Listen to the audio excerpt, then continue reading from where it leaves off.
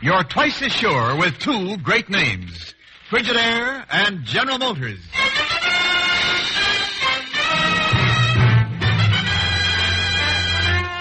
Frigidaire presents Herbert Marshall as the man called X.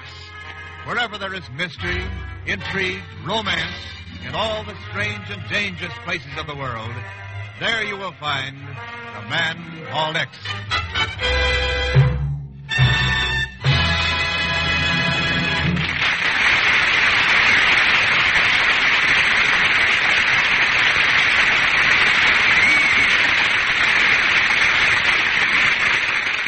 You're twice as sure with two great names, Frigidaire and General Motors. For Frigidaire refrigerators are made only by Frigidaire, a division of General Motors. And it is this association of Frigidaire and General Motors, this association of experience with experience, of skill with skill, that makes Frigidaire America's favorite refrigerator. Remember this when you choose your new refrigerator. Remember that millions of Frigidaires in millions of American homes have established Frigidaire's reputation for complete dependability, for lasting satisfaction.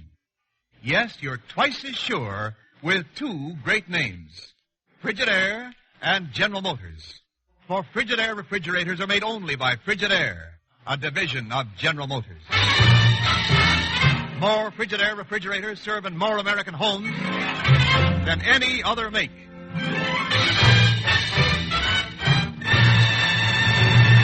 Now, Frigidaire presents Herbert Marshall as Ken Thurston, the man called X.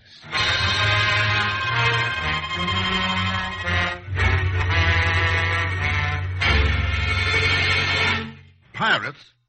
Did you say pirates, Chief? That's what I said, Ken. Pirates. You don't mean those jokers with trick hats, patches over one eye, and knives in their mouths. That's from Technicolor. This is 1948. Zellschmidt, the modern pirate is a little different. Uses two-way radio, machine guns, and diesel engines. And he looks like any other ship's passenger. You mean these pirates are for real? Mr. Thurston, you told me we were going on a little cruise. We are, Pegon. A cruise down the China coast. Now, this gang of pirates have taken more than $2 million in gold from China coast steamers in the last 6 months. The Chinese Maritime Bureau expects to hear from them again soon. And they've asked for you, Ken. But they didn't ask for Zellschmidt. So I'll get my money back on my yachting suit. No pirate is going to make me walk the plank. I resign, please. That's too bad, Pegon. My Mandarin dialect will do up north, but farther south in Hong Kong, I could use your knowledge of Cantonese. Hong Kong? Well, why didn't you say we were going to Hong Kong? I withdraw my resignation. The black marketeer's heaven. Who's afraid of pirates? Excuse me now, please. Okay, Chief. Now, look, Ken, I know Pegon's a hard man to keep a secret from. But no one, not even the captain of the ship, the Manchu Queen, which you're boarding in Tsingtao, will know there's 1,000 pounds of gold aboard her. At the present price of gold, that's over $1 million. Yes, and it belongs to the China Food Mission for the purchase of grain. With China's ruinous inflation, gold or foreign currency is all that can be used in business. What do you say, Ken? Well, if I don't go and the gold isn't delivered, it means a couple of million people won't live out the winter. That's what it would mean, Ken. Starvation. It's a strange thing about gold, Chief. Ever notice that where gold is dear, life is cheap? Well, I'll tell Miss Brooks to make your reservations for Tsingtao.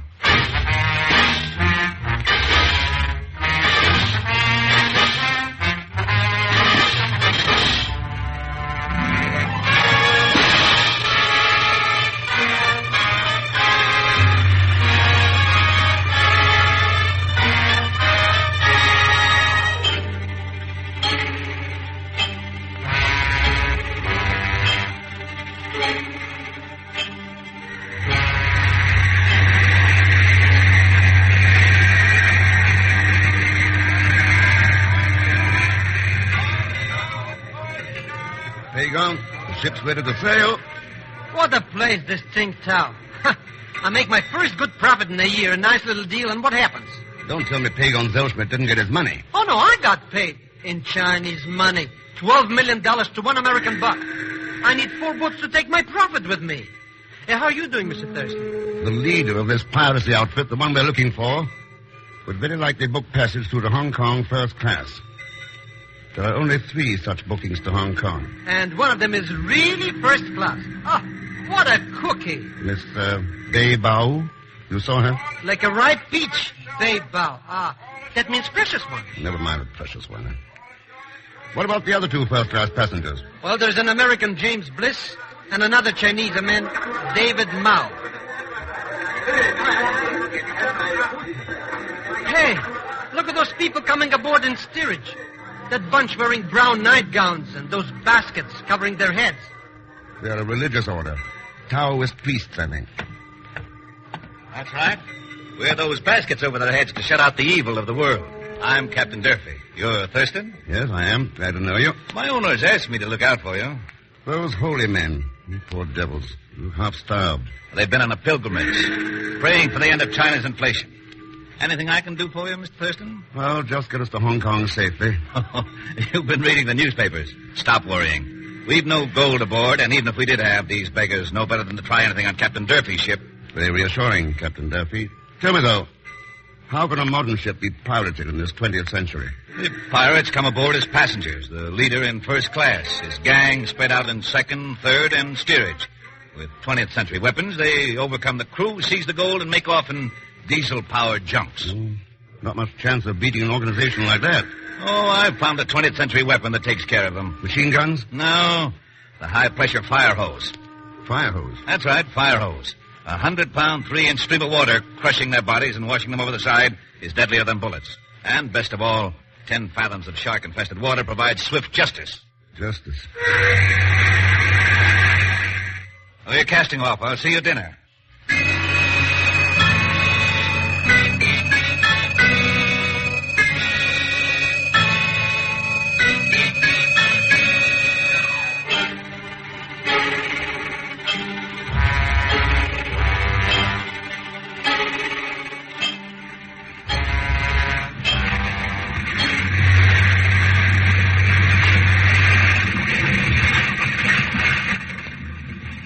Mr. Thurston and Mr. Zellschmidt will be with you all the way to Hong Kong. Hi. You are interested in business in Hong Kong, Mr. Zellschmidt? Oh, sure, Miss Precious. Maybe you know someone who wants to buy some imported Chinese money? Miss Bay Bao, we're just touring out of San Francisco on American passports. Last Wednesday, due back in New York in November. That is almost a thumbnail dossier. Why not? Since we're all strangers, heading for one destination, to save a lot of time up, all of us told who we are, where we're going, and why. Straight out. My story is hardly worth telling. I am an entertainer, a singer. I cannot live on my salary, the horrible inflation. I must find work in Hong Kong or I cannot live. And you, Mr. Mao? I am a businessman, a rug exporter in Tsingtao. To watch the misery of my people starving under the inflation is much more than I can stand. I sold out my business, and I am retiring to Hong Kong. Running away, I suppose. Oh, what's your story, Mr. Bliss? Is this part of the fare? I thought I paid for my passage in gold. Oh, come, Mr. Bliss. That kind of attitude only focuses greater curiosity on you. I'm sure we're all wondering how you got your arm in that cast, if nothing else. Okay, you want my biography? Bliss, sucker, ex-Flying Tiger pilot, age 28. Now on the beach, broke, with a busted wing. Our business is war, and I'm on my way to Hong Kong to sell my services. To whom, Mr. Bliss? The side that bids the most and the hardest money. Well, now that everyone knows one another, how about a drink? No, just a second, Captain Durfee. Let's hear about you. Me? Well, I'm just the ship's captain. Yeah, but I've heard this is your last voyage. You're retiring. It's true. China's inflation has me on the run, too. Like Miss Bay Bao, I can't live on my salary. Moving to Hong Kong to look for a job ashore. And I always thought you could get rich with inflation. Now, you can, Pegon. Depends which side you're on. Oh, by the way, not that I expect any trouble, but if you have any valuables, it'd be wise to put them in my vault. Boy, the drinks are on me, folks.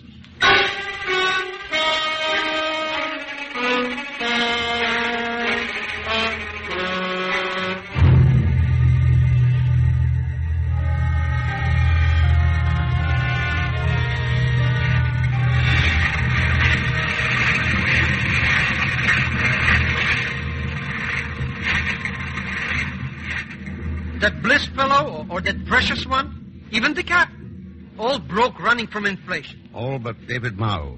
Right now, I'd say he was almost like a candidate for the piracy leader. But he is rich. Why, Why should he want to get mixed up with piracy? Just because he's the only one who's gotten rich out of inflation. Selling rugs for American dollars and paying off the rug makers in paper. A good, safe business and strictly legal. Why should he run off to be a pirate? It doesn't make sense. A man running away from hard money and gold could only be running to harder money and more gold. Come on. Let's have a talk with Mr. Mao.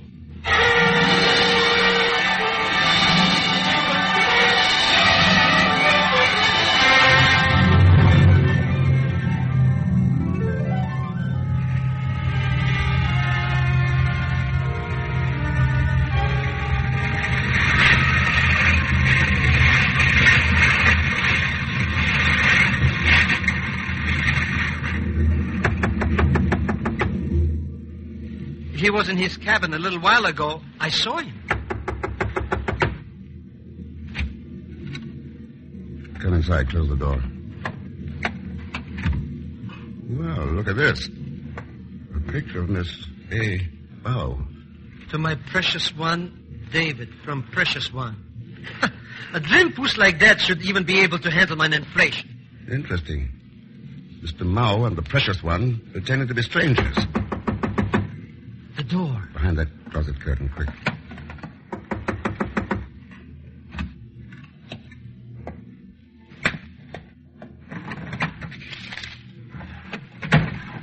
Good evening, Mr. Bliss. Thurston. What are you doing in Mao's cabin? It's sneaky. I had a proposition to make to Mao. And you figured a little inside information wouldn't hurt. Information never hurt any proposition. You wouldn't mean piracy of a gold cargo by any chance? Guess you and I are working on the same side of the street, Thurston. I figured Mao for being head man, too. But it's your property now, Thurston. You got here first. If you can use a pilot with a broken wing, call Bliss. Just a minute, Bliss. You know that every ounce of gold taken off this ship means the lives of hundreds of Chinese people. Lay off the Boy Scout routine, Thurston. The cheapest thing in China is people. I learned that risking my own neck for $250 a month. $250 and a reason, Bliss. You fought for the right side, remember? Okay, sucker.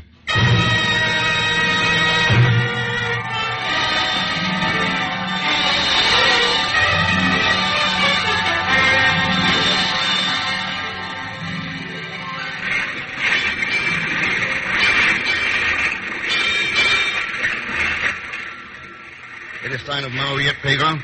Been out of his cabin for almost an hour. Let's get some sleep, Mr. Thurston. Anyone can see nothing's going to happen tonight.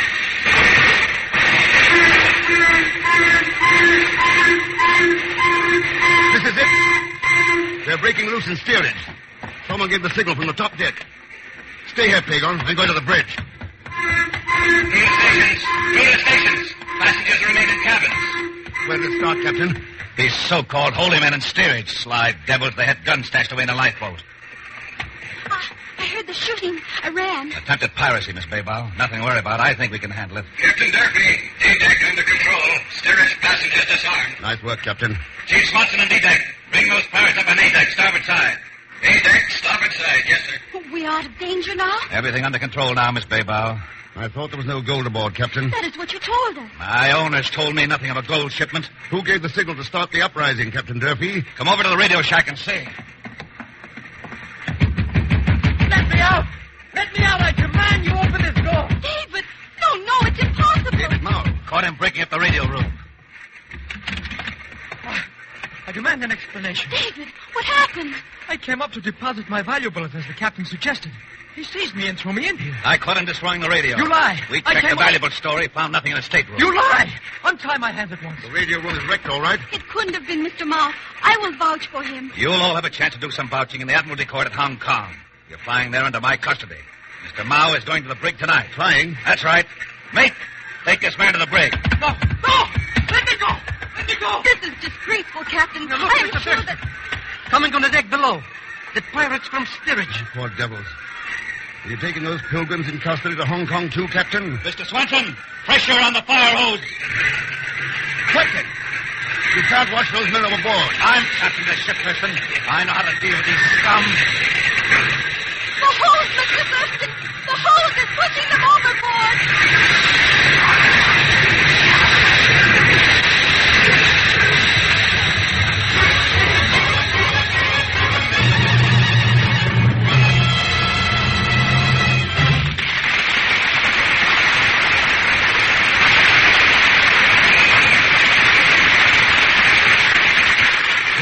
a moment, we continue with A Man Called X, created by J. Richard Kennedy. This is Wendell Niles speaking. If you're a homemaker, you know that whenever there's a 2 or 3 day holiday, like this Labor Day weekend, you need extra room in your refrigerator for things that you have to buy ahead of time. That's when you really can be grateful for Frigidaire's new design that gives you up to 50% more food storage space in the same kitchen space. Yes, even in a small kitchen, you can have more room to store foods than ever before. In any size kitchen, you can have more refrigerator room for your money. All the new Frigidaire refrigerators bring you this extra storage space along with a meter miser, simplest cold maker ever built, quick cube trays for instant ice service, glass-topped hydrator for fruits and vegetables, and many other important advantages. Frigidaire Deluxe refrigerators give you such extra features as a full-width super freezer chest that holds up to 50 pounds of frozen foods, and a unique sliding basket drawer for eggs and small packages. Remember how Frigidaire refrigerators give you more room, make housekeeping easier in countless ways. And always remember, ask to see the name Frigidaire when you ask to see a new refrigerator.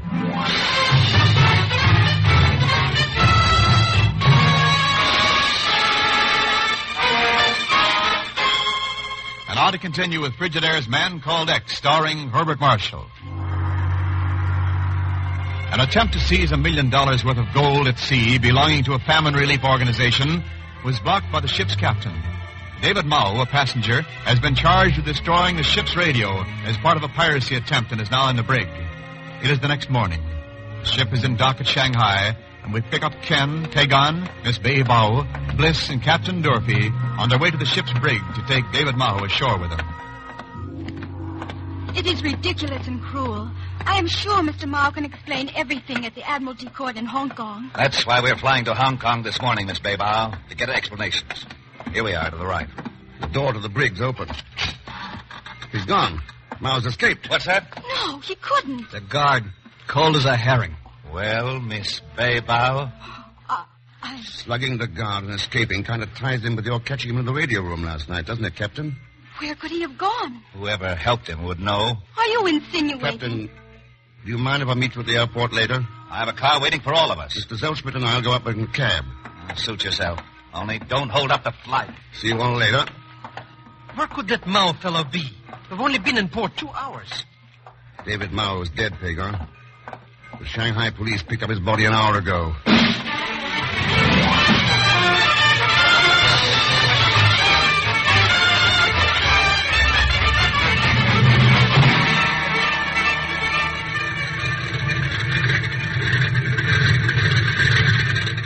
American Airlines, flight number 7, leaving Shanghai for Kobe, Osaka, Yokohama. I'm sorry, Thurston, but as dispatcher of this field, I have to tell you that the old 2-engine bomber's capacity is 2,000 pounds and won't take even 100 pounds of overloading. I thought I made it clear that Mr. Mao's body must be on the plane. But, Mr. Thurston, that body with the box weighs 150 pounds. And the shipment of gold weighs 1,000 pounds. That's 1,150. That's 850 pounds to go. Look, Mr. Thurston, you, your partner, Bliss, Captain Durfee, Miss Baybao, and the pilot are a good 900 pounds. So that puts you 50 pounds over the 2,000. Thurston, if you've got to risk overloading, leave the dead man here and take a live guard with him. Mao's body goes with us. I'll get rid of 50 pounds by stripping the passengers of luggage. Don't you understand? It's your life you're risking, Thurston. That plane is 10 years old, and the floor under you is the door of the old bomb hatch. Put the gold and Mao's body aboard before you take the plane out of the hangar. Okay. The box with the body and the gold will be locked up in the cargo compartment aft. Better get your passengers lined up.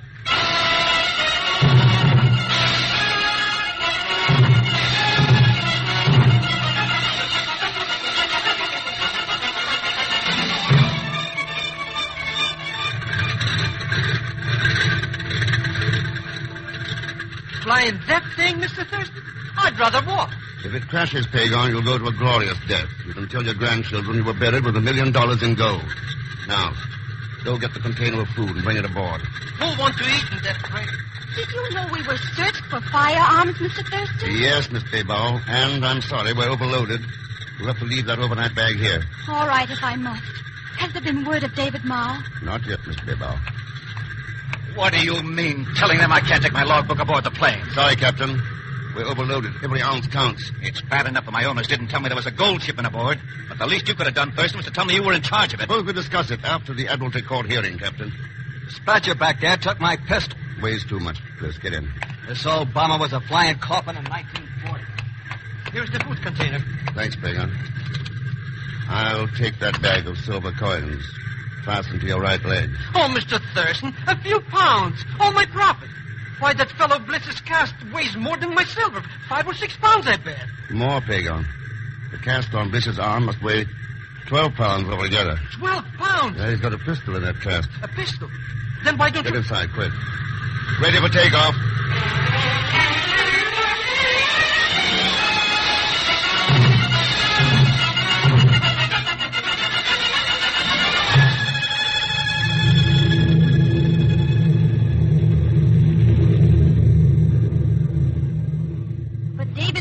Nothing to run away from, Mr. Thurston. Maybe he was running to something, Miss Beybau. I'm getting hungry. Have a sandwich, Thurston? Whole container full of them back aft. No, thanks. Pegon, you look hungry. Go back with the captain. Who, me? Oh, sure. I'll take a sandwich, Captain. Okay, Zellschmidt. I didn't like that takeoff, Thurston. This old crate's overloaded. That was a close shave over those trees. That guy Mao did us all a favor by running out. Another 150 pounds, we never have cleared those trees. Have a sandwich, Mr. Thurston? No, thanks, Pegon. Not hungry. You'd better get hungry, Mr. X, and lay your gun on that tray. The food container. He had a gun in it. And I brought it aboard. There you are, Captain. My gun. Say, what is this? Take Thurston's gun from the tray, Beybau. Yes, Captain Durfee. And you, Mr. Bliss, get down on the floor quickly. You know what to do, Beybau. You'll stand guard over these men. I'll take care of the pilot and handle the plane. I assume, Captain Durfee, that with Miss Beybau's help and $1 million worth of gold in the cargo compartment, we'll not be going to Hong Kong. We're going to Bing Ting. Cargo stop just 10 minutes from here. But I wouldn't worry about it if I were you. Now, Mr. Thurston, what's your signal to the pilot? 3 knocks.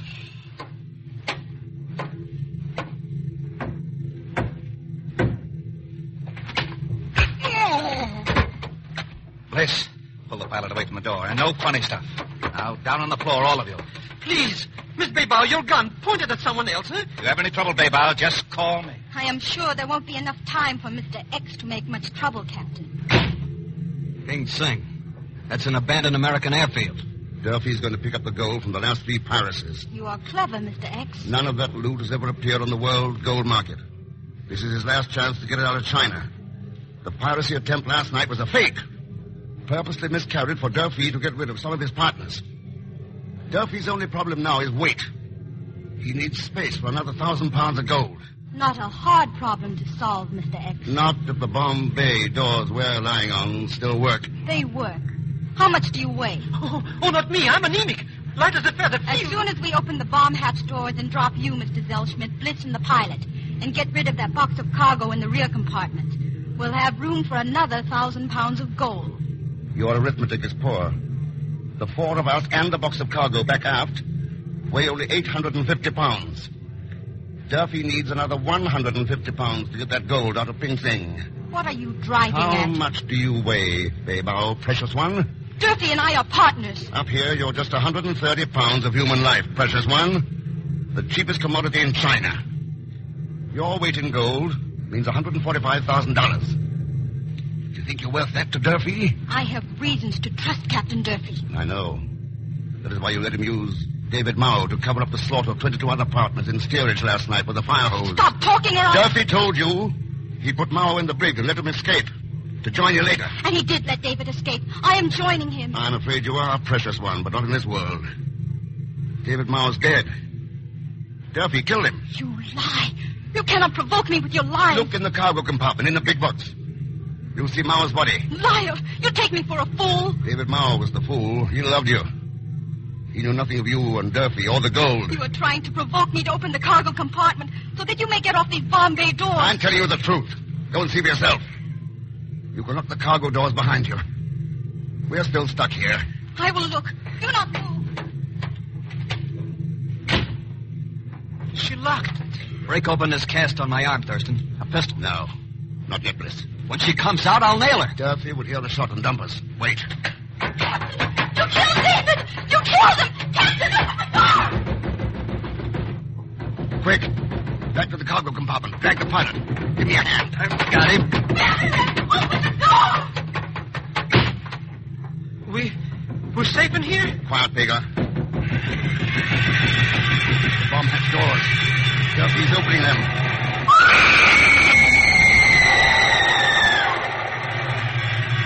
He's got her out. Now, he's closing the bomb hatch doors. Now he's putting the plane on the automatic pilot. Yeah, I could feel it take over. Now break open that cast of yours, Bliss. Get that pistol out. It's Duffy. He's coming in here after the gold. Let him have it, Bliss. I'm ready.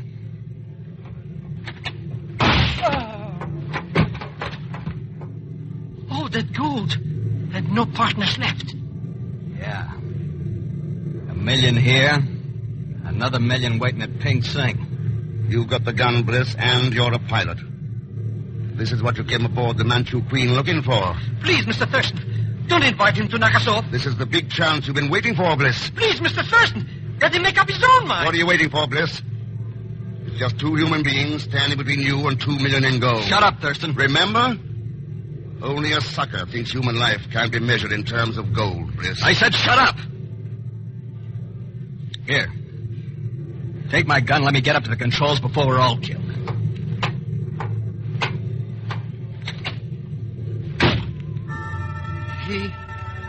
He didn't accept your invitation to kill us. There's hope for this sorry world, Pegon. Hope even for China. As long as there are men like Bliss who can pass up the big payoff they've dreamed of. So that millions of humans may have a chance to live.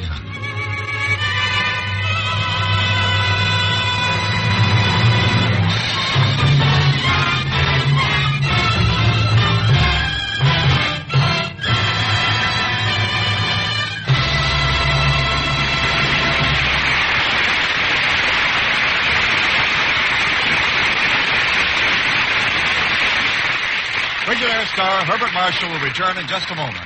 Frigidaire's Man Called X is presented each week with the best wishes of your Frigidaire dealer, who invites you to come in and learn about the famous line of Frigidaire electric appliances. Refrigerators, ranges, water heaters, home freezers, the new automatic washer, dryer, ironer, and many other Frigidaire refrigerating and air conditioning products for homes, farms, stores, offices, and factories. Mr. Niles, does Frigidaire make home laundry equipment as well as refrigerators? Lady, you should see the new Frigidaire automatic washer with live water action that washes clothes cleaner, rinses them brighter than ever before. When you have a Frigidaire automatic washer installed in your home, you'll say goodbye forever to wash day work and worry.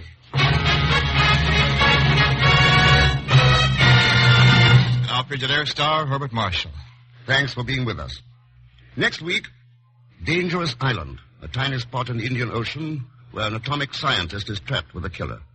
As usual, Leon Belasco will be along as Pegon Zellschmidt. So join us, won't you, when next I return as a Man Called X. Good night.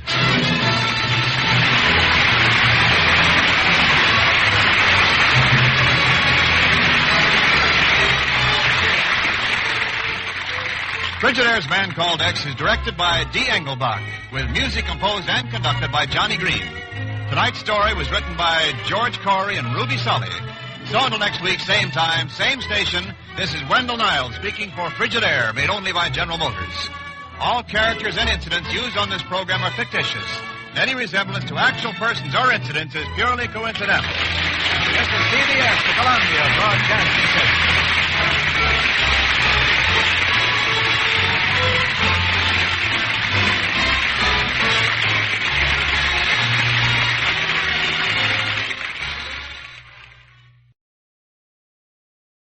You're twice as sure with two great names, Frigidaire and General Motors.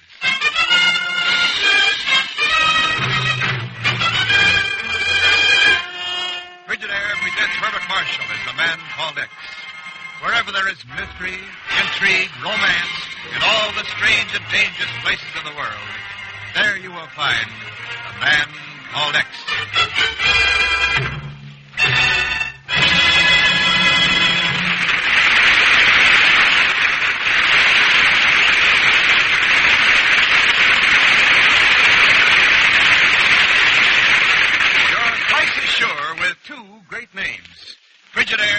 General Motors. For Frigidaire refrigerators are made only by Frigidaire, a division of General Motors. And it is this association of Frigidaire and General Motors, this association of experience with experience, of skill with skill, that makes Frigidaire America's favorite refrigerator. Remember this when you choose your new refrigerator. Remember that millions of Frigidaires in millions of American homes have established Frigidaire's reputation for complete dependability, for lasting satisfaction. Yes, you're twice as sure with two great names, Frigidaire and General Motors. For Frigidaire refrigerators are made only by Frigidaire, a division of General Motors. For Frigidaire refrigerators serve in more American homes than any other make.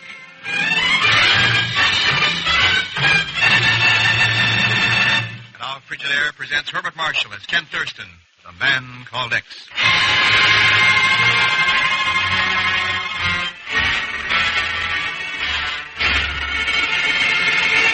Australia? Why in the world do you want to leave of absence to go to Australia, Ken? Take another look at that newspaper clipping, Chief. Ken, those fairy tales about sea monsters have popped up every year since I can remember. Sure, but this one was reported in Kangaroo Bay, Australia. Well, what's so different about that? Chief, do you remember Clark Kirby? Kirby, that engineer friend of yours? Yeah, he's working on a practical, economical method of converting seawater into fresh water. Now, think of it. Fresh water in limitless quantities. Every desert on Earth turned into fertile soil. Oh, sure, Ken, I know. But what's that got to do with this sea monster business? I just got a letter from Kirby. He says the experiments are progressing well. He's sure he's on the right track. Only now he's afraid that, as he puts it, some unbelievable fantasy might put an end to the entire project. Unbelievable fantasy? Now, wait a minute, Ken. Where's Kirby making these experiments? That's right, Chief. In Kangaroo Bay, Australia.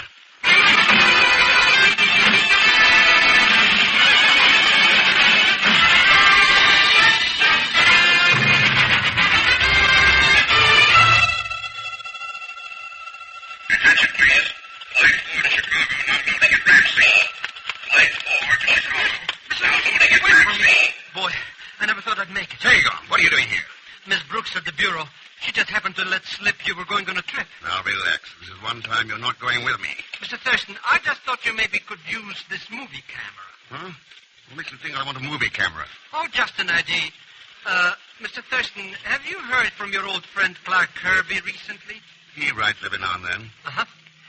Maybe you saw this thing in the morning paper all about some kind of a sea monster down in Kangaroo Bay, Australia. What are you driving at, Pegon? Well, he happened to be going down under to visit Mr. Kirby, and we're wondering maybe about the sea monster. I guess you could tell if it was a fake or not if I took some movie pictures. You might have something there. If you have the price of a fare to Australia. Well, you see, my oldest, dearest... Yeah, that's what I thought. So long, Pegon. I have to pick up my reservation. Oh, don't bother, Mr. Thurston. I picked them up for you. I see. 2 tickets for Brisbane, Australia, charged to my account. They are? Now, how do you suppose that stupid ticket agent made such a mistake? Oh, well, shall we get aboard?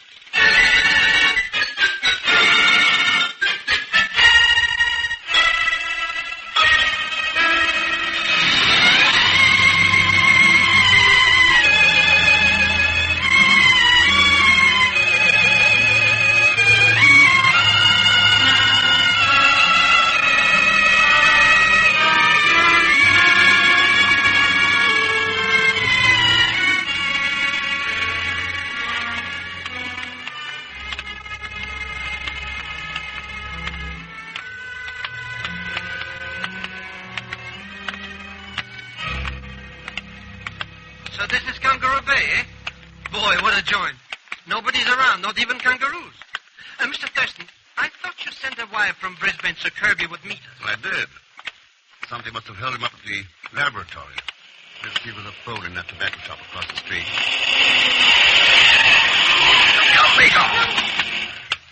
Hi there. Hi, yourself.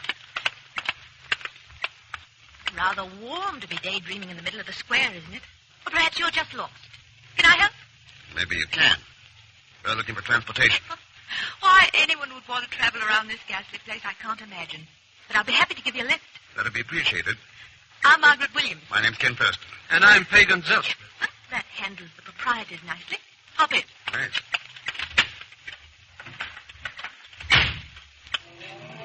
Well, don't you want to know where we're going? Well, that's hardly necessary. Oh? There are only two places to go. The desert or the cove of Kangaroo Bay. You're hardly the desert type. Well, thanks. Americans, eh? Naturally. Can't you tell by our accents? Why, 2 Americans should come down here, I'll never know. With New York to live in, Paris and London only an overnight trip away. Why, Mr. Thurston? Just visiting an old friend of mine, Clark Kirby. Clark Kirby? You know him, Miss Williams? Are you another fool dreaming of turning sea into fresh water? I didn't know that only fools dreamt of that. Well, there's nothing sensible about wasting a fortune trying to bring dead land back to life, when the money might be better spent in enjoying life that's available. I'd call that a rather short-sighted attitude. Call it what you will. If you want my advice, you'll turn right back for the States. Any particular reason for saying that? Yes, Mr. Thurston. You made your trip for nothing. Last night, Clark Kirby was drowned in Kangaroo Bay.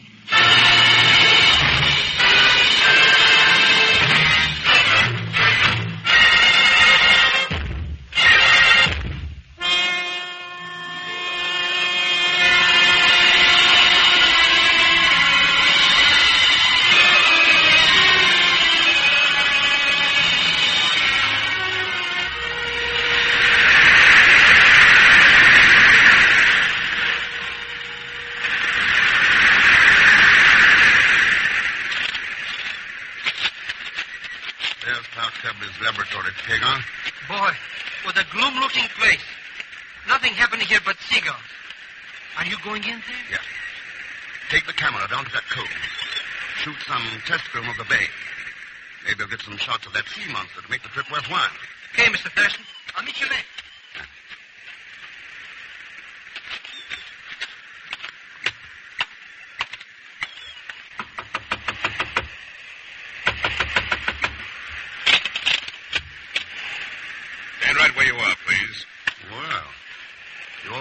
Guests this way? Who are you? What do you want here? My name's Ken Thurston. And I'd like a little hospitality. Without firearms. Ken Thurston. Clark Kirby's friend? That's right. Oh, I'm sorry, Mr. Thurston. Please, come in. No, that's better. I'm George Llewellyn, Clark Kirby's associate here. Please pardon the melodramatics, but I, too, have no desire to be murdered. Murdered? I thought Kirby had drowned. Well, he went for a swim in the bay. He was a strong swimmer. Yet he made only one dive and never came up. His body hasn't been recovered. That doesn't spell murder, Llewellyn. No? I guess not. But after all the trouble we've had here, the possibility our laboratory might close, I guess I just can't think straight any longer. Suppose you tell me a little more about it. Didn't Clark write to you about Lee Williams? Lee Williams? Who's he? He's a very wealthy man, Thurston. He's the one who's financing our laboratory here. Any relation to Margaret Williams? She's Lee's niece. His only heir. The one person who's liable to put an immediate end to our experiments. Well, how could she do that? By getting her uncle declared mentally incompetent by the courts. Because she feels he's squandering money that's rightfully hers on these experiments. Surely she isn't getting anywhere on that basis. No, but Lee is elderly. His mind's not as keen as it once was. So when this sea monster story... I was wondering when that was coming up. Lee Williams is the only one who claims to have seen it. No one else has. I see. And Margaret figures that his fantastic story or hallucination may be the final proof she needs. Exactly. Certainly one more incident of any kind involving him would be enough. That would mean this laboratory would be closed. And it can't be, Thurston. We're too close. I'd commit murder myself to keep it going. Help! Inside there! Help! Someone's in trouble outside that door. Come on. Help, Llewellyn, help! Good heavens, it's our neighbor, Captain Malcolm. It's a bad scalpel he's got. Here, give me a hand with it. That's right. Get on the couch. Put him down there. Easy. There. Thank you. What happened, Captain? How'd you get that wound? It was a boomerang, Llewellyn. Boomerang? Yes, it was coming here from my house. Someone tried to kill me. You have any idea who it was, Captain? I didn't get a chance to look, but I'm sure it was Lee Williams.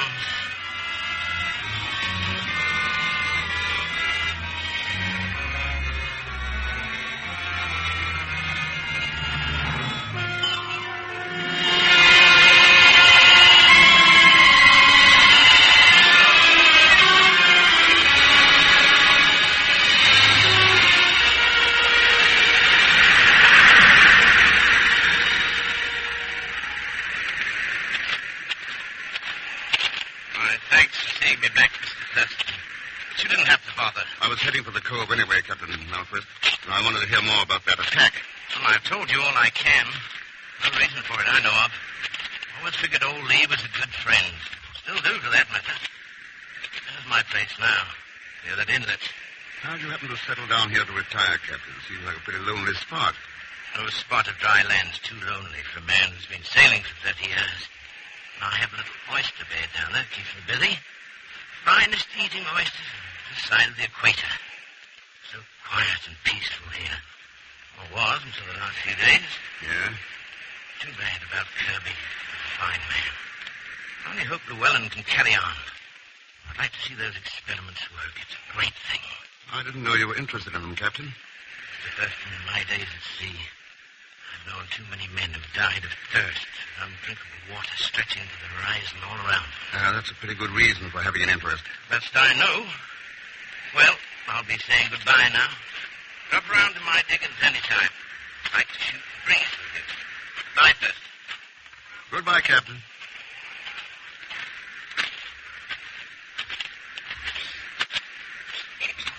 Pegon, what are you doing hiding behind those rocks? Watching a crazy man, that's what. Crazy man? Sure. Look at him over there, staring it out at the ocean like it was a chorus girl or something. And he keeps muttering about that sea monster. A real screwball. That must be Lee Williams. Let's have a talk. Good evening, Mr. Williams. Oh, good evening, sir. You haven't seen it, have you? Seen what? The sea monster? No, Mr. Williams. No, I haven't. But someone has to see it. Someone besides me. I have to prove that it really exists. Do you understand? Or do you two think I'm crazy? I wouldn't say that. Tell me, what does a sea monster look like? Oh, it must have been over 100 feet long, undulating like a snake, a ferocious head with horns that could gore a man to death, like a vicious bull. It was just this time of day, twilight, some 50 yards out to sea. 50 yards out? But it's getting so dark you can hardly see even that log that just washed ashore. It could be anything. It could be Mr. X. That's no log. Let's go over there.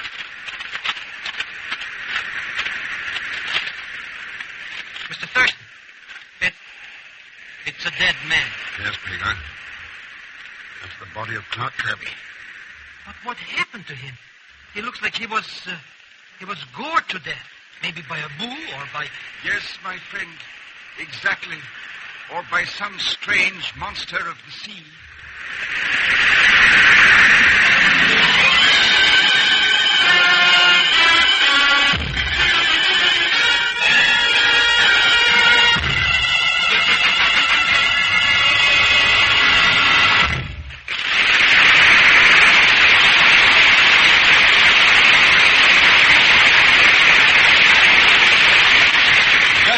Return to Frigidaire's Man Called X, created by J. Richard Kennedy. This is Wendell Niles speaking. It's the mechanism that makes the cold that makes the big difference in refrigerators. That's why it's so important to keep in mind that Frigidaire refrigerators, and only Frigidaire refrigerators, are powered by the famous meter miser. For here is the simplest cold-making mechanism ever built. Not a single belt or gear or pulley. And, of course, parts that aren't there just can't cause trouble or wear. Why, so sure is Frigidaire of the meter miser that it's actually sealed in steel, oiled for life. And this, in turn, makes trouble-free operation of the meter miser even more of a certainty, for no dust or dirt or moisture can get at it. Yes, this is the marvelous device that makes the cold in Frigidaire refrigerators.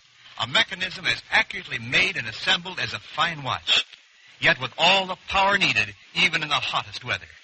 Remember, it's the mechanism that makes the cold that makes the big difference in refrigerators. And remember, for the meter miser, for all the other advantages that only Frigidaire can give you, ask to see the name Frigidaire when you ask to see a new refrigerator.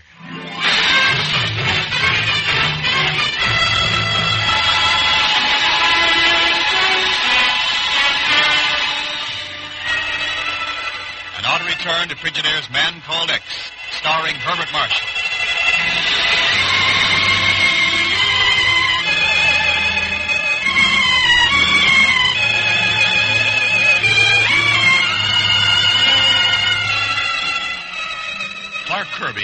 working toward one of mankind's brightest dreams, a practical method of turning salt water into fresh. But his last letter from Kangaroo Bay, Australia, said that something strange threatened to halt the entire experiment. And when Ken flew down there, he found Clark dead, his body gored as though by a ferocious bull or some monster of the sea. Now, later that night, Ken is in the laboratory talking with George Llewellyn, Kirby's associate, when the door opens. Greetings, gentlemen. May our lonely wayfarers seek shelter from the terrors of the night. Your dramatics possess little humor, Margaret. Come in. I trust you take more delight in my presence than George does, Mr. Thurston. Why so happy this evening, Miss Williams? Why, haven't you heard about my uncle's little boomerang-throwing party? The attack on Captain Malquist? Well, why were you so elated about that? Who would suddenly and without provocation attack anyone with a boomerang? Unless the attacker were insane. Insane? Now, just a moment, You can Margaret. save your breath, George. Between sea monsters and homicidal attacks, I'm afraid Lee Williams is totally incompetent to handle his affairs. Constable's looking for him now to place him in custody. And what happens to the laboratory if you take over the estate? You know the answer to that, Mr. Thurston. There'll be no more money thrown away on ridiculous experiments like this one. There's nothing ridiculous about wastelands being made fertile. About fields of grain replacing rocks and sand. Foolish dreams, Mr. Thurston. Not nearly as practical as mine. Paris, London, New York, living the way I want to live. No, you can forget about this laboratory. From now on, it's Margaret Williams first, and flowers blooming in the desert be hanged.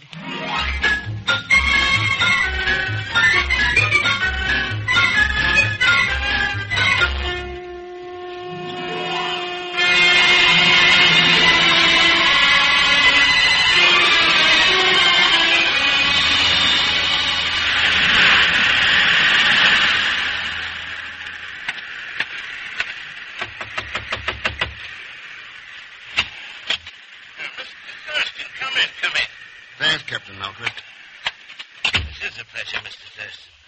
Sit down, sir. Sit down. I've only a minute, Captain. I just wanted to tell you that Lee Williams is going to be arrested because of that attack on you last night. Why, that's nonsense, Mr. Thurston. I won't press charges against him. I didn't think you would, but Margaret Williams will. Oh, the insanity hearings again. That's right. She thinks that attack will be the clinching argument. Yes, perhaps it will. And she'll have the money in Clark Kirby's dream. Well, there's nothing we can do about it. I see you've quite a collection of mother-of-pearl articles, Captain. Yes, I make them, Mr. Thurston. Knife handles, buckles. Keeps a man busy during the off-season. Now, look at this one here. Just finished it yesterday. The sea serpent with a horned head. Yes, I made it from poor Lee's description. What do you think about that? Did he really see it? Your guess is as good as mine. Oh, something like that could have gored Kirby to death, couldn't it? And if there was any way to prove it, or maybe that would be proof that Lee isn't crazy after all. Good theory, Captain, except for one thing. Kirby was not gored to death. What? The autopsy shows the horn wounds were superficial. Death was caused by a blow in the head. No sea monster killed Kirby. He was murdered.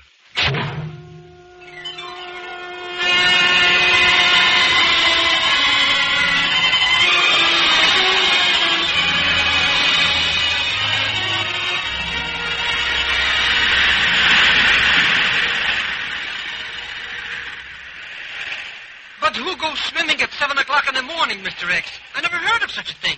That water looks like liquid ice. What do you care? I'm going in, you're not. Sure, but the very thought of diving into that stuff gives my goose pimples. Just keep your eyes open.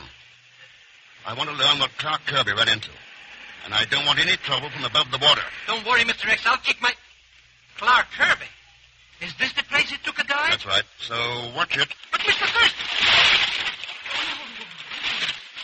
How can he do things like that? Perhaps he's looking for the spot where the body's buried. Oh, Miss Williams, don't say things like that. Yeah, and where did you come from? I came down here looking for my uncle. He seems to have disappeared. I thought he might be down here trying to see that imaginary monster of his. That story smells like fish to me. Mr. Thurston's coming up now, and as soon as he... Hey, what's going on there? He's not coming up. He's fighting something under the water. Under the water? Hey, The sea monster, maybe. Well, do something, you idiot. He'll drown down there. Oh, if I only had a gun or something. Come up, Mr. Thurston, come up. Oh, I can't look. Save your tears, Pegon. Mr. Thurston, you're all right. Yeah.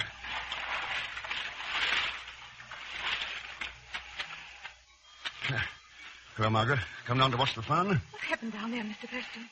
Something came out of a bed of grass behind me. Didn't see it, but whatever it was, it gave me quite a bump on the head before it left. Then that's what happened to Clark Kirby. Not quite. He didn't come up again, you remember? However, I've learned enough to take your advice, Miss Williams. I'm going back to Brisbane.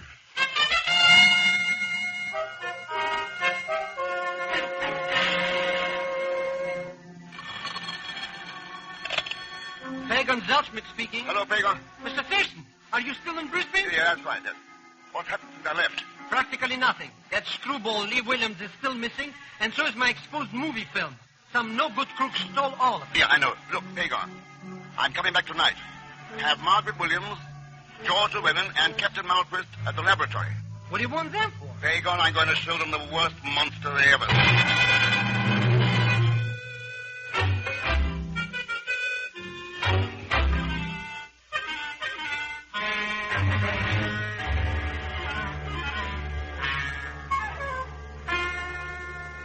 This is the most ridiculous thing I've ever heard of. No one forced you to come, Margaret. Mr. Llewellyn's right, baby. Must be pretty interested in what Mr. Thurston's going to spill.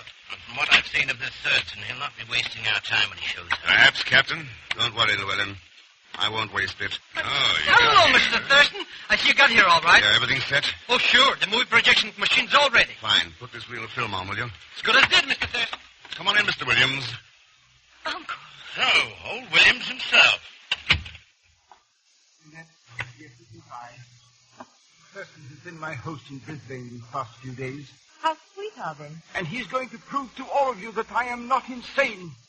Isn't that right, Mr. Thurston? It's quite right. I see no examining board of psychiatrists with you. All I need is to show you a few feet of film. Ready, Pegon? Everything's hunky-dory, Mr. Thurston. Good. Then turn off the lights. We'll get started.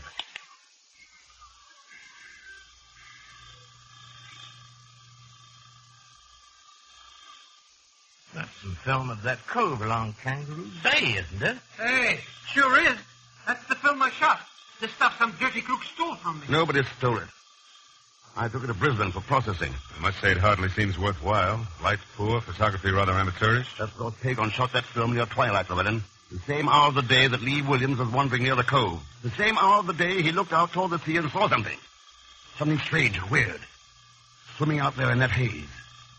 Something that looked like it might be The sea monster! The sea monster! There it is! See it! The monster! He's right. There is something out there. Thank God, but like a snake, a huge snake swimming out at sea. All right, Pegon. Stop the projector. Turn on the lights. Oh, it was there, right on the film. Just as I saw it that evening. The rest of you saw it too. Didn't you? Yes, they saw it, Mr. Williams.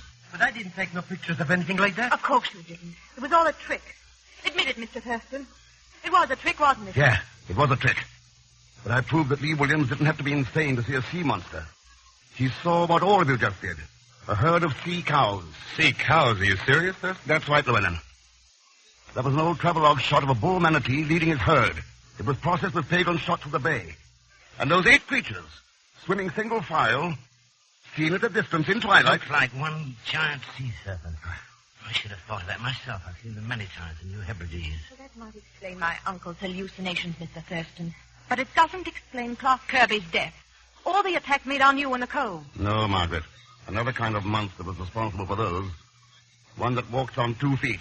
That sounds strangely like some human being you're referring to, Thurston. If you can call anyone human who killed Kirby, tried to kill me, and was willing to destroy an experiment that could open new eras of prosperity for the entire world. And just to preserve a secret. A secret, Mr. Thurston? Must be a very valuable one. Valuable? That depends on how you look at it. Judge for yourself. Look at that. Mr. Thurston, that's the pearl you tossed on the table. Yes, Pegon, a pearl. The answer to the secret that Kirby discovered. There's a fabulous pearl oyster bed lying in the cove of Kangaroo Bay. Isn't there, Captain Malquist? You'll never prove it. Late for guns now. Captain Malquist. Yes, Margaret, my old friend. Everything he did, even to faking that boomerang attack, is to close the laboratory so that he could have the cove all to himself. But how did you know, Thurston? His mother-of-pearl handiwork gave him away.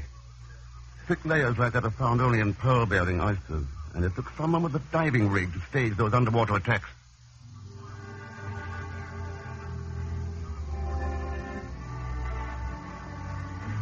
So there wasn't any sea monster after all? No, Pegon. But there was something else, something even more frightening. Malthus would have denied the world a chance to live in security. Would have sacrificed the future of millions to satisfy his own personal greed.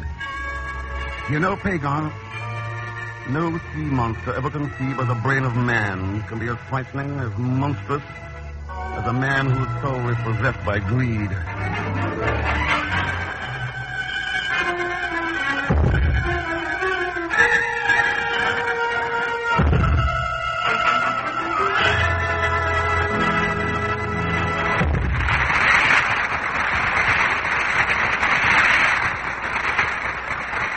Frigidaire star Herbert Marshall will return in just a moment.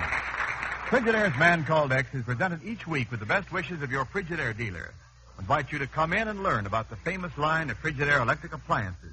Refrigerators, ranges, water heaters, home freezers, the new automatic washer, dryer, ironer, and many other Frigidaire refrigerating and air conditioning products for homes, farms, stores, offices, and factories. Mr. Niles, how does the Frigidaire electric range compare with Frigidaire refrigerator? Lady, it's just as good at making things good to eat as the Frigidaire refrigerator is at keeping things good to eat. It's fast, it's easy to use, it's a beauty. I hope you'll see it soon at your Frigidaire dealer.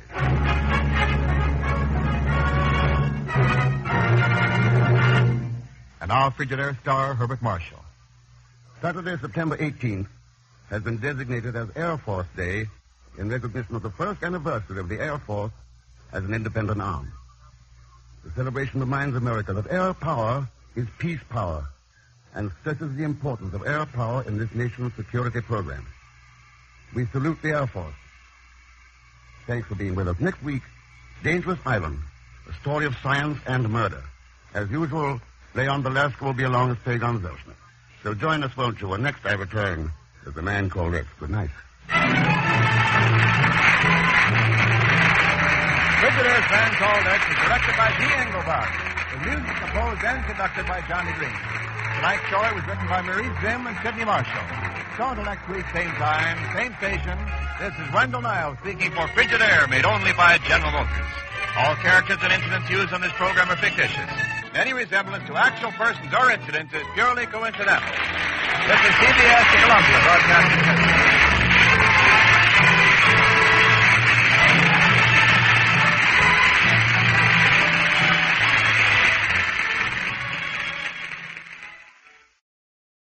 You're twice as sure with two great names, Frigidaire and General Motors.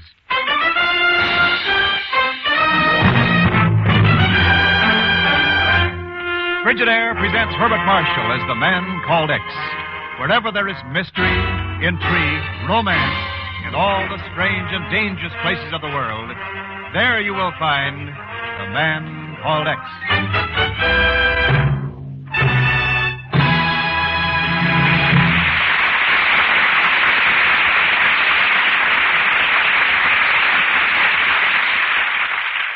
You're twice as sure with two great names, Frigidaire and General Motors. For Frigidaire refrigerators are made only by Frigidaire, a division of General Motors. And it is this association of Frigidaire and this association of experience with experience, of skill with skill, that makes Frigidaire America's favorite refrigerator. Remember this when you choose your new refrigerator. Remember that millions of Frigidaires in Frigidaire and homes have established Frigidaire's reputation for complete dependability, for lasting satisfaction. Yes, you're twice as sure with two great names, Frigidaire and General Motors. For Frigidaire refrigerators are made only by Frigidaire, a division of General Motors. More Frigidaire refrigerators serve in more American homes than any other make.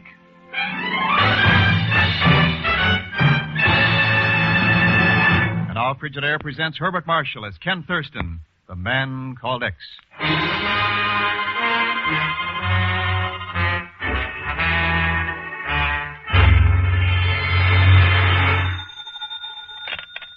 Hello? Chief, Thurston. Sorry to wake you at 2 o'clock in the morning. Oh, that's all right. What's up? You remember Dr. Alfred Brenner? Brenner? Yes, nuclear physicist. Retired about 20 years ago, didn't he? Yep. He's working again. Oh, nice going for a man his age. Yep. And there's a young man with me here named Ellsworth Gilbert. Claims he's Brenner's assistant. Also claims that Brenner's on the verge of making an important atomic discovery. Oh, what else does he claim? That both Brenner and his discovery are in great danger. Ken, I'll be right over. Where are you? In your office. My office? The night watchman called your secretary when he found this Gilbert trying to break in.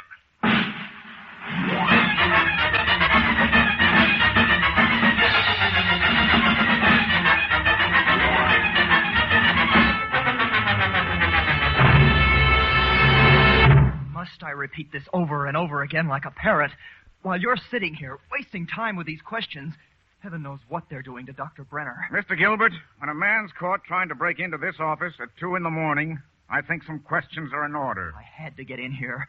I'm going back to join Dr. Brenner in Madagascar tonight. I had to see somebody before I... Tell us something about Dr. Brenner's discovery. He's working on a method of using common metals like iron or lead for nuclear fission. Not quite perfected yet. That's why the doctor sent me to America, to get all possible information on atomic energy. And did you? This information I have is all Dr. Brenner needs to complete his experiment successfully. Why do you say Dr. Brenner's in danger? There's a man who owns a nightclub in Madagascar called the Black Rose. His name is Rocky Grant. He's a cheap racketeer, but a dangerous one. Especially when he wants something. Something like the doctor's discovery? Yes. Hand me that telephone, Chief. Sure, Ken.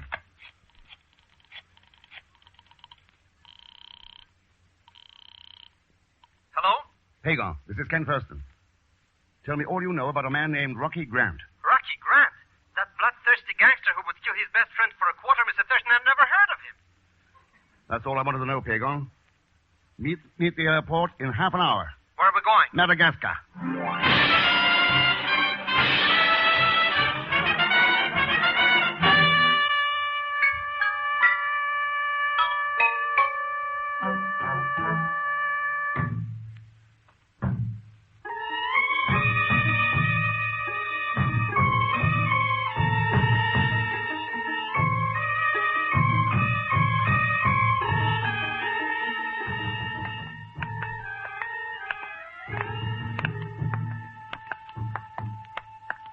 I wish somebody would be good enough to tell me what I am doing here in Madagascar. Sorry, Pegon. I have to bring you along. You know enough about Rocky Grant to be useful. Who is there? Hello, Dr. Brenner. Gilbert, I'm so delighted to see you. Oh, Doctor, this is Mr. Thurston. How do you do? And Mr. Zellschmidt. Hello. Oh, please excuse my bad manners, gentlemen. I'm so happy to see Gilbert, I forget common courtesy. It's a pleasure to meet you, Doctor. Gilbert, I'm impatient to know, was your trip successful? Oh, more successful than we dared hope. Come, show me what you brought. We've come all the way from America to talk to you, sir. Talk to me? But why? You're in danger here.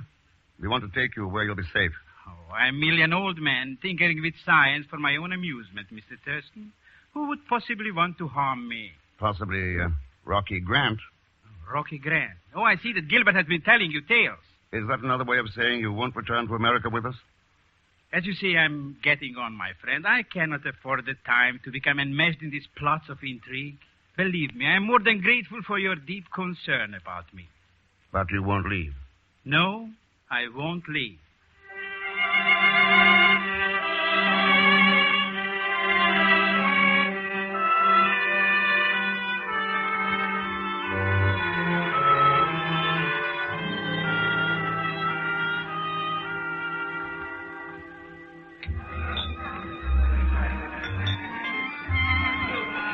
Tell me, Mr. Thurston, what are we doing in the Black Rose nightclub? We're waiting for the proprietor. Oh, you know him? No, you do. This is Rocky Grant's place. Rocky Grant? You're using me as a piece of bait. A worm on a fish hook. Well, this worm is not only going to turn, it's going to scram. Well, if it isn't Pegon Zellschmidt. Benoit. Aren't you going to introduce me to the lady, Pegon? This is my friend, Mr. Ken Thurston. So you're Ken Thurston. Won't you join us, Miss Benoit? Well, thanks, I will. I've got a few minutes before I go on again. You work here. I am the floor show, if you please. Then perhaps you'll tell me where I can find Rocky Grant. No, I couldn't. Rocky left here a few minutes ago and said he wouldn't be back tonight. Pegon, aren't you a little late for your appointment? My appointment? With the doctor? The doctor. Oh, yes, that's right. I'll see you all later. Pegon's changed. When I used to know him, he never ran around with respectable persons like you. Well, thank you. But you don't even know me. Don't I? Would you like me to tell you what you were doing on September 23rd of last year? I couldn't even tell you that myself. A man named Ken Thurston had just won the semifinal round in an amateur golf tournament at the West End Country Club. But he lost the finals by default because he was mysteriously called away on urgent business. How did you know that? That story was an AP dispatch. Yeah, but do you remember everything you read? I remember everything. That's my profession. I have a memory which retains everything I see or hear. Vinoir, the girl who never forgets. What's the matter? You're looking at me as though I were a freak or something. Well, I was just thinking, a memory like yours could be invaluable to certain people. Who, for instance? Oh, someone who wanted secret mathematical formulae, for instance. You might have something there. Yes, Miss Benoit. I might have something there indeed. Mr. Thurston, I've got to talk to you. Mr. Gilbert. You've got to get Dr. Brenner out of Madagascar tonight. I've no way of forcing the doctor. The doctor changed his mind. Grant just threatened to kill the doctor unless he give him the discovery. Where's Dr. Brenner now? The airport. He's waiting for us. Where's Rocky Grant? I don't know. Oh, you should never let the doctor out of your sight. Come on.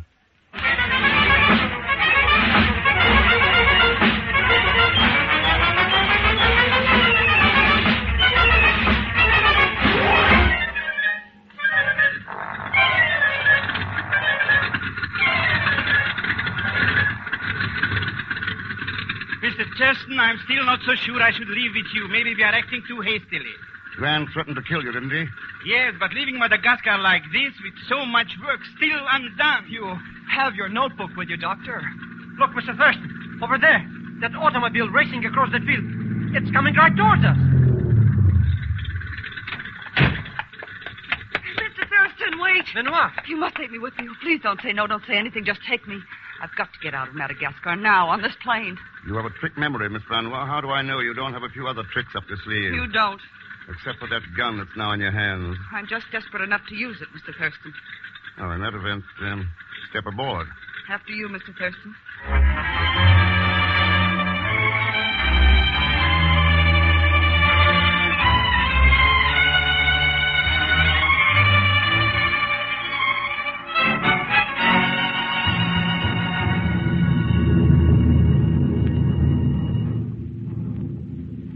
Miss Benoit, we're far enough away from Madagascar now for you to stop pointing that gun at me. Okay, Mr. Thurston. You know, I'm so happy to be flying away from that Rocky Grant, I can't begin to tell. And don't even try, Pegon. Rocky. Small world, isn't it? How did you get in here, Grant? Got awfully uncomfortable back in that little baggage compartment, so I decided to come in with you. As I look around me, I see a lot of my old friends here. Don't look at me. Dr. Brenner, Mr. Gilbert, Pegon, and the lovely Miss Vanois. Stay away from me, Rocky. I was disappointed when you ran away last night without saying goodbye. It hurt me. You didn't mean to hurt me, did you? They hit her. Next time, please say goodbye when you're going any place, my love. What's the matter, Mr. Thurston? Don't care for my manners? Your manners are the least offensive part of you. I see this gun doesn't frighten you.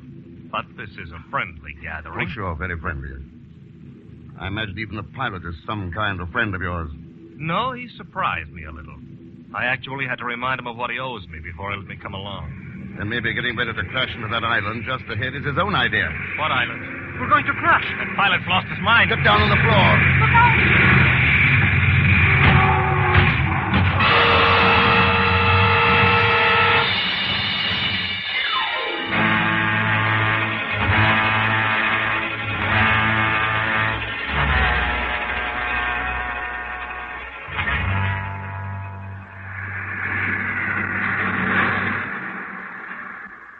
Pegon. Oh, there you are, Mr. Thurston. You disappeared right after the crash. Yeah, I wanted to have a look around. Well, where are we? I don't know. Some tiny uninhabited island in the Indian Ocean. We'll be lucky if we all don't starve to death. If Racker and me are stuck on a small island, I ain't gonna die of starvation. Where's Dr. Brenner and the others? Further down the beach, all except the pilot. He's somewhere inside the wreckage trying to fix the radio so that we can send for help. Wait here, Pegon. I'm going to speak to the pilot. Oh, Mr. Thurston. Know anything about fixing radios? Captain, I'd like to know why we crashed on this island. Well, it's hard to explain. Yes, lies are always hard to explain, Captain. You would have done the same thing if a man had a gun at your head telling you he'd blow it off if you didn't crash. What man was that? Ellsworth Gilbert. Gilbert? Well, you can ask him yourself. I'm afraid I can't. I saw him a little while ago on the beach. Ellsworth Gilbert is dead, Captain. Murdered.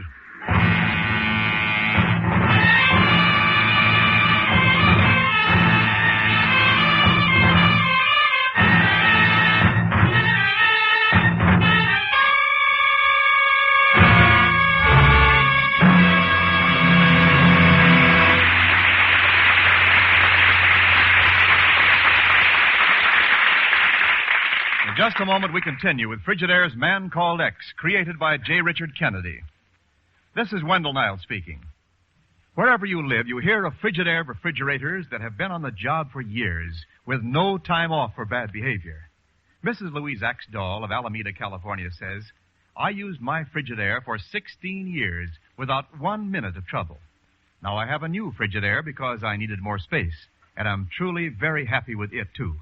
And from Richmond, Indiana, Mr. and Mrs. O.E. Goodman report that their 23-year-old Frigidaire refrigerator is still going strong. Now, if this is the kind of service you would like to enjoy, just make sure that your next refrigerator is a genuine Frigidaire. In fact, you can be even more certain of long service than were these purchasers of former years. For today's Frigidaire refrigerators are powered by the famous Frigidaire Meter Miser. And the Meter Miser is the simplest coal-making mechanism ever built. Not a single belt or gear or pulley to get out of order and demand attention. Remember the good reports you hear about Frigidaire refrigerators that have served for years. Remember the modern advances like the Meter Miser that make today's Frigidaires even more dependable. And remember, for all the advantages you want, ask to see the name Frigidaire when you ask to see a new refrigerator.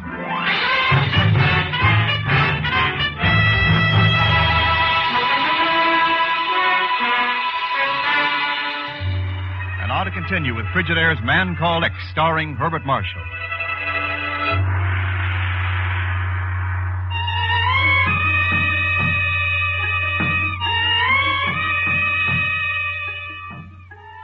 Ken Thurston was flying Dr. Brenner from Madagascar back to the United States because Rocky Grant, a racketeer, had tried to seize the doctor's atomic discovery.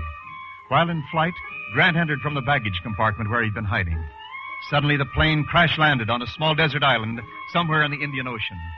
The pilot explained to Mr. Thurston that he'd been forced to land there by Dr. Brenner's assistant, Ellsworth Gilbert. Mr. Thurston was unable to verify this since he had just seen Ellsworth Gilbert on the beach. He'd been murdered. But now it's the following morning, and Mr. Thurston has just awakened from a troubled, fitful sleep. He sees Miss Vanois working busily over a small fire. Good morning, Miss Vanois. Hello there. You're just in time for some coffee. Coffee? Where did you dig up such a luxury on this bleak place? We formed a salvaging party early this morning to look for food, and somebody found a pound of coffee in the plane. Mr. Thurston, I'm sorry for the way I acted last night, but I just had to get out of Madagascar. Why? Remember, you suggested that I might use my memory on secret formulae. Well, someone else came to me with the same idea last night, only wasn't suggesting he was demanding. Coffee's ready. Aren't you having any? After you. We only have one drinking cup. All right, thanks. Tell me, was the man who demanded that you memorize formulae our friend, Mr. Grant? I think I can answer that question. Rocky. I was crude enough to eavesdrop from behind those bushes. He's got a gun, Mr. Thurston. Don't worry, Vanois. That memory of yours is too valuable for me to kill you. But I'm afraid I'm going to have to deprive you of your companion, Mr. Thurston. Don't be a fool, Grant. Sorry, Thurston. The talkative Miss Vanois has told you too much for your own good. So long. What the... Why doesn't it shoot? Hey, Grant, you look awfully silly standing there shooting an empty pistol. Empty? I unloaded it last night while you were asleep. I'll kill you for Stay where you are, Rocky. Well, where'd you get a gun? Oh, now, wait a minute, baby. You wouldn't shoot me. Why not? Now, put the gun down, baby. Put it down. Why? I've seen you kill people so often, I'm used to it. Oh, now. Thurston, stop her. I don't know if I can, Grant. Look, I'll do anything you say. Just give me a break. Why did you stow away on that plane? I knew Brenner's discovery would be worth millions. I tried to lay my hands on it, that's all. Why did we crash on this island? I had nothing to do with that. I have no idea why we crashed here. I suppose you have no idea why Gilbert was murdered. No, I don't. I didn't kill him. Who did? I don't know. All I know is I didn't do it. Thurston, you've got to believe my story. I didn't do it, I tell you. I didn't. Get a hold of yourself. Huh? Here. You better drink my coffee. You need it more than I do. Huh? Thanks, Mr. Thurston. Thanks a lot. Feeling any better, Grant? Yeah? Yeah, I feel fine. I feel just like... Oh. He fainted. Water somebody, quick. Well, the dangerous killer passed out from fright. He didn't faint. That cup of coffee had enough poison in it to kill all of us. Grant's dead. Dead? Poison? Well, who would have done that? A very good question, Miss Benoit. Well, you don't think that... You're not accusing me. I'm not accusing anybody. Where did you get that coffee? I told you, from the wrecked plane. And you had no idea it was poison? Of course not. I was going to drink some myself. But you made sure to give me the first cup. You said there was a salvaging party. Yes, everyone was finding things in the plane and handing them out to me. Who handed you the coffee? I don't remember. I was so anxious to see what they were giving me, I didn't even look at their faces. All I remember is hands. Strange. A girl who earns a living by feats of memory can't remember who gave her a pound of coffee less than an hour ago. I can't remember. I just can't remember.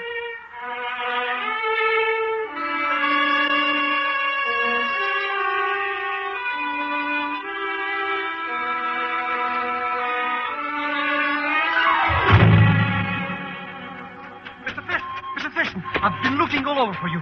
Boy, have I got bad news. The radio's busted. The radio's been busted since the moment we crashed here. Yeah, but it was fixed, and now it's busted again. That was our last chance. Now nobody will ever know what happened to us. Apparently somebody knows. See that small boat out there? Boat? Where? I see. Yeah, I see. We're saved. They found us. Ahoy there! We're over here!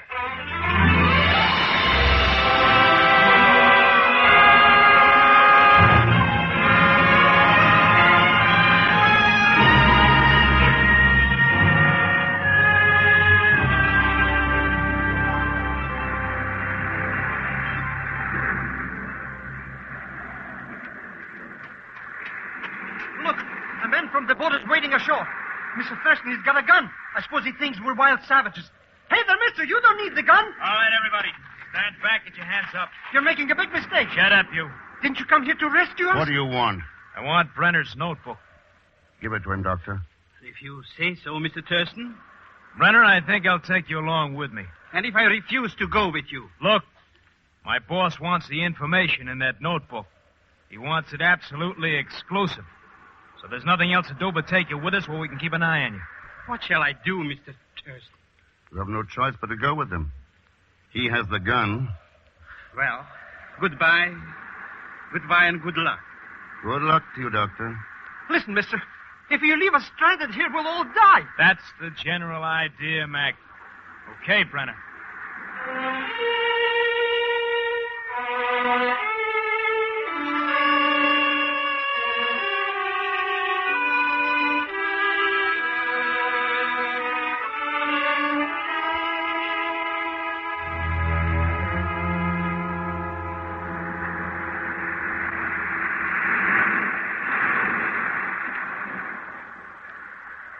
I'm beginning to envy Gilbert and Grant. At least they're not dying slowly like we are. Oh, it's entirely possible that within a few minutes we'll be picked up by an American destroyer. Mr. Thurston, you sound delirious. Maybe. But look out there across the water. Tell me what you see. There's a... Could it be a mirage? No. No, it's a boat, Mr. Thurston.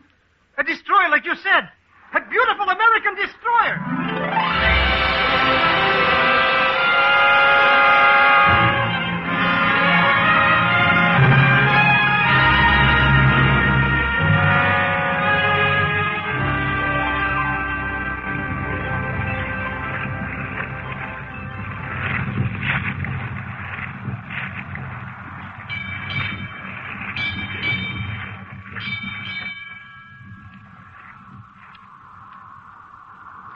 Well, I'd call this the happy ending, Mr. Thurston.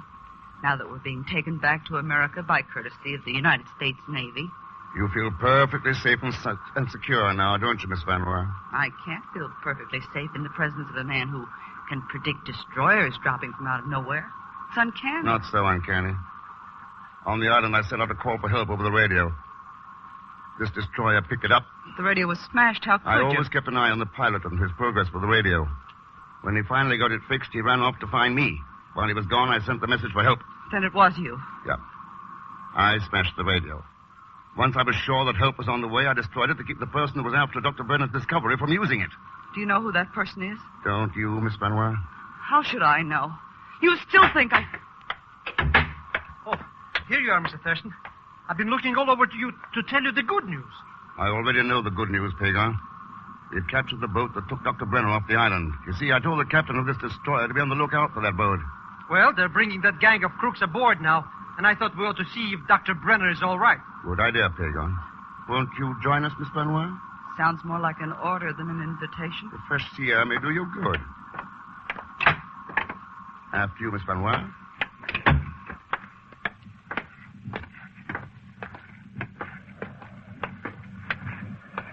I can't wait to see the surprised look on Dr. Brenner's face when he sees us He's here. coming on deck now. Good evening, Dr. Brenner. Mr. Thurston. Surprised, Doctor? Very pleasantly surprised. Now, perhaps we can all put our heads together and figure out who killed Gilbert and Grant. Problems like these are a little out of my line, Mr. Thurston, but I will do my best. Miss Van Roy? You think I did it, nothing will change your mind. What possible reason would I have? We'll examine your motives later, but first, I'd like to see if Dr. Brenner might have had some reason. You are accusing me. Not at all, Doctor. But as a scientist, you know that one must study every possibility before reaching the correct solution. Of course. Now, let's take a hypothetical case. Suppose, Doctor, that you had decided to sell your atomic secret to the highest bidder. Now, Grant threatens your life. You would have had to leave Madagascar with me just to shake off Grant. But before you left, you might have made arrangements for someone to pick you up on an island somewhere. You might have forced the plane down by convincing your assistant, Gilbert, it was the thing to do. Gilbert had too much respect for you to doubt you. Once we crashed, it's possible that you murdered Gilbert, since he could be of no further use to you. Now, mind you, this is all hypothetical. Oh, it's closer to sheer fantasy, Mr. Thurston. May I trouble you for a cigarette? Here, Doctor, have one of mine. Oh, thank you very much, Miss Benoit. Those hands. I remember now. Those were the hands that gave me the coffee. I am afraid your extended stay on the island has affected your mind, Miss It all Benoit. comes back. I see it. What made me forget? You didn't forget, Miss Benoit. You remembered that the doctor handed you that poisoned coffee. But your conscious mind refused to accept the idea that he could be a murderer. Well, Dr. Brenner? Oh, I too have a hypothetical case to present, Mr. Thurston. Supposing I did commit those murders, do you think that society can afford to destroy a man like me? It can't afford not to. Look out, Mr. Thurston. He's reaching for a gun. Oh, no, gentlemen. I have here in my hands a much more potent weapon. My notebook. With your assistance, there is still a chance for me to get away, Mr. Thurston, and no one will blame you. I'll trade you this notebook against my freedom. It's no deal. Now, consider carefully. I'm an old man. It is a small triumph for justice to deny me my few remaining gifts, and a great triumph for progress to have my life wisdom contained in this notebook. There was no wisdom in your life, Doctor. There's knowledge, yes. And it's in that notebook. But it's useless to us as long as you're alive and free for even a single day to sell it to the highest bidder. No, Dr. Brenner, it's no deal. All right. Then... He did it, Mr. Thurston. He actually did it. He threw it overboard. It's lost. Yes, Pegon. It's lost. In other hands, it could have made all our lives happier. But rather than permit Dr. Brenner to use his knowledge for destruction, it's better that his precious notebook should lie at the bottom of the sea. Perhaps someday, somewhere, maybe at this very moment, some scientist is making that discovery again. Let's hope that that man will use his knowledge for good instead of evil. Let's hope for the best, Pegon.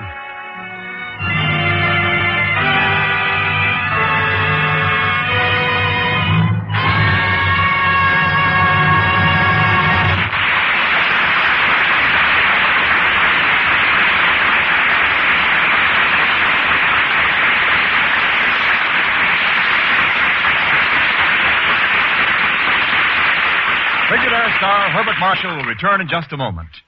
Frigidaire's Man Called X is presented each week with the best wishes of your Frigidaire dealer, who invite you to come in and learn about the famous line of Frigidaire electric appliances, refrigerators, ranges, water heaters, home freezers, the new automatic washer, dryer, ironer, and many other Frigidaire refrigerating and air conditioning products for homes, farms, stores, offices, and factories. I've always wanted an electric water heater, Mr. Niles. Well, then take my advice and buy a Frigidaire electric water heater. Ask your Frigidaire dealer about the wonderful new magnesium rod that makes tanks last years longer. Ask about the new 10-year protection plan on Frigidaire electric water heaters.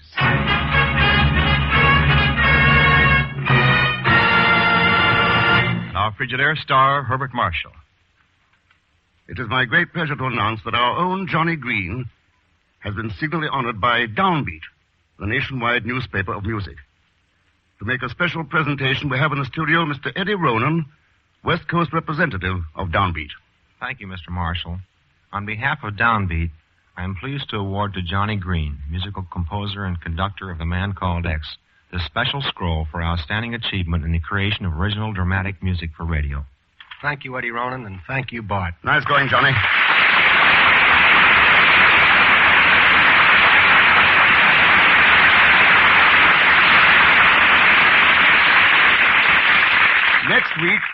Next week, Laughing Lady, a story of the dread Sicilian Mafia, a terrorist organization operating in a traveling circus.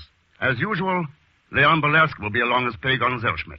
So join us, won't you, when next I return as The Man Called X. Good night.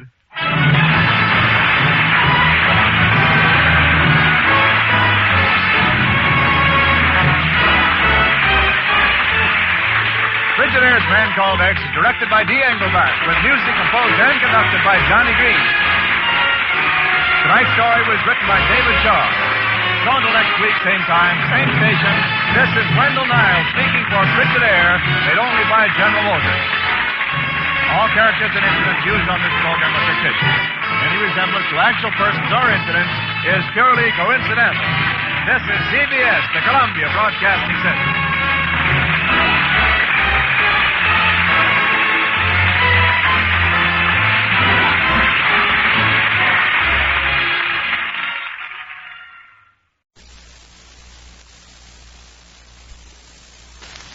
Your attention, please.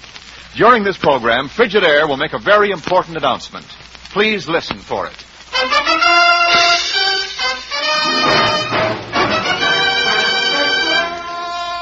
Frigidaire presents Herbert Marshall as The Man Called X. Wherever there is mystery, intrigue, romance, in all the strange and dangerous places of the world, there you will find The Man Called X.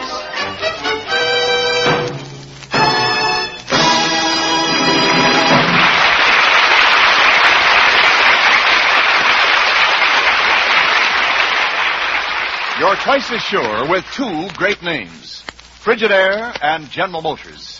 For Frigidaire refrigerators are made only by Frigidaire, a division of General Motors. And it is this association of Frigidaire and General Motors, this association of experience with experience, of skill with skill, that makes Frigidaire America's favorite refrigerator. Remember this when you choose your new refrigerator. Remember that millions of Frigidaires in millions of American homes have established Frigidaire's reputation for complete dependability, for lasting satisfaction. Yes, you're twice as sure with two great names, Frigidaire and General Motors. For Frigidaire refrigerators are made only by Frigidaire, a division of General Motors. More Frigidaire refrigerators serve in more American homes than any other make.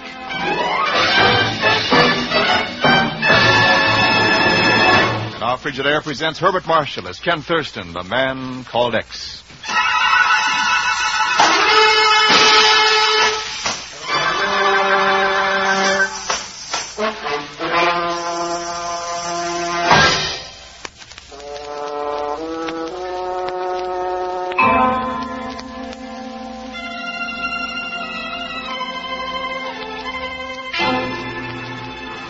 Listen to this news dispatch from Rome, Chief. The Italian government today announced the beginning of an all-out drive to destroy the secret Sicilian organization known as the Mafia, whose systematic terrorism against the Sicilian people has defied Italian law enforcement agencies throughout the years. It's been rumored, Ken, that the guns and ammunition the Mafia are using have been smuggled in from America. Yeah, that means a special responsibility in finding out how the Mafia is getting those guns. And since this is out of the Bureau's jurisdiction, I'd like to take on this assignment on my own. Okay, but it's a tough one. The Mafia is hard to put a finger on. They've existed for generations, terrorizing their victims to the point where they're afraid to go to the law for protection. I'm sorry, but officially we won't be able to give you any help. Well, something done up this morning that might be a lead. Take a look at this. A pair of tickets for the circus at Madison Square Garden tonight. Yeah, Chief, look at what's written on the back of the tickets. Importante. Perilli. Importante.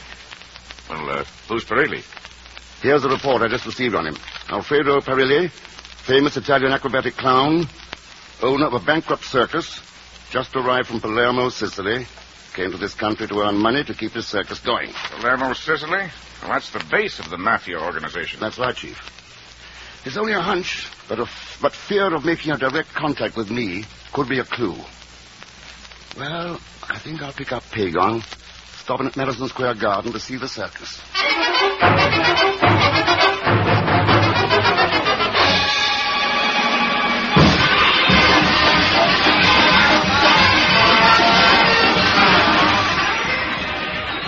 Look at it, Mr. Thurston. It's more like a musical comedy than a circus. Even the clowns are wearing nylon costumes. Now, when I was in the circus business... Going up to the top. That's Perilli in the clown suit. That trapeze is 6 stories up and no neck. I get dizzy just watching him. What's he going to do? Perilli swings from a trapeze bar by his mouth. He uses a steel and rubber bit and has been known to do as many as 50 full loops, hanging by his teeth. The guy could get pink toothbrush from doing that. There he's up on top now.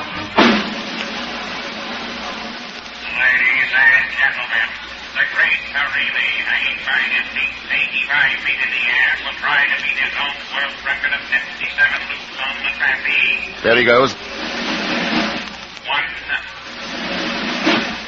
2. There must be an easier way of making a living. 3.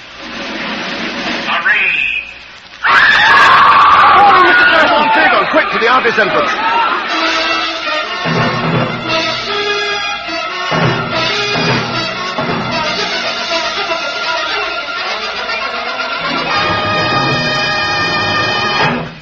Doctor, may I have a word with him? It's very important.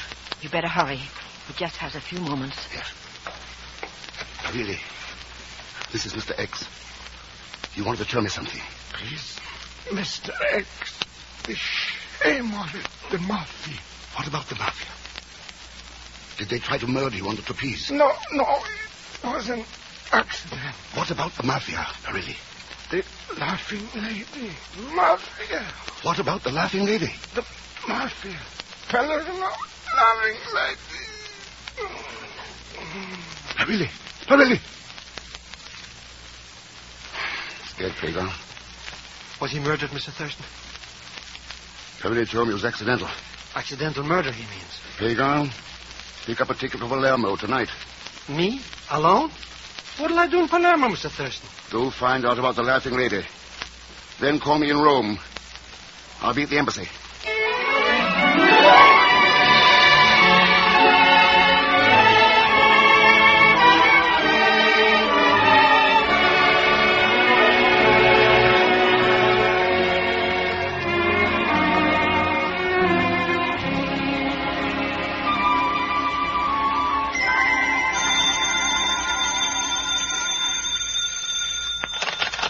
Hello? Ready with your call to Roma, Signor Zellschmidt. Go ahead.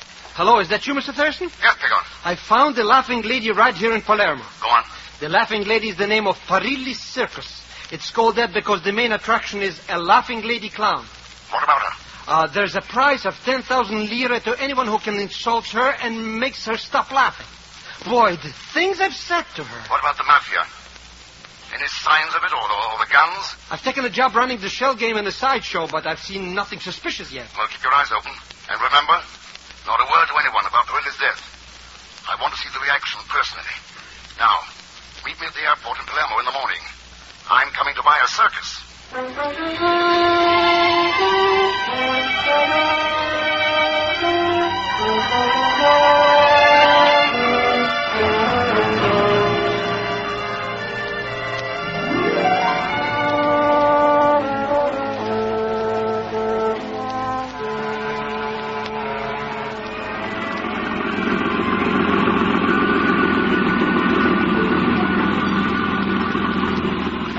How'd you like this Jeep, Mr. Thurston? In Sicily, it's practically a Rolls Royce. Lucky I was able to borrow it. Sicily knows real poverty. 20 years of being robbed by Mussolini, and now the mafia is picking its bones. Can't say that again. And Parili's circus is the first good laugh they had in years. I wonder.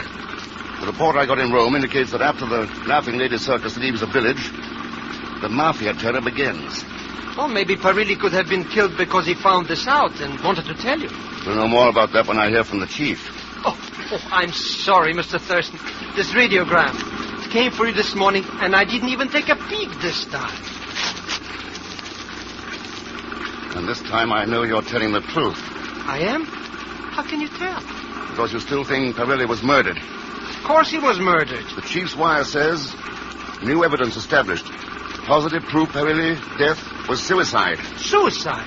But it couldn't be. Well, why should he? What was that? Someone over there on the olive trees. Just missed welcoming to the slug of steel. Where? I don't see anyone. Besides, nobody knows you're here. Look. Bullet planted here in the back end of this Jeep. Maybe we should leave. I don't think they like strangers here. What is this? I'd rather keep my head down under the seat. An American-made bullet.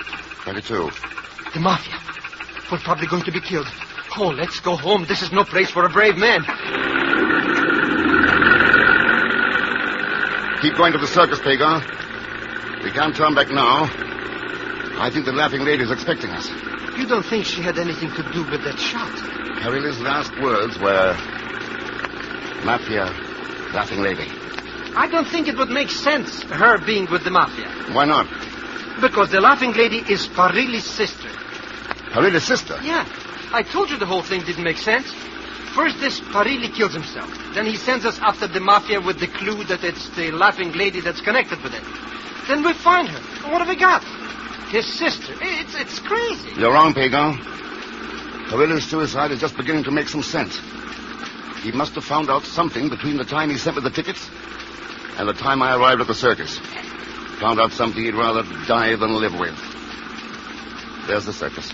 You mean he must have found out that someone in the circus connected to the mafia was close to him? Someone near and dear. You mean maybe like a wife or a brother or... Or a sister.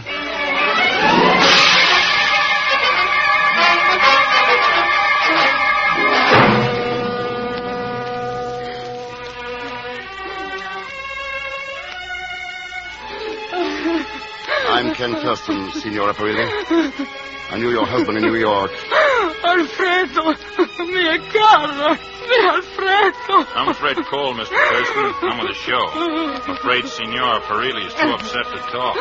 I'll come back later. Oh, please, you stay here. Why do you come here? Oh, please, if the American is a friend of Alfredo's, he is welcome. Signor Thurston, this is my sister-in-law. I'm a Signor Parilli's sister. Oh, the Laughing Lady. In this hour of grief, must we talk to strangers? I'm sorry, Signorina Parilli, but I understand your brother made great sacrifices to keep this circus going.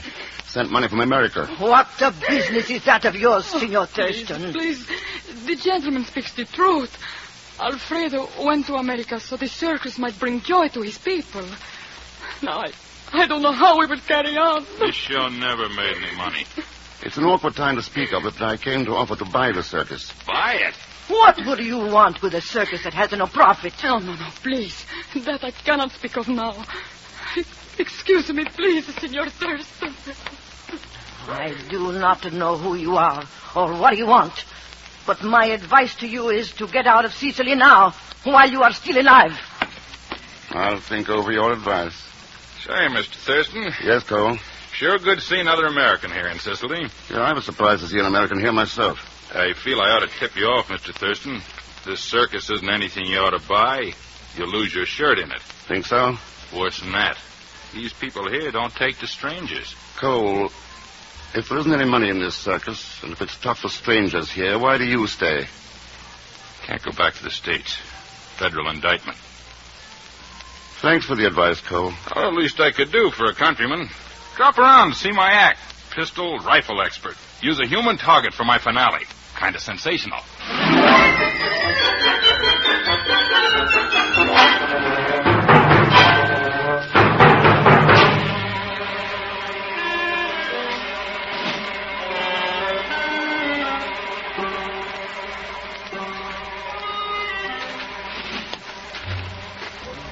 I was snooping around the sideshows like you told me when this gypsy dame came up and said she wanted to see you. Read your fortune free. Her wagon is at the top of this hill. Might be a good idea. I'd like to ask your gypsy friend why Perilla's widow and his sister, who own this bankrupt circus, won't sell. Well, maybe it's sentiment. The Parilli family have owned the circus for years. Could be. Then again, it could be the circus is bringing in money from another source. The mafia, for instance. Here we are. Knock on the door of this wagon. She's inside. You wait outside. There she? I was told you wanted to see me, Signorina. Never mind the Signorina, Mr. Thurston. What's the gag about buying this broken-down circus? Well, Yeah, that's right. Jane Bishop, Miss Omaha of 1937. I tell fortunes with the show. and what makes you think, Miss Bishop, that my wanting to buy this circus is a gag? Because buying a circus is a pretty expensive way of finding out how the mafia is using it. And who in the circus is working with the mafia. You know a cheaper answer to those two questions? Much cheaper. For the price of 2 tickets to New York. A ticket for you and who else? That's my business, Thurston. Well, fair enough. How soon do you talk? How soon can you get the money? In an hour, say 3 o'clock. Meet me here in the wagon. I'll sneak away from the show just before the pistol act goes on. Pistol act? Yeah. I've got another job besides telling fortunes. I'm the human target in the pistol act.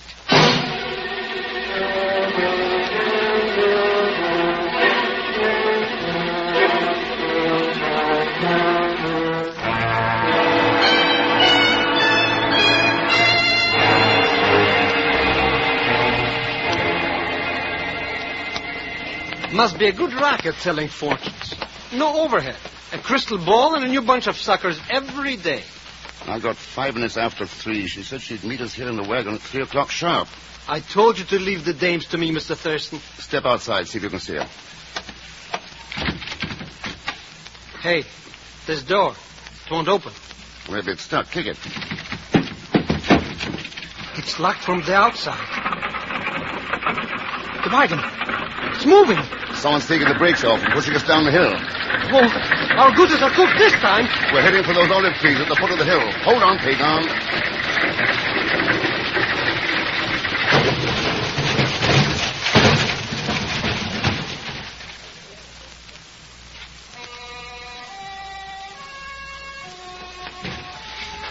Mr. Thurston.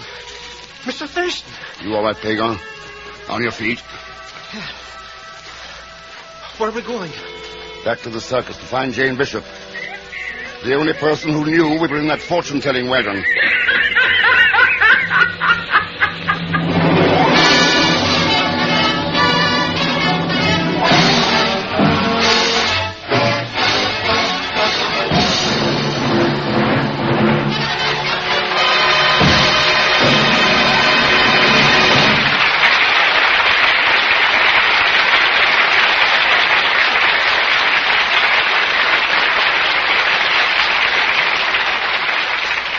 In just a moment, we will continue with A Man Called X, created by J. Richard Kennedy. This is Wendell Niles speaking. Every good cook knows how much trouble it saves to have everything handy right where it belongs and easy to get at. Frigidaire engineers know that, too. That's why Frigidaire refrigerators are designed the way they are. The Frigidaire Deluxe, for example, has a super freezer chest that holds up to 50 pounds of frozen foods. For fresh fruits and vegetables, there's the big Frigidaire Hydrator, glass-topped so you can see what's on hand, easy rolling so you can get at things quickly. A sliding basket drawer stores eggs and other small articles. And as for all the other foods you keep in a refrigerator, well, Frigidaire's new design gives up to 50% more storage space in the same kitchen space. And think what you could do with all that extra room. Of course, foods must be safe as well as handy. And that's where the famous Frigidaire Meter Miser comes in. It's the simplest cold maker ever built. So simple, it uses only a trickle of current. So powerful, it keeps even the biggest Frigidaires filled with cold. Remember how Frigidaire refrigerators keep everything handy. And remember, for all the advantages you want, ask to see the name Frigidaire when you ask to see a new refrigerator. In a few moments, Frigidaire will tell you about a great new radio show that starts next week. Be sure to listen for the announcement.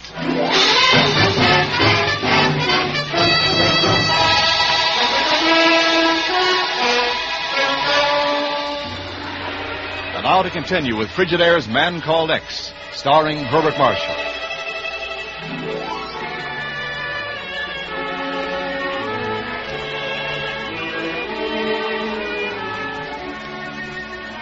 Ken is in Sicily trying to find out how a small circus is being used to supply the dread mafia terrorist organization with American-made arms.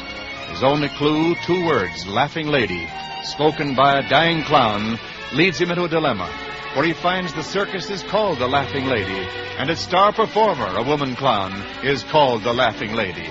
Ken and Pegon are returning to the circus after an attempt has been made on their lives while they were waiting to meet a Miss Jane, the human target in the pistol act.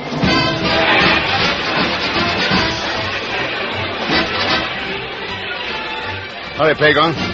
We've got to get to Jane Bishop before she goes on. If she offered to sell information to us, she could just as easily get a higher price from the mafia not to sell. Well, business is business. Ladies and gentlemen, you have seen me shoot the ace out of a coin in the air, but now I'm ready for the greatest test of all. Here she comes now. Grab her, Mr. Thurston, quick. Signorina Bishop, the world's most beautiful human target. We can't get to her now. The mafia would identify us. The lovely Signorina is lighting a cigarette. She won't look this way. Now she is smoking it. And when the lovely lady tells me she is ready, I will shoot the cigarette from her mouth.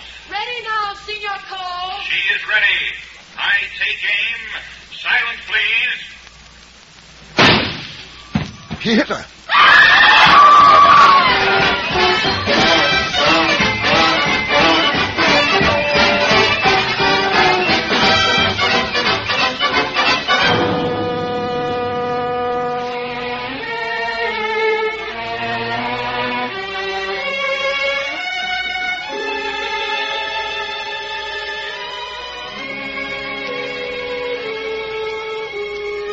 Why did you do it, Cole? I didn't do it. I swear I didn't. I couldn't kill Jane. 1,000 people see him bump off the dame and listen to him. I didn't. I couldn't. Believe me. Please, Senor. It was an accident. You lie. It was no accident. He killed her. He wanted to get rid of her. Why did you want to get rid of her? I hated her. I wanted to get rid of her, Thurston, but I couldn't. I couldn't miss my target. Please, Senor Thurston. Have pity. Leave him alone. It's your fault, Senora. For years I tell you to get rid of this foreigner. Always you say no. Now we are in trouble. The police will come. Alfredo, he insisted Senor Cole stay. I still want to know why Cole wanted to get rid of Jane Bishop. This is not your affair, Senor. You go, please. It is my affair. Someone tried to kill me a few minutes ago. I swear I didn't kill her. I wanted to be free, but I didn't kill her. She was my wife.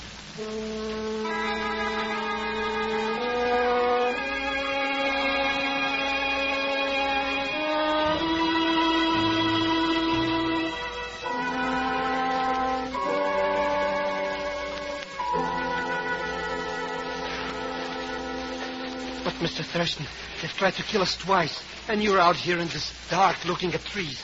Let's get back close to the circus line. Quiet, Pegon, and hold that flashlight. There we are. What is it? A bullet. An American 22. The same kind someone let go at me in the Jeep. But the tree's 50 feet from the tent, and Cole was... It may not have been Cole's shot. You mean Cole didn't kill Jane? Someone else fired a shot at precisely the same moment he did.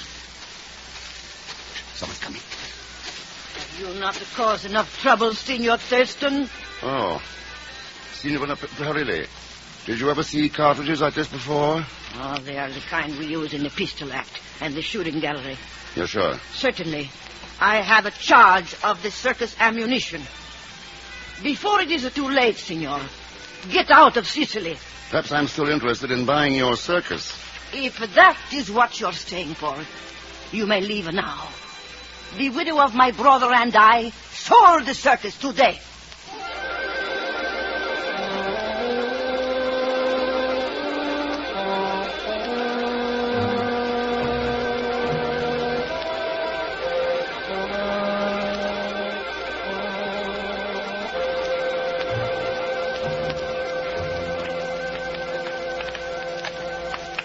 Senor Thurston, this is the bullet taken from the dead woman. Another American 22. Thank you. Matches the other two.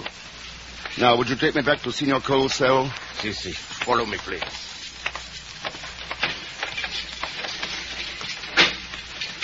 Thurston, isn't it just like an American to help a countryman in trouble? Thanks for coming. I'll try to help you, Cole, but I want the truth. How could I lie to you now? Well, you did all right with that cock and bull story about a federal charge keeping you from going back to the States. I checked and found you were lying. I love Alice Perilli. That's why I don't go back to America. Alice Perilli, Alfredo's widow. Yes. She needs me now. The laughing lady hates us both. What do you know about the mafia? How is it using the circus, and who's connected with it? Mafia? I don't know, I swear. You're lying. Your wife, Jane, knew about the mafia and was going to tell me. She made the mistake of telling someone else and got killed. But I didn't kill Jane. I couldn't. If you didn't, whoever did is using you for a fall guy. Who was it, Cole? I don't know, so help me, I don't. Okay. Just have to sit in jail here until I find out. No! Don't leave me here! Senor Thurston, a stranger just came with 50,000 lira for Senor Cole's release. 50,000 lira? The only one around here with that kind of money is the mafia. You think Senor Cole is with the mafia? I don't know. But I'm sure the mafia is getting guns tonight from the circus. I'm going to need you and your men.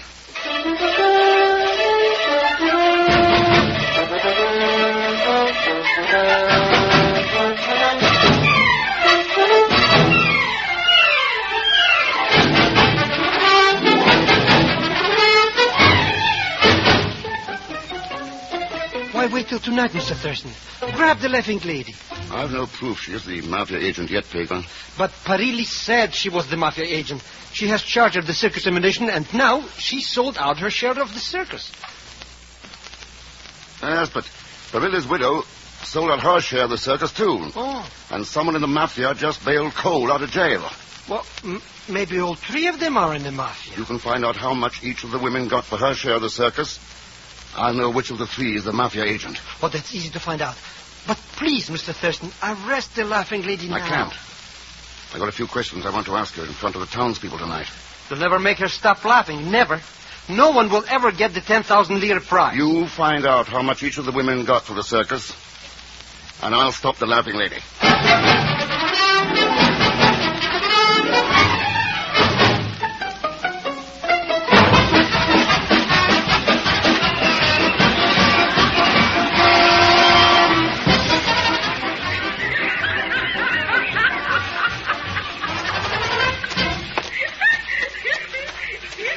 Hardly get inside to you, Mr. Thurston. Here, on this paper, the amounts the two women got for the circus. Step right up, folks. Win a 10,000 lira. Make the lady stop for laughing. Thanks, Pegon. Stick close to Cole. You are a bigger-faced god, laughing lady. Oh, no, you look like a donkey, laughing lady. Tonight, while you laugh, laughing lady, terror is being planned by the mafia for the people of this village. And you and the widow, Alice Perilli, know that the mafia is using your circus to distribute arms. You, laughing lady, are permitting this crime out of fear of the mafia. You think your partner, Alice Perilli, also fears the mafia. Your brother knew the truth and killed himself out of shame when he found out it was his wife, Alice, who was connected with the mafia. You lie. Out of fear, you sold your share of the circus for a few $100s. But Alice got $100,000 in gold from the mafia. You and your brother were betrayed. Tell the citizens here where the guns were hidden before it's too late. Ah, in the livestock tent, buried in the bales of hay. Pegon, grab the widow. Alice? The Mafia? No, she couldn't. The widow killed your wife because Jane was going to tell me about the Mafia. You were blamed for it. But she bailed me out of jail. To make the story stick with the laughing lady. Your beloved Alice was leaving for Rome alone. Mr. Thurston, you won the prize. 10,000 lire. What a way to stop the laughing lady. I'll forfeit my winnings this time, Pegon. The laughing lady is going to need it. Don't tell me she's going on with that phony laughing act. I hope so. Now that the false laughter, the mask for terror is cleared away, the people can get the joy of laughter they really try to give them.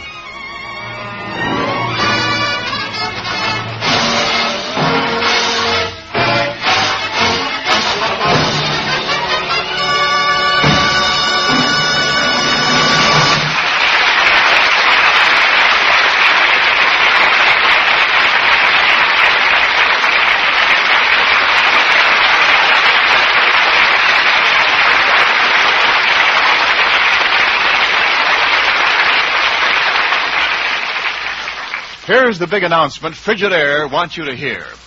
Next week, Sunday, October 3rd, Frigidaire will present the new Lum and Abner show. A full half hour of comedy with those two delightful Pine Ridge characters. Yes, Lum and Abner, the favorites of millions of American families, will bring you a new half-hour show starting Sunday night, October 3rd.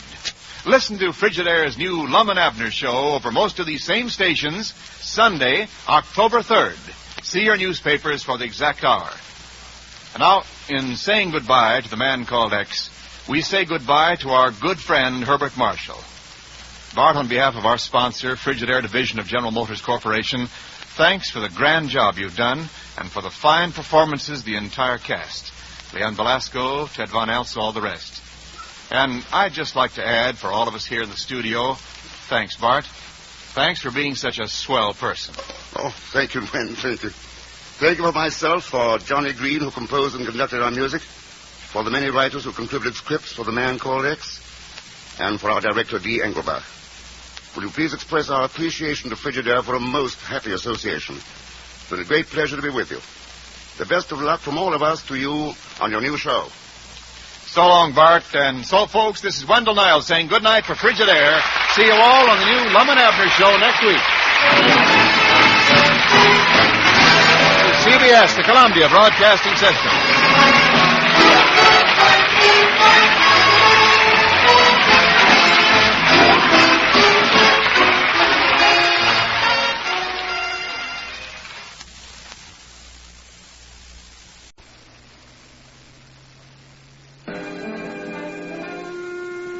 The National Broadcasting Company presents Herbert Marshall as The Man Called X. Wherever there is mystery, intrigue, romance, in all the strange and dangerous places of the world, there you will find The Man Called X.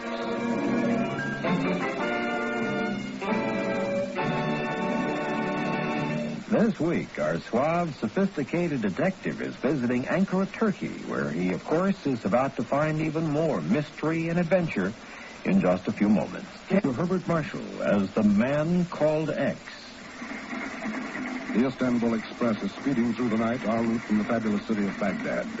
The next stop is Ankara, Turkey. Aboard the train is Ken Thurston, The Man Called X. Suddenly, the door of his compartment bursts open. You are Mr. Thurston. Mr. Ken Thurston. That's right. Come in. Not in time, Mr. Thurston. You have safety. Keep them for me, please. Huh? Cigarettes? Much more than that, as you know. That box of cigarettes comes in. The light. The train light has gone out. Yeah. It looks like they... Wait, quiet. Compartment door. It's open. Mr. Thurston. Down, get down fast.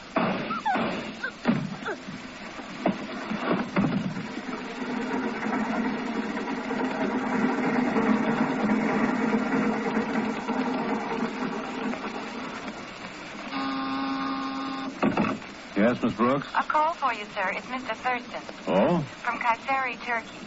Kayseri? What's he doing in... Oh, never mind, Miss Brooks. Put him on. Hello, Chief. Ken, you should have been in Istanbul by now. What are you doing in a place called Kayseri? They stopped the train here for a few minutes. You see, I met a beautiful girl, Chief. A beautiful... Now, look, Ken. Your report to the consulate of Istanbul is more important than a dozen girls. The police don't think so. The police? Yeah. She was killed in my compartment on the train about 2 hours ago. Over a box of cigarettes. Custom made by Kupian tobacconists of Ankara. Ken, what in blazes are you talking Chief, about? the customer's name is printed on each one of those cigarettes. In this case, it's Henry Evers. Well, that's it. Henry Evers? Good Lord, Ken. Yeah, that's the way I thought about it. Hank was one of the best men the Bureau ever had. But Evers was murdered in Ankara during the war. That's right. On his way back from a mission into Germany, remember? How could I forget? When you tipped off that the enemy's working on plans for a radio-controlled rocket bomb with an atomic warhead... Yeah. We never did know for sure whether Hank found those planes or not. But if he did, and was smuggling them back home when he was killed... We went over all that at the time, Ken. If any other country had them, the Bureau would have heard of it by now. What if Hank had stashed them away someplace? And they've been lying there ever since. And certain foreign countries' agents have just got wind of it. Chief, that's why I'm getting off this train at Ankara. But what about those cigarettes? I slit them open, Chief. You want to guess what was in them? Ken, information about those plans. No. Tobacco.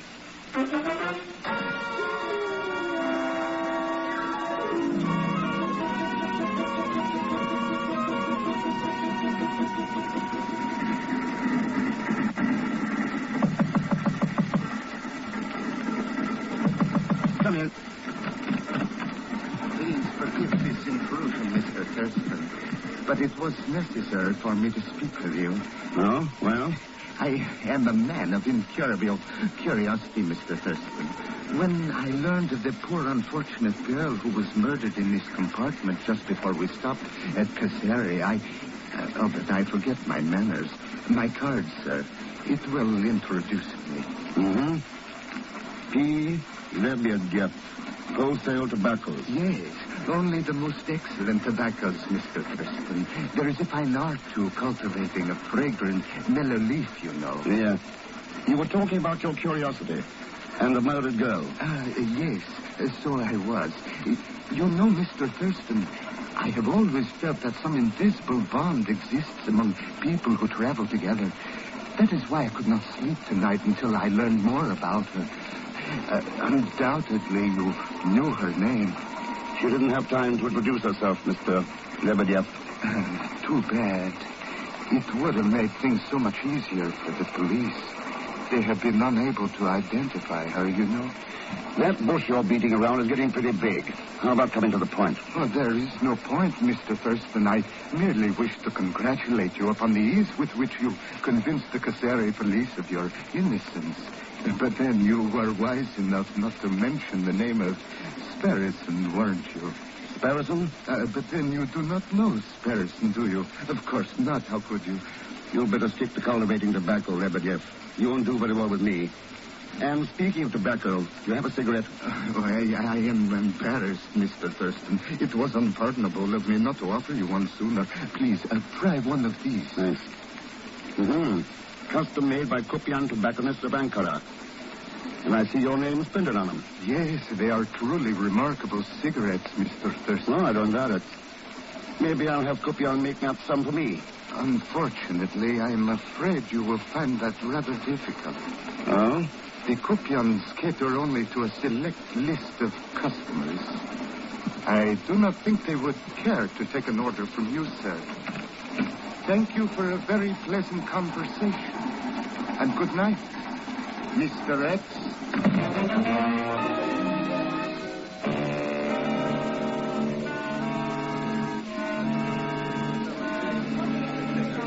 I have been desolated by this inconvenience to you, Mr. Thurston. I assure you delays like this are not customary at Hotel Imperial, but your room is ready for you at last. I'll have the boy take you up at once. Boy? You were ringing for me? Oh, no. Show this gentleman to room 219, please. 219? Such a hole in the wall. Now, room 322, for instance. You will show this gentleman to room 219. Okay, but he won't like it. This way, please. Hello, Mr. Thurston. Glad to see you, Mr. Thurston.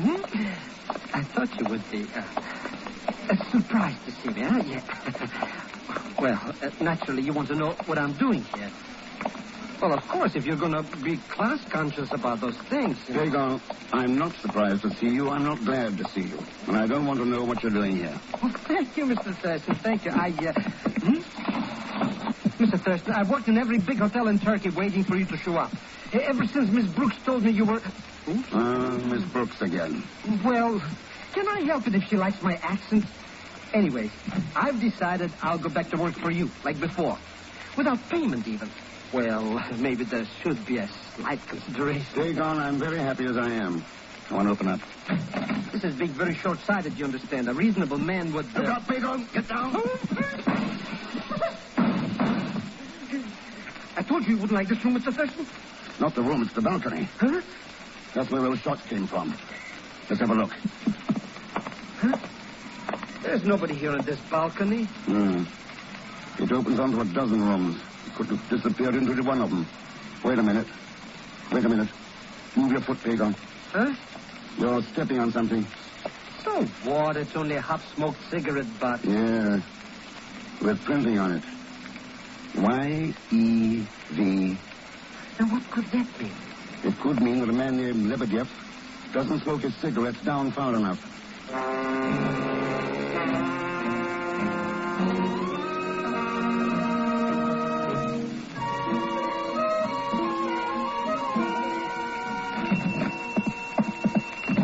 Good afternoon. Is there something I can do for you? Well. I beg your pardon? No, I was wrong. Everything in an old-fashioned tobacco shop doesn't have to be mellow and musty. Oh? You do not find croupions that way? I don't find a croupion that way. That is, if you're one of the family. Yes, I am Marilyn Croupion. And like all of my family, I am here to sell tobacco. Good. I'm here to buy some. For a moment, I had my doubts. I'd like some custom-made cigarettes, Miss Croupion. Of course.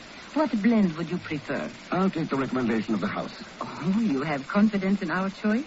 I have confidence in the choice of Henry Evers. Henry Evers? Yeah, an old customer of yours. You remember him? Who are you? My name's Ken Thurston. Mean anything to you? Yes. Yes, Mr. Thurston, it does. What's your recommendation? Well, leave this shop, now. And do not ever return to it.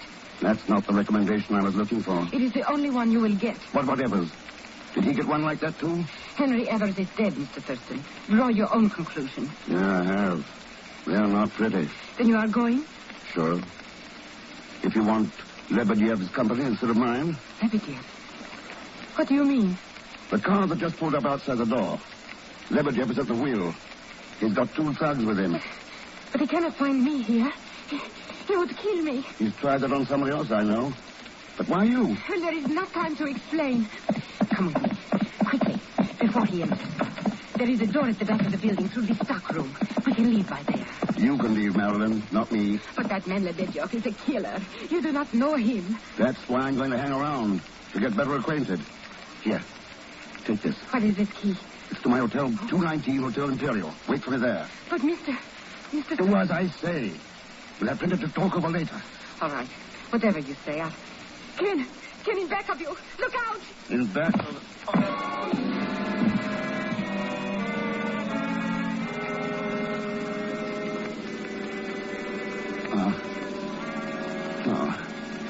Is it? What's that? What? Who are you? Can't see. My head off.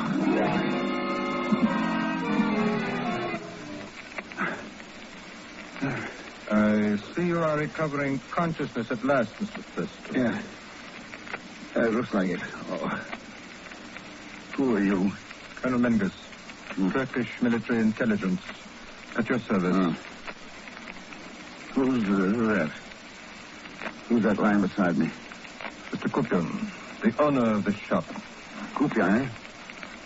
What happened? Wait a minute, Colonel. This man's dead. As dead as 2 bullets in his heart can make him, Mr. Thurston. Who did it? I will let you supply the answer to that. What? The slugger I have here has been fired twice. It was in your hand. I see. I regret, but I must place you under arrest on suspicion of murder. Why not check with Marilyn Kupion first? She can tell you I didn't kill her father. It would be rather difficult to get Miss Kupion to testify, Mr. Thurston. Yeah, why? We received a call from the authorities in Kayseri about 30 minutes ago. They have just identified the girl who was killed in your compartment of the train. Her name was Marilyn Kupion.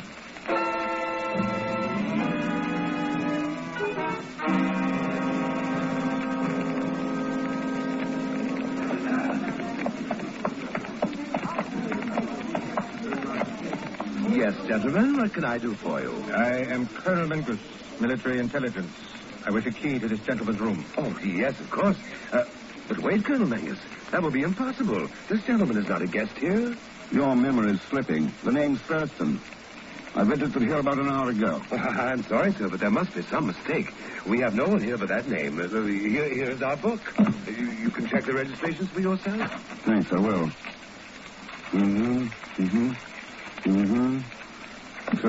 Well, Mr. Thurston? There seems to have been a fast shovel around here. My name got lost in it. But we can pin this thing down right now, Colonel Mingus. Just how do you propose to do that? By going up to room 219.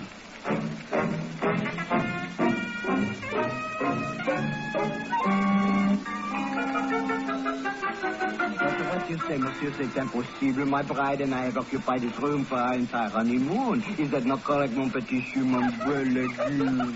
Oui, amour. Oh, monsieur, what a glorious day. Are you satisfied now, Mr. Thurston? Your pardon, monsieur, madame, for this intrusion. Good day. Come along, Thurston. Au revoir, monsieur. Au revoir. Oh, Mr. Thurston, you are now formally under arrest for murder.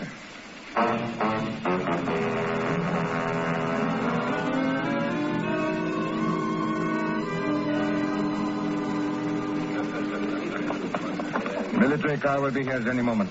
We will wait for it in front of the hotel. You're wasting your time playing with murder, Mingus. There's bigger game to be found in Ankara. Perhaps, Thurston. You will have your opportunity to prove what you say in due course of time. Is that the car you're waiting for?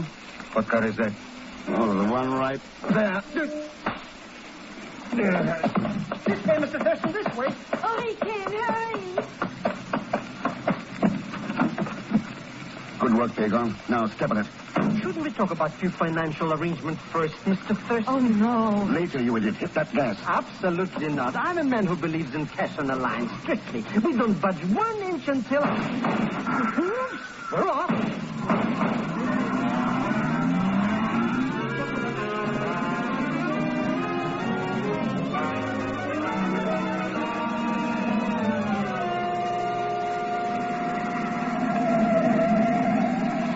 Colonel Mendes told you the truth. Marilyn Kupian was killed in your compartment on the train. Then what goes? Don't tell me there are two of you. No, Ken. My real name is Evelyn Rosier. I am Marilyn's cousin. She asked me to use her name in Kupian's tobacco shop while she went to the Turkish border to meet your train. Well, I suppose it all adds up, but I still don't see why. Now, let's start from scratch. How did Henry Evers and the Kupians happen to get together?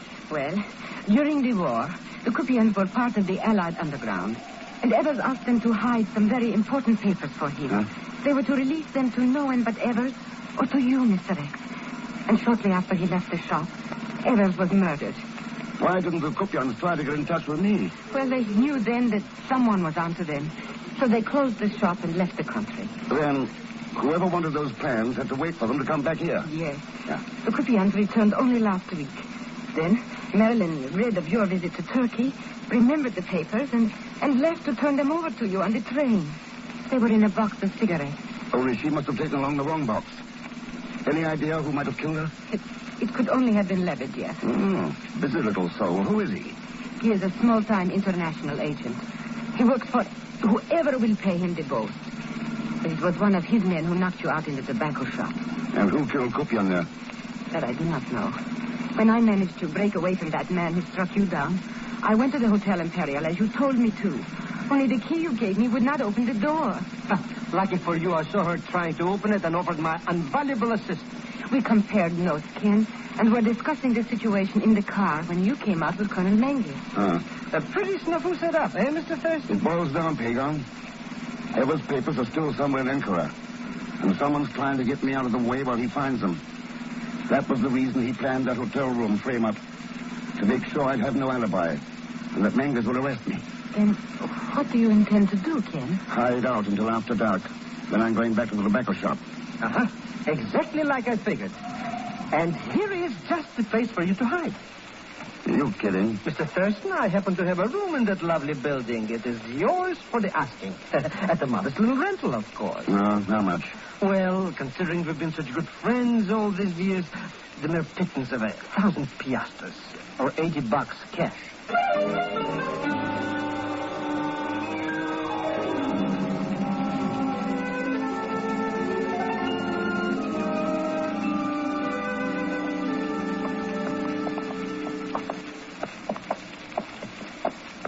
Wait a minute. What is it, Ken? Halfway down the alley, in the shadows near the back door of the tobacco shop.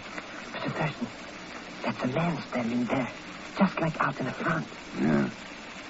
Looks like Lebedev's suspecting me. He's got all entrances covered. But, Ken, we have to get into that shop. We're going to. Yeah, we'll move back into the shadow of this loading platform. The wall keeps us hidden from him. Now, if I can move it, find some... Yeah. Here's one. What are you going to do with that old tin can? Toss it out down the alley. Huh? Like this. Who's there? Speak up before I shoot. Oh, he's coming this way. He'll kill us, murder us, maybe even knock us up conscious. Quiet. All right, Lieutenant. What's that? What are you doing? Just this.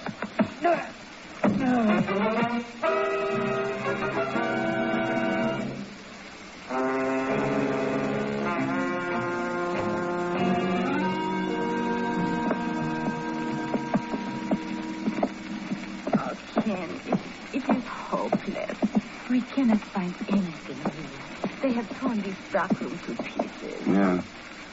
Looks like they didn't miss a trick. Unfortunately, they got here before we... Oh. What is it, Ken? A box of cigarettes. Yeah. Well, well. Mr. Thurston, look at the name of those butts. Henry Evers. Then these are the cigarettes we are looking for. We found them, Ken. Let's tear open a few of them and see. There is nothing in them, Ken. Nothing but tobacco. We have found a blind trail. Well, maybe not. How many cigarettes did Kupian pack in a box? 15, I think. Well, there are only 11 here. What happened to the other 4? Uh-huh. Maybe somebody smoked them. Cans for rockets don't make good smoking, Pegon. No. Lebedev must have got them. And if he's only a small-time agent, he won't have contact with any principals. He'll have to sell those plans to someone else. Sell them? To whom? Maybe to someone called Sperrison. Sperrison? Where did you learn about Sperrison? Lebedev mentioned him on the train. Oh. Tried to make believe he was connected with Marilyn's murder. What do you know about him? Well, I had forgotten, Ken, but Sperrison was the man the Kupian suspected of killing Henry Evers. Why, he is as big an international agent as Lebedev is a small one. Do you know anything about him, where he hangs out? Yes, I do. The Kupians told me Sperrison owned the Byzantium Artware Company in Istanbul. And if Lebedev has gone there to sell the plan... Yes. Let's see if we can get in on a billy.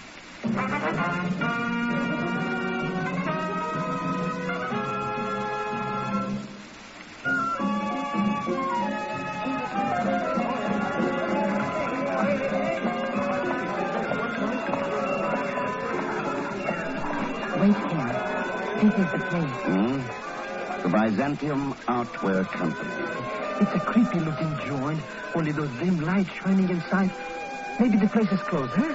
So we'll have to come back in the daytime, huh? How about it? Better luck next time, Pegon. Come on.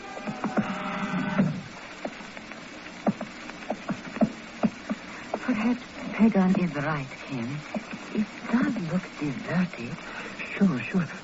Who'd want to buy any of this old junk anyway, especially this time of the night? Let's come back in the morning, hey, Mr. X? Those shots came from the gallery in the back. Come on, but stay behind me.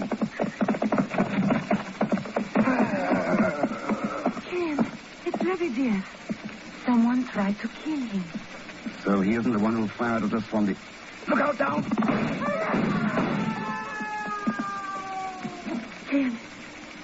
Ken, you hit him. Yeah. You all right? Yes.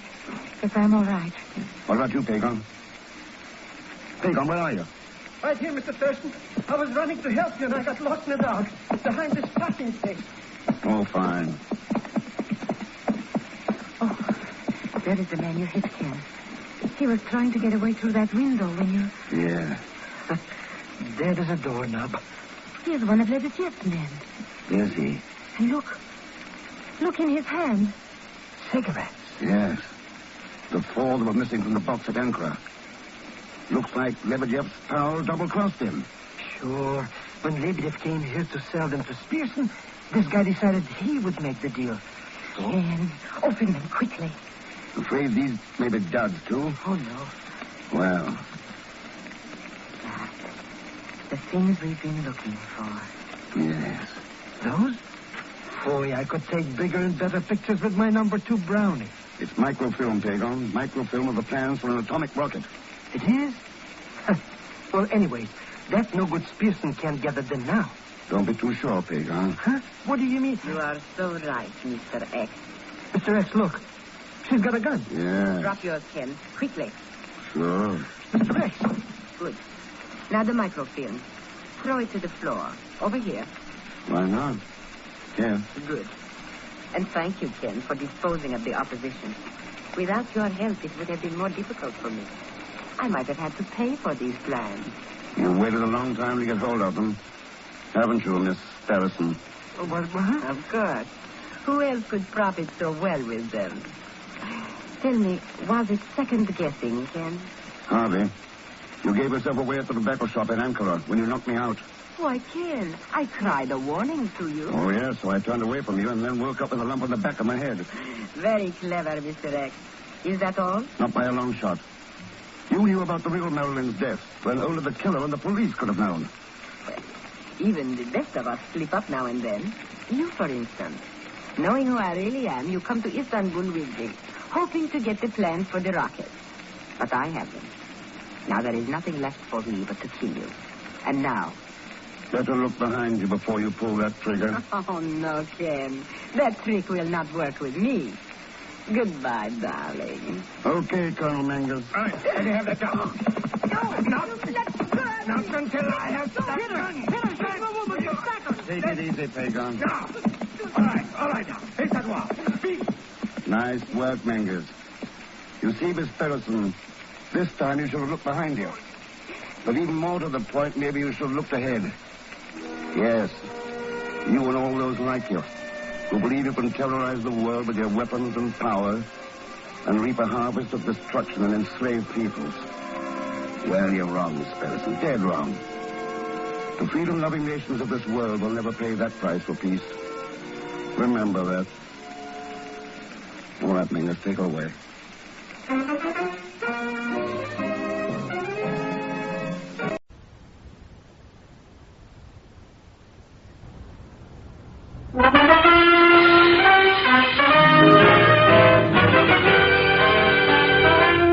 The National Broadcasting Company presents Herbert Marshall as Ken Thurston, the man called X. Wherever there is mystery, intrigue, romance, in all of the strange and dangerous places of the world, there you will find the man called X.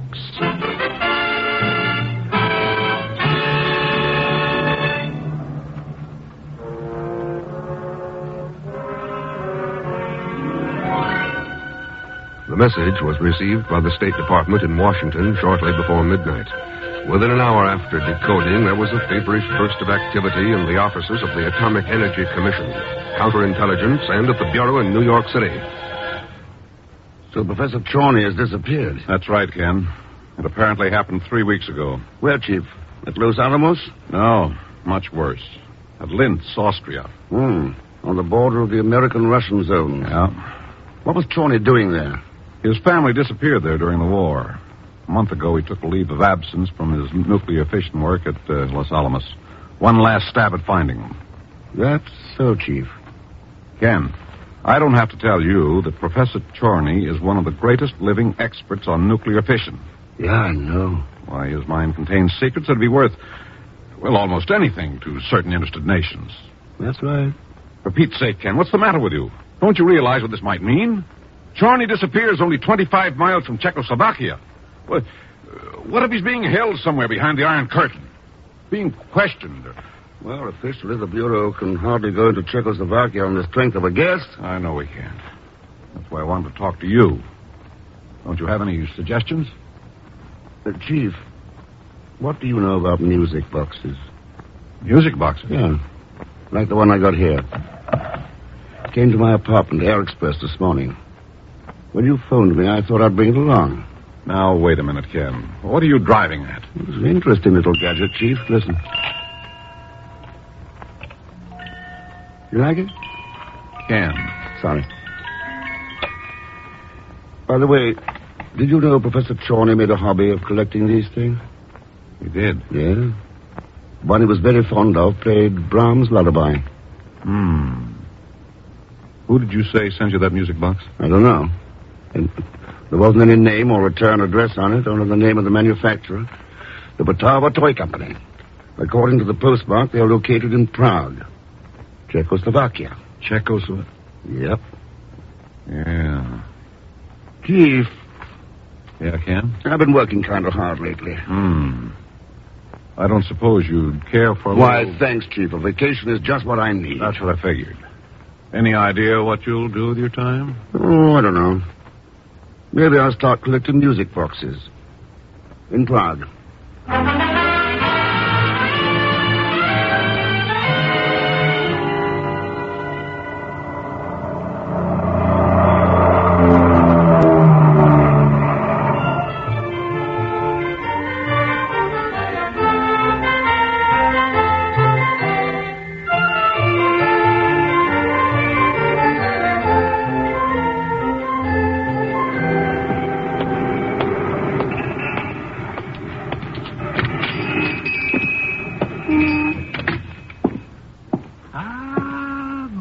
Afternoon, sir. Welcome to Bratava's toy shop. Thanks. Is the owner around? I am Papa Bratava. Is there something I could do for you? Maybe. My name's Ken Thurston. An American? That's right. And what is it that brings you to see me, Mr. Thurston? Oh, you have quite a reputation back in the United States, Papa Bratava. Oh, that is most pleasing. Yep. You've been recommended to me as an excellent manufacturer of music boxes. Oh. You are interested in music boxes, Mr. Thurston? That's right. A friend of mine has one that came from there. I could use one just like it. And the name of this friend, could you tell me that? Yeah. Professor Chorney. Well, Papa Bratava? Mr. Thurston, there is down the street from here a caverna, a cafe known as Flecus. Flecus? Yes.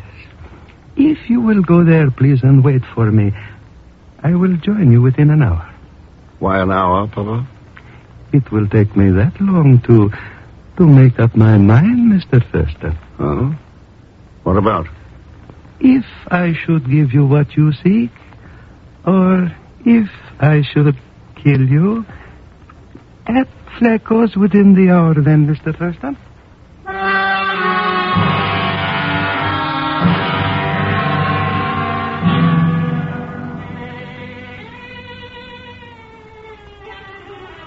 Here is a table such as you wish, sir. Quiet, secluded. Yes, thanks, sir. I don't suppose you serve martinis.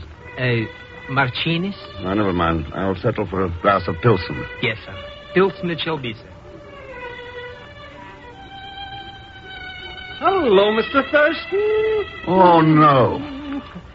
I'm some classy fiddle, eh, Mr. Thurston? Pegon, I never heard such atrocious caterwauling in my life. Thank you, Mr. Thurston. Better even than the music box, eh? What do you know about a music box, Pegon? What do I know about it? Who do you think sent it to you anyways? You? Certainly. I knew you would be interested in learning about a certain Professor Chorney party. not mentioning any names, of course.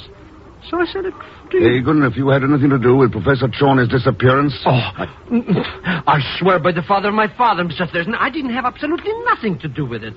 Only I got friends, you understand, with ears hanging to the underground. They told me. What did they tell you? Mr. X, do you think I'm the kind of a guy who gives away his friends' secrets for nothing? After all, there are certain miscellaneous expenses involved. Okay, pal. Pegon, you'll get paid. Now, where can we talk? Well, I got to play here another 15 minutes. My public demands it, you understand. Oh, sure. No, but there's an alleyway behind this gypsy juke joint.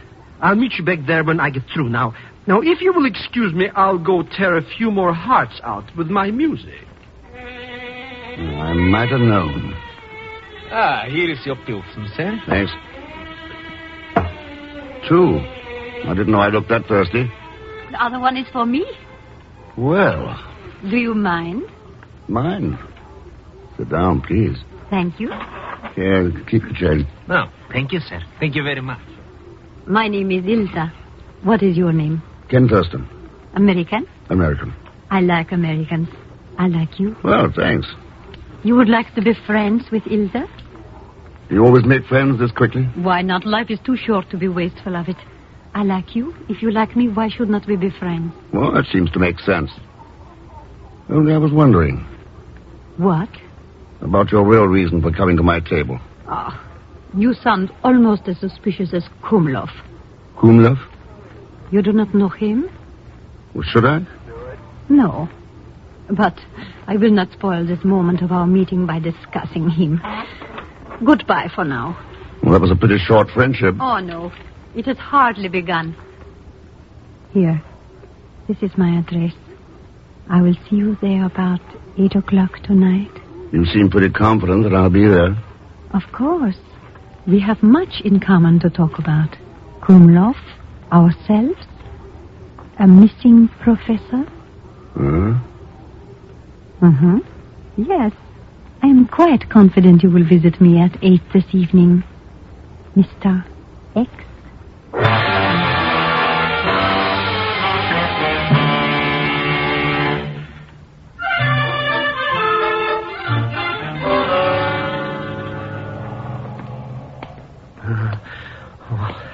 Why did I pick such a dark alley to meet Mr. X anyways?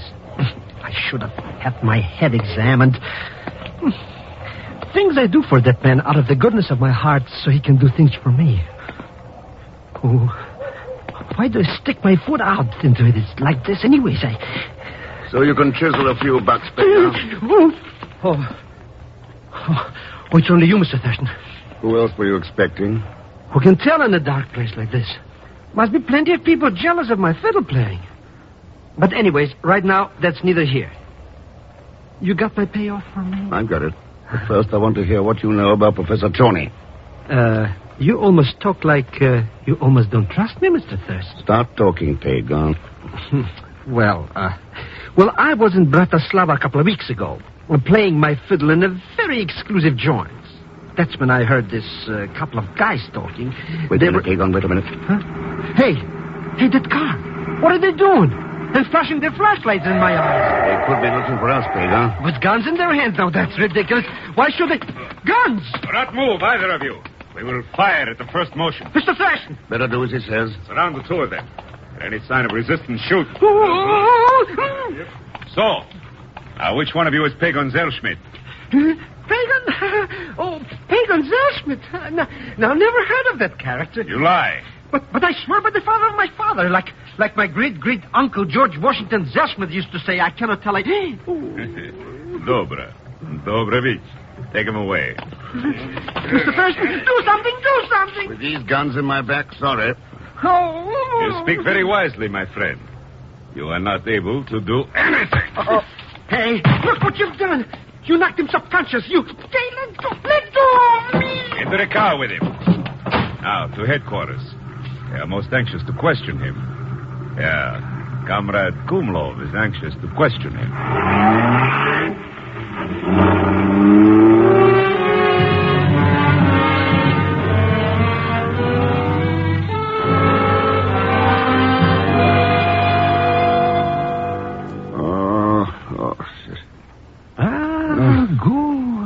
you are conscious at last, Mr. Thurston. Oh, what?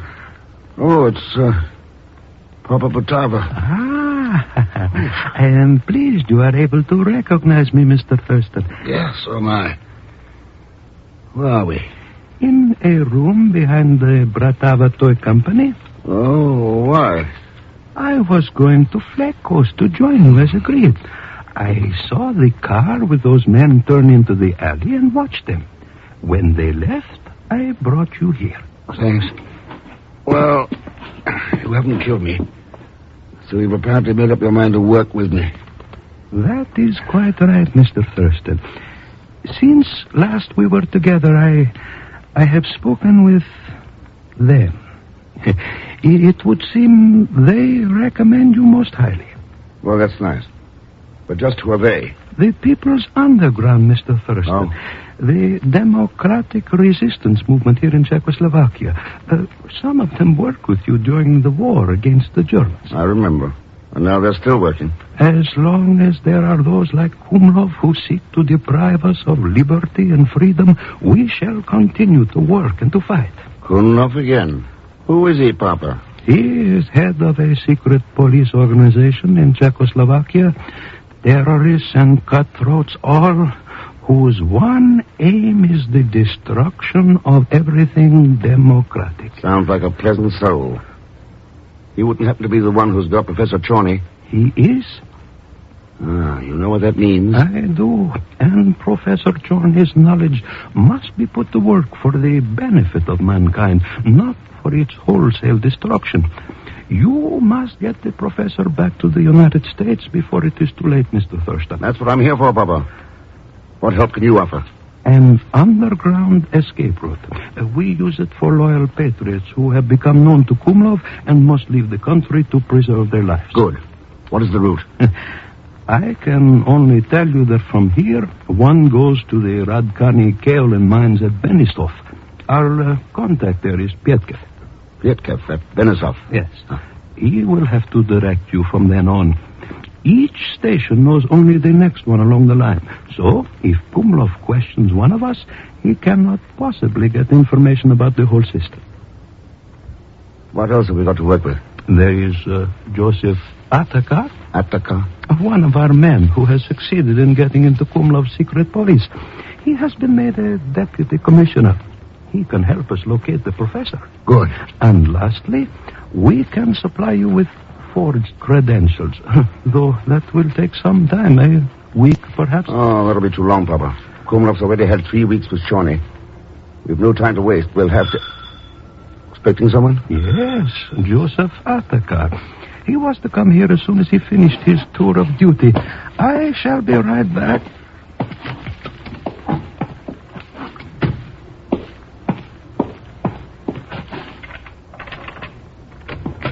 Come in, Joseph. I have... You... What are you doing with... No, don't.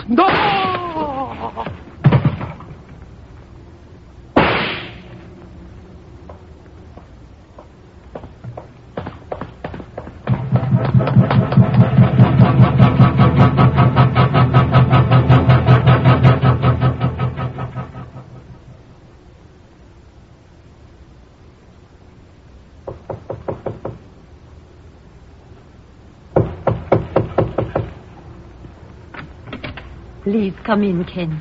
Thanks, Olsen. We are to be friends then? Or are you here merely because of what I said at Flekus? That'll pretty much depend on what you say now. You'd better get started, Elsa. I have a hunch time is running out. Oh? Why do you say that? Papa Butava just had a very convincing demonstration. Yeah, I know. You know why? I will answer that, comrade. Well, that gun in your fist looks familiar.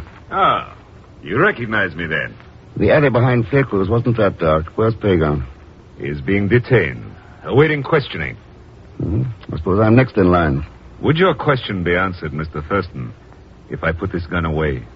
So? No. Oh, do you not understand, Ken? The gun was but a precaution to prevent you from some hasty action when you recognized Joseph. Joseph?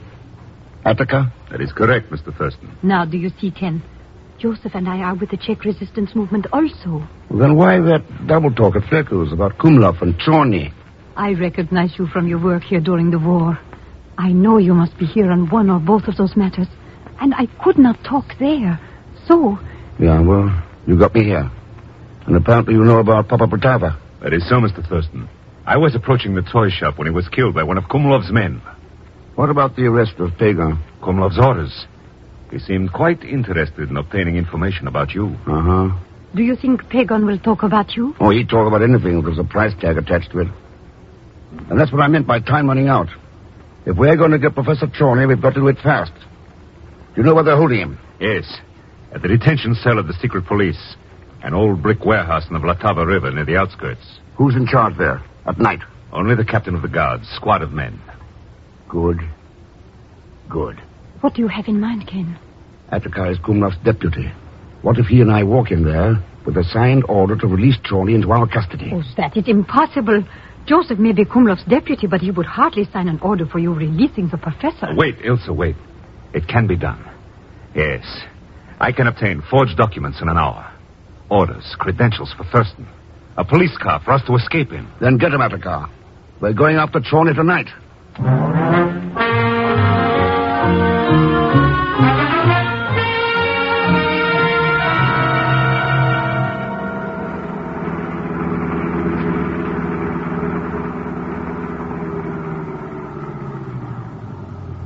There's the detention warehouse, Ken. Good. Keep the motor going, Ilsa. The minute you see us at the gate, get there fast. Yes, Ken. Okay, Attica. Let's go.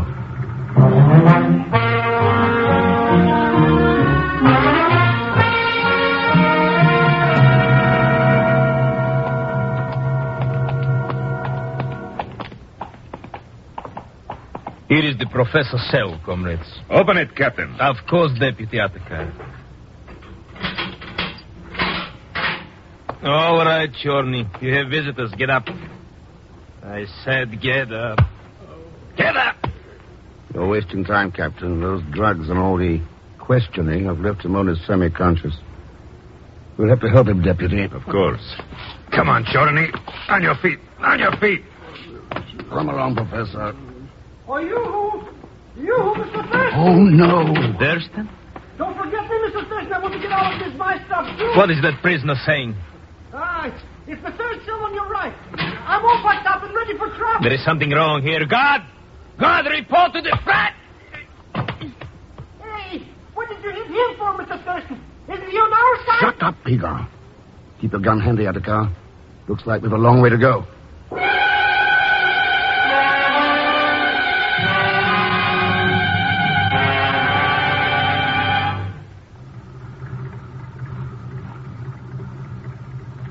What has gone wrong in there?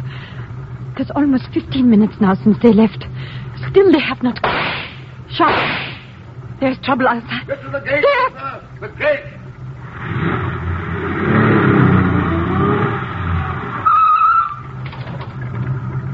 All right, Joseph. Let's get him in. Come on, Professor. In the car. In the car. Mr. Thurston. Stand back, Pegon. What is it, Ken? What went wrong? Time for that later. Okay, Attica. Pegon, get in. Yes, sir. Hit it.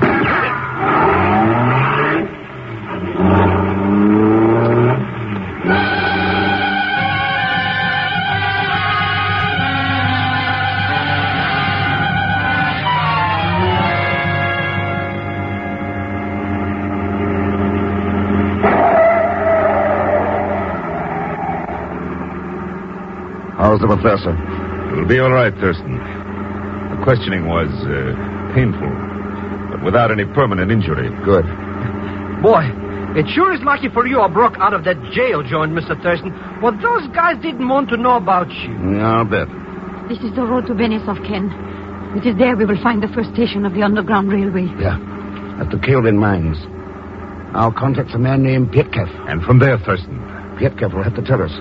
Each station knows only the next one along the way. Say, maybe this Underground Railroad will be a Cannonball Express, huh, Mr. Thurston? Pegon, you better pray that it is. Because Kumlov's going to try to wreck us all the way down the line.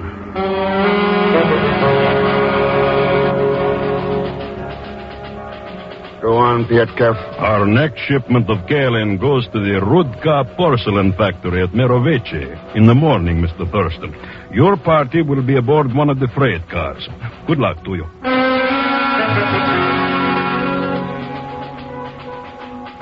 There it is, Pegon, the riverboat that will take us from Mirovice to Tin. Riverboat? First I bum around a freight car wrapped up in clay, and now you want me to make like a bilge in a boat. I wouldn't do it. I'll travel on a train by myself. Okay. But be sure to give my regards to Kumlov when he spots you. Mr. Thurston, welcome aboard.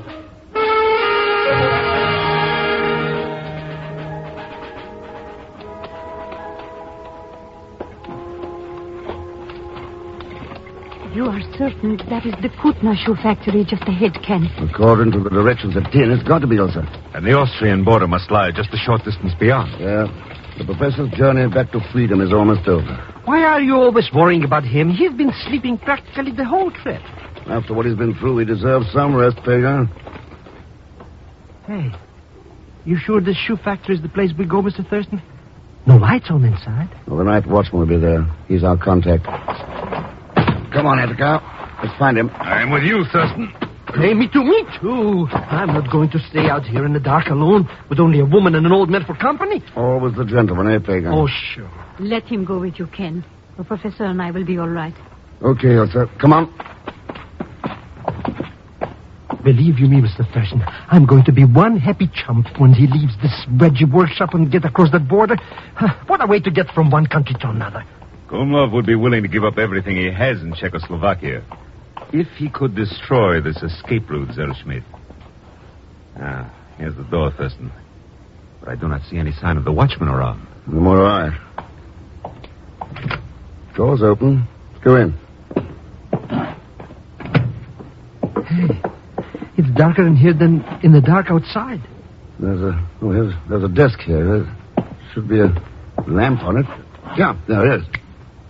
Ah, that's better. Now let's see if we can find that watchman. I would not worry about that if I were you, Zellschmidt. You were never going to cross the border anyway. That's what you think. Believe me, the quicker I get out of Czechoslovakia, the faster I... Mr. Thurston, he's got a gun. Yeah. What's that mean, Attica? A glance through the window will show you what it means. A glance through the... Mr. Thurston, there are lights out there, and men, and guns. Yes, Zellschmidt. You have reached the end of your travels. Mr. Thurston, what's the matter with this joker anyways? Has he blown his noggin or something? That's pretty simple, Pegon. Kumlov's learned what he'd give his soul to learn, if he had one. The escape route. The members of the Underground Railway. The names of resistance leaders in every town we've visited. Kumlov? Yes, Zellschmidt. I am Kumlov. Oh, no. You had it all carefully planned, didn't you, Kumlov? Even to the master stroke of letting us rescue Professor Channey. Why not? There was no risk involved. When I learned our destination at the last stop, I sent word to my local deputy to meet us here with his men. Besides, you did not know us for what we were. Ilse and I could have killed you at any time if necessary. Ilse? You mean that pretty Petunia is working with this no good? Sure. She had to be, Pegon. Kumlov had every little detail carefully worked out except one. I doubt that I overlooked anything, Thurston. Do you? Then maybe you'd better take a look out of that window. Huh? Those men out there aren't your secret police. They're members of the Resistance. The Resistance? You're mad. No, Kumlov. You're not the only one who made preparations at our last stop. I told the underground contact there all about you and Ilse. What you hope to gain by this fairy tale, I do not know, Thurston. How could you possibly have known about us? Ilse said she recognized me in Prague because I'd worked there during the war. I recognized her too, Kumlov. She was working for the Nazis then. Go on. Batava said it would take a week to get forged credentials for me. You got them within an hour. There was no time to forge them, so they must have been real. And who but Kumlov could have put the genuine signature on them? You are telling the truth, aren't you, Thurston? These things you say, they are the truth. That's right, Kumlov. You and Ilse are the ones who reached the end of your travels. Yes, so it would seem. But you're going to end yours also, Thurston. Down, Pegon.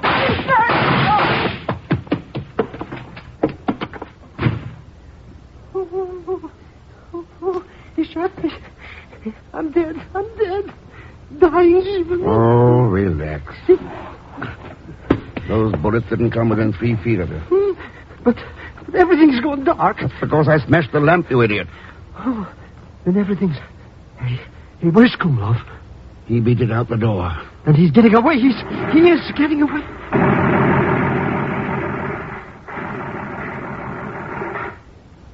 No, Pegon. This kind never get away. You know, Kumlov thought he could destroy an escape route to freedom. But nobody can do that. There's nothing powerful enough to close the doorway to freedom for the peoples of this earth. I guess our job is to see that nobody tries. Come on, Pegon. We'd better get Professor Channey home.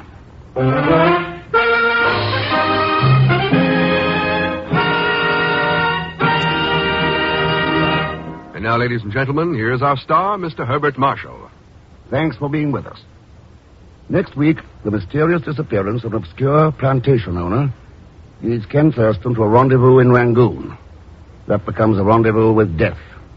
And need I add that Leon Belasco will be along as Pegon Zellschmidt. So join us, won't you, when next I return as the man called X.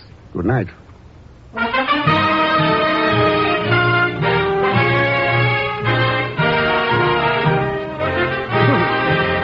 The Man Called X, starring Herbert Marshall, is a J. Richard Kennedy production and is directed by Jack John Stone with music composed and conducted by Felix Mills. Tonight's story was written by Sidney Marshall. Heard in tonight's cast were Jeanette Nolan as Ilsa, Tony Barrett as the guard, Lou Merrill as Bratava, Gerald Moore as Attakar, and Will Wright as the chief. All characters and incidents used on this program are fictitious, and any resemblance to actual persons or incidents is purely coincidental. So, until next week, same time, same station, this is Jack Latham saying good night for The Man Called X. 3 chimes mean good times on NBC. Sunday is a big day on NBC. It's a big day because of the big show.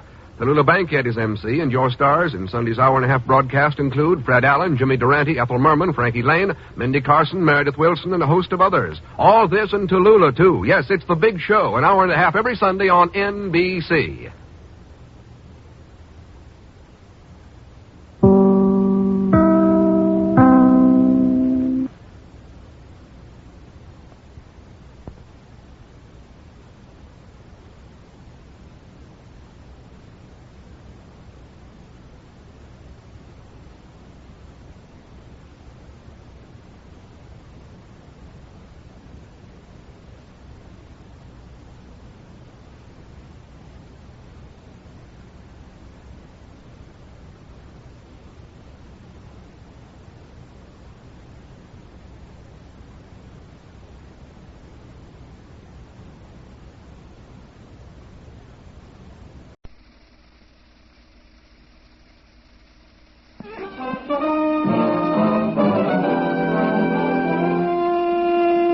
Herbert Marshall as The Man Called X.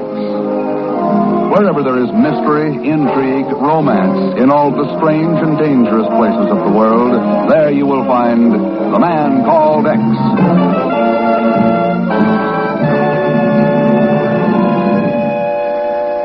It began a few minutes before midnight in a small, dimly lighted cable office in Rangoon, Burma.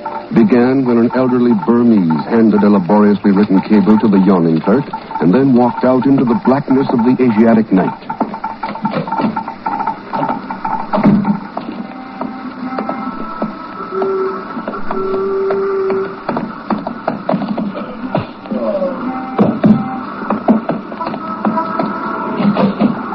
Sorry, this office is closing now. We won't be able to...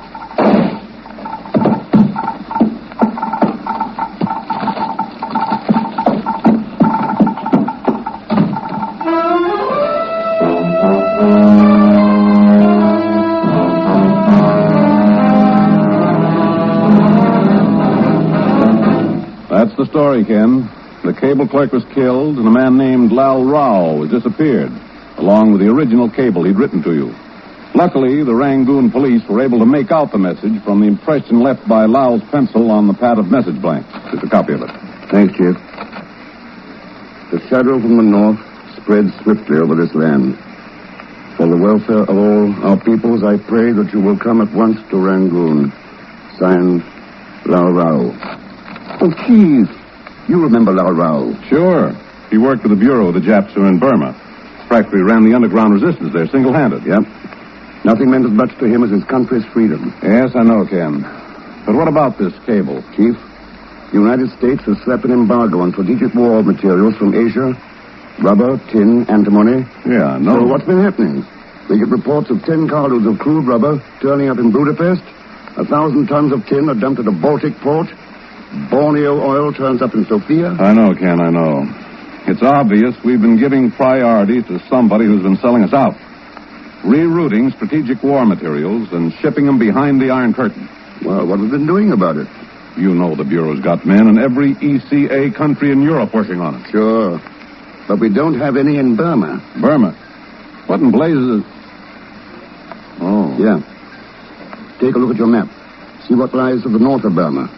Lau Rao tries to warn me about a shadow coming from the north. Then he disappears. And when you tie that in with the fact that he owns some pretty big rubber plantations... Well, Chief? Miss Brooks, book passage for Ken Thurston on the first plane for Rangoon. From November 11th, 1950, The Man Called X on the golden age of radio theater. Back in just a moment. Primetime Radio Classics is the only known...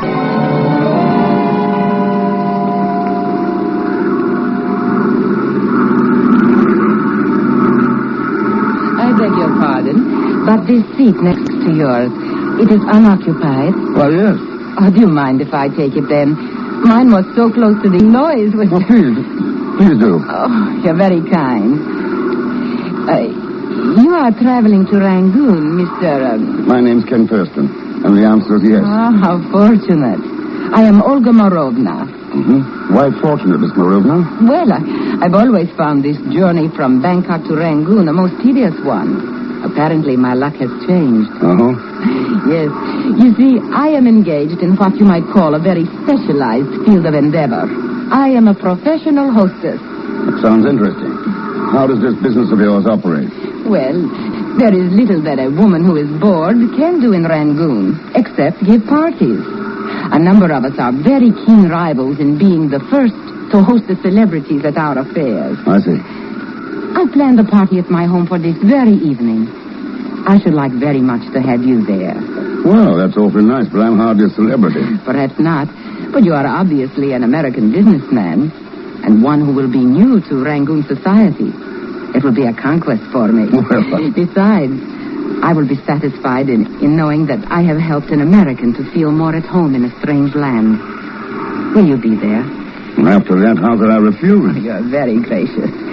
And I think you will enjoy it. Oh, there will be other businessmen there, possibly with similar interests to yours. Nitrates, tin, rubber.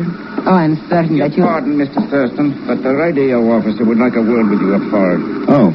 He said it was quite urgent. Uh-huh. Excuse me, Miss Morovna. Certainly, Mr. Thurston. This way, please. Thanks. Oh, Mr. Thurston, radio call for you from the States. Apparently important enough to bypass regulations. You know how to operate? Yeah, thanks, yes.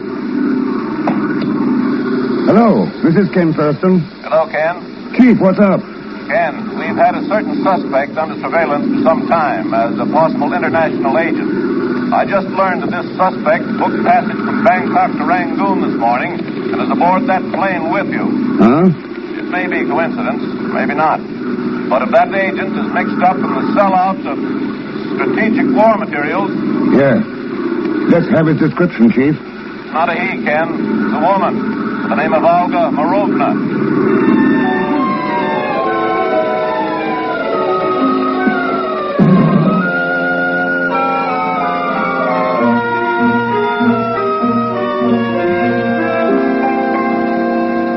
All right, then, Inspector Tegu. What have the Rangoon police found out about the disappearance of Lau Rao? We have placed the suspect under arrest and are holding him for questioning, Mr. Thurston. He is in the next room, even now. Good. What's the story? He had been lurking around Lau Rao's offices for several days prior to the disappearance. He had followed Rao to the Lotus Room on a number of occasions. The Lotus Room? Yes, a nefarious palace of drink and of pleasure that is located in the dock area. I see. In addition, he has been most curious concerning passengers arriving on international planes.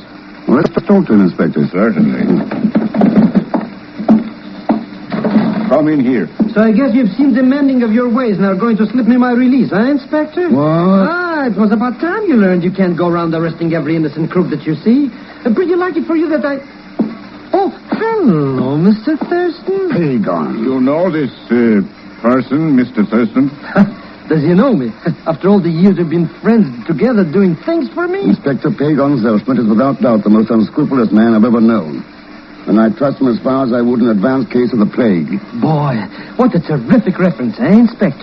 What is your suggestion, Mr. Release him in my custody, Inspector. I can use him. What? Oh, sure. You know how invaluable my services are, huh, Mr. Thurston? Pegon, you're going to be living proof that it takes a crook to catch a crook. Oh, thank you, Mr. Thurston.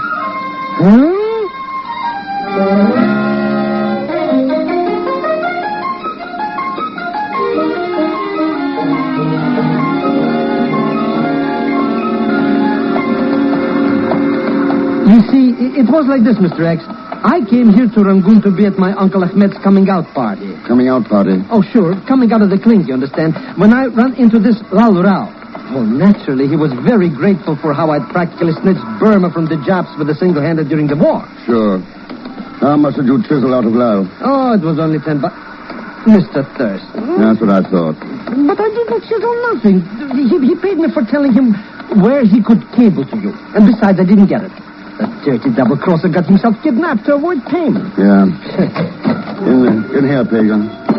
Hey, what are we doing in this no-good Lotus Bloom joint anyways? To find out who's interested in shipping priority war materials behind the Iron Curtain. Huh? What's that got to do with finding Lal Rao? Here, let's take this table. I don't get it, Mr. X. I really... That Lal Rao didn't do nothing here except, well, talk to some strictly cornball characters about maybe selling his rubber plantations. Didn't say nothing about any kind of curtains. You wish to place an order, gentlemen? Yeah, for some information. Information, sir? You had a customer here during the past couple of weeks. His name was Lal Rao. This humble one does not remember all the gentlemen who are served here. He talked to some people here, maybe about rubber shipments. This one is not in the habit of listening to customers' conversations. Maybe this will help your memory and your tongue. Mr. Thurston, a 10 spot. I want to talk to the same people about the same things. If you find them for me, I'll double that. I will return with your orders in a moment, gentlemen. Mr. Thurston, if you have to be throwing money around, throw some my way. I could tell you for half what you're going to get from him. You could? Well, sure. Well, for instance, that character over there. Going into the back room. Oh, the one with the shearsucker suit. Yeah. That's the one that Lal Rao talked to. Who is he, Pegon? What's he do? Well, maybe I could find out for, let's say, $50. I'll give you 5. Oh, it's a deal. Where will I collect? I'll be here. Or I'll be at Olga Marovna's party. Olga Marovna? You know her? That pretty petunia? See you later, Mr. Thurston. Yeah. Your friend is right, Thurston. Absolutely right. You're throwing your money away. Throwing it away.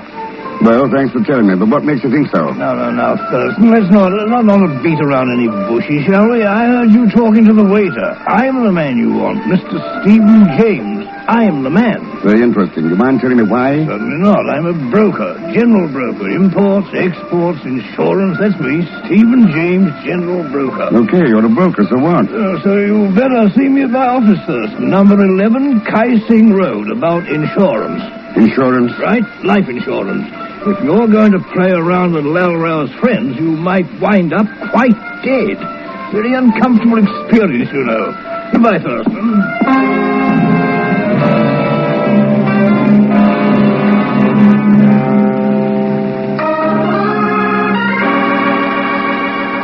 Now, Act Two of The Man Called X, starring Herbert Marshall with Leon Belasco as Pegon Zellschmidt.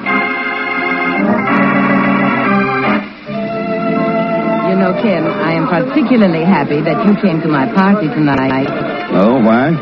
So that I may prove to you that my parties are much more enjoyable than those given at the Lotus Room. Ah. How'd you know about that? I'm not a clairvoyant, Ken, but I do have friends. One of them is over there with the perpetual glass in his hand. Uh-huh. Stephen James. Is he an old friend of yours? Stephen? Oh, yes. Very old. And once very dear to me. But those are not happy thoughts for a night such as this. Olga, my dear, your reputation as Rangoon's #1 hostess is rapidly becoming tarnished. Really, Henry? Heavens, what a disaster. May I ask why? Simply because your guests do not like to see you spending so much time with but one guest. May I meet him, Olga? Of course, Henry. He is Ken Thurston. Ken, this is Henry Savadell. Mr. Thurston. And let me warn you about him, Ken. He is very shrewd businessman, who is a good deal more interested in what profit you may turn his way than he is in my reputation as hostess. You are absolutely right, my dear. So if you will run along now, I shall see how badly I can best Mr. Thurston in a business deal. There, Ken. You have been warned. I shall return later to see how badly this wolf of finance has mauled you. A charming woman, Olga, charming. Even if she is brutally frank. You seem to do all right along that line yourself, Sabadell. Competition among the shipping and export firms here in Rangoon is very keen, Thurston, and seldom gentlemanly or polite in its mode of operation. Uh-huh. You're in that business? Owner of the Far East Trading Corporation. Rubber, nitrates, antimony, and tin. Uh-huh. Olga has told me you're here on business. If it involves the sale of any such materials, please do nothing until you have an offer from me. I will guarantee both a profit and the arrival of that material at the proper destination. What do you mean by that crack, Sabadell? As a loyal American, what else could I mean but what I said, Thurston? Well? If you're interested, you can find me at the Far East Trading Corporation in the morning, number 15 Kai Sing Road. It's been a pleasure meeting you, Mr. Thurston. Good night. Good night, Sabadell. Hey, Mr. Thurston. Come to join the party, Pegon? Party, Smarty. Who cares? I'm here to collect my 50 smackaroos. It was 5. Got some information on that man with the lotus bloom? Sure, already I know him like an old cook. Yeah, his name is Hawkins, and he's willing to spill plenty. All about shipments of stuff that wind up someplace where they're not going. Where's Hawkins now? Waiting for us at the place he works as a bookmaker. Some shipping joint down at the decks called the Far East Trading Corporation.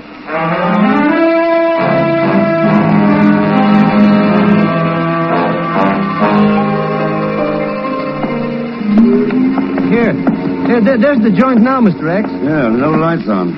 You sure Hawkins is going to meet us?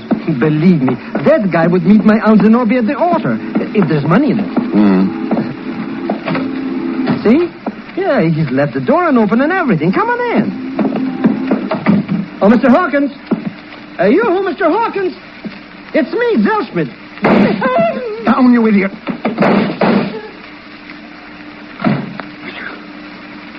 All right, Pegon, you can climb out of that wastebasket now. Whoever it was, gone. Who do you think the dirt and the good was anyways, Mr. Thurston? Wait, people, hold it. What's the matter, Mr. X? The door. Somebody's at the door. Quiet.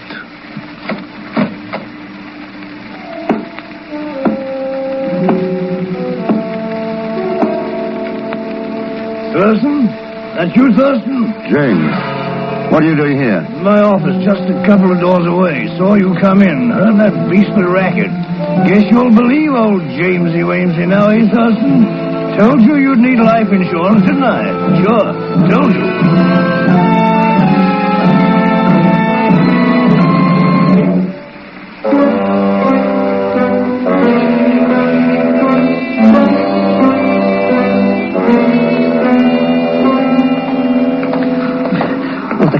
Crummy neighborhood, Mr. Thurston. Characters standing around would maybe cut your throat for a wooden nickel. Even less, maybe. Why do we have to pay visits down here anyway? Hawkins is your friend, Pegon, not mine. According to Inspector Tago's police records, he knows where he lives. Well, he's not home. Why don't we go to a joint I know on the Queens Road and have a couple of short beers? Oh, quiet.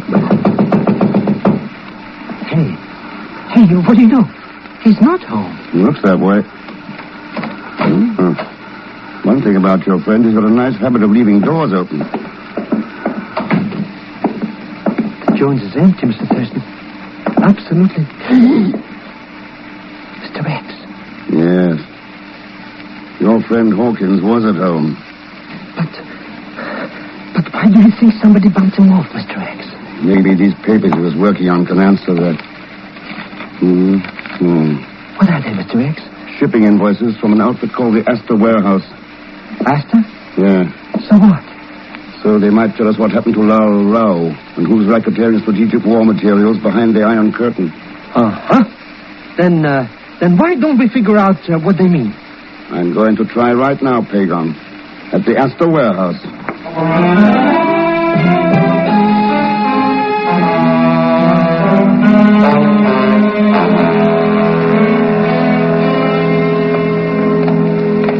Boy, what a joint this warehouse is, huh, Mr. Hicks? Huh. Big enough to float the Queen Susie in. And all that rubber and metal and stuff. What does anybody want with all that junk anyways? Any country that wants to start a war needs plenty of that junk, Pegon. Sure, but look where it's going to. France, Switzerland, Italy. Nobody's got a chip on his shoulder there. I know. If that's where it's going. You don't think so, Mr. Thurston? I think Lal Rao could tell us if we could find him. I think... No. Mr. X, who's that? What? He's up on that rock, Pegon. Let's get up there.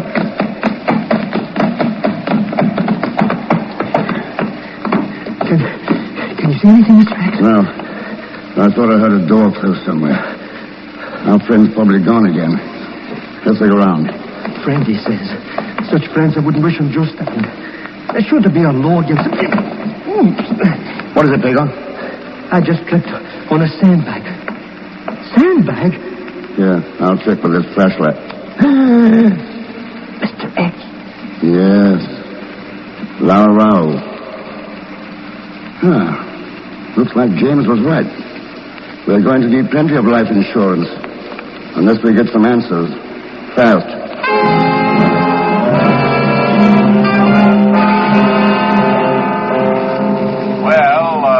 Sorry, Ken. All I've got is some file stuff, but here it is.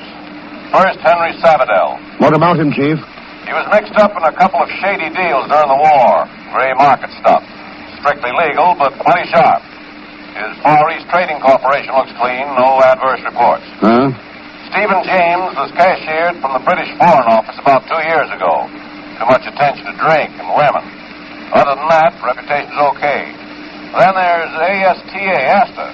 I'll bet that record's clean, too. You win, Ken. Duly licensed for priority materials. Operates 8 tramp steamers. Has never cleared for an Iron Curtain port. Who owns it, Chief? That's an interesting question, Ken. The officers and stockholders of record are all clerks, accountants, secretaries. Obvious cover-ups for the real owners. But there's one exception. Huh? What's that? The 3 original petitioners for incorporation. 2 of them are bookkeepers. The third is Olga Marovna.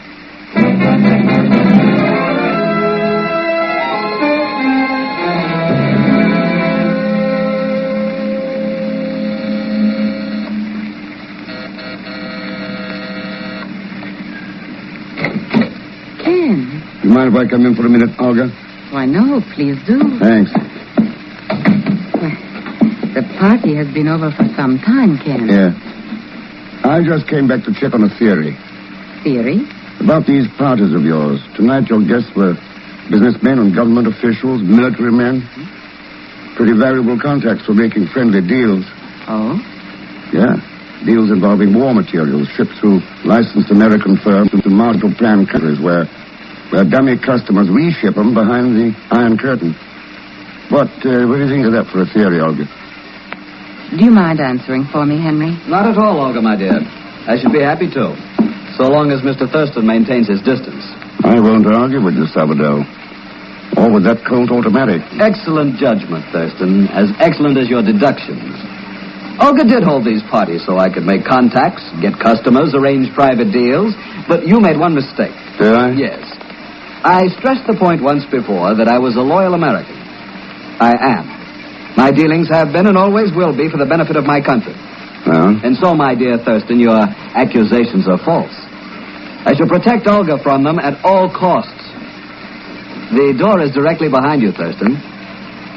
All right, Sabadell. I'll go.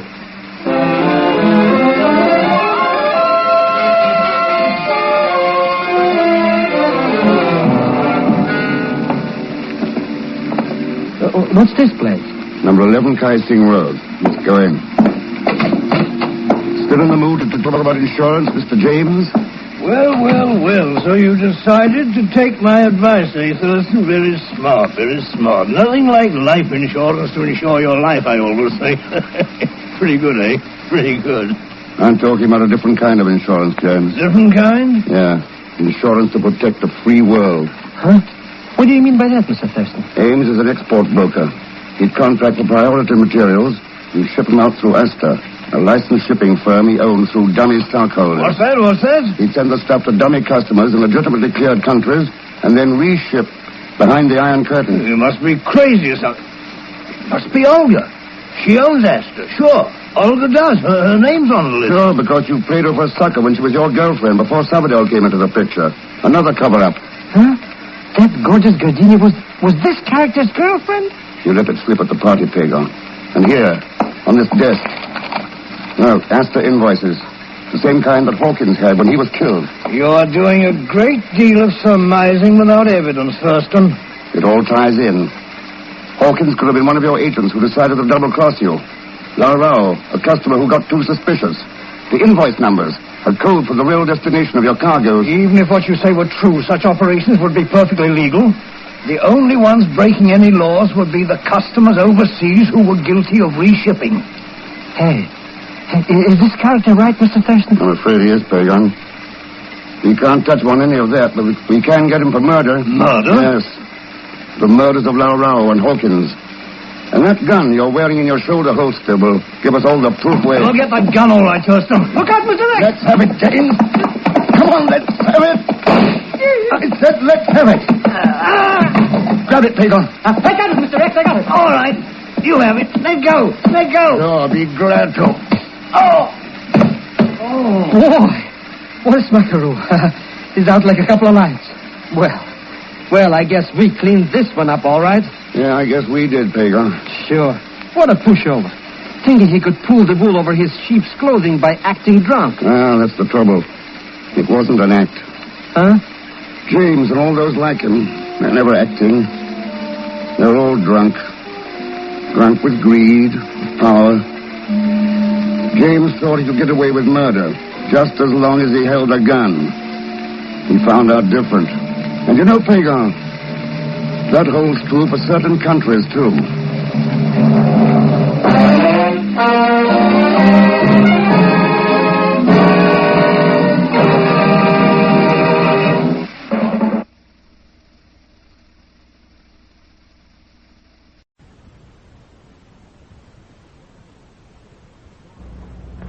You're twice as sure with two great names, Frigidaire and General Motors.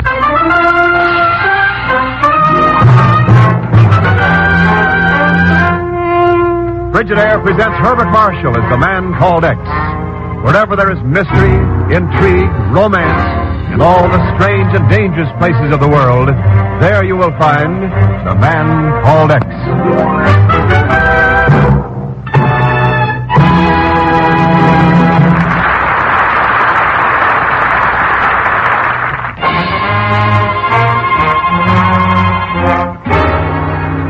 Now Frigidaire presents Herbert Marshall as Ken Thurston, the man called X.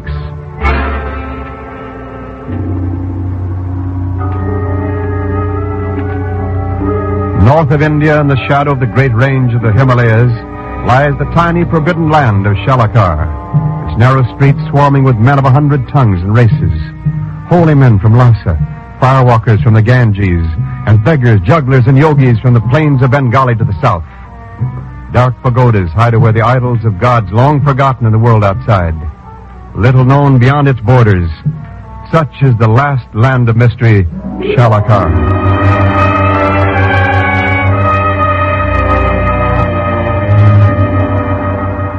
In regard to the charges of fraud and false dealing made against you, Mr. Norris, and against your American Eastern Export Company, the High Court of Shalakar finds you guilty. Now, wait a minute, Panchine. You are therefore ordered to leave Shalakar within 5 days and never to return. Look, I got permission to prospect here in Shalakar from the old Maharaja himself before he died last year.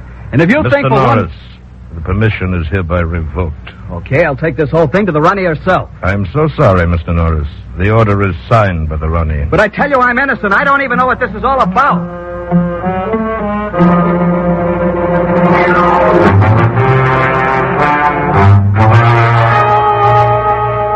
I don't even know yet what it's all about, but, gentlemen, there's one thing certain. I'm innocent of those charges. Yeah, I think you are, Fred. Too bad, Chief. Yes, it is, Ken. What about the American consul, Fred? Did you take it up with him? Oh, we don't have a consul there, Ken. I was the only American in Shalakar. And you say the Ronnie refused to talk to you? Wouldn't even see me. As a matter of fact, she seldom does receive visitors. I've only seen her twice since her father died last year, and she took over the throne. Oh, boy. Huh? Gentlemen, I think the Rani of Shalakar is the most beautiful woman I've ever seen. Which is, of course, beside the point. Oh, of course, sure. Yeah. But one fact remains. Somebody falsified the business records that were entered at my trial. Who, I don't know. That's what I hoped you could find out. Well, I sympathize with your position, Mr. Norris, but this kind of problem isn't really the concern of the Bureau. I don't know, Chief. I think maybe it is. Fred has discovered more new oil lands in remote parts of the world than any other man alive. Oil? Well, Ken, why didn't you... As the only American in Shalakar, Fred Norris represented America to those people. As far as they're concerned, he is America. Yes, I see what you mean. But there's not a thing the Bureau can do about it, Ken. Officially. That's right, Chief. We can't touch it. Officially. No, simply out of the question. Yeah. By the way, that vacation I was going to take, I suppose I might as well start it today. Why, sure, Ken. There's nothing much doing right now. 2 weeks be enough? Oh, plenty. I guess I better let Miss Brooks know about it. Yeah. Have a good time, Ken. Forget all about your official duties. Thanks, Chief. Oh, Miss Brooks. Oh, yes? Hello, Mr. Thurston. Oh, Pegon, what are you doing here? I was only waiting to see if you needed my services. I don't. I'm going on a vacation. Oh. Mr. Zellschmidt was talking about my new dress. Do you like it, Mr. Thurston? Gives it that new look. Yeah, it's quite a dress. Well, when it comes to a new fashion, I'm just like every other woman. Maybe it's silly, but I simply can't resist spending my money. Just a minute. Pegon, go on home and pack. Huh? I got a job for you. Sales representative for a New York designer. Well, that's a traveling salesman. I'll be ready in 10 minutes. Hey, by the way, what am I selling? Ladies' underwear. Huh? Mr. Thurston, no!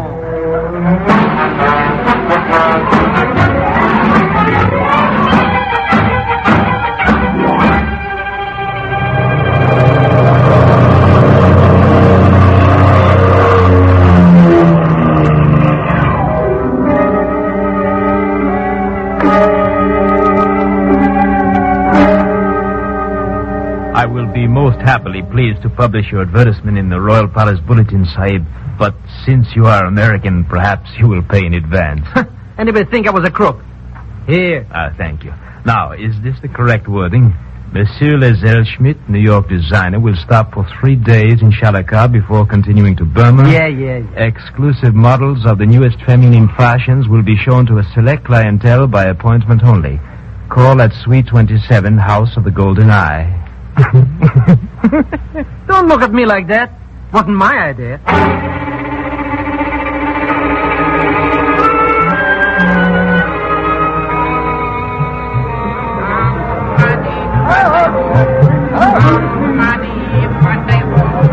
Look at them, Mr. X. Snake charmers, acrobats, guys sitting on boards full of nails. This town must be getting ready for a circus. No, Pegon, this goes on here all the time. Hey, look. You mean that pit with the fire burning in it? Sure. It's full of red-hot boulders. Hey, maybe they're going to have a barbecue. It's a ceremony. Fire walking. The true believers walk through it. Huh? Oh, they get cooked like chicken. No. Some of them really do it. Oh, but how? It's that same beggar, Mr. X. The one you already gave money to twice. Yeah, so I see. Sahib, you will help a poor beggar, please. Sorry. You can't make a good thing last forever. You will give nothing to the chosen of heaven. Not this time. You hear him, my brothers? The dog has insulted me. Yeah, now, take it easy. He is American. He has come to steal from us. All right, calm down now. Mr. Thurston's got a knife. Yeah. Okay, you asked for it. Oh, now they're all mad at us. What are we going to do, Mr. Thurston? Back against the wall there. Easy, Pegon. I don't want to shoot unless I have to. They got knives, too. Oh, I should have stayed in New York. All right, now. Now, you murdered idiots. Look, we got help. Sullen about it, eh? All right, then. That'll do it every time, sir. All it takes, a couple of shots over their heads. Yeah. Looks as if you're right. Thanks. My name's Ken Thurston. Colonel Blake, sir, retired 25 years with His Majesty's service in India. How are you? Mr. Thurston, that beggar you knocked down, he's gone. Yeah, you really should have done the blighter in, you know. Saved yourself a lot of trouble later. Well, pretty rough treatment for a beggar who only lost his temper. Beggar? I hardly think so, Mr. Thurston. That fellow was a dacoit. A dacoit? Yes, a member of the cult of professional murderers. Somebody hired him to kill you.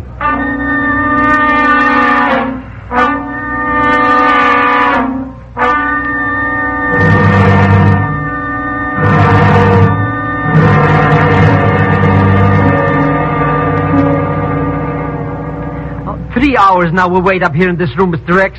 If somebody's going to answer that screw advertisement, then why don't they?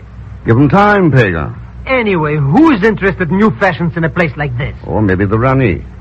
At least I hope she is. That she's an old battle axe with a double chin. Fred Norris said she was the most beautiful woman he'd ever seen. Oh, well, that case no, she won't answer. Maybe not. But one thing's certain. With the feeling that's got started around here, she's not going to let any American into the palace unless she's tricked into it. Do you think maybe she really will, Mr. X? Who's that? Come in. Good evening, Sahib. I am from the Royal Palace of Shalakar. I am searching for a Monsieur Le Zellschmidt. That's me! Her Royal Highness the Rani wishes an audience with you, Monsieur. You will come with me, please? But I mean, yes. I'm as good as gone. So long, Mr. Thurston. Good luck, Pegon. And before you pass out with ecstasy, don't forget to give her that letter. Letter? Oh, sure, I'll remember. My good man, to the harem, and don't spare the horses.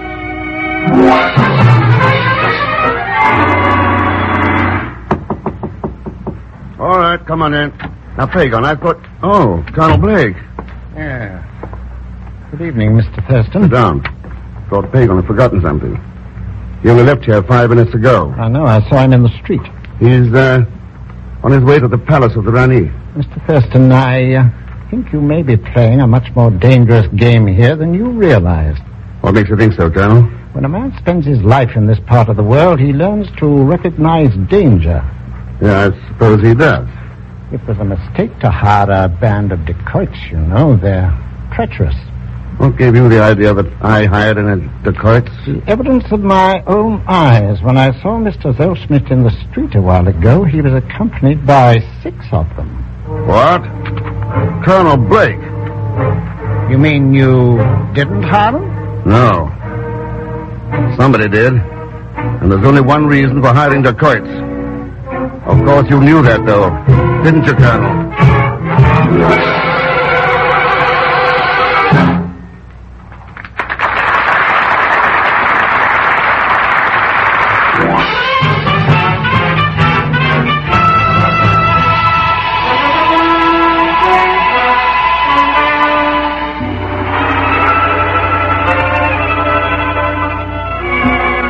And now to continue with Frigidaire's Man Called X, starring Herbert Marshall.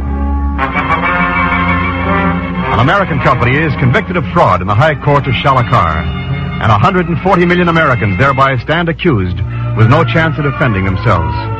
On a 2-week leave of absence from the Bureau, Ken Thurston has gone to the mysterious little country to look into the matter unofficially. An hour ago, Pegon fell into the hands of a gang of dacoits, a cult of professional killers. And right now, Ken stands in a room of the Rani's palace. So sorry to keep you waiting. Is there something I can do for you? So it's you. Yes, there is. Where's Pegon? I do not know of any Pegon. Oh, Monsieur Zellschmidt, then. He left to come here about an hour ago. With you. What happened to him? You are mistaken, Mr. Thurston. I have never seen you before, nor the man you speak of. Like that, eh? All right. I'd like to talk to the Rani. Certainly. If you would care to send her a letter stating your reasons, perhaps it might be arranged in a few months. Her Royal Highness, the Rani of Shalaka. Your Highness. I have just seen the most interesting... Oh, Panchin. Who is this man? Hardly one deserving your attention, Highness. Suppose I decide that for myself. But your That Highness... will do. You will wait at the other side of the room. Very well, Highness. Panchin is sometimes an almost too faithful guardian. Guardian? Who are you? My name's Ken Thurston. Thurston, nice. What did you wish to see me about? About a friend of mine. Apparently, Panchin kidnapped him. Panchin, is this true? The statement is false, Highness. Oh? He is American. Oh, I see.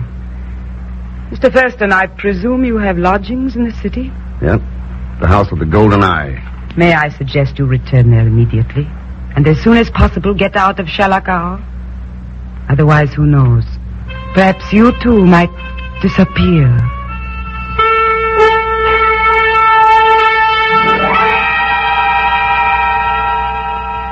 Maybe you're jumping to conclusions, Colonel Blake.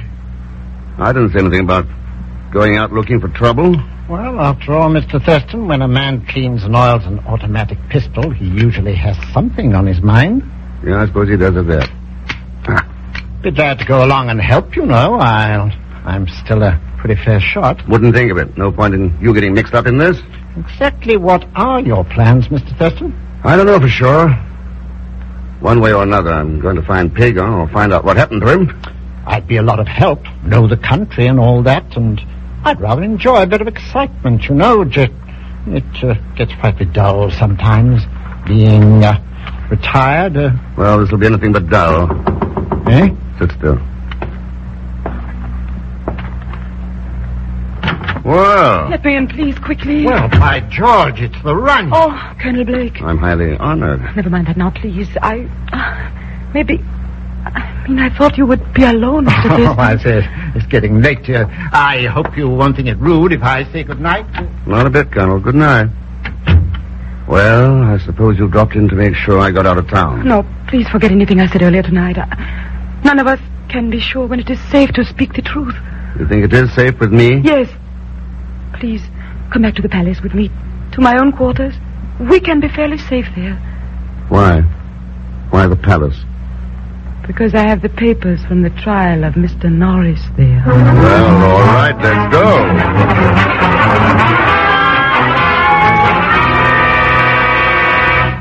Well, that's that. If these business records were used as evidence in the Norris trial, they show one thing pretty clearly. The trial was a fake. There was pressure put on the court, Ken. I suspected As far as I'm concerned, they proved definitely who was behind it. That's all I've been waiting for. Proof. Apparently, he's stolen nearly $500,000 during the last year, then thrown the blame on the American Export Company to cover up the fraud. Yeah, but there's more than that back of it, Your Highness. We both know that. Yes. It is all a part of the plan to discredit the American company, keep out foreign ideas, hold the people in ignorance. And that doesn't fit in with your plans? Mine are the same as my father's were. He realized there were benefits in the outside world that could be given to people. He knew it would take time. And I've tried to carry that on, but he would never dare if my father was still alive. But in the Orient, Ken, a throne with a woman on it, it is fair game for any man. Well, I don't see much of any way around that. It is a fabulous land lying out there in the moonlight, Ken. A land to challenge the will of a great man. It waits to be molded into something finer. That would be the work of a lifetime. And a pretty important work, too. By the customs of my people, a man who marries the Rani becomes the Maharaja of Shalaka. Mm-hmm.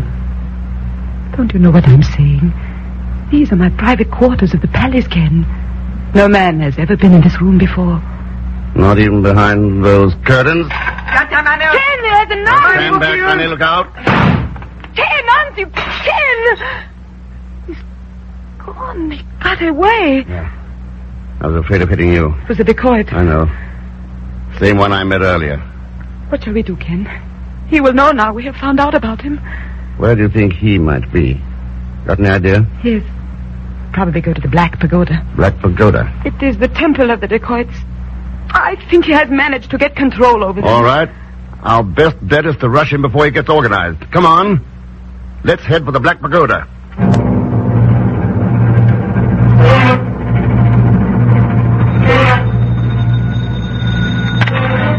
Hello? Yes? Blake speaking. Oh, I see. Mm-hmm. The Black Pagoda, eh? All right. I'll be there right away. Play him close to the table and be careful. Right. Goodbye.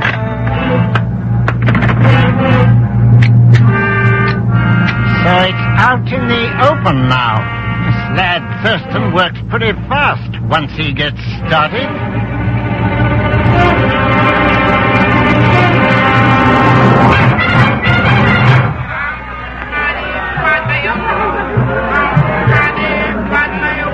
Lord, does that crowd live here in the street? Don't they ever go to bed? They've been here all night, Ken. It is the Dakisha, the ceremony of walking through a pit of fire. It begins at the first sign of dawn.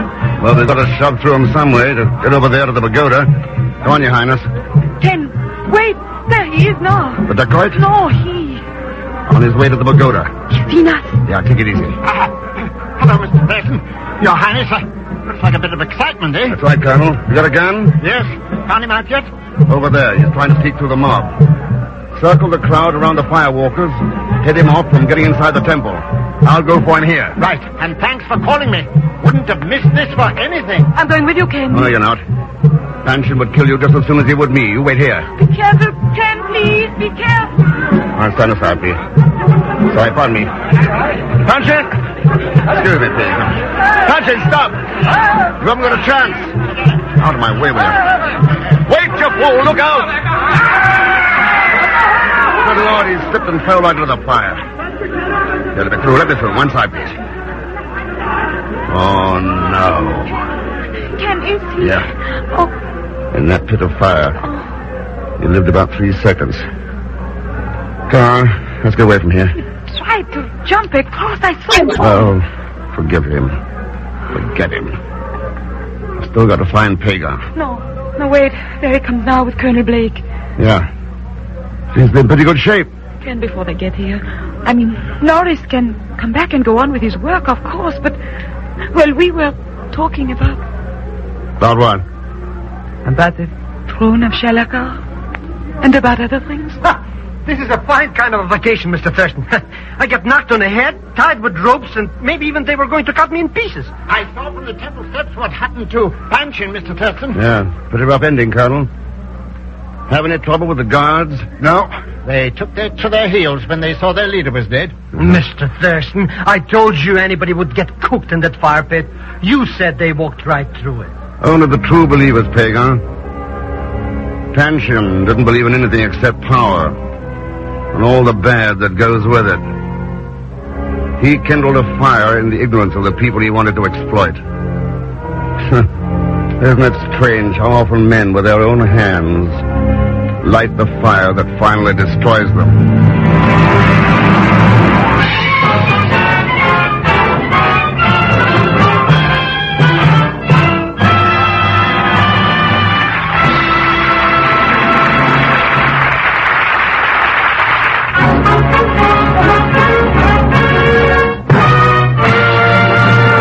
Frigidaire star Herbert Marshall. Thanks for being with us.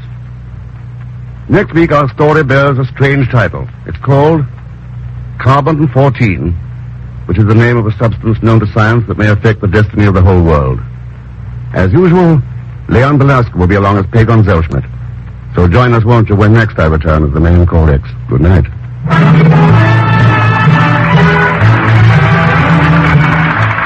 Frigidaire's Man Called X is directed by Jack Johnstone, with music composed and conducted by Johnny Green. Tonight's story was written by Les Crutchfield. So until next week, same time, same station, this is Wendell Niles speaking for Frigidaire, made only by General Motors. All characters and incidents used on this program are fictitious. Any resemblance to actual persons or incidents is purely coincidental.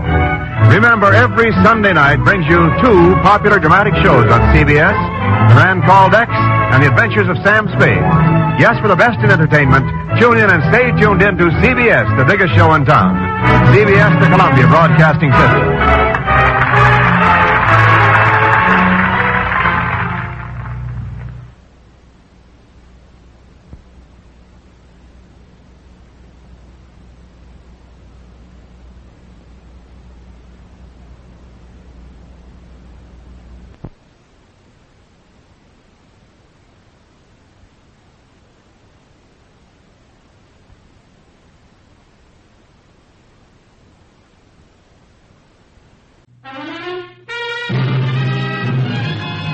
Now we present Herbert Marshall as The Man Called X, the Saturday night feature on NBC's 5-show festival of comedy, music, mystery, and drama. Brought to you by RCA Victor, world leader in radio, first in recorded music, first in television. By the makers of Anacin for fast relief from pain of headache, neuritis, neuralgia. And by your local Ford dealer, who is now displaying the new 1951 Ford, the car that's built for the years ahead.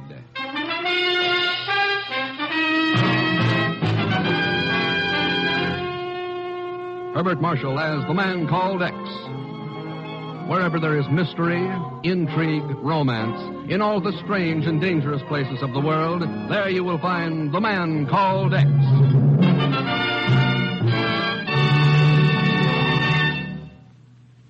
Here's a word from RCA Victor. Are you still a television outsider? Still just reading about it, talking about it, thinking about it? Well, we'd like you to hear what some of the television insiders say. Here's what Robert J. Patterson of Bronxville, New York writes us, for example.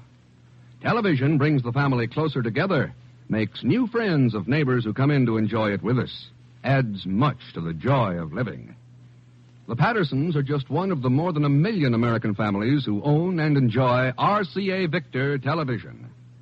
Why not find out the facts about television for yourself? Look at the list of big new shows going on the air every week. Look at the new sets. 18 beautiful new RCA Victor receivers now at your dealers. Look into the matter of price, too. It may surprise you to find out how little it costs today to join the insiders who own America's favorite television, RCA Victor. It happened on a quiet fall evening just across the river from Washington, D.C., in a small frame house in the outskirts of Alexandria, Virginia.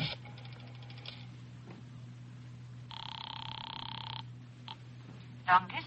Look, operator, I gotta call Mr. Ken Thurston in New York fast. What is the number, please? I don't know the number, but I want to talk to Ken Thurston and hurry. And the address, please? Oh, for Pete's sake, I don't know the address. Get New York. Tell him he's the Man Called X. They'll find him. Now step on it. Who did you say he was, sir?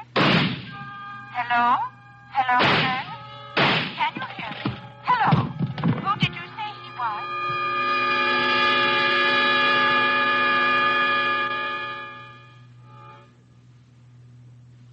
Ken, you remember Colonel Blake of Army General Staff? Sure, Chief. How are you, Colonel? Glad to see you again, Thurston. The Colonel says he's got some business for us here at the Bureau, Ken.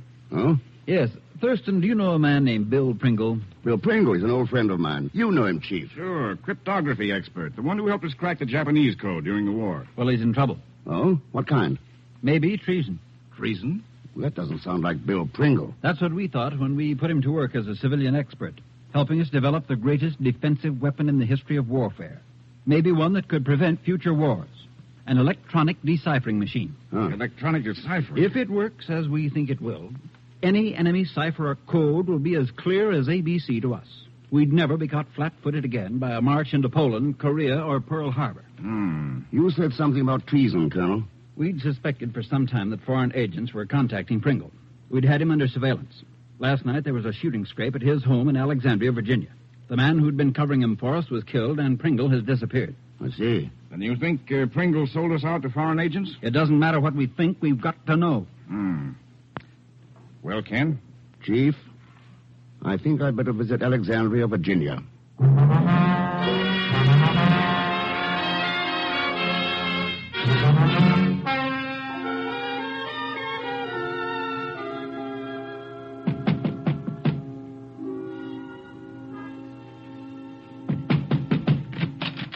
Yes? Is Bill Pringle at home? Who are you? My name's Ken Thurston. Come in, please. Thanks. You're another government man, aren't you? Well, Why do you keep on wasting time here? Can't you understand that Bill's life is in danger? They may be torturing him, killing him.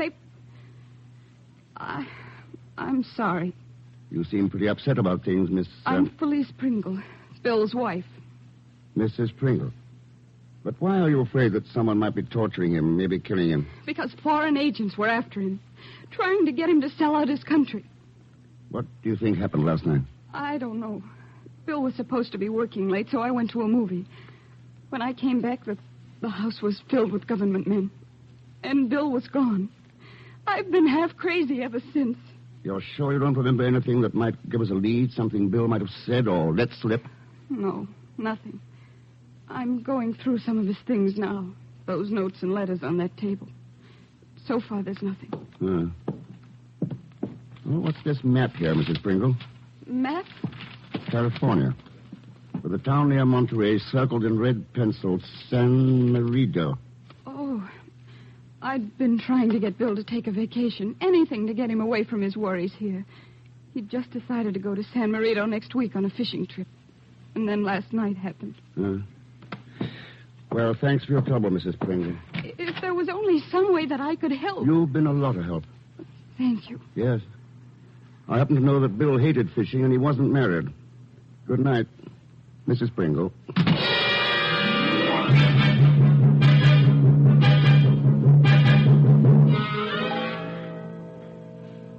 But if she isn't Bill Pringle's wife, who is she? I'll leave that up to you to find out, Chief. To me? But you're right there, Ken. Look, Chief, if Colonel Blake's right, Bill Pringle or some other country's agents may have the plans for the deciphering machine. Sure, Ken, and those plans are probably on their way out of the country right now. That's why I'm going fishing. Fishing? Yep, at San Marino, California. So long, Chief.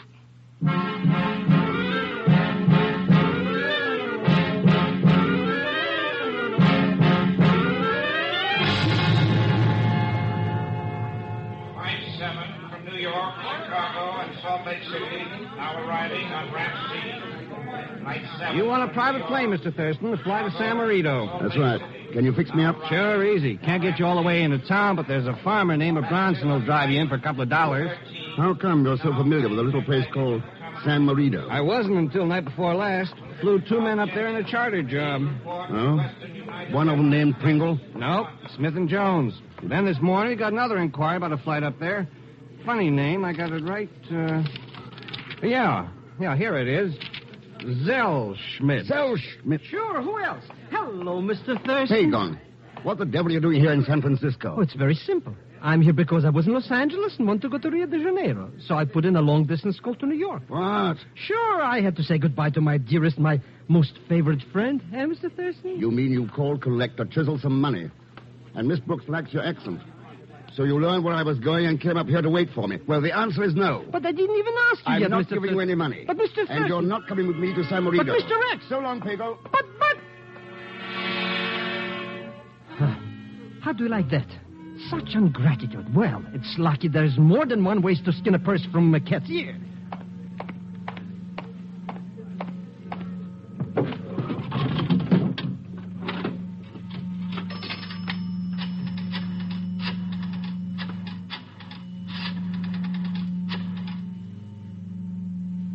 Hello? This is Pegon Zellschmidt. I got news for you. He's here. That's right. And I can spell you plenty. For a slight consideration, of course.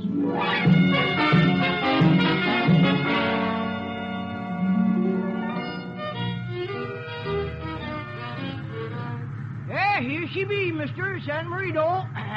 Nobody lives here but them tunny fishermen. Portuguese, most of them. That's why I can't figure none why all you fellas wanted to come here all of a sudden.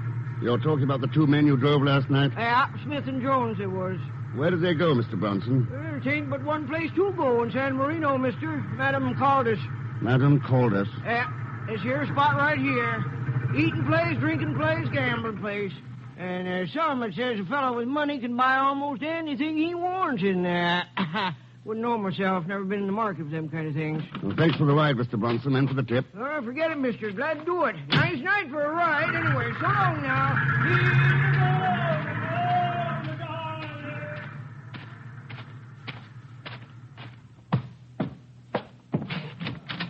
Well, come in, mister. Come on in. Keep that night air out of here. That's tougher on a man's health than the rot that I serve in here. Ah, that's better, mister. So the first drink's on the house. After that, you're on your own. Okay, mister? I'll go you one better. I'll buy you the first drink. Now, that's a switch. You being a sucker, or is there a string attached? There's a string. Okay, shoot. What is it? We have that drink alone, in private. Is it a deal? Hey, that's the best offer I've had in 10 years. I got a good bottle in my office. Come on.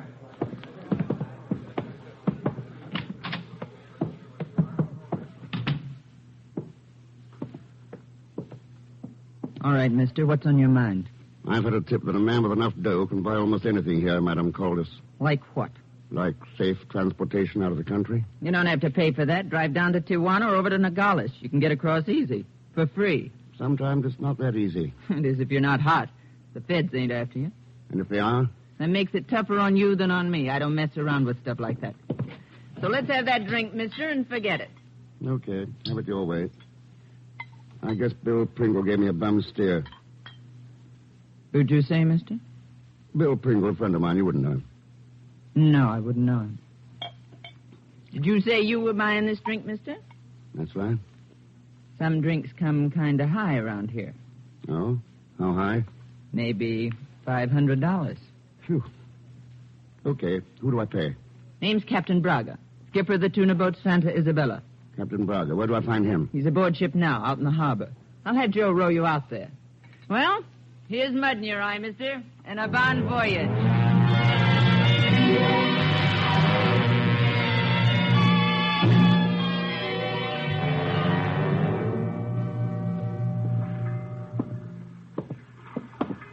You keep the Santa Isabella pretty shipshape, Captain Braga. She's all right. Oh, I don't see much of a crew aboard, though. I thought these tuna boats carried quite a few hands. Your interest is not in fishing, no? You stay in your cabin. I handle this ship. Fair enough. As long as you get me where I want to go. See. Here is your cabin. You will go in, please. Sure. Well, I didn't know I was going to have company on this trip. I hope you don't have any objections, Ken. After all, I've come all the way from Alexandria, Virginia, to be with you. Yeah. Does your husband know, Phyllis? Bill Pringle? I don't think he's in any position to care at the moment. Why not? Did you use that gun on him, too? How can you be so suspicious, darling? I'm only pointing it at you to welcome you aboard properly. Isn't that so, Captain Braga? See. Welcome aboard, Mr. X. Oh.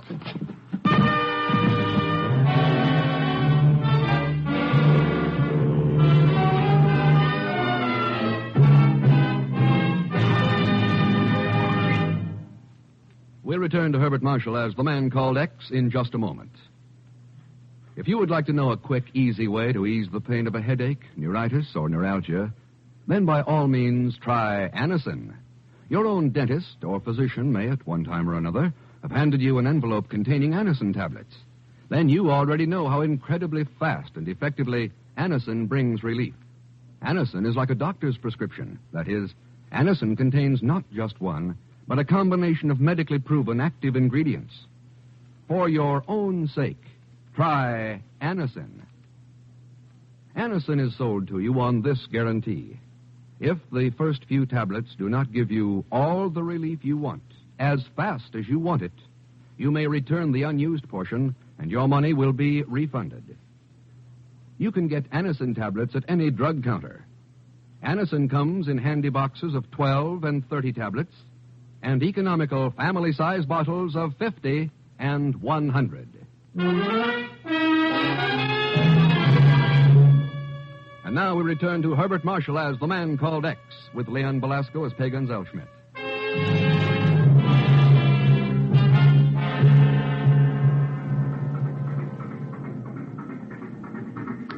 Wake up, Mr. Thurston. Please wake up.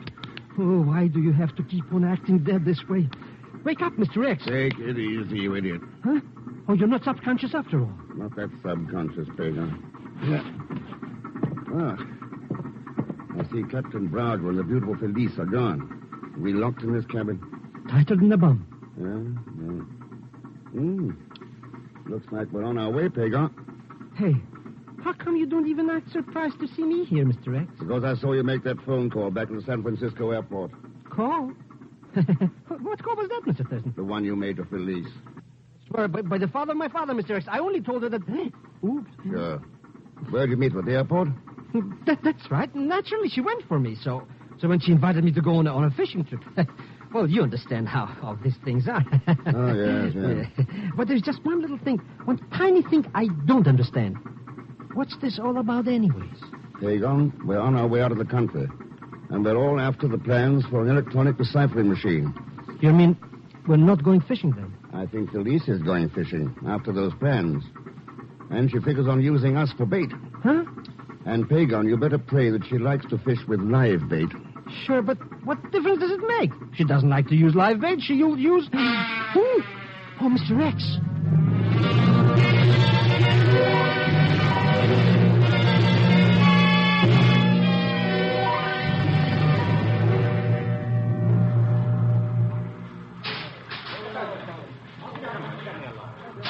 Nice of you to invite me on deck for some air, Felice. You're here to get a briefing, Ken.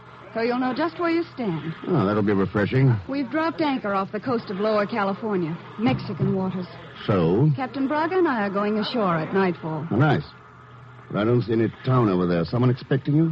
Smith and Jones, maybe? Or your erstwhile husband, Bill Pringle? I'm going ashore to get the plans for the deciphering machine. If I get them, Captain Braga will return alone. His orders will be to get rid of you and Zellschmidt. What if we don't get the plans? We'll come back together and persuade you to tell us just how we can get them. Oh. What makes you think I'll cooperate? You might be interested to know that Captain Braga served a long apprenticeship with the Gestapo, questioning prisoners at Buchenwald. I think you'll cooperate, Ken.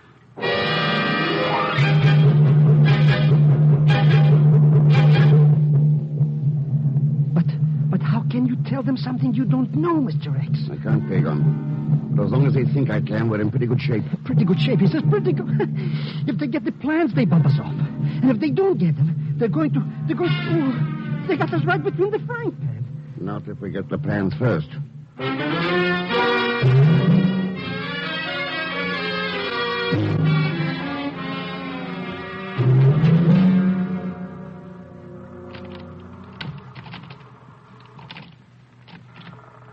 How are you doing with that lock, Pegon? Give me a little time, Mr. X. After all, with practically only a toothpick to be working with, Hey, no bed, eh? Now, what do we do? Follow Felice and Captain Braga ashore. But who wants to go swimming at this time of the night? They're not going to swim, you idiot. There's a dinghy moored to the stern rail. Come on.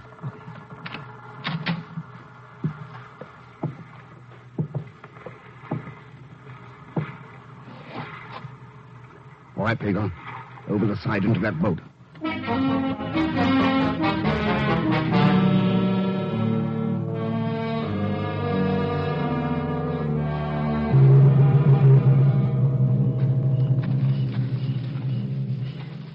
Hey, I don't get it, Mr. Thurston. What are we doing here anyways? There's nothing in this wilderness but wilderness. There's got to be something around here, Pegon. Did you look at that jetty we tied up to? Well, maybe it was just put up there to fool people like us into thinking somebody uses it for something. Maybe it was... Mr. Hicks! You know something, Mr. Thurston? I think we should have stood in that boat. Come on. We're going to find out where those came from. But somebody was shooting at somebody, with guns even. That's right. But maybe they wouldn't like us to come crushing gates this way. After all, it could be just a quiet little shooting party between few friends. Yeah, a few friends named Smith and Jones. Huh? Ah. This is where these shots came from. You mean this old tumbling down shack? An old tool shed of some kind. Let's go in. But who wants any old tools?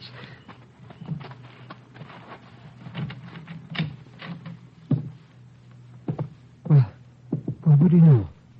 No lights. A flashlight will fix that up. Do you always have to think of everything? Okay. Are you satisfied now? There's nothing in... Mr. X. Yeah. Looks like that quiet little shooting party ended in murder. But who is he anyways, Mr. Thurston? Man named Jones. Or Smith. Those guys again. And look there. Against that wall. Huh? This ain't no tool house. It's a radio station. Shortwave outfit. And a good one. Very interesting, yeah. So let's give this joint a quick sign-off, eh? No hurry, Pegon. I want to learn what this set's doing so far from home. Huh? Take a look at that manufacturer's plate. Made in Moscow.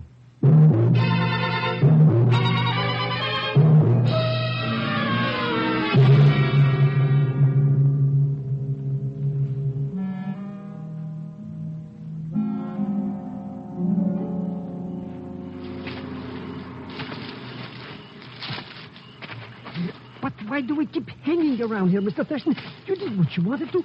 You did it with the radio already. We still haven't found Bill Pringle, all those plans. Bill Pringle's plans for crazy machines? Sometimes I think all this is a figment of your imagination. You are wrong, senor. Mr. Thurston, it's him. And with that cannon again. Yeah, I see. You were telling Pegon he was wrong about Bill Pringle and those plans, Braga. Si, senor, that is so. For proof, I will take you to them now. It would only be justice that after all your trouble, you should see them before you die.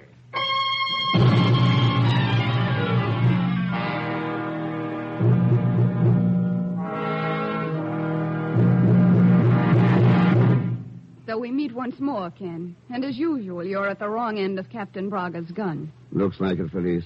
Well, don't feel too bad about it.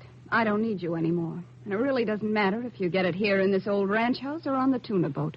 That sounds like you've got the plans. You really didn't provide too much competition, Ken. No.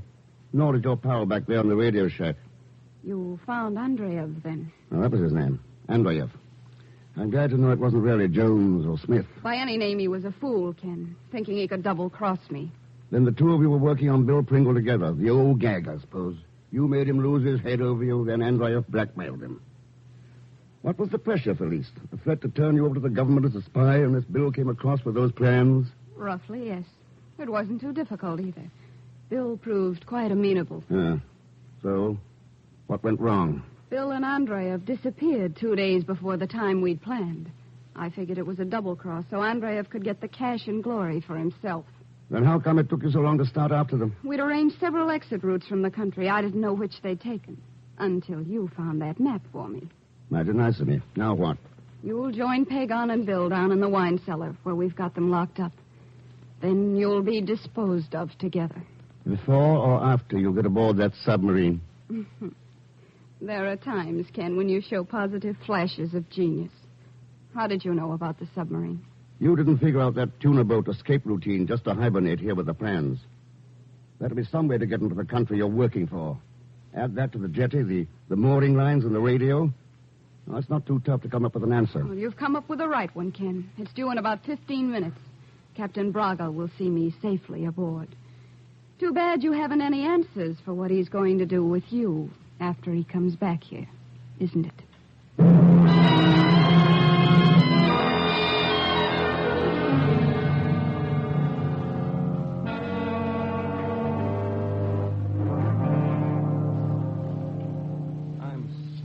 Ken, if I hadn't been so smart and figured I could trap the two of them by myself, you wouldn't be in this fix now. Don't forget I'm in this fix too, Mr. Pringle. And believe me, I'm going to sue you or something. Were you really trying to trap him, Bill?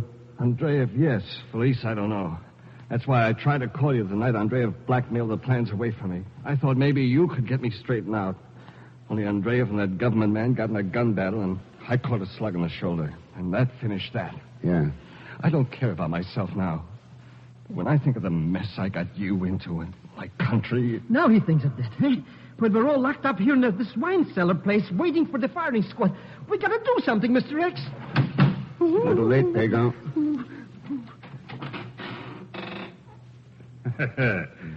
So, senors, I see you are all here waiting for me. I am so happy I did not disappoint you by failing to return. We wouldn't be disappointed, Captain. Honest, we wouldn't. Go away and don't come back again. You see, I wouldn't be the least bit disappointed. Look, Captain, I'm the man you really want. Let these two go. I am afraid that would be impossible, senor. They know of our communications route between here and your country. I expect my tuna boat to be quite busy in the near future. Nothing can be allowed to interfere with its journey. No. Listen. Diablo, that sound. Airplanes, Mr. X, airplanes. That's right, Pegon. United States Coast Guard planes, and probably a squadron of Mexican flyers, too. That is not possible. How could they know about this place? That shortwave radio in the shack, Braga. In case you didn't know, it can be used for other purposes than contacting submarines. Oh, you call for help and believe they will rescue you? You are mistaken, senor. By the time they arrive here, you will all be quite dead. And if I can help it, Braga... You will only be first, senor. Not if I can help it, Braga. I'll take that gun, Braga. Ah! All right, Pegon. Gather yourself together and come up behind those wine barrels. course, Mr. X. Of course. I was only trying to help you, understand? Oh, sure. Hey, what's the matter with Pringle? He don't look very good. He's not, Pegon. He took Braga's shot so I could get a crack at him. Oh, the poor guy. I guess that makes up for a lot of things. Yeah, a lot of things. Too bad he couldn't have stopped that Felice cookie from getting away in the submarine with those plans. That would have made him happier. But the way they say... Mr. X, what's that? A depth bomb, Pegon. Depth bomb? Oh. Then she's not getting away after all. No. No, she's not getting away. They don't get away.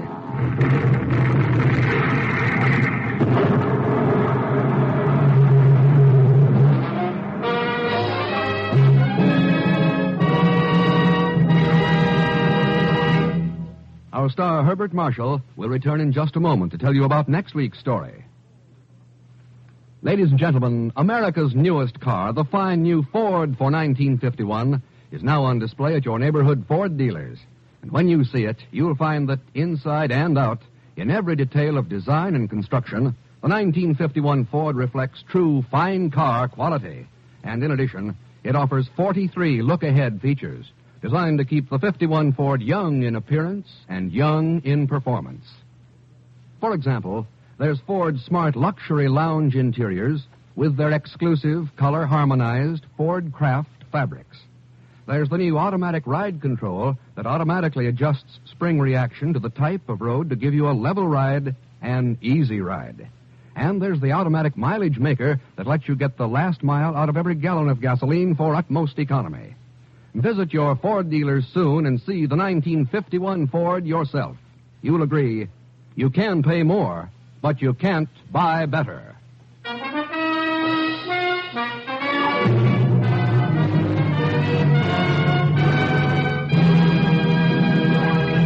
Now here again is our star, Mr. Herbert Marshall. Thanks for being with us. Next week, Mr. X goes to Guatemala to fight against one of the most insidious threats to mankind known in the world today. And I don't mean Leon Belasco will be along as usual as Pegon Zellschmidt. So join us, won't you, when next I return as the man called X.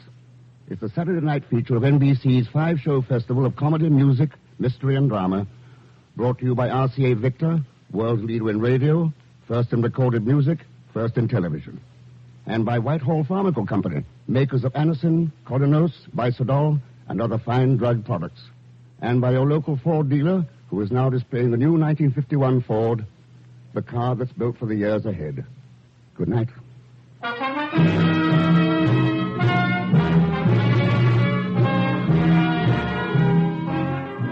The Man Called X, starring Herbert Marshall, is a J. Richard Kennedy production, with music composed and conducted by Felix Mills. Tonight's story was written by Sidney Marshall. All characters and incidents on the program are fictitious, and any resemblance to actual characters or incidents is purely coincidental. Be sure to listen tomorrow evening for The Big Show with Tallulah Bankhead, Fred Allen, Ed Wynn, Lawrence Melchior, Ed Archie Gardner, and Jack Carson. And until next week, same time, same station, this is Jack Latham saying good night for The Man Called X. Oh, and by the way, winterize your driving habits, will you? Drive slow in rain, sleet, or snow. Remember, Edwin and Fred Allen join The Big Show tomorrow on NBC.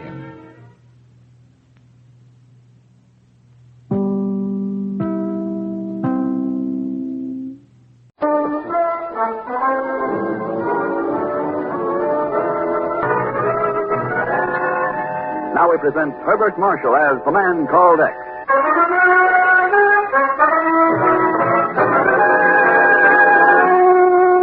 Herbert Marshall as The Man Called X. Wherever there is mystery, intrigue, romance, in all the strange and dangerous places of the world, there you will find The Man Called X.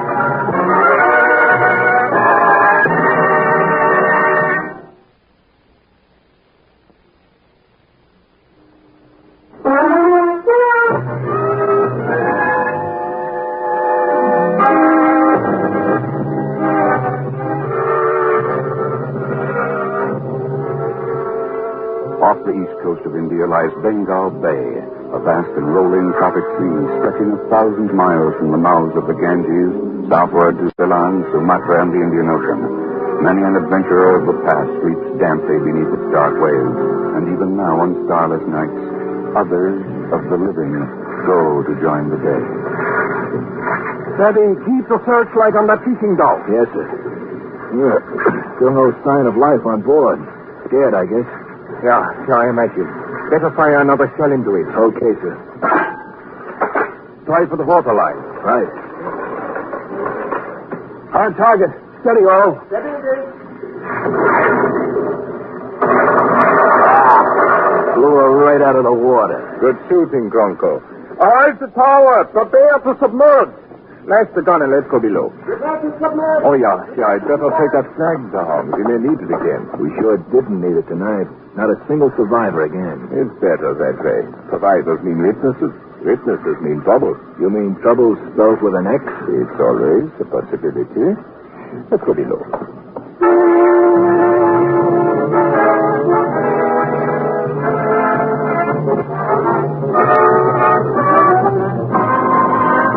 I know, Ken. I know it sounds fantastic, but it's happened.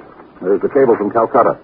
The third ship in 6 months to leave Calcutta and disappear somewhere in the Bay of Bengal. Guess I better read the cable, Chief. Later, Ken. Here's the story in brief. This Muhammad Lal had been fishing in the Andamans and was beating north for Calcutta in a sailing dhow. Around midnight, he noticed the lights of a freighter coming from the northwest. It was still 4 or 5 miles away when it suddenly blew up. A tremendous blast. And sank immediately, is that it? Yes. By the time he reached the spot, there was only a few pieces of wreckage and this submarine. Cruising around on the surface and machine-gunning survivors. Chief, if that's true. Yeah. Anyway, Lal was smart enough to grab a life jacket and slip over the side of his boat and swim away from it. A few minutes later, the sub picked it up in a searchlight and sank it with a couple of shells. Oh, that's quite a story. Listen. Lal claims he saw something in the searchlight. That sub was flying an American flag. What? Chief, you don't suppose they're trying to use that angle now? I don't know, Ken, but we've got to find out. Right. I checked with the Navy just to cover. They've got one light carrier on maneuvers in the Andaman Islands. Indian government observers aboard. No subs. Hiding under an American flag. Machine gunning survivors. Hello, Mr. Thurston. I just happen to be... How do you do, Mr. Chief? Pegon Zellschmidt. By heavens, when it isn't Pegon, it's cousin Zagon. Oh, shoot. I guess you're just a friendly type. Not with me, Zagon. Now get out. I just got here. Hey, what is this big map on the table? Get out. The Bay of Bengal. Boy, is that an ocean for you. I used to be a steward on the Georgia line from Cairo to Calcutta. I don't care what you used to be. If you please, I'll have Miss Brooks check the airlines right away. All right, Jim. I want to get Calcutta fast. I wonder what happened to that girl. Zagon, are you aware of the fact that you and I are alone? We are? Oh, well, I suppose that's the way... We are? Now, look, Mr. Chief, let's keep our tempers. Let's not be hasty. Let's not... Mr. Thurston! Mr. Thurston!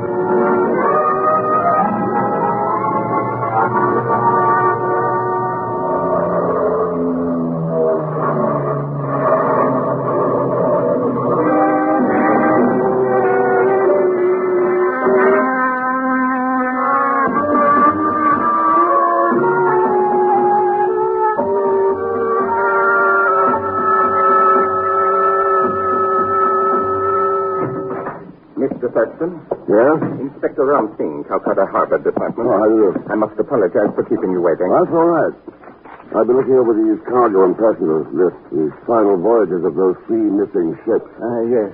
Sailing to destiny, rendezvous with the unknown. You have a poet's viewpoint, Inspector. The influence of the Orient, Mr. Thurston. The proximity to strange occurrences. Yes. Now, according to these lists, the missing freighters were all carrying small, highly valuable shipments in their strong rooms. Rubies, gold, sapphires. And on the last one, the Mozambique, nearly $1 million in platinum bullion.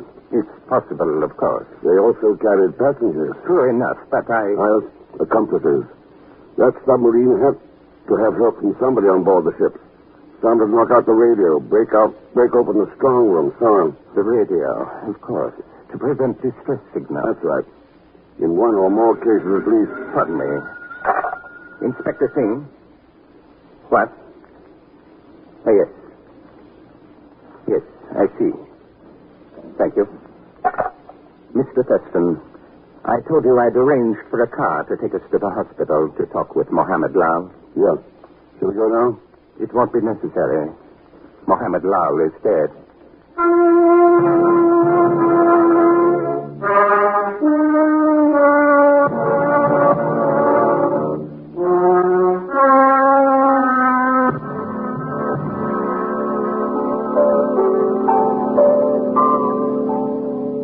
For you, Mr. Thurston, I would be only too happy to lay down my life, within limits, of course, but this is different. This is great. Pegon, the only reason I brought you with me to Calcutta is because you said you'd work as a steward once. But it was only temporary. That's all this is.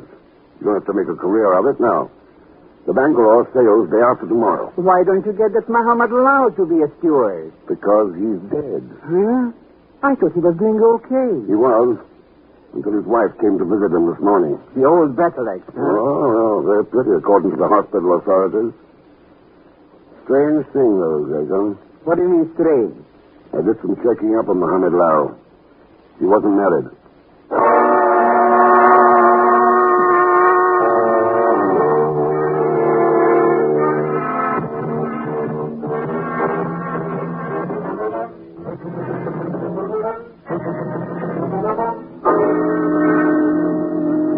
Count on my cooperation to the fullest extent, Mr. Thurston, and the entire facilities of my ship.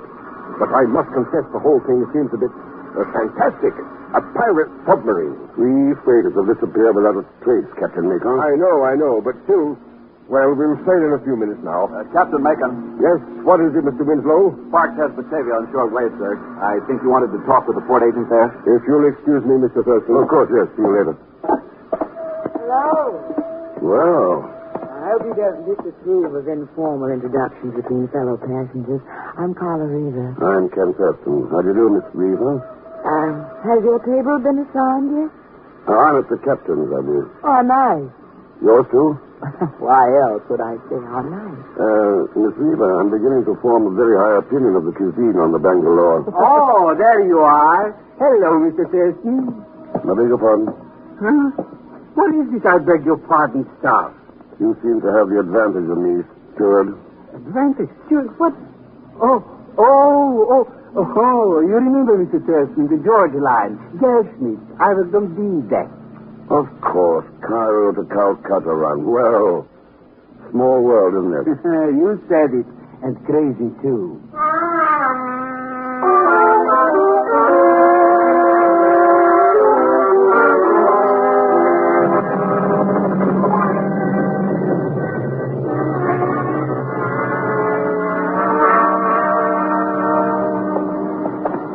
Steward here in the midship hold, Mr. Thurston. Just a second. Go ahead. Thanks. Now over this one. Captain Macon told me why you're aboard, but I don't see what this 5-ton shipment of candles has to do with it. That's what I want to find out, Mr. Winslow. Every one of those missing ships also carried 5 tons of candles. Here we are.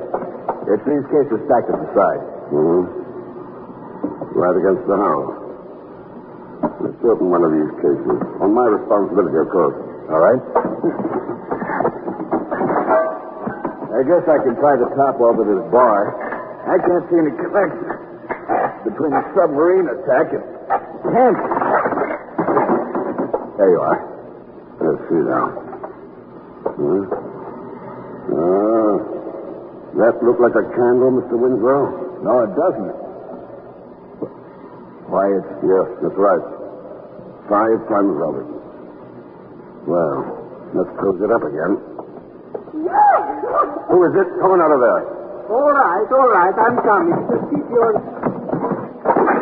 Hello, Mr. Thurston. Oh, for the... Steward, what are you doing down here in the hold? Oh, just catching up on a little sleep. What? Oh, no. I'm not really a steward. I'm just you tell him, Mr. Thurston. Tell him what? But I never saw you before in my life. But, what have you got in your pocket? These are just a little pussycat, see? The cook gave him to me. I don't care who gave it to you. Get rid of it. Now get back to work. Now, listen, sir. Commodore. Hey, Admiral. Oh, shut up. Someone's coming in. But, Sheriff, I didn't know anyone was here. Passengers aren't allowed below decks, Mr. Humphrey. Ridiculous. Red tape. Just doing a bit of sightseeing, you know. Besides, you're wrong. Mr. Thurston's the passenger. He's here. Mr. Thurston requested special permission from the captain. I suggest you do the same. Yes. Stuffy attitude. Suit yourself, though. I'll go. Ship's officers, Mrs. Hill Dodge. Yes. Good day, gentlemen. Hey, maybe he wanted to look at them caves that I was sleeping on. Could be. How come all the excitement about them? What have they got in them? Dynamite. Oh, dynamite.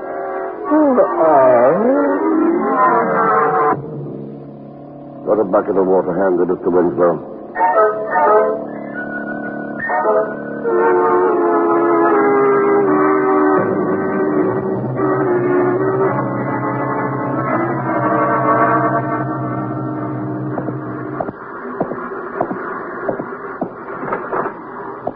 Well, Pegon, you decided to take over my cabin? Mr. Thurston, you are looking at a worn-out brake horse. Oh, I should have stayed in New York. Oh, there are worse jobs.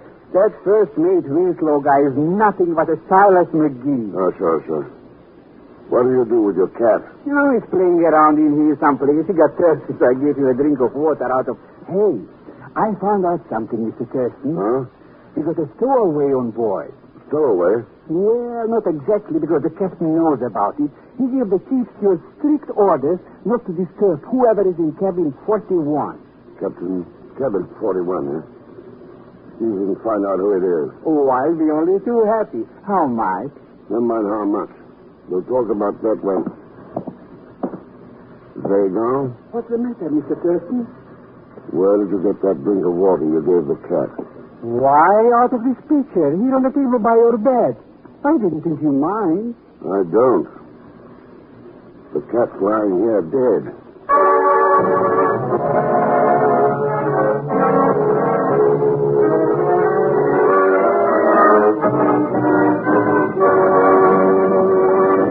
We will continue with The Man Called X in just a moment.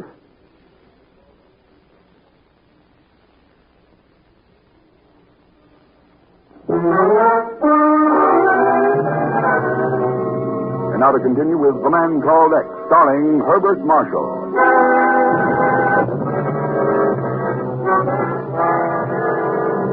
9 o'clock at night, and the freighter Bangalore plows steadily southward through the warm swells of the Indian Ocean. On board, 5 tons of dynamite, a mysterious passenger, a dead cat, and a poisoner. Ahead, waiting somewhere in the darkness, a submarine, violence and death. I'm always such a fool on an ocean voyage. About friendships, I mean. The rest of the world so far away, nothing seems to matter but just living. But the rest of the world still exists, even if it is far away. No, not for me. When I close the door of cabin 25, that's my word. What's that, Miss Reaver? 25 is your cabin? Yes, I'm a next-door neighbor to Mr. Thurston. That's right. I'm in 26. Well, my neighbor, too, then. 27's mine. Miss Reaver and I have you hemmed in, old boy. Right between Scylla and Charybdis. Between... Pardon me. Oh. Here is your coffee, Mr. Thurston. Thanks, good. What about the captain? Meet me outside on the deck, Mr. Thurston. I got a hot tea. Right, Pegon. Maybe you can tell us, Mr. Thurston, the captain. Why doesn't he show up for dinner? Oh, I don't know, Mr. Humphrey. Navigation problems, I suppose. The Indian Ocean isn't quite as tame as it seems. Oh, but you're wrong, old boy. Still in the Bay of Bengal, you know. Northeast of the Andaman Islands, if I'm correct. I imagine you are, Mr. Humphrey. Excuse me, I think I'll go on deck, get some air. Huh? I say now, that is no sense. No intention. Over here, Mr. Thurston. All right, Pegon, what's up? Well, it's the stowaway I was telling you about. I got a look at him. Guess who, Mr. Thurston? Who? He's that harbor guy in Calcutta, Inspector Ram Singh.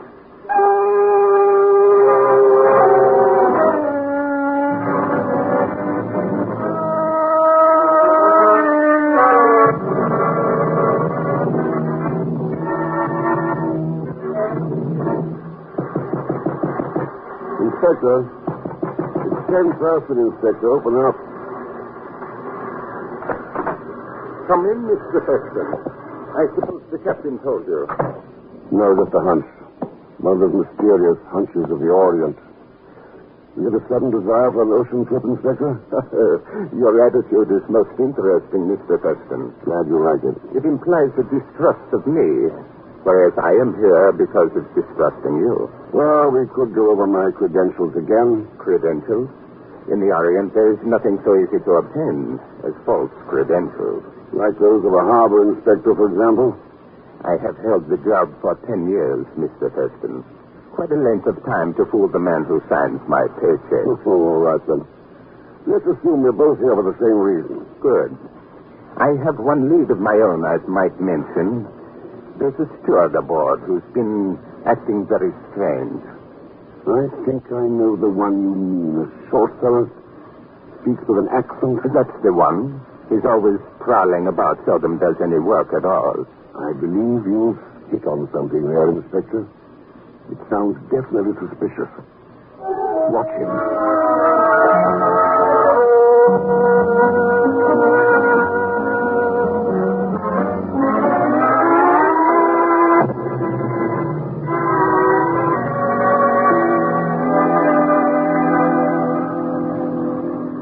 Perhaps I should have told you that Inspector Singh was aboard, Mr. Thurston. But frankly, not knowing you, I felt it just as well to have two independent investigators. Mistrust seems to be fairly common in this part of the world, Captain Macon. No, it's not that. But I'm responsible for this ship, the passengers, cargo, and crew. And when I think about what could happen, well... What about the passengers? Know anything about any of them? No, they're all strangers. Except Mr. Humphrey, of course. He's sailed with me before. I see. Inspector Singh may know some of them. Under the circumstances, I suppose they'll work together. They're doing it already. We're watching Zagon. But I don't see what time for your release, Captain. All right, Mr. Winslow, take over the bridge. The log's up, and everything is in order so far. You'll excuse me, Mr. Thurston? Of course. Good night, gentlemen. The captain's a good man, but he's certainly jittery on this trip. Well, he may have reason to be. That's the trouble. Not knowing when they'll make their play or even if they'll make it. They'll make it. I'll lay odds on that. When you're left the witness to the sinking of the Mozambique, that... What is it, Mr. Thurston? Turn off the bridge lights. I want to open this window. All right. There. What do you see? Somebody's flashing a light down there on the boat deck. Why, that's international code. Yeah. Check it with me. ONIG. Tonight at TWOAM. Tonight at 2 a.m. And there's an answering flash from across the water. The submarine. Well, we know when. All we have to find out is how. And then stop it.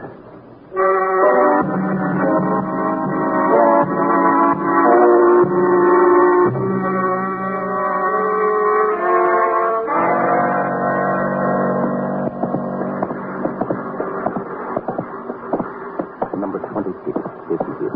Do you have those passes? Yeah, right here. Wait a second. The distance even locked. Come on. Sound asleep. All right, Crocker. Take care of him. A pleasure. No, his head ought to be about right here, so I'll swing from the side here like this. Well, that's all from Mr. X. You want me to finish him off? Why bother? In a half hour, they'll all be finished off. Let's go to work.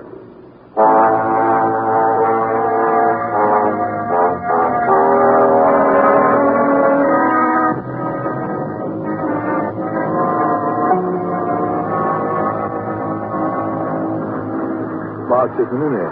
The wireless room's empty. It doesn't matter. The important thing is to smash that radio. We can take care of Sparks later. Come on. Tear off the mic and the key first, Pronto, and then we... Insomnia, Inspector? Thurston. But I slugged him. It can't be insomnia. You're dreaming. All right, Mr. Winslow, put the cuffs on them. Okay, boys, turn around. I said hold it. All right, then. Poor Cronco. I much prefer the handcuffs. You're the Winslow. You're opposed to personal violence, Inspector. Only when it has no chance of succeeding. I'm a fatalist, Mr. Thurston. Influence of the Orient. I'll get it. Wireless room, Thurston. Good. All right, Captain.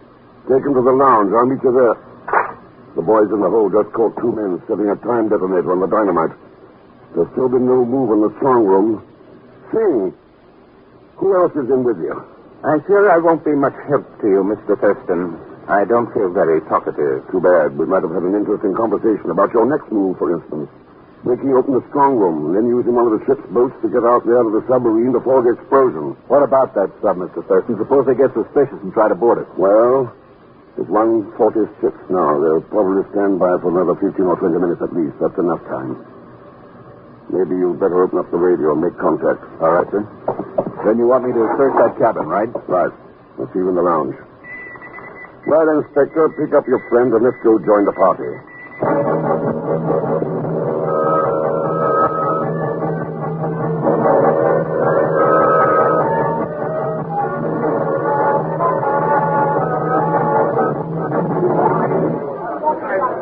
Gentlemen, we can't just sit here and do nothing, you know. Hostile submarine out there, that sort of thing. You can rest assured, Mr. Humphrey, steps are being taken. What steps, Captain? We surely have a right to know what's being done for our protection. I really couldn't say, Miss Reaver. That is, what Captain Macon means is that I'm taking the step. Well, now, that's very interesting, Mr. Thurston. Official position of some sort, I suppose? Yes, of some sort. I still don't understand what it's all about. Those 4 men, the ones you're holding prisoner. Yes, yes, by Jove. Passengers, all of them, rubbing elbows with us. Let's say criminals posing as passengers, Mr. Humphrey.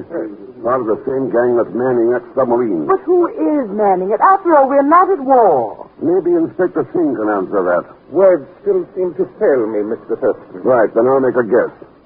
A German U-boat that was operating in the Arabian Sea or the Persian Gulf at the time of the surrender and remained unreported. Some of the crew must have stayed with it and kept it in commission. Possibly hiding out along the East African coast. Right, Inspector? I think I hear plain motors, Mr. Thurston. Good, right on time. Anyway, by some means or other, the sub-crew contacted Inspector Singh at Calcutta, made a deal with them, and went into business. Piracy. Singh was in a position to pick out the ships for them, supply course data, plant accomplishment on board, and so on. It worked 3 times in a row. And the Bangalore was intended to be the 4th victim. Also the last, probably. Since they got a witness get away and the heat was on. I say now, what is this, Mr. Thurston? Where do those planes come from? They're light bombers from a U.S. carrier on maneuvers in the Andaman Islands. I radioed for help. Look, they're dropping flares on the water. And there's the sub. Yeah, surface. And there's half the crew on deck. Caught cold. Yes, by heaven, they're going to fight. They've manned the deck guard. Done. The planes are circling back. Man the lifeboat! Man the pump! Man alive! Pegon, let's try to overhead. What's the matter? You should ask, Mr. Thurston, just because I sneaked into your cabin for a wink or 2 of sleep. You didn't have to do that. What happened? Who knows? When I woke up, I was unconscious. Ah, so you're the one seeing his partner slugged. I seem to have made a number of mistakes. So did your friend out there on the submarine. Those planes will blow him out of the water. Oh, there's the first one now coming in for a bomb run.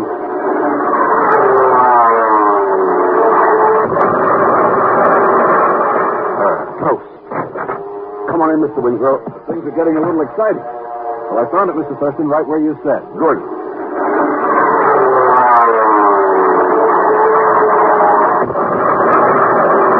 Missed again. They cleared the deck. Looks like they're going to submerge. There are still 2 things that haven't been explained. Mohammed Lau's death in the Calcutta hospital and the poisoning of Zagon's cat. Oh, come now. Hardly the time to track down cat killers, old boy. Well, I think it is the time, Mr. Humphrey. Particularly since the poison used in both cases has just been found in Miss Weaver's cabin. What? Oh, well, that's ridiculous. You surely can't It's really no use, Carla. Mr. Thurston holds all the cards. I've often told you one had to be a fatalist in this sort of game. She was most valuable, Mr. Thurston, in keeping the purses of the ship occupied. Yes, I imagine.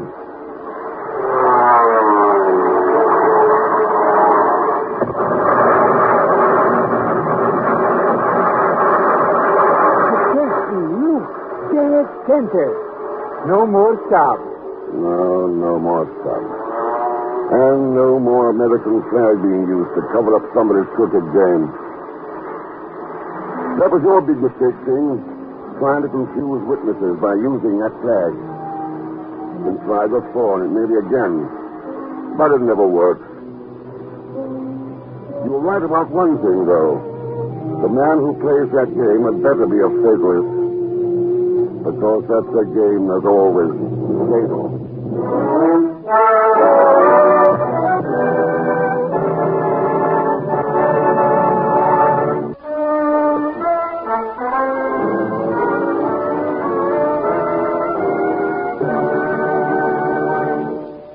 Now, here is our star, Mr. Herbert Marshall. Thanks for being with us. Join us, won't you, when next I return as the Man Called X. Good night.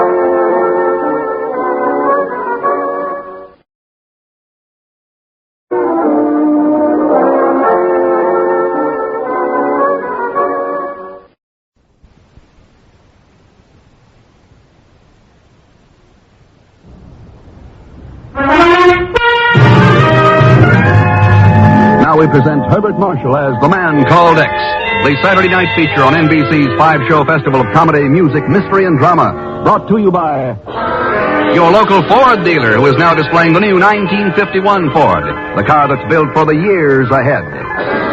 By RCA Victor, world leader in radio, first in recorded music, first in television. And by the makers of Anacin for fast relief from pain of headache, neuritis, neuralgia.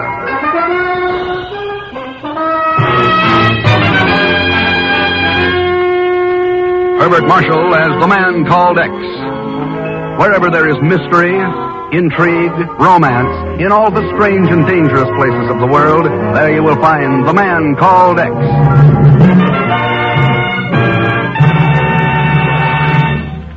Ladies and gentlemen, I bring you an invitation.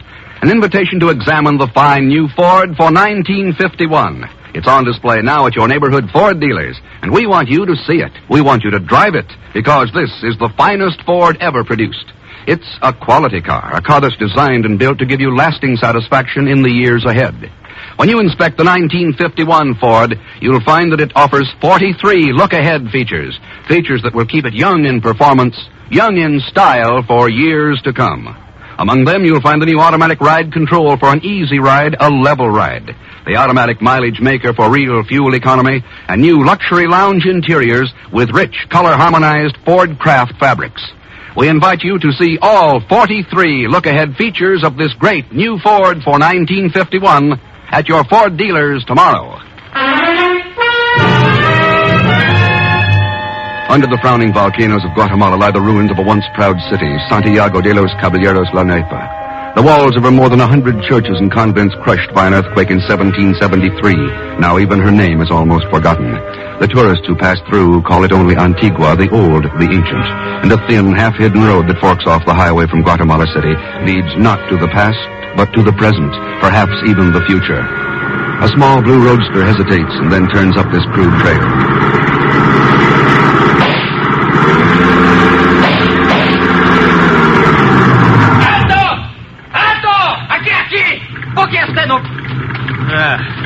Americano.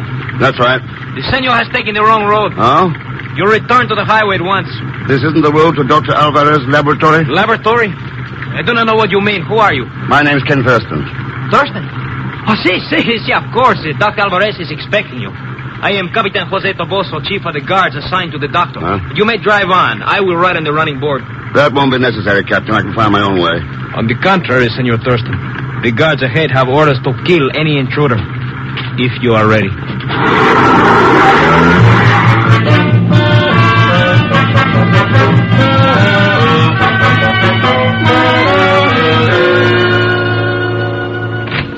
Ken! how good it is to see you. Hello, Dr. Alverez. Dr. Alverez. Oh, come now. You know me better than that. It's been quite a while, Fernando. How are you? Much too long it has been. You had no trouble getting to Guatemala? The only difficulty I had was getting into this place. Just what are you doing? What are you doing here, Fernando? Guards all around, a laboratory in a ruined convent? I could not explain in the wire I sent to your bureau, Ken. I could not thrust this matter even to the usual diplomatic channels. Oh? Ken, have you ever heard of Professor Zender? Professor? You mean Hilda Zender, the German bacteriologist? Yes. Oh, of course, one of the most promising young scientists in Europe. Why, there was even talk of awarding her the Nobel Prize about 10 years ago. Yes. Professor Zender is here. Oh. During the war, she escaped from Germany and fled to Brazil. Yeah, I know that. After I became head of the Guatemalan Public Health Service, I invited Professor Zender to continue her research under the auspices of my government. I see. She has been working on ways of combating germ warfare. Unfortunately, this work has quite, by accident, produced a new and terrible means of bacteriological attack. A virus cholera. Virus cholera? Yes, Ken. A cholera that spreads through the air, rather than by the usual media of infection. A cholera for which there is, at present, no immunization, no cure. No cure? Fernando, if the wrong country got hold of this... That is why I have sent for you. You must take the virus culture back to the United States. Perhaps your scientists will be able to develop a preventive or a cure. At least, it will be safer there. There have already been 2 attempts to break into my laboratory. Why not destroy the culture? Because, fantastic as it may sound, this cholera virus is apparently indestructible. All right, Fernando. I'll get a plane out in the morning. Good. Dr. Alverez, I've just discovered that the test... Oh, I did not know you were busy. I must see you alone at once. It is of the utmost importance. This is Mr. Thurston, Professor Zender. Mr. Thurston. Oh, it is good that you have arrived. You see the test tube containing the cholera culture. It has disappeared. What? I have searched everywhere. Someone must have broken in and stolen it. Come with me. I will show you.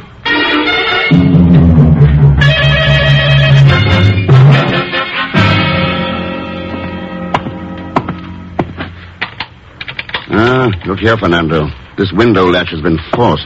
See, yes. Wonder how whoever did it managed to sneak past your guards. Professor Zender, where was the test tube of cholera virus kept? In this rack at the end.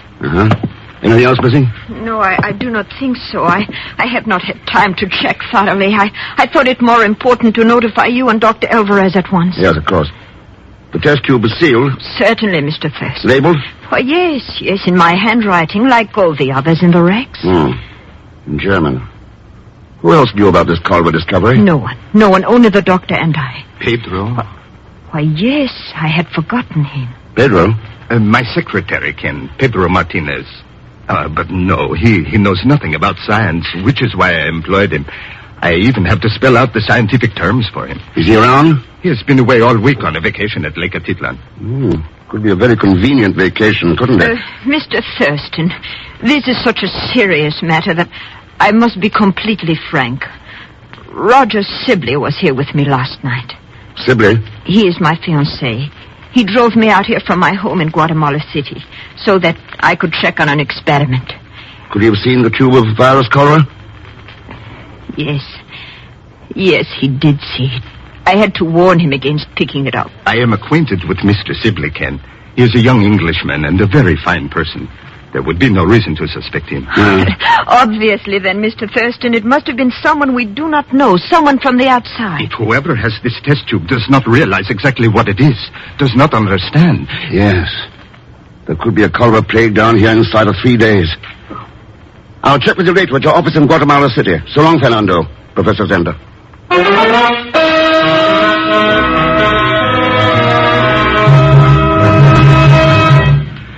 Well, it's about time you called, Ken.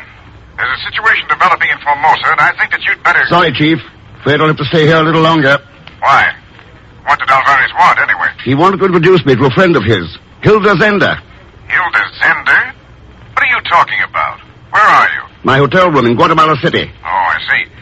Well, go on. Hilda's engaged to Roger Sibley. You remember him, Chief? Sure, he's the son of Ford Sibley, the man who... Yes, right. Well, anyway, Hilda's working down here with Alverez. Something similar to the Westbrook project. Oh? She is doing quite well. Too well. But her best work is missing, so I'm going to help her look for it. All right, Ken, I'll leave it up to you. Let me know what happens. Sure, Chief. Say hello to Miss Brooks for me. So long. Hey, give her a hello for me, too. What? Operator, there's someone else on this line. Sure, Mr. Thurston, it's me. Pegon, where the devil are you? At the hotel switchboard, making some good connections. Of course, it's not exactly the work I was cut up for, but my cousin Angela isn't feeling so hot, so I'm taking over in her place. I'm being what you might call a big operator. Eh, Mr. X? Listening in on private conversations. Mr. X, how can you talk to me like that, especially when you owe me so much money? I owe you... Of course. I hope you don't think it was cheap finding out where you were going and getting all the way down here. Like I was telling... Wait a minute, Mr. Thurston. Something is making a noise. Don't hang up. Hello? Hotel San Carlos Grand, what do you want? Yes, Mr. Sibley? A plane to Lisbon? Sure, I'll find out. You'll be in a bar, okay? I'll let you know when the next one is leaving. Like I was saying, Mr. Thurston, if you... Mr. Thurston? Mr. Thurston?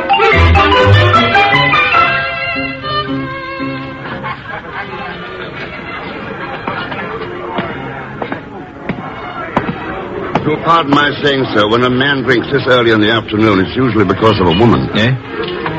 Afraid I wouldn't know. Sorry, my name's Thurston. How'd you do?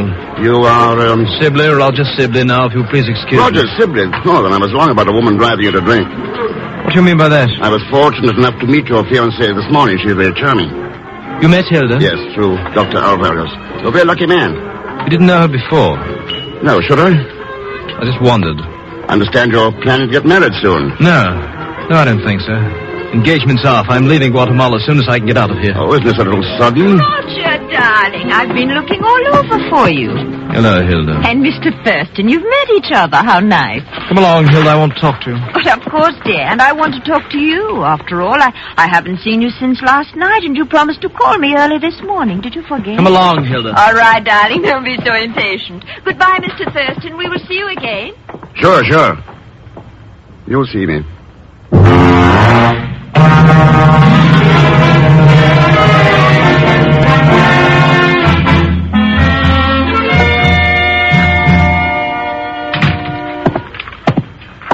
I'd like to talk to Dr. Alvarez. Name's Thurston. Oh, yes, Mr. Thurston. The doctor left word. He has been called to a conference at the presidential palace. He will be back later this afternoon. If there is a message... Oh, nothing important. You're his secretary? Yes, sir. I understood you were on a vacation. I came back quite suddenly this morning. Uh-huh. Yes, the weather at Lake Atilan suddenly changed. It became most unpleasant. Oh. You are enjoying your stay in Guatemala, Mr. Thurston? Afraid I haven't been here long enough yet to draw any conclusions. If I may give a word of advice... Why not? The weather here may change quite suddenly, too, and become most unhealthy. If I were you, I would leave before that happens, Mr. Thurston.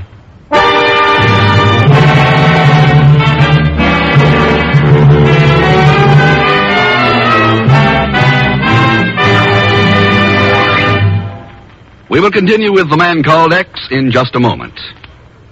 Here's a word from RCA Victor. If you've ever built a house, you know it costs far less to include all the rooms you'll ever want at the start than to add them on separately later. Well, the same thing's true about buying home entertainment equipment today.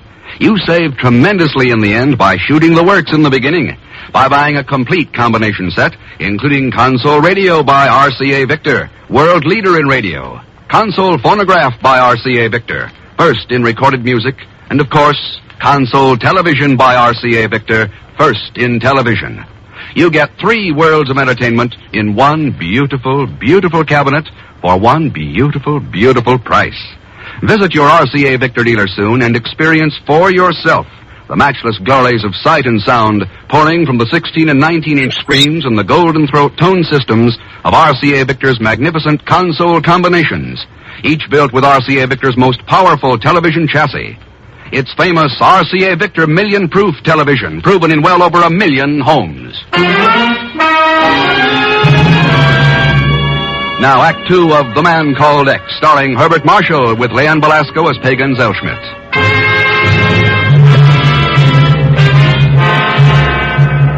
A test tube of virus cholera, dangerous enough to threaten whole peoples with the dread Asiatic plague, has been stolen from a laboratory in Guatemala.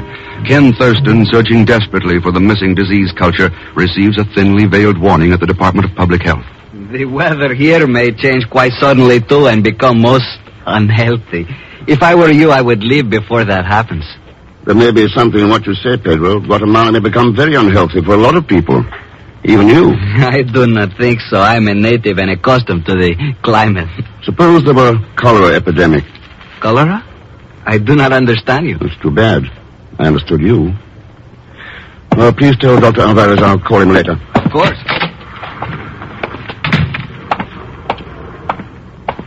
You, Mr. Thurston.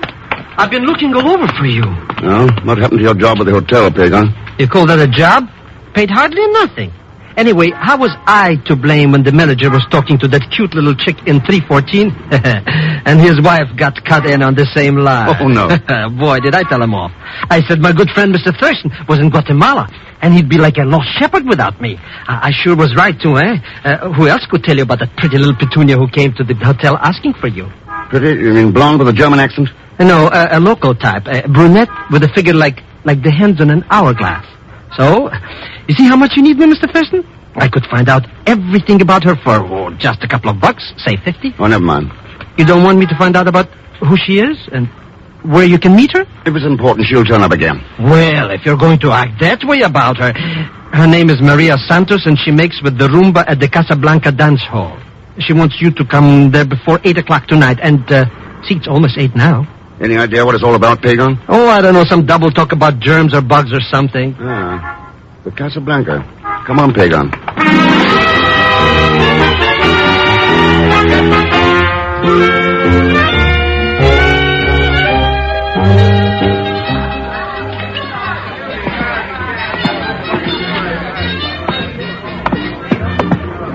There she is, Mr. X. That fancy little flower sitting at the table in the corner. Wait here, Pegon. Good evening. Do I know you, senor? Do you? There's so many men who come to the Casablanca, it's hard to remember them all. But I don't think I would have forgotten you. Thanks. May I? Oh, please, sit down.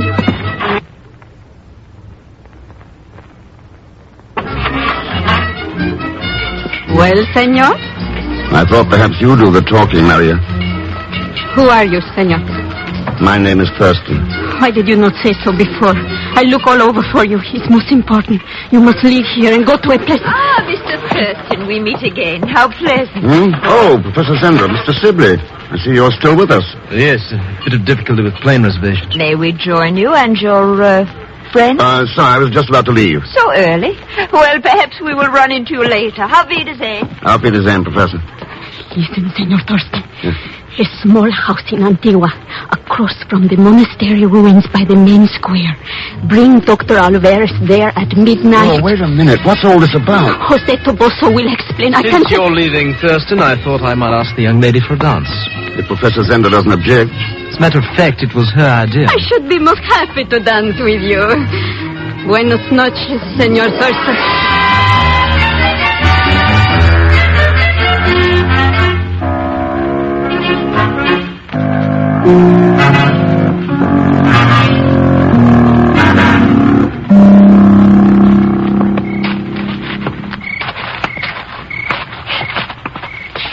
This must be the house that girl described to you, Ken. It is the only habitable building near the main square. Nobody around. Let's get out of here, Mr. Thurston. All these ruins around here, it gives me the creeps. Try the door, Pegon. Oh, why bother? It's sure to be locked. Nobody goes off and leaves. How do you like that? Looks like I'll need this flashlight. Why would anybody want to live way out here? Nothing but a bunch of ghosts for company. Hey, speaking of ghosts, Mr. X, on that bed, under the sheet. That's no ghost, Pegon. Oh, you're dead like a doornail. Yeah. It's Captain Toboso. Why is he all purple like? What happened to him? Cholera, isn't it, Fernando? Yes, Ken. Cholera.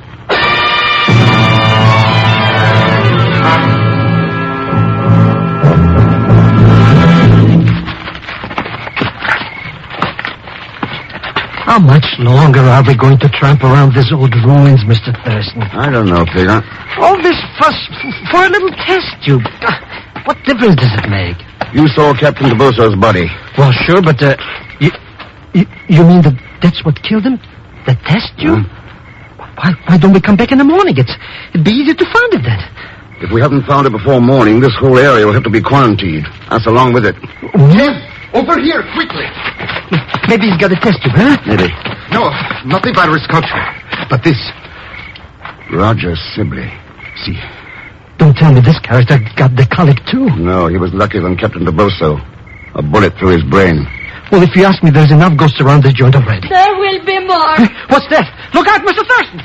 Give me that gun, No, Mary. I killed you just as you killed Jose. I said give it to me. You murderous son of you! You deserve to die! Yeah, that's better. I got a gun, Mr. Thurston. You killed him. You killed my Jose. No, Maria. He's dead. I just came from his He house. was dead when we got there. I don't believe you. Would you believe Dr. Alverez? Mr. Thurston is speaking the truth. Captain Toboso died of the cholera. I hope you did not touch him. Cholera? Plague? Yeah. But how did this happen? That's what we're trying to find out. When did you last see Jose alive? About noon. He came to my room and asked me to find you. Where had he been before that? I don't know. I can't remember. Jose, I love him so much. I understand. You don't understand. I was his wife. I would not let him tell anyone. An army officer married to a girl from the Casablanca. He would have been laughed at. And now... Try and remember, Maria.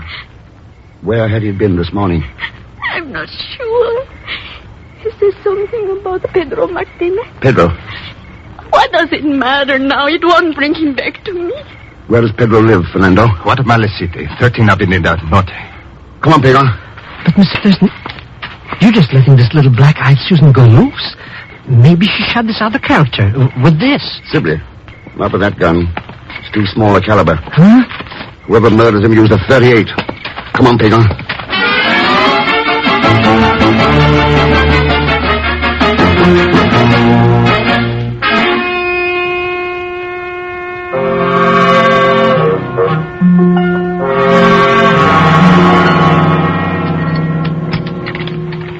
Yeah, that does it. What's going on in here anyway? Breaking into a man's house in the middle of the night. Shut up and start looking for the test tube. Oh, that thing again. I wouldn't look for it if you paid me. Well, maybe if you paid me enough. But even that, I wouldn't look very hard. Quiet. All right. Oh. Good evening, Mr. Thurston. Hello, Pedro. Is this what you're looking for by any chance? Hey, he's got the test tube. And a gun. Two very dangerous weapons. Glad you realize that, Pedro. The gun is for you. And the test tube? For a country that would never use such a horrible means of warfare. A peace-loving country, unlike the warmongering United States. Well, ein Mann, der eine Schlange stehle, wird manchmal auch gebissen. Talk English, Mr. Thurston, or Spanish, so that I can understand you. It's an old German proverb. Surely you're familiar with it. I do not speak German. It means that if a man steals a snake, he may get bitten. I was wondering if that might apply to you. But of course, that's wishful thinking. You've had a series of inoculations against cholera. You're immune. Immune? Oh, you must be, or you wouldn't be so foolish as to stand there holding that test tube. I am sure it puts me in no danger, Mr. Thurston. Pegon, remember how Captain Toboso looked? Capitan Toboso? He died of cholera tonight. Yeah. Oh, you should have seen him. All purple and his face twisted. Oh, pretty horrible death. Shut up, both of you.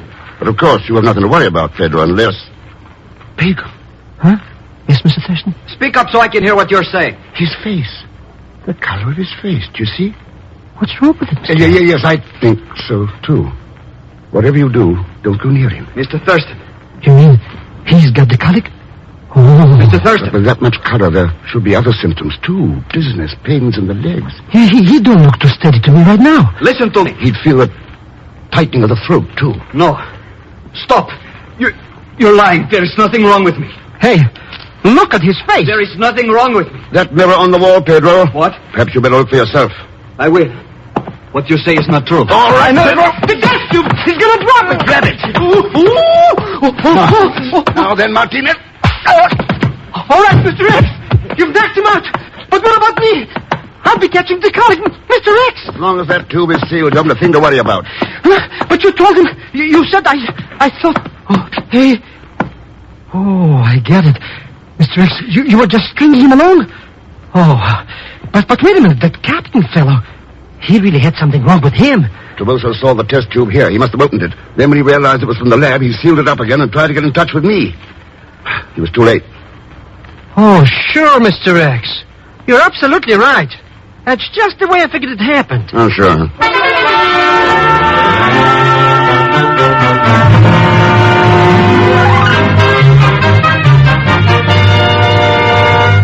You don't know how relieved I am. This whole thing, I have felt responsible. Yeah? Ken, I think Roger may have told you. We aren't engaged any longer. A few days ago, I would have felt so alone without him, but now, since I've met you... Roger is dead, Hilda. What? That shouldn't be such a surprise, since you killed him. You are not serious. It's Pedro. That gun we took from Pedro hasn't been fired for at least 24 hours. Oh, this is too ridiculous. I do not even have a gun. Why'd you do it, Hilda? I cannot lie to you, Ken. I did kill Roger.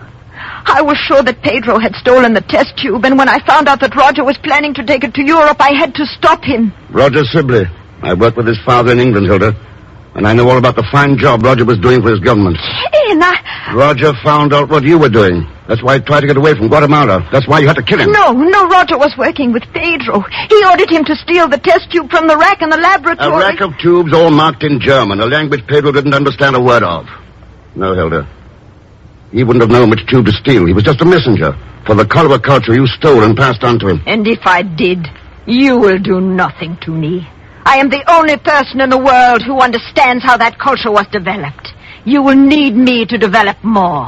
I am a scientist, the most valuable scientist in the world. No, Hilda. You're a murderer.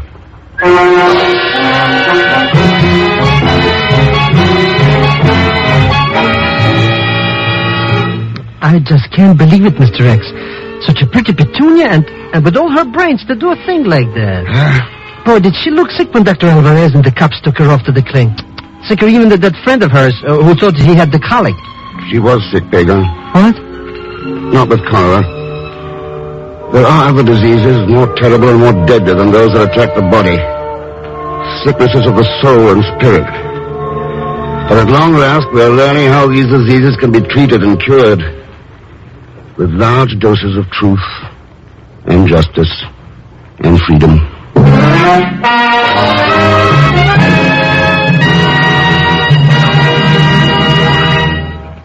Our star, Mr. Herbert Marshall, will return in just a moment to tell you about next week's story. No matter what you now take for headache relief, we urge you to try Anacin for the incredibly fast relief these tablets bring the next time you're suffering from a headache. Now, the reason Anacin is so wonderfully fast-acting and effective is this. Anacin is like a doctor's prescription. That is, Anacin contains not just one, but a combination of medically proven active ingredients in easy-to-take tablet form. Thousands of people have received envelopes containing Anacin tablets from their own dentist or physician, and in this way discovered the incredibly fast relief Anacin brings from pains of headache, neuritis, or neuralgia. So the next time a headache strikes, take Anacin for this wonderfully fast relief. Anacin, A-N-A-C-I-N. Anacin at any drug counter in handy boxes of 12 and 30. Economical family-size bottles of 50 and 100.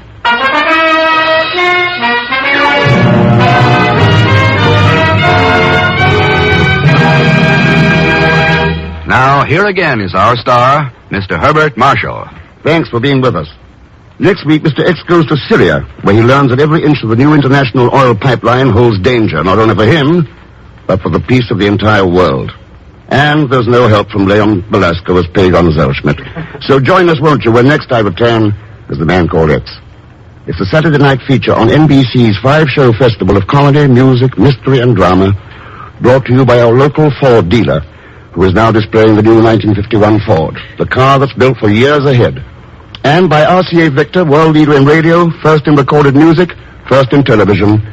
And by Whitehall Pharmacal Company, makers of Anacin, Colinos, Bisodol, and other fine drug products. Good night.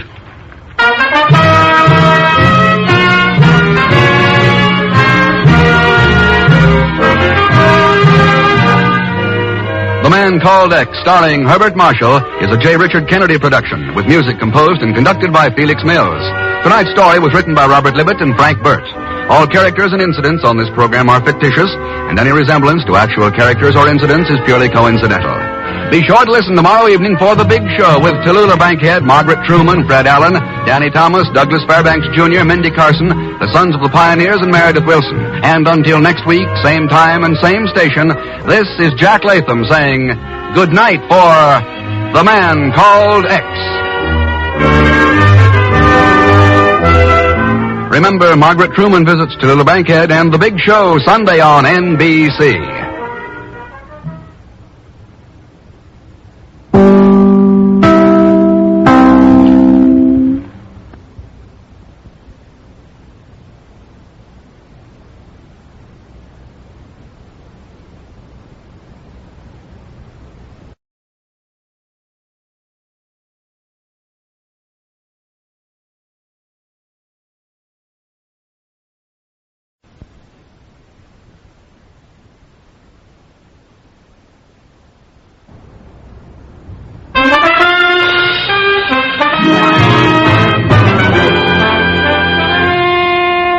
Herbert Marshall as The Man Called X.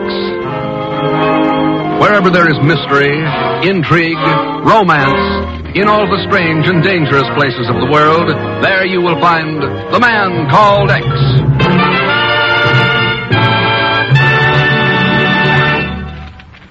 But first, listen for a moment to America's famous singing star.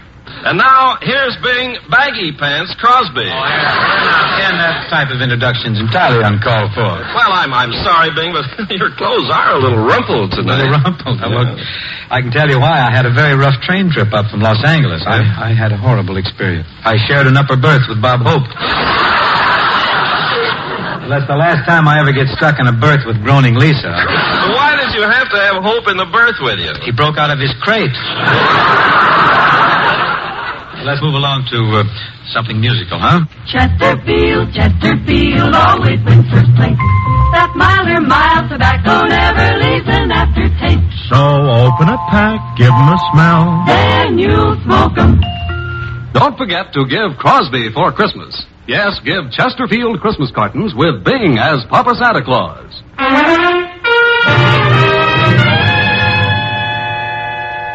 It happened on a moonless night near a peaceful oasis on the vast South Arabian desert. One moment, the small, well-piloted plane was coming in for a quiet, uneventful landing. And the next...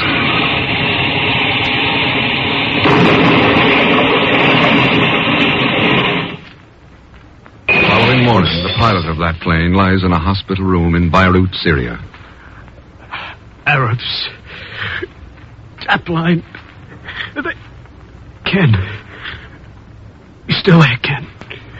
I'm here, Jack. Go on, yes. Guns. Somebody's smuggling guns. Explosives. Can't let them, Ken. Can't let them destroy Tap line. Who's behind it, Jack? Who's smuggling these guns into the Arabs? Who's after the Tap line? Mud. Red mud. What about red mud? Red mud. Stop me, Ken. Stop. Jack.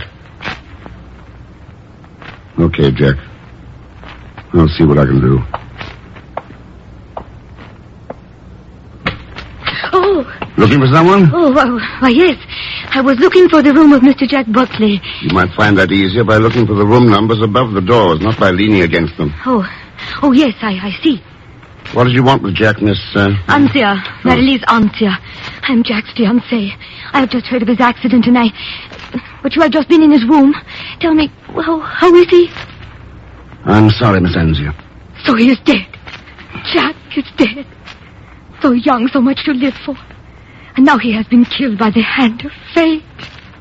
That's one way of putting it, Miss Ansia. What do you mean? Somebody pumped 2 bullets into his back.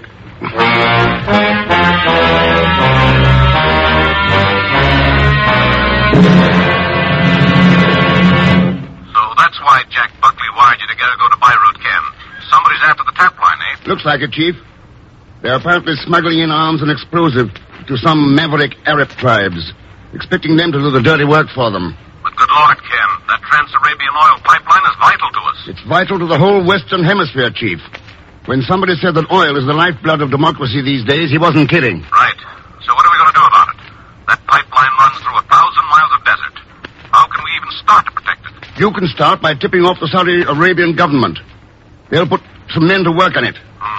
What about you, Ken? Oh, I'll just relax here in Beirut at the government house bar until Pegon arrives. Pegon? Yes.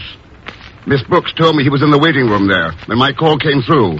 I'll give 8 to 5. He's listening in on an extension phone right now. If he is, I'll wring his eavesdropping neck for him. Better hold it until he gets back, Chief. I can use him here. What in the world could you possibly use Zellschmidt for? This is a plenty dirty deal we're mixed up in. And some of the worst scum on earth are right here in Beirut. I can't think of anybody more at home in this situation than Pegon. Thank you, Mr. Thurston.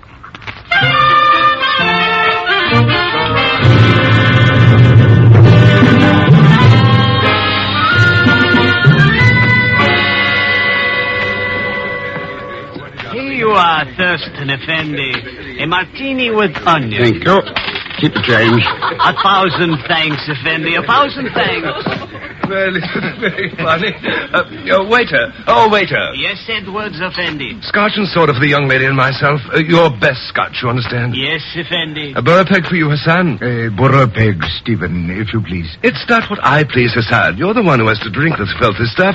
That right, Marilis? Stephen, darling, on such a wonderful evening as this, I could not disagree with anyone about anything. Not with Hassan over his burra peg, nor with Mr. Thurston over the onion in his martini. I was wondering if you remembered me, Miss Anzia. How could I forget, considering the circumstances under which we met? I should like to have you meet 2 friends of mine, Stephen Edwards and Hassan Al-Kar. Gentlemen, this is Mr. Ken Thurston. How do you do? American, eh, Thurston? That's right, Edwards. I suppose you're in the oil business. In a way, yes. And your recommendations are complete. You're in oil, you're a friend of the delectable Marilis, and I'm sure you'll be delighted to attend a house party I'm giving at Merzwa. Merzwa? Yes. A large oasis in the Saudi Arabian desert, Mr. Thurston. Stephen has a home there. It has become a mecca for those interested in oil. Oh. Yes, a quite democratic one, too. Stephen has entertained all classes, from King Ibn Saud down to lowly construction engineers such as Jack Buckley. I see. Well, will you join us at Mizra? That'll depend on how some business turns out for me here. Suit yourself, Thurston. Your drinks are ready, Edwards Effendi. Good. We'll have him at that table in the corner. Come on, Marilis, Hassan. This place gets more depressing by the minute. Of course, Stephen, darling. I do hope you will be able to make it to Merzwa, Ken. I think you will find it most interesting. Yeah?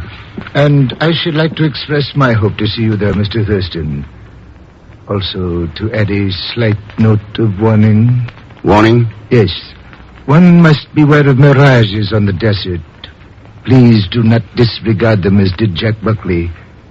You see, he was flying to Merzwa when the accident occurred.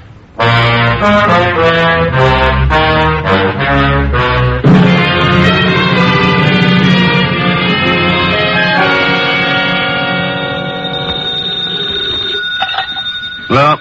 I should like to speak with Monsieur Ken Thurston, please. This is Ken Thurston. Ah, so I have found you in your hotel room at last, monsieur. Well, allow me to inform you, Monsieur Thurston, that under no circumstances will you be allowed to get away with this outrageous swindle. Swindle? What else would you call this bare-faced attempt to bring 500 empty brass watch cases into Beirut? Brass watch case? Just who are you, anyway? My name is Norbert. Lucien Norbert. French Customs Office. Ah, that explains it. It does not explain anything to me, monsieur. Are you in your office, Norbert? That is correct. Good. Then just hang on to Pegon Zellschmidt until I get there.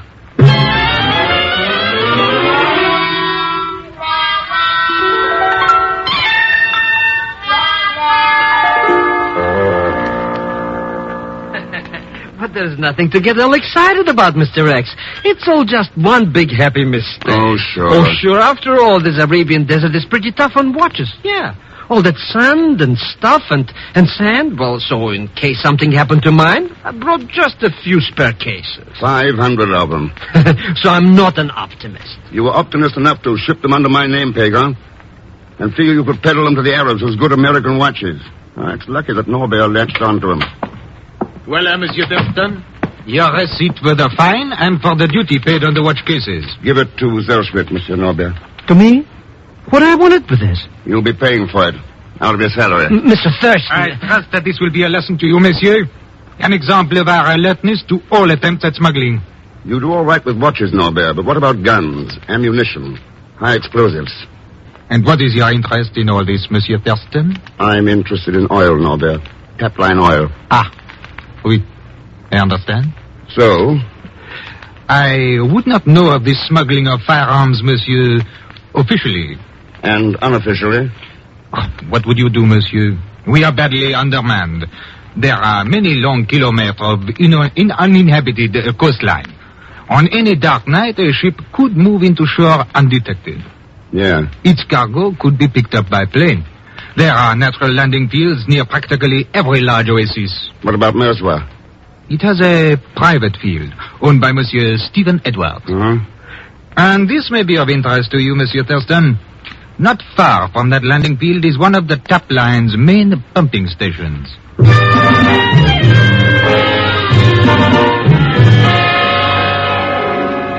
It makes it a bit awkward, Thurston, this late decision of yours to come to my party at Mirzwa. Does it? Yes, the plane I'm flying is already filled up. But I've another one here in Beirut you can fly out yourself, if you want to tackle it. Why not? Good. There's radio to clear the field when you're set to come in, and we'll welcome you with open arms and a raised glass.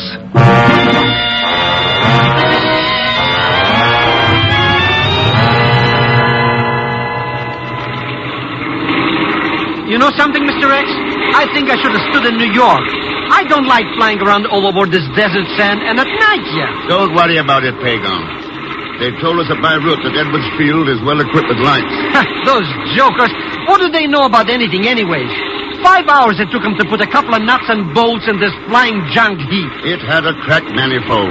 If they knew their business, they could have pasted it up or something. Cheer up, Pegon. We should almost be there. I'll see if I can raise them. This is Thurston calling Edwards at Merswa. Thurston to Merswa. Can you read me? Over. We read you loud and clear, Thurston. We can hear your engine, too. You must be close enough to start setting down. You could fool me, Edwards. We can't see a thing from up here. I'll have the landing lights turned on. There's no wind and plenty of runway, so you shouldn't have any trouble. Happy landings. Over and out. We're falling! Oh, relax, you idiot. We're only going in for a landing. Landing on what? Who can see anything down there in all that blackness? There are the lights now. And the runway's right between them. Now, hang on to your hat. We're going in. Take it easy. The wheels will be touching any second. Then we could... Hang on, Pegon. Something's wrong.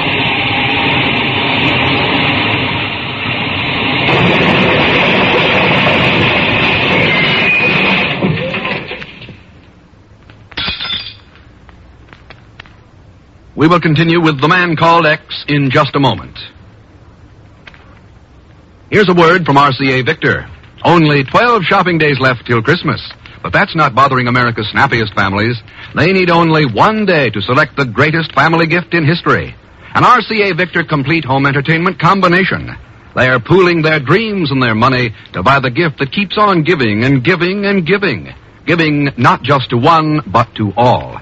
Giving not just today, but every hour, every day, every year. Giving not just RCA Victor radio or recorded music or television, but all three combined in one magnificent cabinet. Why don't you join together and agree this minute to meet each other next Monday at your RCA Victor dealers to choose your matchless RCA Victor radio, phonograph, television combination? You'll find it costs far less than you'd pay for each instrument separately. You'll find that your RCA Victor combination is the greatest gift each of you ever made to the year-round happiness of all of you.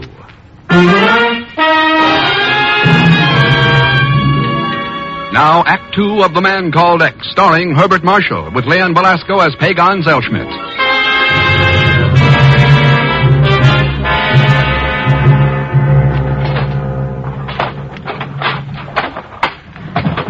Pegon?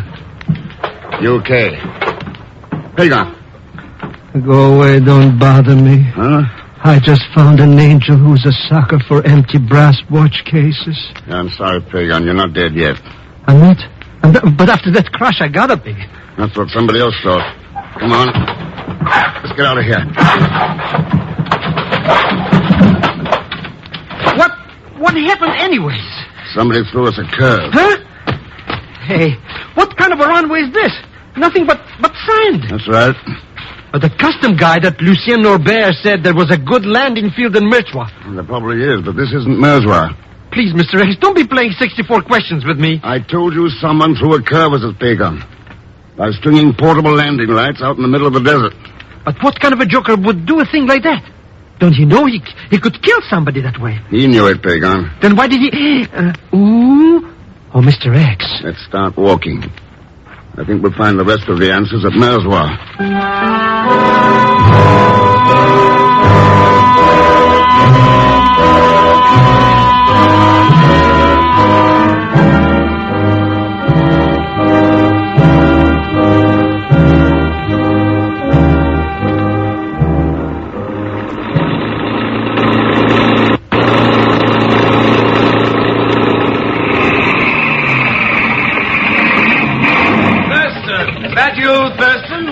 That's right, Edwards. What happened? Where's your plane? Why didn't you come into the field? Go ahead, Mr. Thurston. Go ahead. Tell him a couple of things or two, will you?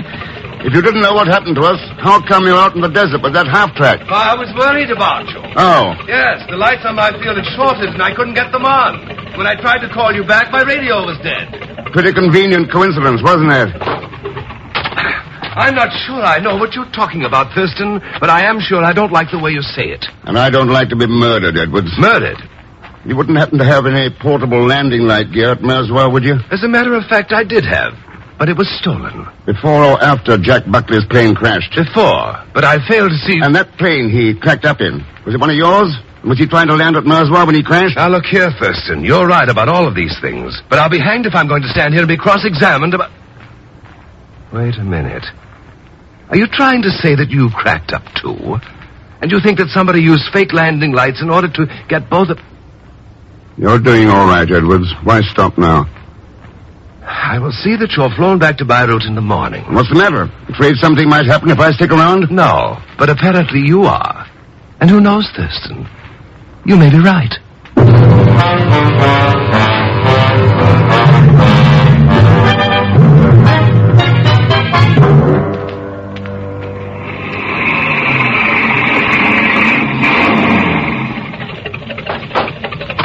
I did promise you a drink when you arrived at Merchois, Thurston.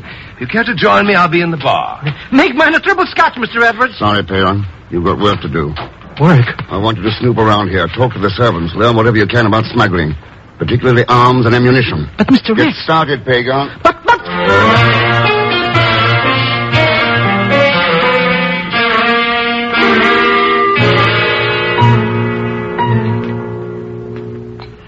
Your plane crashed in accidental landing, Thurston.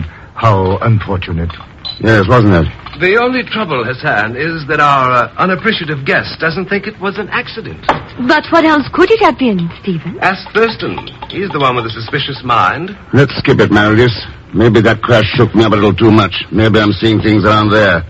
A change of heart, Thurston, or a cover-up? They're your questions, Edwards. What do you think? Here's your drink. That discharges my duties as a host. One of the servants will show you to your room when you're ready to retire. Aren't you being a little rude, Stephen? A matter of definition, my dear. Let's go to the game room, Hassan. Of course, Stephen. Though I do regret Thurston's involvement in this unfortunate matter. It was to be expected, however. Was it, Hassan? It is only natural that Western strangers run into difficulties when they attempt to pry into Middle East affairs. See you later, Thurston. Yeah. Coming, Meredith? Stephen, I feel badly about... Are you coming, Meredith? Yes, Stephen, of course. Good night, Thurston.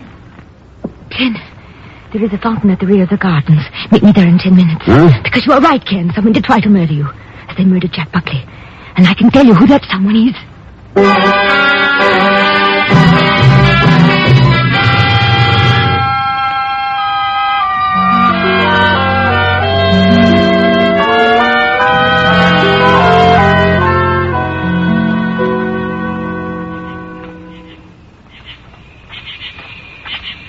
sorry to be late, Ken. Stephen is in an ugly mood. It took me longer to get away than I had thought. I don't mind waiting. If you can tell me who killed Buckley and why. I can tell you, Ken. Though I am not certain that I'm going to. Well, why not? It might place my life in danger, too. You knew that when you arranged this little meeting. I think it only fair that I be paid for the risk I take. Huh. So that's it. What else did you think it could be, darling? How much, Meredith? $10,000. Oh, you don't come cheap, do you? Building the tap line wasn't cheap either. Well, Kate? No dice, Meredith. Aren't you being rather foolish, darling? Maybe, but I'd hate to pay out that money and then find that you were the person after me.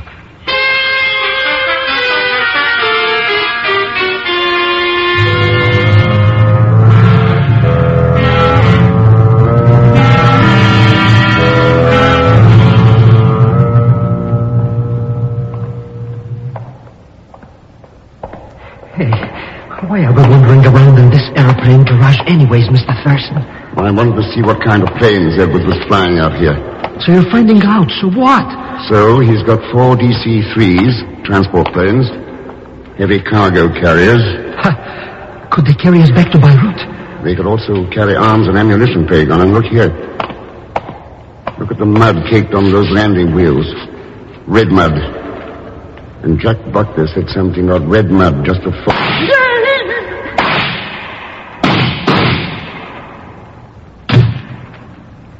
All right, now. Come on, Pegon.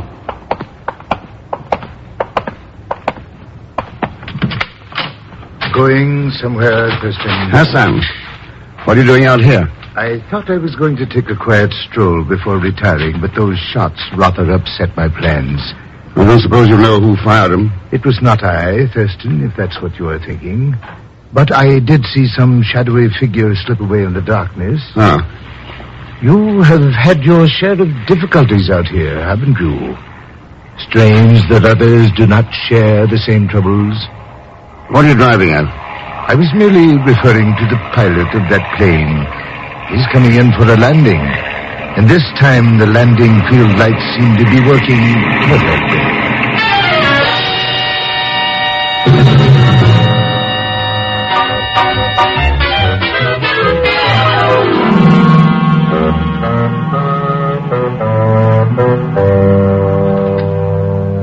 So you've got good news for me, Norbert? Oui, Monsieur Thurston.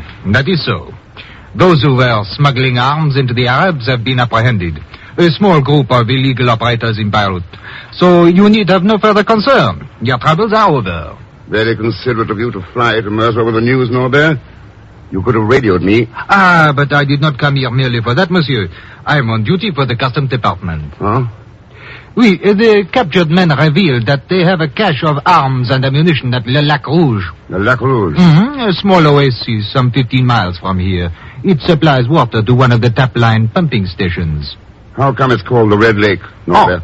The color of the water, monsieur, is caused by some chemical in the soil. The entire shore is of red mud.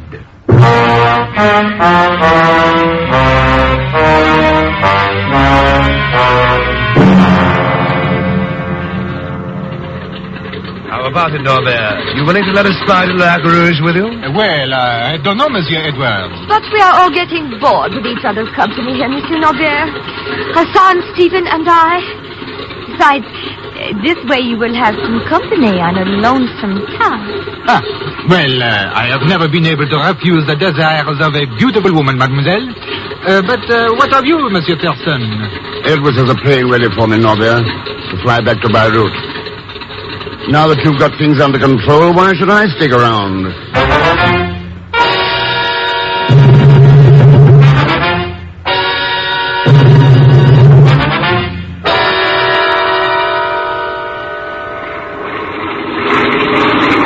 Boy, am I glad to be going back to Beirut.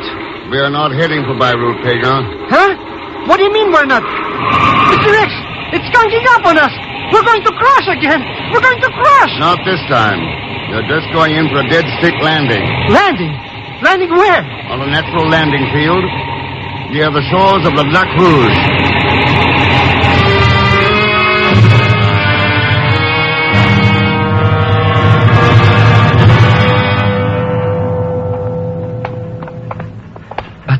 But this isn't any lake, Mr. X. That's right.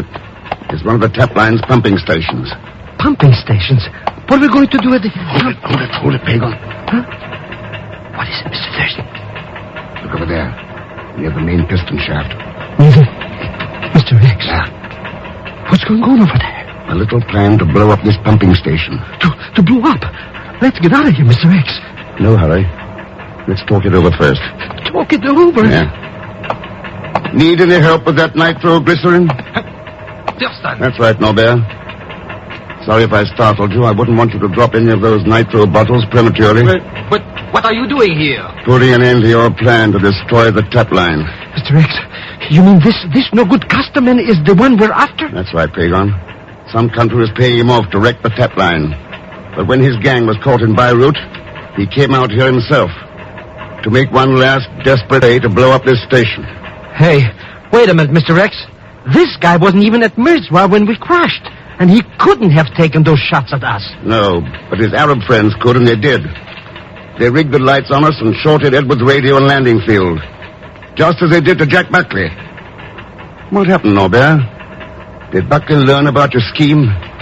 Oui. You are quite correct in everything you have said, Monsieur Thurston.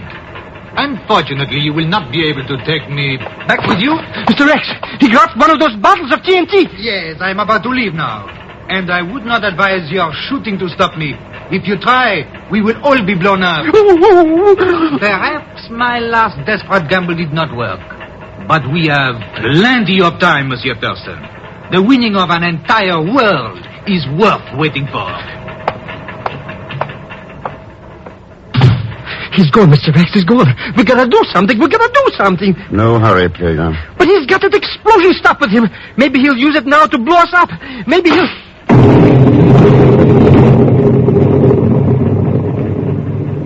Mr. X, what was that? I told you there was no hurry. Hassan's bullet took care of that nitro. And Norbert. Hassan's bullet? But what did Hassan have to do with this? Well, that's what the French and the Arabian governments pay him to do, Pegon. You mean he's a Desert G-man? That's right. He and I arranged this little get-together before leaving Mirzwa. Well, what do you know? So I guess we show that no-good crook Norbert where he gets off at. Oh, it's not Norbert who bothers me so much. It's Edwards. And all those like him. Edwards? Yes. We can protect ourselves against the Norberts of this world. But we can't protect ourselves against the selfish and the blind who put their own personal interests above those of freedom. That's where the real danger to democracy lies. We've got to learn that. All of us.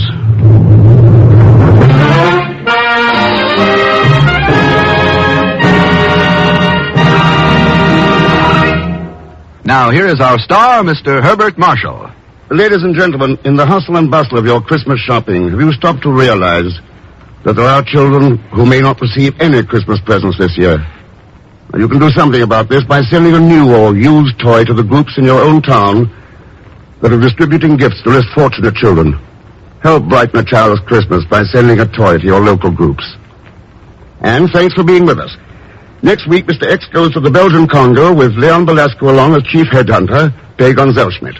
So join us, won't you, when next I return as the man called X. Good night.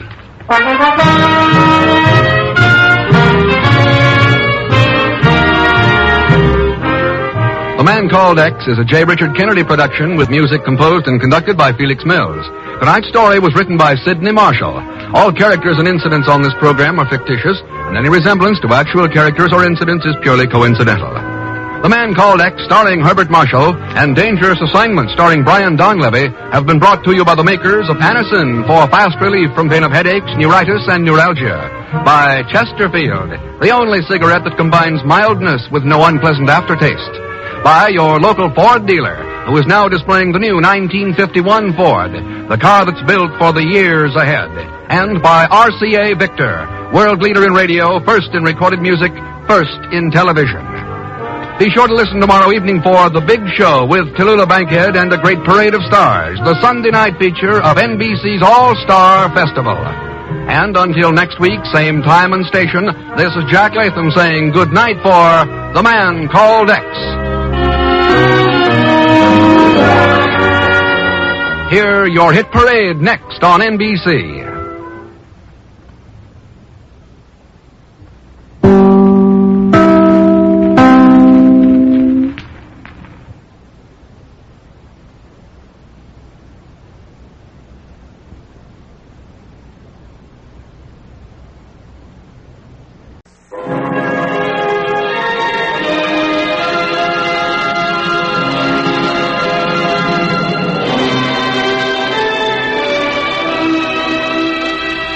Hello there, welcome to the golden age of radio theater.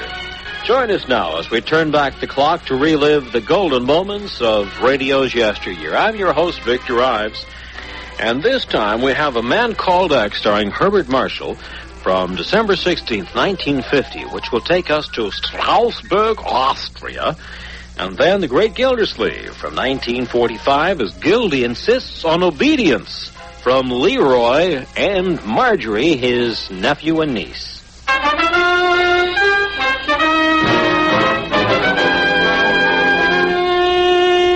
Herbert Marshall as The Man Called X. Wherever there is mystery, intrigue, romance, in all the strange and dangerous places of the world, there you will find The Man Called X.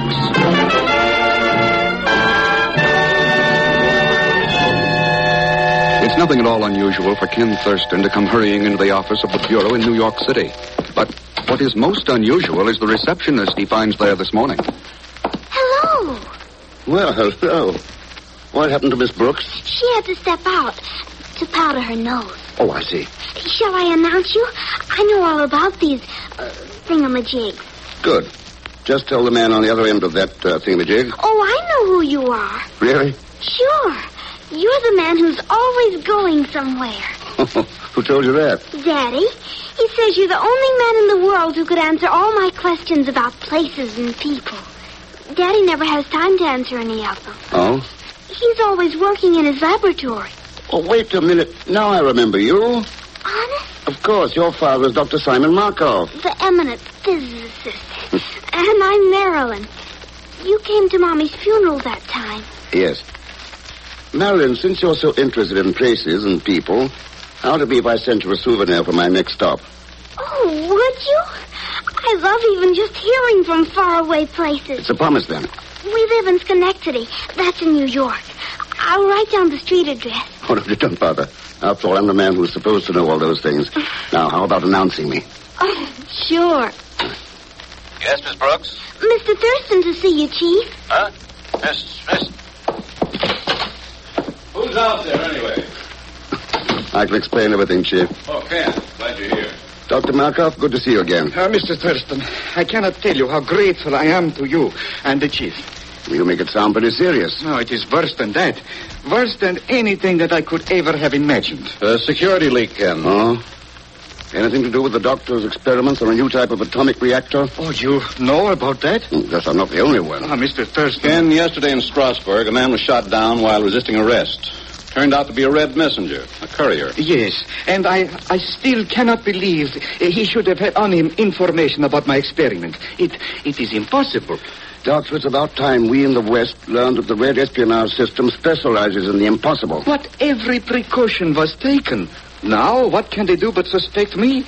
Especially with my old-world birth and background. This is a lot more important than just you, Dr. Markov. Oh, believe me, Mr. Thurston, I did not come seeking your help because I know, Doctor, I know. Tell Marilyn I'll be sending her that souvenir from Strasbourg.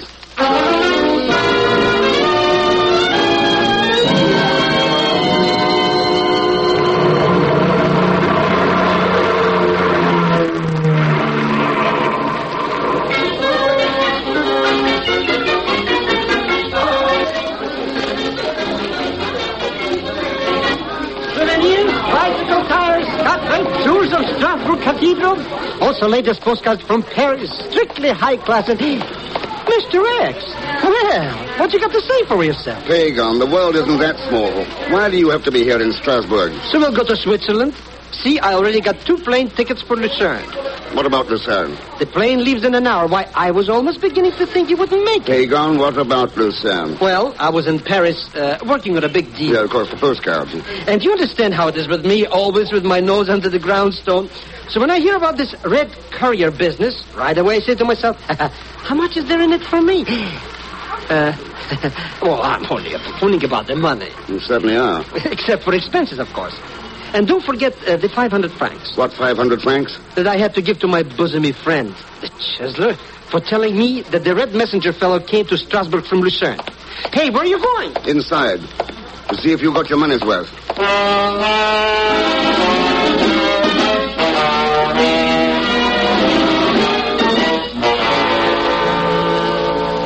I regret, Monsieur Thurston, that we have as yet been unable to learn where the courier was coming from. That is, with any degree of certainty. But you did learn something, Captain. Ah, oui. One informer told us, for 1,000 francs, that the courier was on his way from Lucerne. For 1,000 francs, sir? Oui. But until we can find some way of confirming the tip of this Zellschmidt person, listen. It's right outside. Let's go. Where? Trying to call into the sewer. All right, come out of there, Pegon. Let go. I'm an American citizen. You can't do this to me. I'll write to my congressman and cut off you from the Marshall Plan. Oh, Mr. Thurston. Zellschmidt, what is the meaning of this? Search me. It must be a case of mistaken identity. A fellow I never saw before in my life. It goes rat-tat-tat-tat. And what do you think, Monsieur Thurston? I think, Captain, that the information about Lucerne has been kind of confirmed.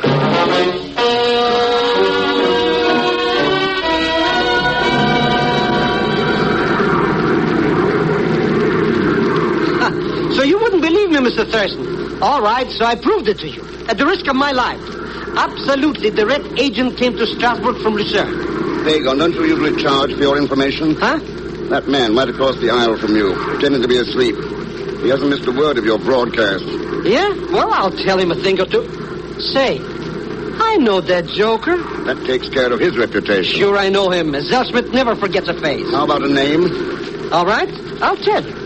Well? Just a minute. Hey, you, wake up. What? Good to see you again. Good to see. Hey, what's your name? I have never seen you in my life. Now, why do you want to know my name, please?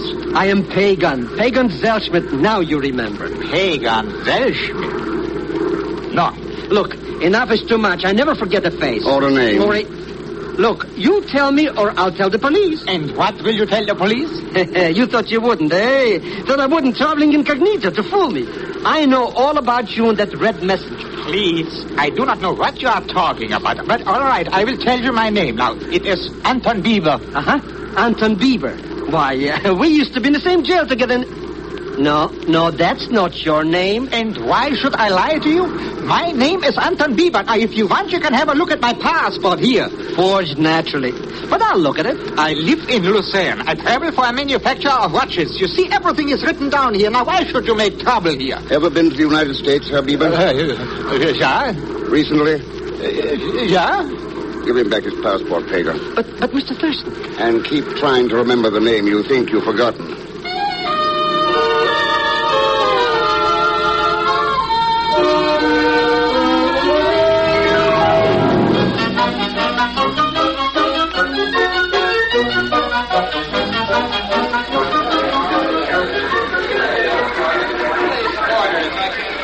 Look at him, Mr. Thurston. Can't wait to get away from the airport. And him trying to tell me his name is Anton Bieber. When I knew it's Mr. Thurston. Well, Pegon? I thought of it. I mean, almost. Oh, come on, or I'll leave it behind, and I don't mean almost. But now it's right on the tip of my tongue. Mr. Thurston, may I have a word with you? Oh, I wish you would. I'm a newspaper woman, Vanya Sabine. Your name was on the flight list from Strasbourg, and I wondered... Pleased to meet you, Vanya. I am Pegon Zellschmidt. Anything you want to know, just ask me, huh? I will. Suppose we get out of this crowd. What newspaper are you with, Miss Sabine? Oh, none in particular. I'm what you call freelance. Huh? I thought there might be a story in your mission. Oh, sure. What makes you think I'm here on a mission? Lucerne is a good place for the health. Not always. May I quote you on that? That should have been my question. Well, maybe you've still got others. One in particular. What about the red courier who was killed in Strasbourg? Yes. What about him? Maybe I'll have better luck interviewing you next time. If there is a next time, Mr. Thurston. You know something, Mr. Thurston? She's got the classiest front page. Yeah, what? What's this? Piece of paper stuck on your coat pocket, so what? It wasn't there when we got off the plane. Probably that luscious Lily or somebody that pushed up against you in the crowd. Oh, it might mean nothing. Then again, it might mean we're near the other end of the Schenectady line. 10,000 in American dollars. Number 60, Holbeinstrasse. Midnight.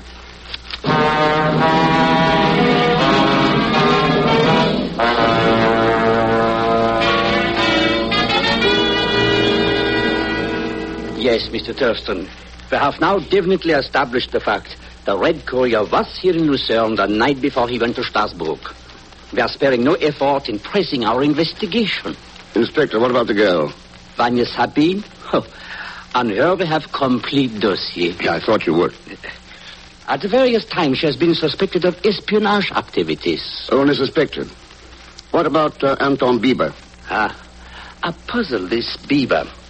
We have reason to believe that there is something in his past which is hiding.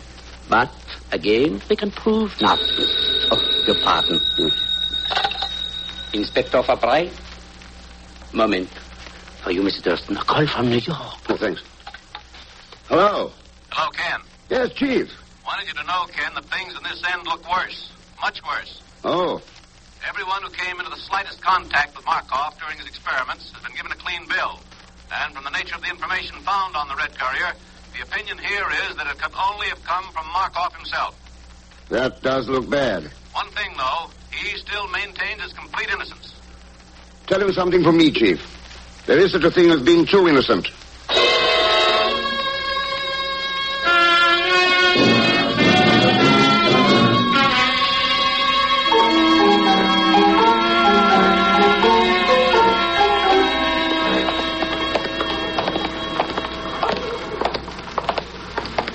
This is the place, all right, Pegon. Number 60, Holbeinstrasse. But it's an apartment house, Mr. Thurston. How are we going to find out who we're supposed to meet? Only one light burning on the lower floor. But that's where the concierge lives. Coming?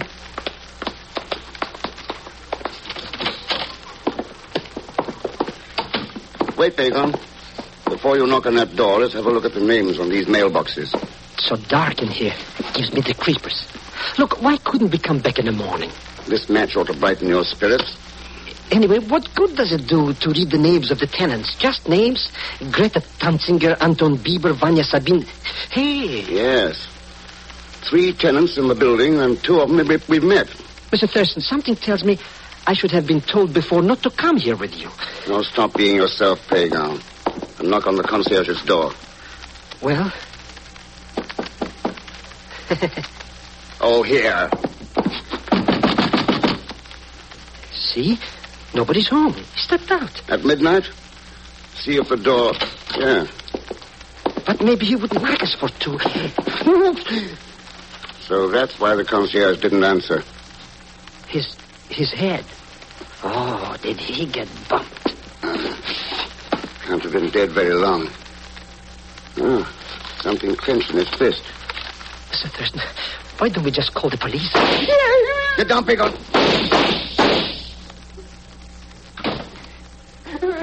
My age to die so young. Crawl out from under that rug and look at this. Just a tiny scrap of paper. Yes, a tiny scrap of paper. But it happens to be the postmark from a letter. A postmark that reads, Schenectady, New York.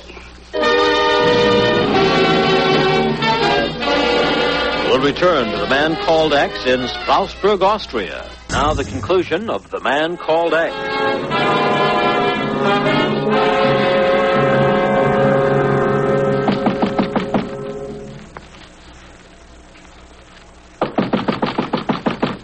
See, Mr. Thurston, no answer. Yeah. Vanya Sabine seems to keep late hours. If you ask me, the whole apartment house is as dead as that concierge downstairs. Come on, Pegon. We'll check the other tenants. Say, Mr. Thurston, you don't think a Goldilocks like Vanya could do a thing like that? Like what? Try to kill me. Now you got this whole thing tipsy-turvy. She couldn't be mixed up with that red courier in Strasbourg and this Markov guy in Schenectady. Bieber doesn't seem to be in either. Hey, how did I forget Anton Bieber? Why, the minute I saw him on the plane, I knew beyond the shadow of a shadow. And you had to let him get away. Oh. Will you wake me up, please? You sleep pretty soundly, Herr Bieber. What? Oh, it is you. Yeah, and him. Yeah, and me. And don't think you can pull the wool over my clothing.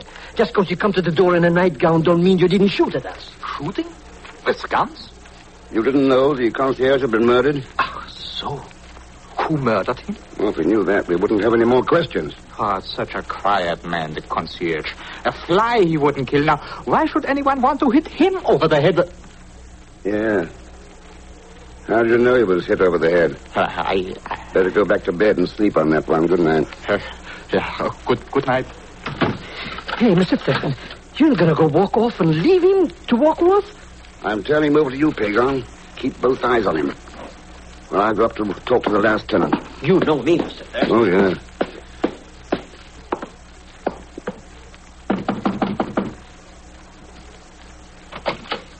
Fräulein Totziger?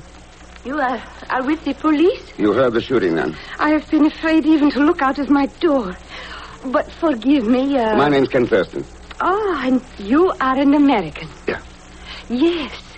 You see, for most of my life, I have been a teacher in the Lucerne schools. Languages? You lived in this apartment house long? Almost, yes, 10 years. The same concierge all that time? Oh, yes. Herr Weisser has been concierge here from the very beginning. The gunfire. It was Herr Weisser. Yeah. He's dead. No. Can you think of any motive? Why, no. Yes. Lately he has acted different. Furtive almost. But that it should have come to this. The other tenants, Fräulein, what can you tell me about them?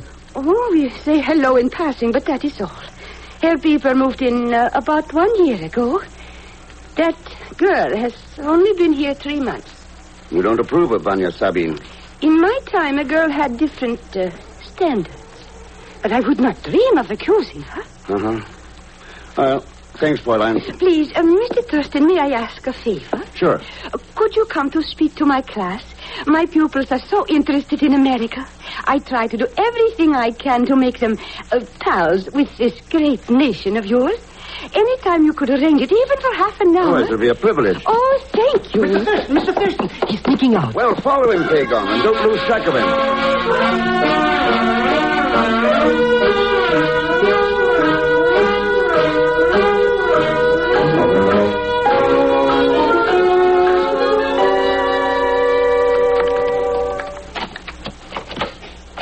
Morning. Well, Mr. Thurston, it isn't often that news sources force their way into my apartment. No, I don't imagine so. I trust you found plenty to read while you were waiting? Oh, nothing will throw any light on how a certain red messenger came by certain information. Or how a certain dead concierge came by a certain postman. Oh, you do gather news, don't you? Or do you make it? In this instance, I happened to run into your confrere, Pegon Zellschmidt. What else did my confrere tell you? That he had lost track of the elusive Herr Bieber. Uh-huh. Now, suppose we talk about you. Oh, yes. You would like me to account for my whereabouts. Especially around midnight. Well, just before midnight, my phone rang. Someone who called himself Mr. X. You've heard of him, of course. What did he have to say? That if I came immediately to Rutley, he would give me... what is the term they use in America? A scoop? Did this Mr. X show up? No. I waited and finally at the door and I left. But you can't prove a word of it. Unfortunately. Well, maybe that's your Mr. X again. You think so? Hello? Vanya, baby, this is your tall, dark, and maybe. Do me a favor, huh? Look outside and see if Mr. Thurston... He's right here. Hold on. Thanks. Hello, confrere. Listen, Mr. Thurston, huh? A fine thing to call me when I finally caught up with this Elias Anton Bieber again. Where is he, Pegon? At the airport. Didn't I tell you all the time that this joker is... This time, don't lose him. Give me time for a quick phone call, and I'll be right over.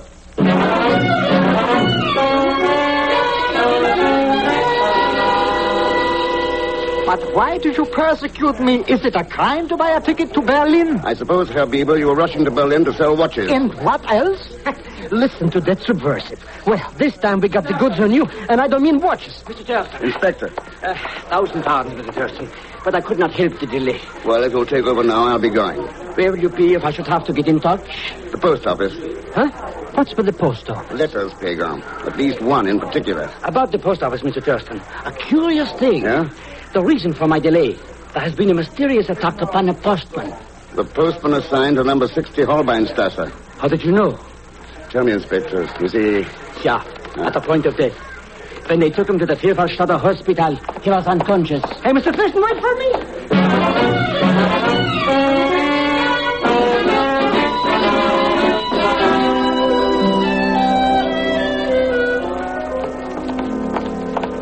Not so fast, Mr. Thurston. I don't see what we're doing in this hospital anyway. As long as we got that alias Anton B. Here, this is the room. Oh, nurse. Yeah? Oh, you are from the family of the dead man. Dead? When? 4 minutes ago. Did he say anything before he died? Over and over. The same word he says. Oh? What word? I think, palpen. Is there such a word? Palpen? What kind of a language is this? So sure that's what he said, nurse. Yeah. To me, it sounds like palpen. Well, thanks anyway. Come on, Pegon. Palpen. Of course! Why didn't I think of it before? Pegon, I've got it. Oh, have I?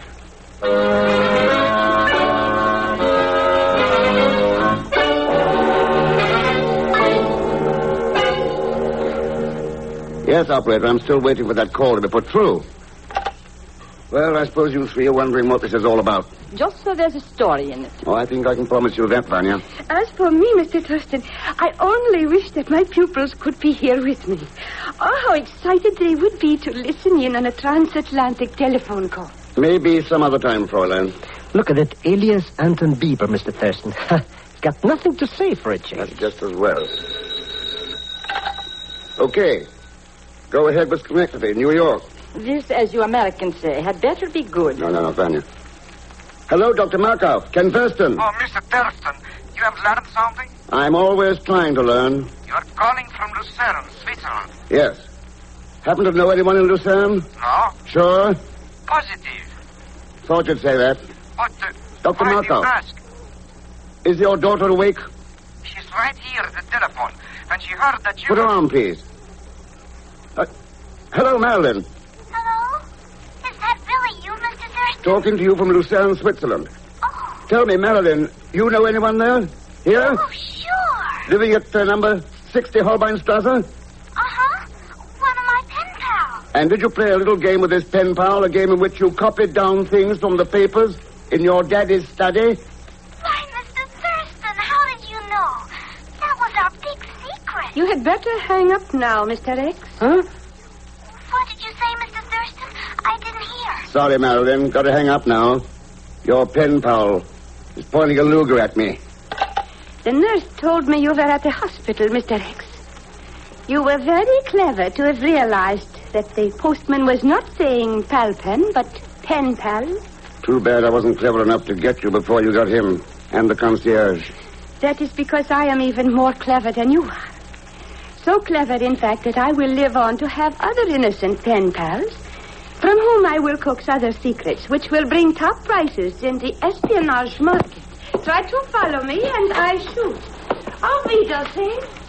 Mr. Thurston, quick, before she gets away. Don't bother, Pegon. I asked Inspector Fabre to have his men waiting outside.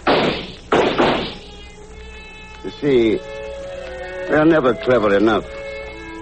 These people, they prey on the innocent, the unthinking, the unsuspecting. And in the end, well, you just heard what happened to the Fräulein.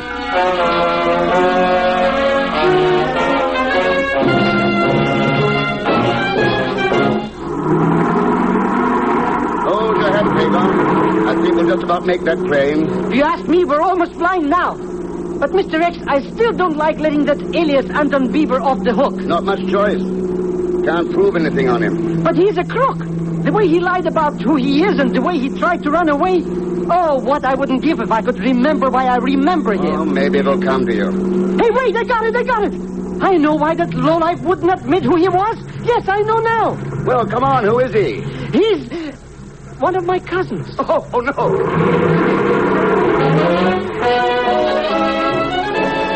And that's the December 16th, 1950 episode of The Man Called X with Herbert Marshall.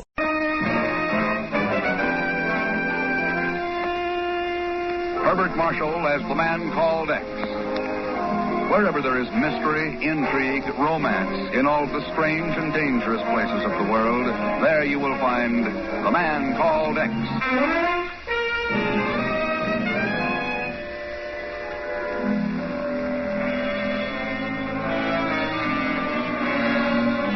Inside a tiny engineer's shack at a uranium mine near the village of Kutu in the Belgian Congo, two white men sit in pitch darkness watching the natives outside dressed in the skins and claws of leopards and panthers as they writhe and turn in the firelight to the age-old rhythm of the Congo drums, the rhythm of death. I tell you, Dubek, I don't like it. Those devils are working themselves up to no good out there. Oui, I know what you mean, mon ami. And after what happened at Bosoko. Yeah, and Ajolu and Ikela. But what can we do about it? After all, look. Oh, yes, I see. They wave now the spears like a dance of war. What do you mean, spears? Those are guns. Guns?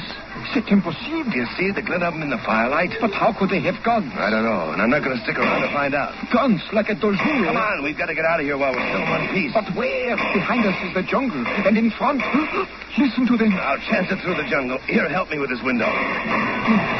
Yeah, if we can make it to the river in the old power boat, we can... Do back. Fight, mon ami. You are hurt. Go on. Keep going. Run for it. No, I cannot leave. Thurston. Ken Thurston. What? New York. Thurston. The man glow. Fred.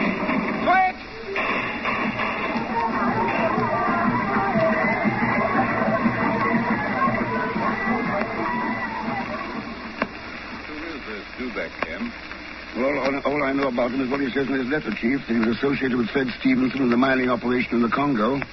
Stevenson, yeah. And apparently Fred told him to contact me just before he died. You remember Fred. Helped us out in that Brazilian copper setup. Oh, of course. Top-notch mining engineer, wasn't he? That's right. That's too bad. But what was he doing in Africa? He's working as mine supervisor for an outfit called Congo Uranium Limited, a Belgian-American-British combine licensed under a Belgian government permit. They've been shipping out a lot of high-grade ore, most of it directly to Oak Ridge. Oh, well... According to Dubek, 4 of the company's 5 major installations have been forced to shut down because of local opposition, strikes, and native raids. Oh, yeah. I guess that's what's apt to happen when civilization starts to cramp the style of the petty native chiefs and witch doctors. I wish I could be sure that's all that's causing this trouble. I don't get you, Ken. Suppose some foreign power were interested in cutting down our supply of atomic weapons. Why wouldn't they stop it at the source by stirring up our supply of uranium ore? Yeah. A clever agent who really knows those natives could make a real play on their superstitions, their taboos, and their magic. Ken, I'll have Miss Brooks contact Sabina Airlines right away and get you on the first plane for Leopoldville. Already done. Well, then I'll cable this Dubek fellow that you're on your way. Oh, I did that the minute I read his letter. So long, Chief. Send you a postcard.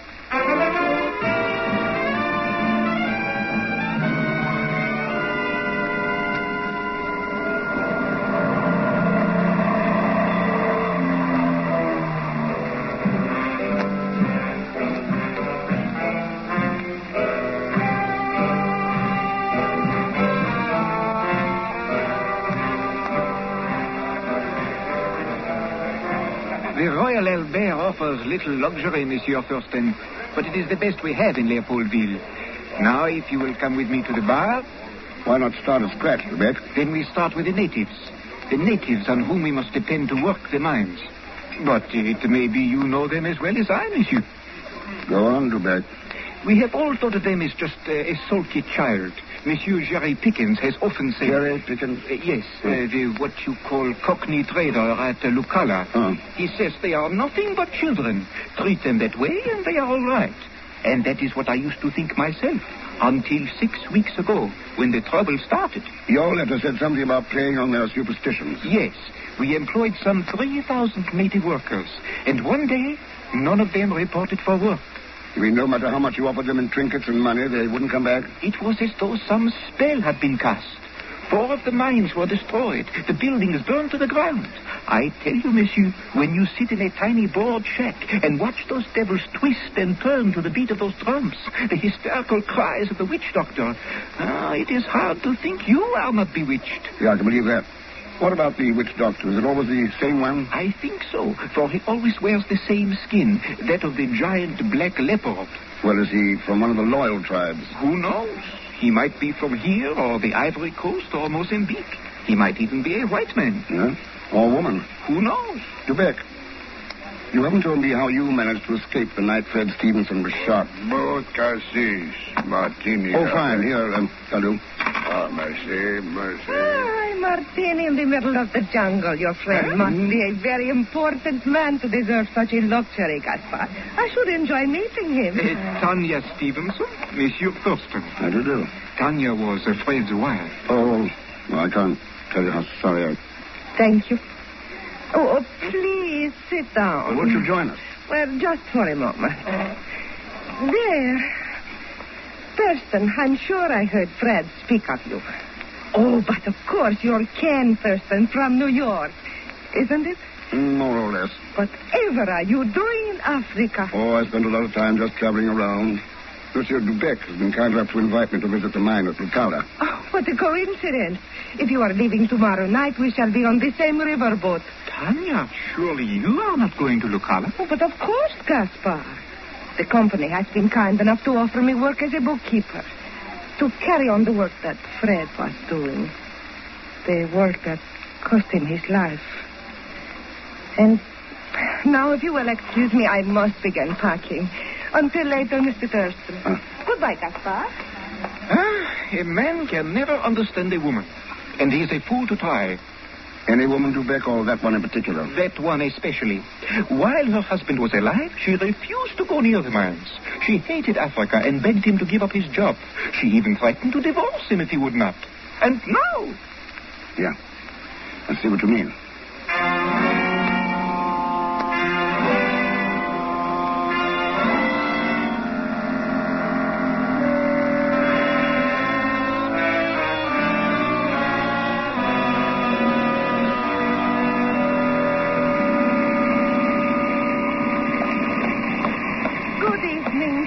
Oh, hello, Mrs. Stevenson. Won't you call me Tanya? Tanya? What the devil's that?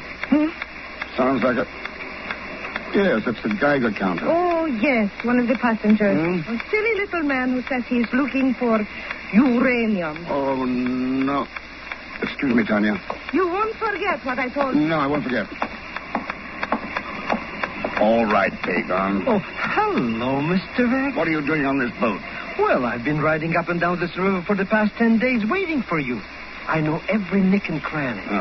I was visiting my cousin in Brazzaville when I heard about the trouble in the uranium mines. So I said to myself, Mr. X will be turning up and needing my expert assistance. No, thanks. But it won't cost you a thing. Well, maybe just a fare back to United States. No dice, Pegon. All right. If that's the way you feel, I'll go along for free. It isn't that as though I have broke or something. When 10,000 smackers ride in my lap... 10,000 what? Sure, didn't you know? That's what you get for finding a uranium mine.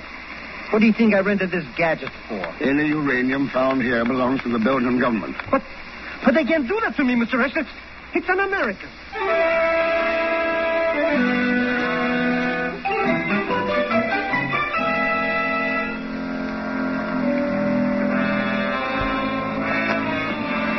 Good morning, Monsieur Thurston. Oh, hello, Dubec. We ought to be getting to Lucala pretty soon, haven't we? Yes. The village is just around the next bend. But from there to the mine is nearly a 6-hour trip. I see. Dubec. Yes? Is that the village up ahead? Why, yes, Monsieur Thurston, that smoke. There must be a fire. There was a fire. What? Lucala's been burned to the ground.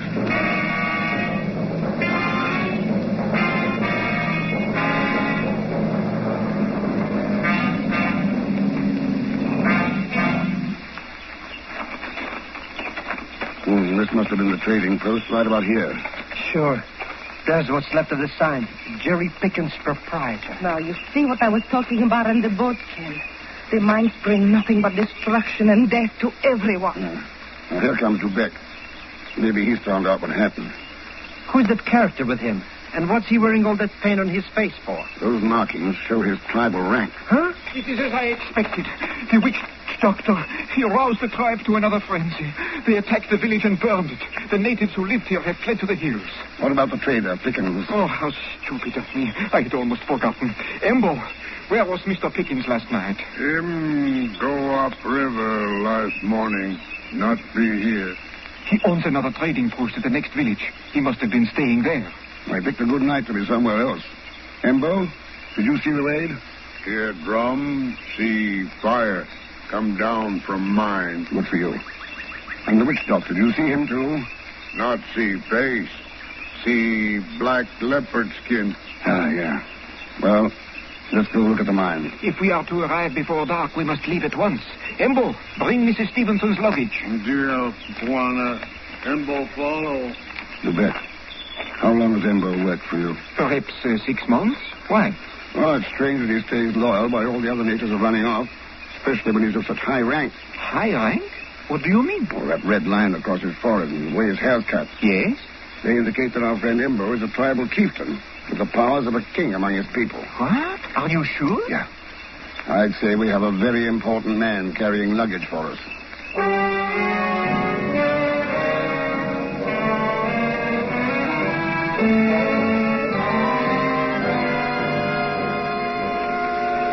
Do we have to keep going so fast, Mr. Thurston? We've been walking all day, and I'm getting tired. You invited yourself on this safari, Pegon. I don't like that Ember character behind us, neither. He looks like he would double-cross his own grandmother for $1/2. Hello! How's all of me? Jerry Pickens. Oh. Been trying to catch up with you chaps all day. Oh, hello, Mrs. Stevenson. Heard you was coming up to work at the mine. Sorry, I don't believe I've had the pleasure of meeting you, sir. This is Ken Thurston, Jerry Pickens. My pleasure, sir. Sure, we've met before, maybe at Leopardville. Oh, I don't think so, Mr. Thurston. At least it ain't likely. Ain't been there for the last 6 months. Spends all my time trying to keep my trading posts running. Not that it's done me much good. I am most sorry about the fire at Lucala, Mr. Pickens. We saw what has happened. Ain't it a crying shame? There's not 5 shillings of salvage left. I just takes one look and decides to hightail it off to you. How'd you find out where we were? Some of the natives come sneaking back. They've been watching you from the hills and tipped me off. I practically had to run all the way to catch up. We had better move on. It will soon be dark. Embo? Dio. Embo lead way now. That won't be necessary. Embo will... See in dark. Embo will lead way. All right, whatever you like. But we must hurry. Hey, Mr. Thurston, what's that noise? Talking drums, Pegon. The natives are sending some sort of message. Embo. Yes? What do the drums say? I, not know. Of course you do. What do they say? I don't want to tell. Embo, answer Mr. Thurston's question.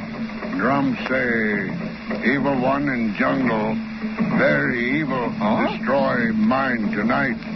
Destroy power of evil one. Evil one? What does that mean, Embo?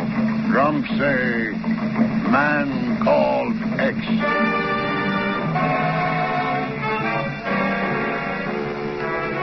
From December 30th, 1950, you're listening to Herbert Marshall as The Man Called X, starring Herbert Marshall.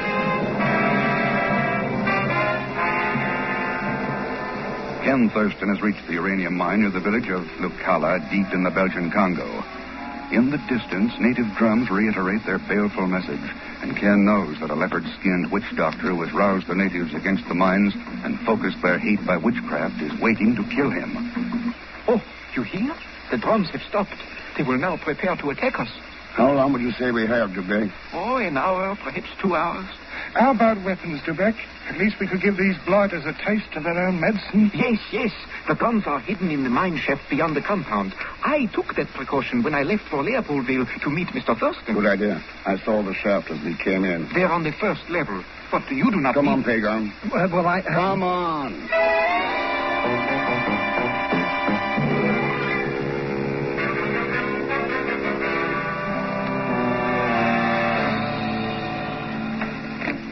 Ah, you found the rifles. C'est bon.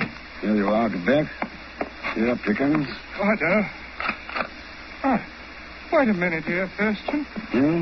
Afraid this gun won't do much good. There ain't no bullets in it. Huh? No, in this one. We had a little trouble finding the cartridges, but Pegon will be along with them in a minute or two. No, it's not true. Shells are not...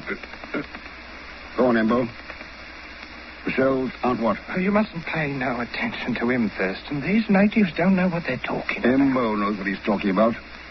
He got rid of the ammunition on somebody's orders. I do not understand. Whose order? The witch doctor who wears a leopard skin. Thurston, I think you've got something there. If we only could get our hands on him. If we knew who he was. We do know who he is, Pickens. What do you mean, monsieur?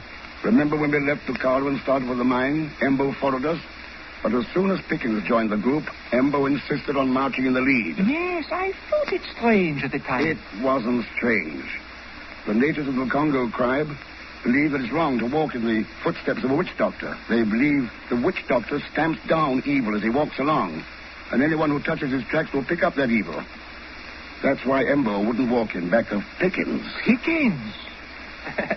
I'd heard about you, Mr. X. Heard you was plenty smart, but I didn't expect you to figure out things this fast. Not that it makes much difference, you see. This here pistol has got bullets in it. I'm sure it has. Embo, tell your tribe we've made prisoners of the evil spirits that's cursed your land. And we're going to bring him to quick justice.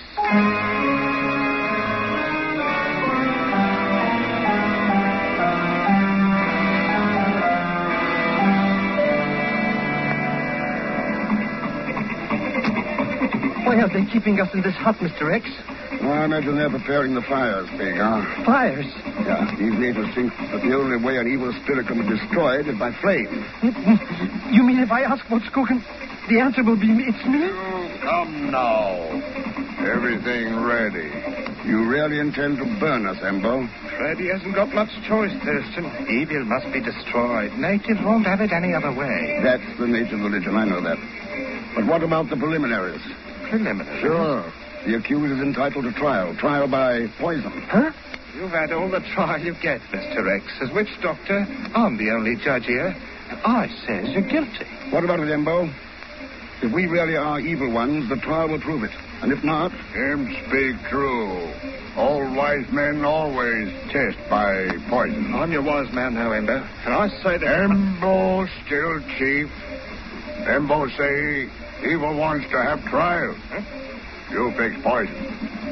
Come. Now. All right, but it'll only prove what I've been telling you all along. I don't get it, Mr. X. What's all this talk about poison? The natives who practice black magic. Black magic? Believe in what they call trial by poison. Yes, I have heard of it. The accused person and several other members of the tribe drink a mixture concocted by the witch doctor. Then the guilty one falls to the ground in agony, while the others apparently feel no pain. What a trial. It don't make sense. Psychology, Pegon, like all witchcrafts. Hey, you're right, Thurston. Sure. The so-called poison is just strong enough to cause a little nausea. But the guilty one exaggerates the sickness in his mind and thinks he's really been poisoned.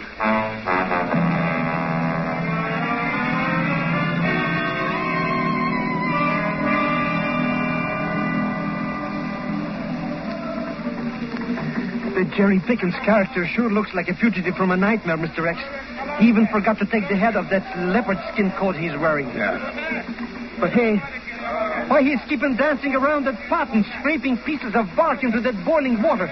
It's not sanitary, and we got to drink it. That's the bark of the blood tree. These natives think it makes the poison I told you about. Mr. X, if you don't mind, I don't feel very thirsty. Mr. Thurston, blood water is ready. We are ready, Embo, and unafraid. For our hearts are free of evil doing, aren't they, Pegon? Yeah. Yes, sure. You, Chief Blood Devil, you drink first. I, Chief, drink with you. And 3 elders from village. Wait, Embo. As the person on trial, it's my privilege to pick who must share the test with me. It's true. It's tribal law. Then I choose your witch doctor, Mr. Jerry Pickens. What? You're crazy. I makes the stuff. You drink it. This time you're going to drink it, too. Oh, no, I'm not. You heard, Embo. It's the tribal law. Or are you afraid that my magic will turn out to be good? that you'll double up in pain from the evil inside you. Don't be ridiculous. Make him drink up, Embo. Let's get this over. How about it, Embo? You're chief, and the law is the law. Embo asked elders of tribes. Elders say witch doctor drink or no make true medicine. All right, but he takes his first. No. If you not evil, blood water no hurt. You drink first. No, I won't do it. You go on, Jerry.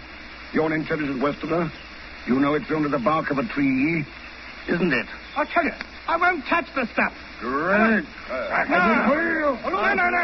won't do it. You can't force me to. Get away from me. Drink.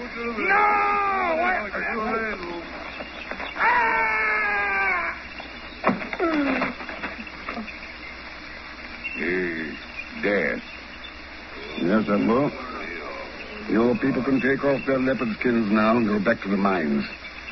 The taboo is over. The evil spirit that cursed the jungle is gone. Is good, Wanamakubra. Is good. Mr. X, that bloodwater sure finished off that Pickens character. You see, monsieur, why I tell you we must almost believe in this witchcraft? It wasn't witchcraft that killed Jerry Pickens in Quebec. The stuff in that cup smelled to me like potassium cyanide. What? Pickens realized that Park's mixture wouldn't affect me because I knew what it was all about. And the test would prove me innocent. But Mr. X... Couldn't risk that. So he put some real poison in it. I knew all the time there wasn't any such a thing as black magic. Oh, but there is, Pegon. And not just in the jungles. It swept whole countries of the world. Wherever lies are repeated and repeated until ignorant men believe them, wherever peoples are deceived into hate and greed, there you have witchcraft. The most evil witchcraft of all. And only truth and faith and courage can destroy this false belief.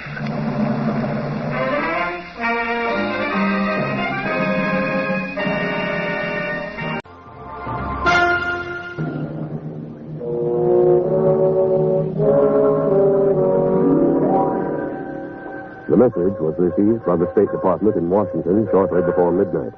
Within an hour after decoding, there was a feverish burst of activity in the offices of the Atomic Energy Commission, counterintelligence, and at the Bureau in New York City. So Professor Channey has disappeared. That's right, Ken. It apparently happened 3 weeks ago. Where, Chief? At Los Alamos? No, much worse. At Linz, Austria. On the border of the American-Russian zone. Yeah. What was Channey doing there? His family disappeared there during the war. A month ago, he took a leave of absence from his nuclear fission work at Los Alamos.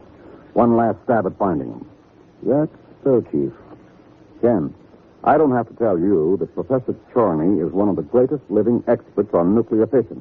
Yeah, I know. Why, his mind contains secrets that'd be worth, well, almost anything to certain innocent nations. That's right. For Pete's sake, Ken, what's the matter with you? Don't you realize what this might mean? Channey disappears only 25 miles from Czechoslovakia.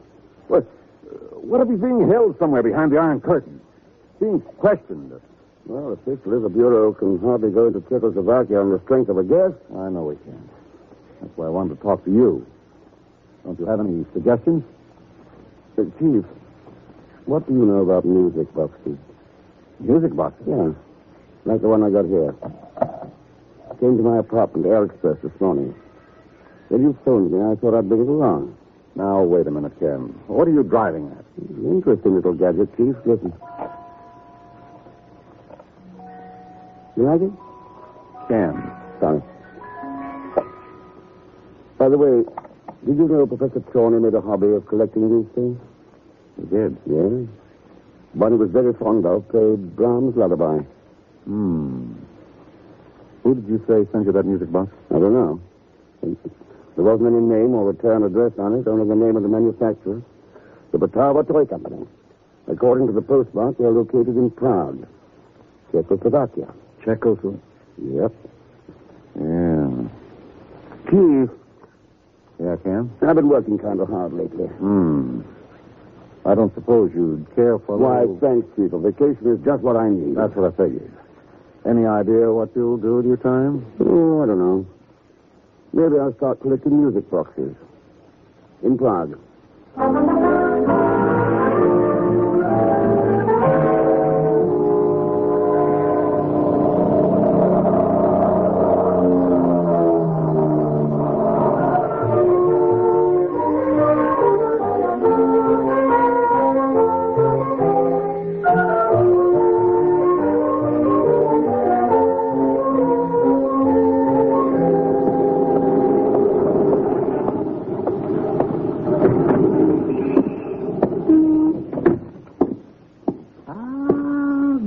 Afternoon, sir. Welcome to Bratava's toy shop. Thanks. Is the owner around? I am Papa Bratava. Is there something I could do for you? Maybe. My name's Ken Thurston. Ah, an American? That's right. And what is it that brings you to see me, Mr. Thurston? Oh, you have quite a reputation back in the United States, Papa Bratava. Oh, that is most pleasing. Yep.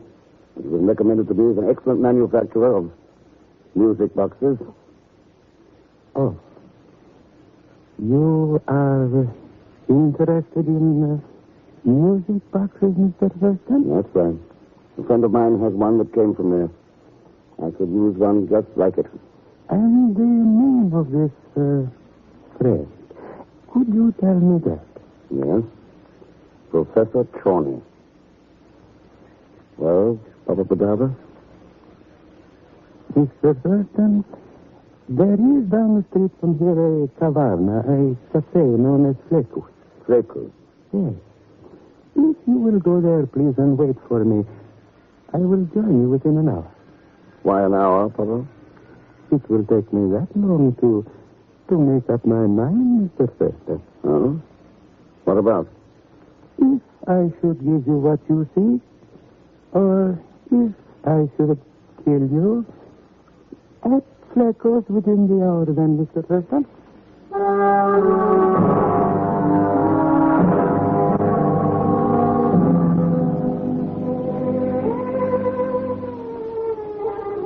Ah, here is a table such as you wish, sir. Quiet, secluded. Yes, thank you. I don't suppose you serve martinis. Martini? No, never mind. I'll settle for a glass of Pilsen. Yes, sir. Pilsen it shall be, sir. Hello, Mr. Thurston. Oh, no.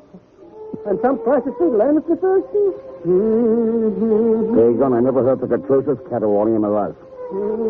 Thank you, Mr. Thurston. Better even than the music box, eh? What do you know about a music box, Pegon? What do I know about it? Who do you think sent it to you anyway? You? Certainly. I knew you would be interested in learning about a certain Professor Channey party. Not mentioning any names, of course. So I said it. Pegon, if you had anything to do with Professor Channey's disappearance... Oh, I swear by the father of my father, Mr. Thurston, I didn't have absolutely nothing to do with it. Only I got friends, you understand, with ears hanging to the underground. They told me. What did they tell you? Mr. X, do you think I'm the kind of a guy who gives away his friend's secrets for nothing? After all, there are certain miscellaneous expenses involved. Okay, pal. Pegon, you'll get paid. Now, where can we talk? Well, I got to pay here another 15 minutes. My public demands it, you understand. Oh, sure. No, but there's an alleyway behind this gypsy juke joint. I'll meet you back there when I get through. Now, if you will excuse me, I'll go tear a few more hearts out with my music. I might have known. Ah, here is your Pilsen, sir. Thanks. True. I didn't know I looked that thirsty. The other one is for me. Well. Do you mind? Mind? Sit down, please. Thank you. Yeah, keep the change. No, thank you, sir. Thank you very much. My name is Wilta. What is your name? Ken Thurston. American? American. I like Americans. I like you. Well, thanks. You would like to be friends with Ilsa? You always make friends this quickly? Why not? Life is too short to be wasteful of it. I like you. If you like me, why should not we be friends? Well, that seems to make sense. Only I was wondering. What? About your real reason for coming to my table. Oh, you sound almost as suspicious as Kumlov. Kumlov? You do not know him? Well, should I? No. But I will not spoil this moment of our meeting by discussing him. Goodbye for now. Well, that was a pretty short friendship. Oh, no. It has hardly begun. Here. This is my address. I will see you there about 8 o'clock tonight. You seem pretty confident that I'll be there. Of course. We have much in common to talk about. Kumlov, ourselves, and missing professor. Mm-hmm. Yes. I'm quite confident you will visit me at 8 this evening. Mr. X.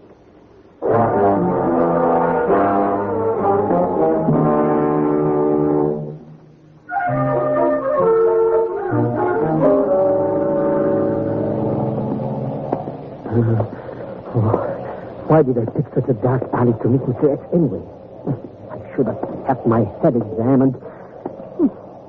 What will I do for this man out of the goodness of my heart so he can do things for me? Oh, why do I stick my foot out into it like this anyway? So you can chisel a few bucks. Oh, it's only you, Mr. Thurston. Who else were you expecting? Who can tell in a dark place like this?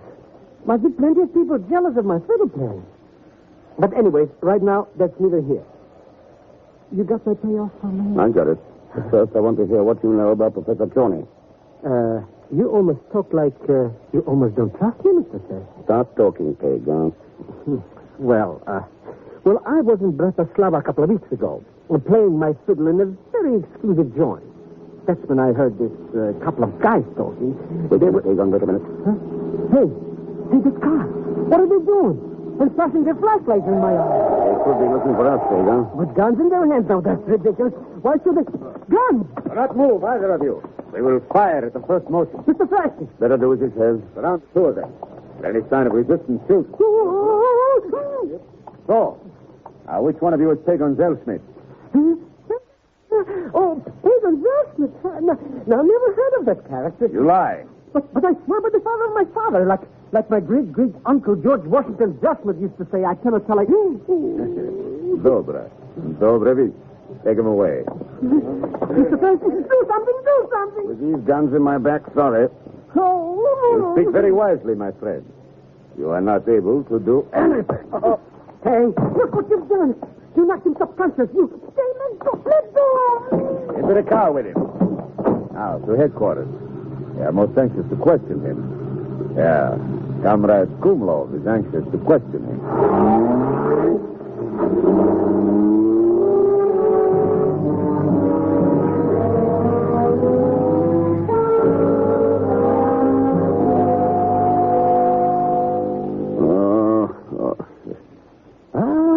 Good.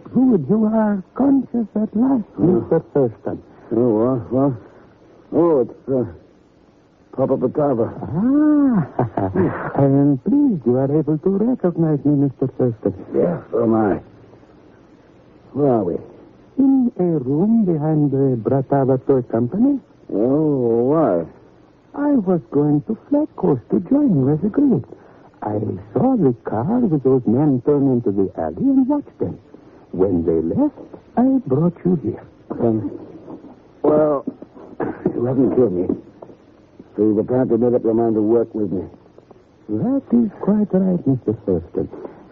Since last we were together, I had spoken with them. It would seem they recommend you most highly. Well, that's nice. But just who are they? The People's Underground, Mr. Thurston. Oh. The Democratic Resistance Movement here in Czechoslovakia. Some of them worked with you during the war against the Germans. I remember. And now they're still working. As long as there are those like Kumlov who seek to deprive us of liberty and freedom, we shall continue to work and to fight. Kumlov again. Who is he, Papa? He is head of a secret police organization in Czechoslovakia. Terrorists and cutthroats all, whose one aim is the destruction of everything democratic. Sounds like a pleasant soul. He wouldn't happen to be the one who's got Professor Channey. He is? You know what that means? I do. And Professor Channey's knowledge must be put to work for the benefit of mankind, not for its wholesale destruction. You must get the professor back to the United States before it is too late, Mr. Thurston. That's what I'm here for, Baba. What help can you offer? An underground escape route. We use it for loyal patriots who have become known to Kumlov and must leave the country to preserve their life. Good. What is the route? I can only tell you that from here, one goes to the Radchani kaolin mines at Benistos. Our contact there is Pietkov. Pietkov, that's Benistos. Yes. He will have to direct you from then on. Each station knows only the next one along the line. So, if Kumlov questions one of us, he cannot possibly get information about the whole system. What else have we got to work with? There is Joseph Ataka. Ataka? One of our men who has succeeded in getting into Kumlov's secret police. He has been made a deputy commissioner. He can help us locate the professor. Good. And lastly, we can supply you with forged credentials. Though that will take some time, a week perhaps. Oh, that'll be too long, Papa. Kumlov's already had 3 weeks with Channey. There's no time to waste. We'll have to... Expecting someone? Yes, Joseph Ataka. He was to come here as soon as he finished his tour of duty. I shall be right back.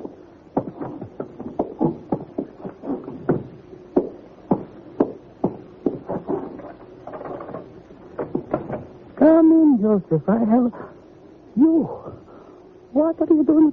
No, don't. No!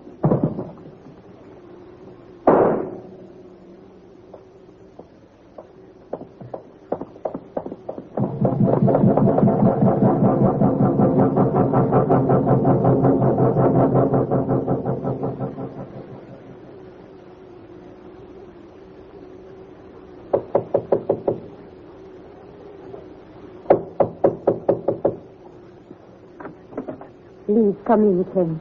Thanks, Sophie. We are to be friends then. Or are you here merely because of what I said at Slakos? That'll pretty much depend on what you say now.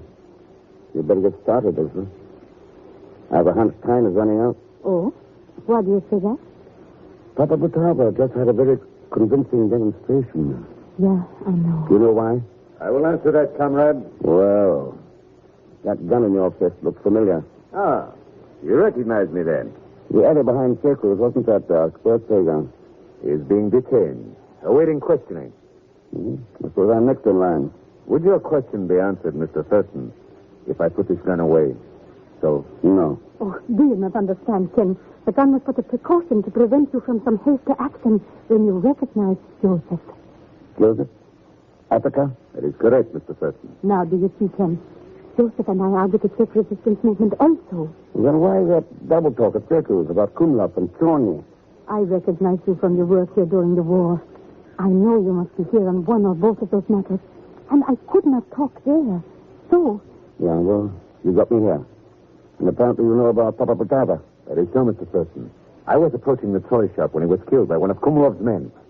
What about the arrest of Pegon? Kumlov's orders. He seemed quite interested in obtaining information about you. Uh-huh. Do you think Pegon will talk about you? Oh, he'd talk about anything if there's a price tag attached to it. And that's what I meant by time running out. If we're going to get Professor Chorny, we've got to do it fast. Do you know where they're holding him? Yes. At the detention cell of the secret police. An old brick warehouse in the Vlatava River near the outskirts. Who's in charge there? At night? Only the captain of the guard. Squad of men. Good. Good. What do you have in mind, Ken? Attica is Kumlov's deputy. What if he and I walk in there with a signed order to release Chorny into our custody? Oh, that is impossible. Joseph may be Kumlov's deputy, but he would hardly sign an order for you releasing the professor. Wait, Ilsa, wait. It can be done. Yes. I can obtain forged documents in an hour. Orders, credentials for Thurston.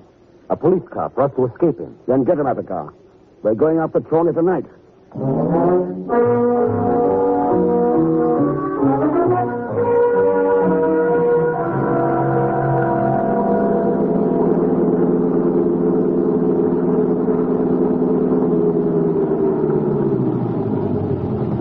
The detention warehouse, Ken. Good. Keep the motor going, Ilsa. The minute you see us at the gate, get there fast. Yes, Ken. Okay, Attica. Let's go.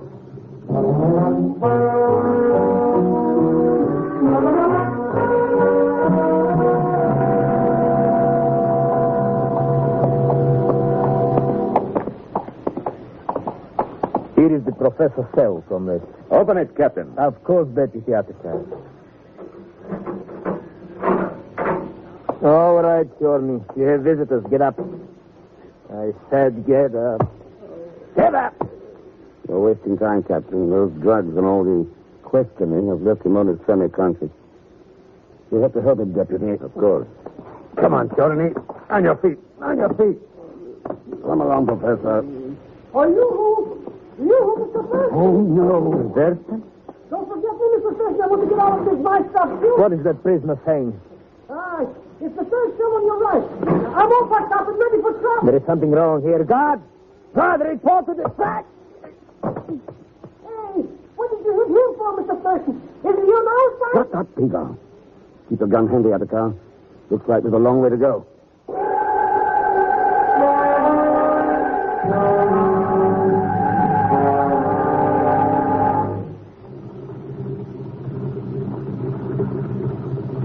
What has gone wrong in there? It's almost 15 minutes now since they left. Still they have not... Stop. There's trouble outside. Get to the gate, sir. The gate.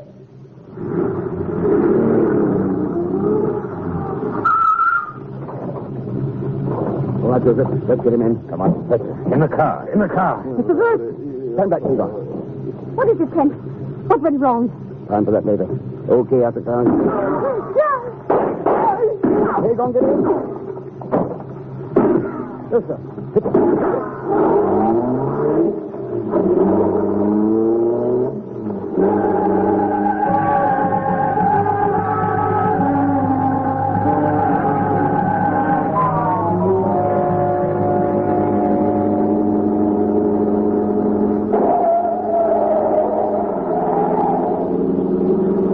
How's the professor?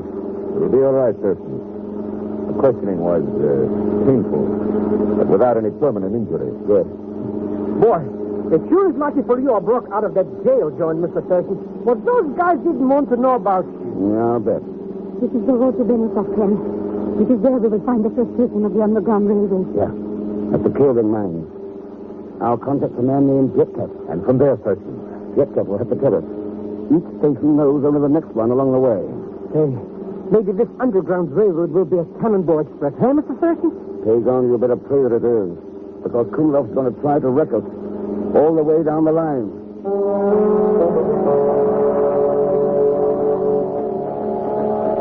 Go on, Pietkov. Our next shipment of kaolin goes to the Rudka porcelain factory at Meroveci in the morning, Mr. Thurston.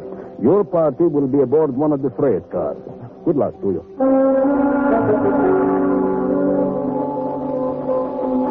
There it is, Pegon, the riverboat that will take us from Meroveci to Tin. Riverboat? First I bum around the freight car wrapped up in clay, and now you want me to make like a bilge in a boat. I wouldn't do it. I'll travel on a train by myself. Okay. But be sure to give my regards to Kumlov when he spots you. Mr. Thurston, welcome aboard.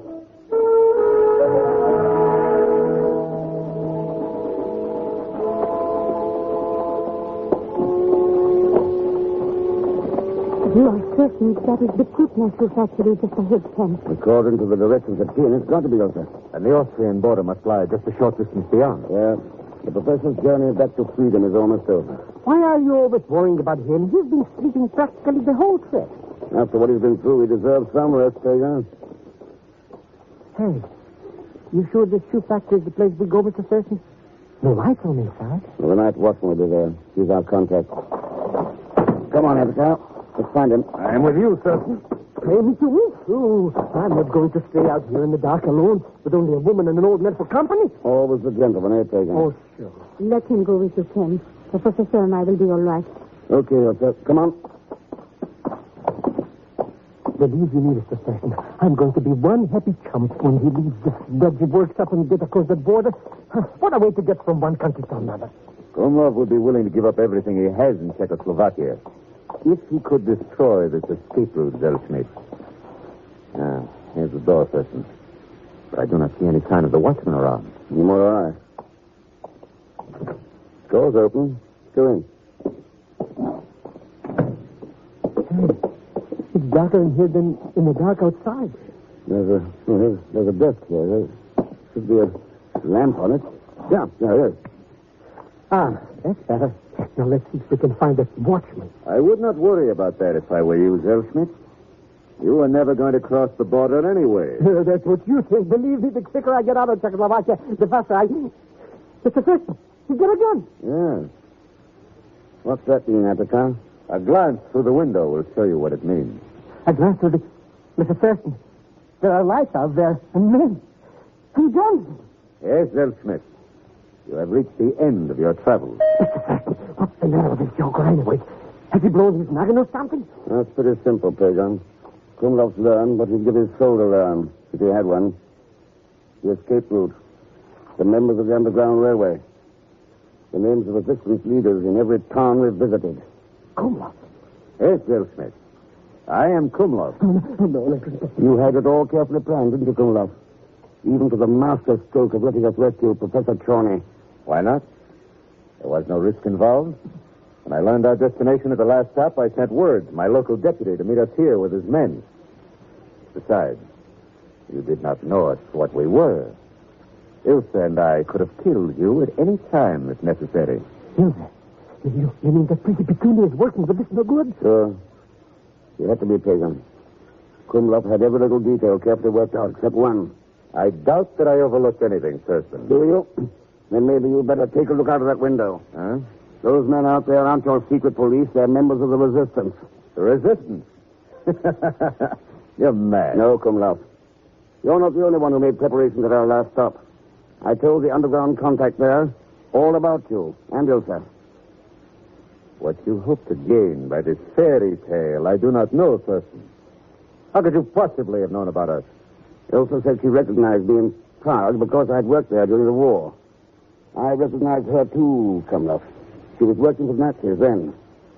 Go on. The Towers said it would take a week to get forged credentials for me. You got them within an hour.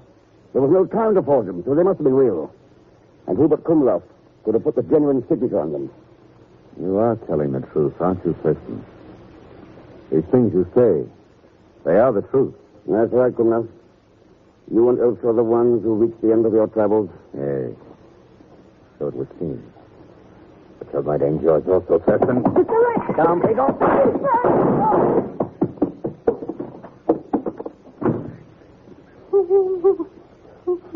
He's happy. I'm dead. Dying. Oh, relax. Those bullets didn't come within 3 feet of you. But everything's gone dark. That's because I smashed the lamp, you idiot. Oh, then everything. Hey, where's Kumlov? He beat it out the door. And he's getting away. He's getting away.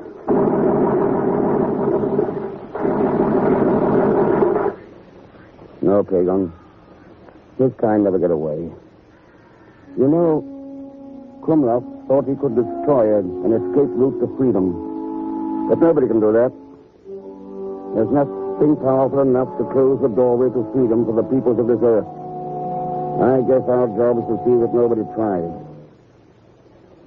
Come on, Pegon. We'd better get Professor Channey home.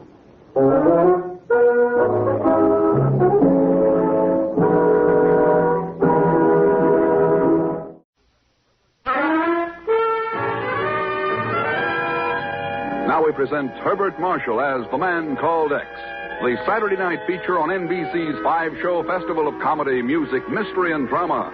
Brought to you by RCA Victor, world leader in radio, first in recorded music, first in television. And by the makers of Anacin for fast relief from pain of headache, neuritis, neuralgia.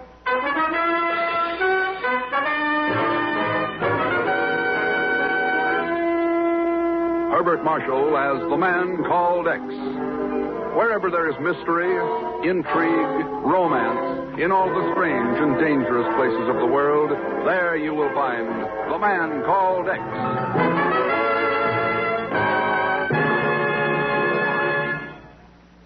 Here's a word from RCA Victor. Big as life and just as natural. That's the picture you get on RCA Victor's new 19-inch television sets. What a picture that 19-incher is. It's clear, it's sharp, it's steady, because it's locked in place by the exclusive RCA Victor picture synchronizer. It's powerful because behind it are RCA Victor's newest extra rugged television circuits. And it's dependable, with all those matchless qualities of engineering and performance which have made RCA Victor million-proof television the proven pride of over 1 million American homes. Your RCA Victor dealer will be pleased and proud to introduce you to 4 models of RCA Victor 19-inch television. The York, a compact, inexpensive tabletopper. The Hillsdale and the Northampton, 2 glorious consoles with cabinets so beautiful you'd think the price applied to the cabinets alone. And the Sedgwick, the 19-inch television, radio, phonograph combination. When you start on the television way of life, start at the top with RCA Victor million-proof television, 19-inch size.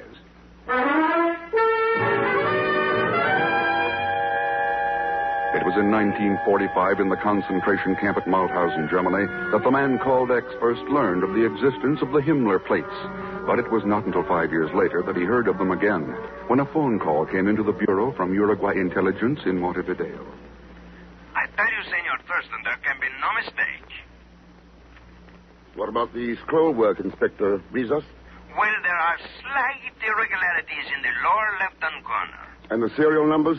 The figure 4 is closed, rather than being open. Thanks for informing us, Inspector. I'll join you in Montevideo in 24 hours. Bueno, Senor Thurston. Hasta la vista. Adios, Inspector. Chief, they've turned up again.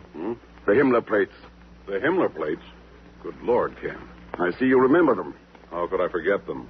Why, those Nazi engraving plates turned out the most perfect counterfeit American $50 bills ever made. That's right. Hitler's gang used millions of dollars worth to buy war materials from neutral nations. But, Ken, we found records stating that the plates had been destroyed.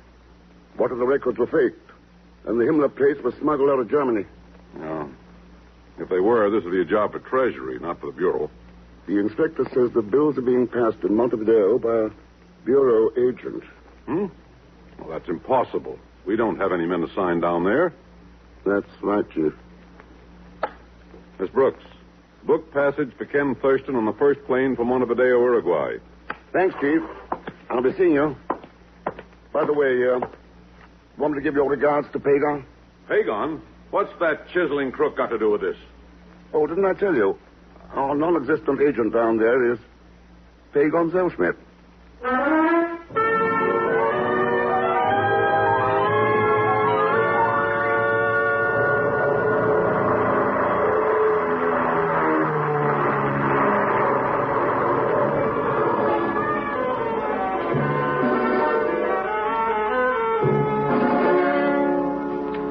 But I swear by the father of my father, Mr. Thurston, I don't know nothing about those phony Mazumas.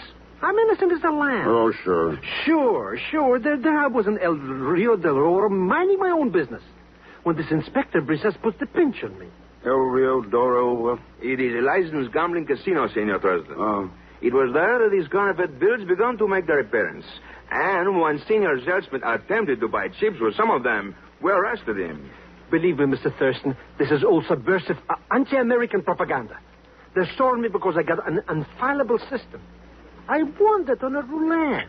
Pegon, you never gamble on anything in your life. Who gambles? I sell the system to my suckers, the clients, that is. Did you have to call yourself a bureau agent? Oh, that? Well, it's just a case of mistaken identity. Well, Senor Thurston? Inspector, I'm going to test Pegon's infallible system at El Rio Doro.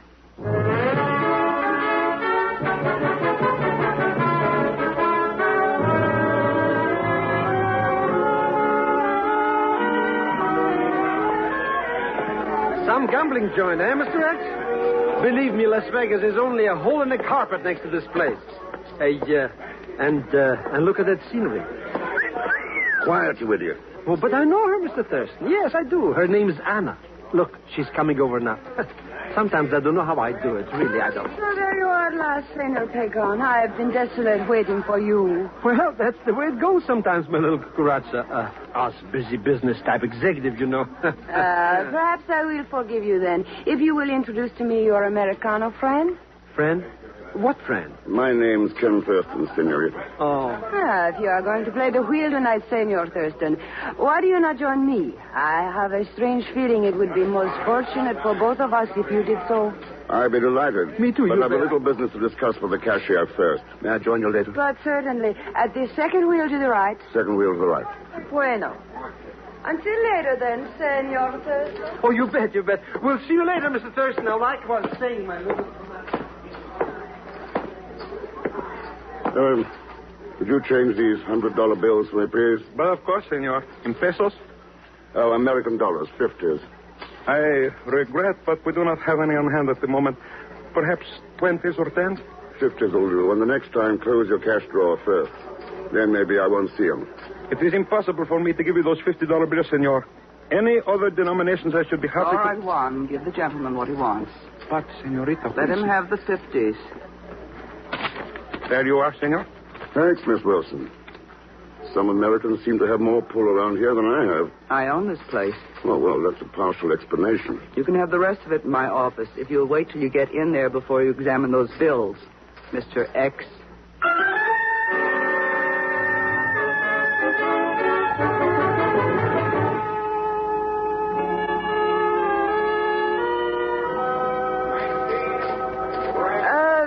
This friend of yours, Pegon, this Senor Thurston. He seems to be a most charming man. Oh, sure. Now, like I was saying, my little Tory Thurston... What business did you say he was in, Pegon? Huh? Business? Whose business? Senor Thurston. Oh, him. Who cares? I just let him follow me around for laughs, you understand? Now, like I was saying, there's a cozy little nook down the coast. Perhaps later, muchacho. But now I feel very lucky for roulette. So be a darling, Pegon. Buy me some chips with these, huh? Hey, this is an American 50. See? Stand right where you are. I'll be back in a couple of jippies. Bueno. La cucaracha, ya no puede caminar. One moment, please, my friend. Huh? I should like a word with you about the money you have in your hand. I got no time to talk about money. Hey, that's a gun. You are quite correct, Zellschmidt. It is a gun. So let us take a little walk, my friend.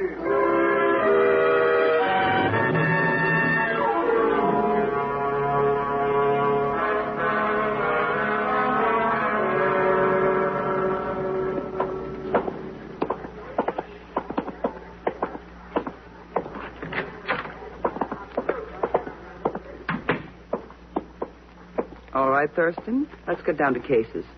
You're snooping in the wrong place for those phony 50s. So get out of my casino and stay out. What are you afraid of, Miss Wilson? Look, I'm doing a big business here. If rumors get around about me paying off in phony bills, I lose my customers. That why your cashier hung on to these 50s? That's right. I'm taking no chances on phonies being passed out. To your customers or to me? You've got the bills. Check them. I will. Well? They're okay. Oh, please excuse Miss Wilson. I did not know that you were... What? No, it cannot be. You are Ken Thurston. That's right. Of course, I could not be mistaken. Do you not remember me, Mr. Thurston? Wait a minute. Warsaw, 1939. You're Stefan Grabowski. That is right, Stefan Grabowski. Oh, how good it is to see you again. How good it is. Old friends? Mr. Thurston saved my life in Warsaw. Now we meet again. Oh, we have so much to talk about. Some other time, Stefan. We've got business to talk over. Oh, yes, it's so. But would you visit me at my home, Mr. Thurston? Be my guest there. Here's my card. You will be there? Sure, Stefan. Maybe I'll even drop in later tonight. That would be wonderful, wonderful. Imagine meeting you here after all these years. And we should both have business with Miss Wilson. Quite a coincidence. Maybe not. What else could it be? 11 years ago, Stefan Grabowski was working for the Polish Treasury as an expert engraver. Oh, didn't you know, Miss Wilson?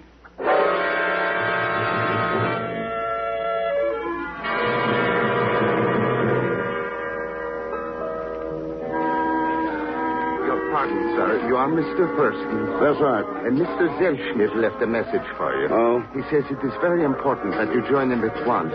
It has something to do with money. If you will follow me, please, I will take you to him.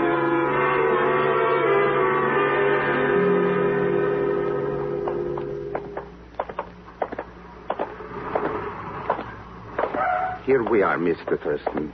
He's waiting for you in this car. Oh, now, wait a minute. You will put up your hand, senor, and Saquito. Well, and listen to me. I will speak only once. You will make no further effort to contact the one who has the Himmler Plates. Furthermore, you will get out of Uruguay within 24 hours. You almost sound as though you mean that. Believe me, I do, Mr. X.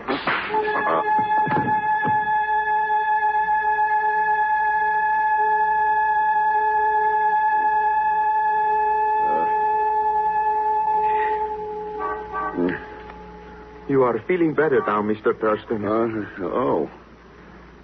Inspector Brisa. See.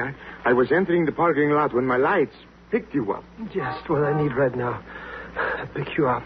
Pegon. Sure, those no goods knocked me subconscious, too. Looks like someone's starting to get a little nervous. You said it. Me. Inspector, I'd like to see if you've got intelligence reports from some people. Bueno. Who are they? Well, it was Stefan Globoski. And a beautiful blonde named Anna with a weakness for roulette wheels. Anna.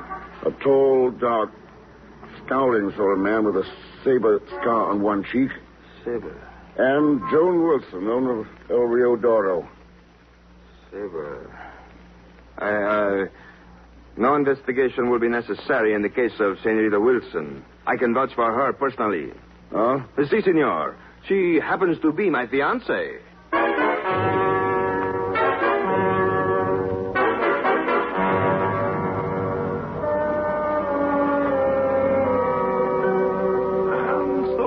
My story, Mr. Thurston. Warsaw, concentration camp, Uruguay. You still in the engraving business, Stefan? I have a tiny little printing shop where I do some novelty engraving. It provides a very poor living, but we are content with it. We?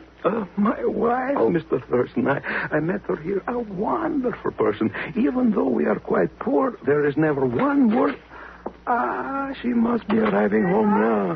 Stephen, darling, have you returned yet? Yeah, and with a very special guest. This is Mr. Ken Thurston. Mr. Thurston, my wife, Anna. How do you do?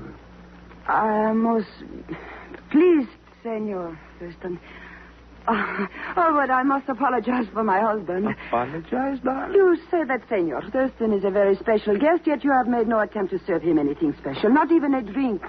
You are so right, Anna. That is an oversight I shall remedy at once. I will get some yerba mate for us. On such an occasion, nothing is too good for our guest, So you're Stefan's wife? Have you told him anything? Anything about seeing me at the casino? How could I? Who'd ever think the wife of a poor engraver could play the wheel at El Rio Doro? Then please do not, I beg of you. I could not stand this poverty, having to count every centavo over and over again before spending it. I had a few pesos, gambled them, and won. But it would break Stefan's heart if he learned I was not content with the living he makes for us. Oh, are you afraid he might find out that the money came from somewhere else? Ever hear of the Himmler Plates, Anna? The Himmler Plates? Yeah. That turn out the most perfect counterfeit bills ever made. Counterfeit? I do not know of any counterfeit. Senor! Come on. Stefan! Talk to me, my darling. Talk to me. Stefan! How is he, Anna? He's dead. My Stefan dead. Who could have killed him? Why? Suppose you tell me. Me? But I do not know anything. This $50 bill says otherwise. $50 bill? Yeah. It was lying over there on the floor near the window. Counterfeit. Printed on the Himmler Plates. It's time for the truth, Anna. So talk. Now.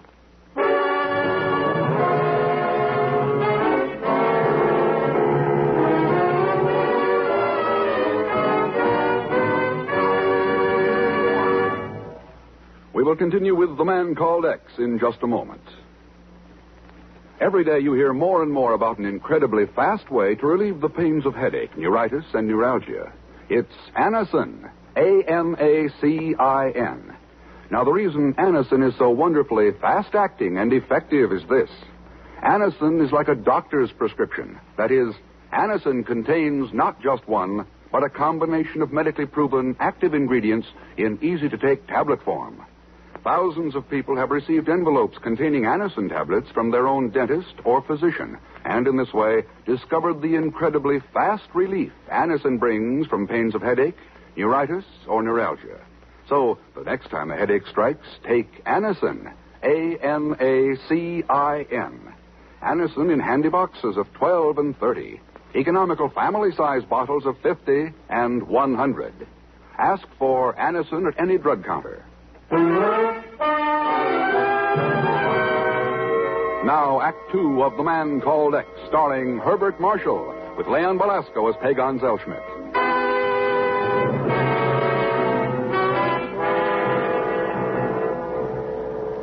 It's time for the truth, Anna. So talk. Now. All right, all right. I will tell you everything. I know everything. Let's start with these $50 bills. What do you know about them? I found them, Senor, hidden away in Stefan's printing shop. Huh? See, that is where I get the money to play the wheel, Senor, and that is all I know of them all. Except that they were counterfeit. No, I swear to you, I did not know that. I know only what I have told you. Now leave me alone, please. Leave me alone. Oh, Stefan, what have I done to you, my darling? What have I done?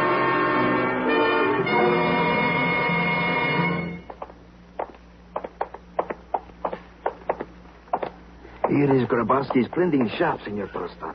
Easy now. Whoever shot Grabowski might be inside.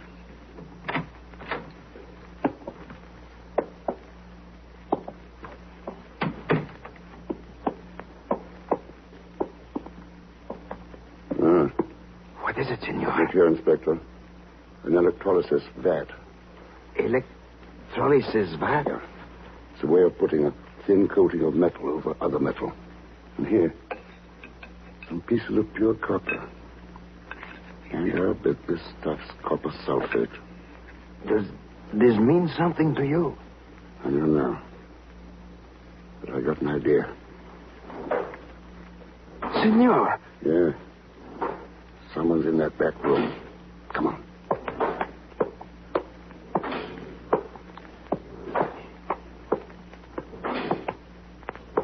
Thurston, you see? Yeah. He's printing money. Bills of some kind on that hand press. Yeah. Mind if we take a look at those bills? Huh?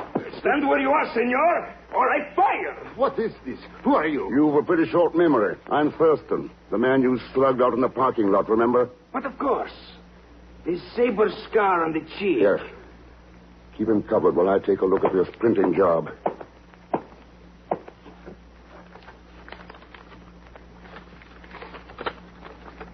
Well, Senor Thurston? They're engraving plates, all right, Inspector.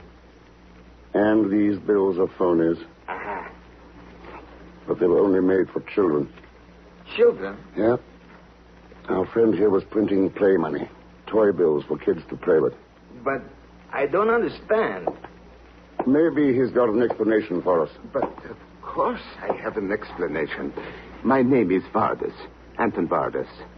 I am Stefan Grabowski's assistant. We are behind in some small orders for these children's money, so I am attempting to get caught up. Stefan will be most pleased when he arrives in the morning. Grabowski is dead. Stefan? Dead? No. No, I do not believe that. Why not, senor? You killed him, did you not? Me? Kill Stefan?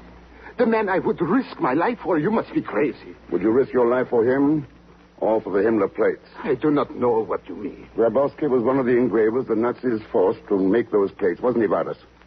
And you figure that after the Allies moved in, Grabowski got away with them. That's what you're after, isn't it? You are right, Mr. Thurston. Up to a certain point. I did suspect Stefan of having those plates. But I was not interested in them. Only in saving Stefan from the consequences of his acts. You are a fool if you expect us to believe that story. Did you not attack Senor Thurston? Wanted to leave the country and forget about those plates? Only to protect Stefan. I wanted time to convince him to turn in the plates to the proper authorities. How do you know who I was, Vardas? And how do you happen to know so much about Grabowski and the plates? Your friend, Mr. Zellschmidt, talks too much, Mr. Thurston. And as for Stefan, I was at the same concentration camp with him. He saved my life there. Senor Thurston? Let him go, Inspector. As you wish. But you better get some men and tear this shop apart. Find those plates. They've got to be around. It shall be done. And you, senor? I'm going back to the casino to talk to Miss Joan Wilson. May I ask why, senor? Do we not already have a full explanation on this matter? Not quite, Inspector. We don't know who killed Grabowski. And we don't know why the same perfume Joan uses was on that counterfeit bill I found next to his body.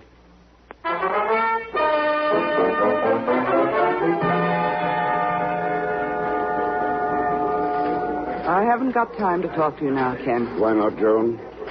Too busy looking for counterfeit 50s or trying to pass them? We went round and round about that once, didn't we? We didn't go around far enough.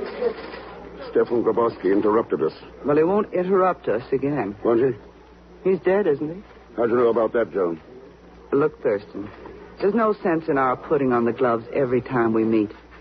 I think you and I could get along okay together under the proper conditions. Suppose you name him. I will. Come to my party tonight. Party? Yes. I give one every year about this time for some of the people without countries who are living here in Montevideo. I'm one myself, and it makes me feel better to throw a shindig for them. Okay, Joan. I'll be there. Good. It's number 17, El Calle Grande. 17 El Calle Grande. Right. See you later, Ken. Yes.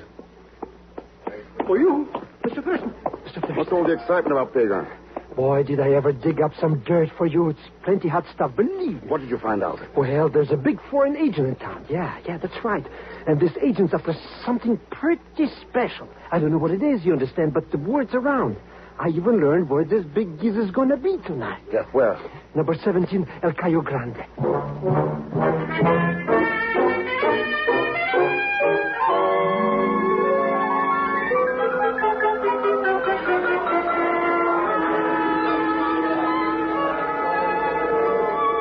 Are you enjoying my little party, Ken? Yeah, it's nice to be among friends so far from home. But I didn't know you were acquainted with Anton Vardas, or with the recently bereaved but now quite gay widow, Anna Grabowski. I know most of the regular customers at my casino. That still doesn't explain how you knew who I was, or how come you knew of Grabowski's murder. What good is a fiancé, darling, if you can't learn things from him? Yeah? Did Bizarre tell you about the perfumed counterfeit bill I found next to Grabowski's body? There's no mystery about that. Stefan had done a little printing job for me. I paid him in cash. That bill must have been with the ones I gave him. You got all the answers, haven't you, Joan? That's right, Ken. All the answers.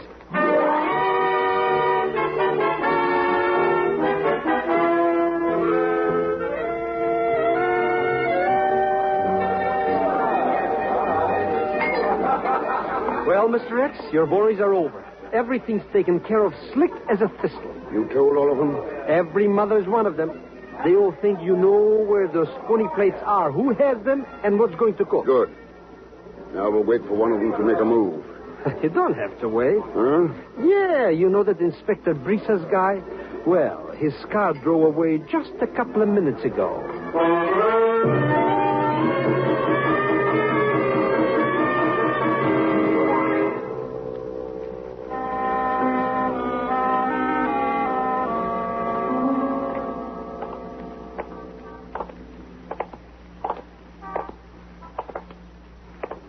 Okay, Pegon. That's where we go in. Huh? But you said Inspector Brisa's already gave this print shop a once-over. What are we here for? To find a killer. Ooh.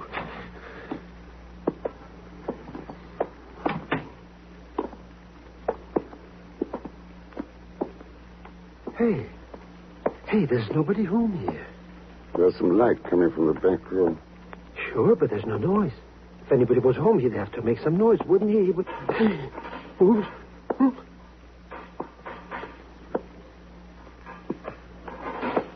Mr. X, look who's there? Yes. But what's going on with that printing press thing? The engraving plates are being removed from the hand press. Plates? Then you mean that's the one we're after? That's right. Hello, Vardas. Thurston. Still trying to catch up on that back order for play money? Or have you finally gotten the big order from behind the Iron Curtain? What are you talking about? The Himmler Plates, Vardas. The ones Grabowski smuggled out of Germany and hung on to, figuring that someday he'd get a pile of dough for them. Well, with the present mess in the world, the time got ripe, didn't it? Are you crazy, Thurston? I do not understand what you are talking about. The Nazis planned to use that counterfeit money to buy war materials from neutral nations. What one bunch of gangsters could do, so could another. Only Stefan's mistake was in thinking your country would pay him real money for them. Instead, you paid him off in lead. Mr. X, you mean this guy is the one who bumped off Grabowski? There's the proof in his hands, Pegon. Oh. The Himmler plate. Now I know you are crazy. You saw with your own eyes that these engraving plates only printed play money for children. That's what it looked like, yes. But the electrolysis equipment tells the real story. That plus these bottles of etching acid. You were printing that play money with plates made of a thin sheathing of copper over the wax base. But beneath the wax, well protected and intact. That's enough. Stand where you are, Mr. Rex. Oh, I see it, Pegon. Yes, you are quite right, Thurston. The real Himmler plates are underneath these. Unfortunately, you will never live to see them with your own eyes. I wonder if you will either. Drop that acid, you fool! Okay, Vardas, here. No! You jerk!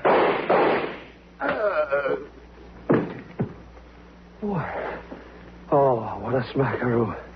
Hey, tossing that acid stuff at him sure did the trick, Mr. Rex. Yeah. Yeah, I guess it did. So now we got the counterfeit plates, and those no-goods didn't get away with nothing. But that sure was some clever gag of hiding them, eh, Mr. X? There's a lesson to be learned from that, Pegon. Yeah? Yeah. Whether it's engraving plates, counterfeit bills, or ideas, they can look legitimate enough, even pass for the real thing. But underneath, they're as phony as they can be. And that's why we've got to be on the watch for them, always. Or we'll find ourselves winding up with a counterfeit world.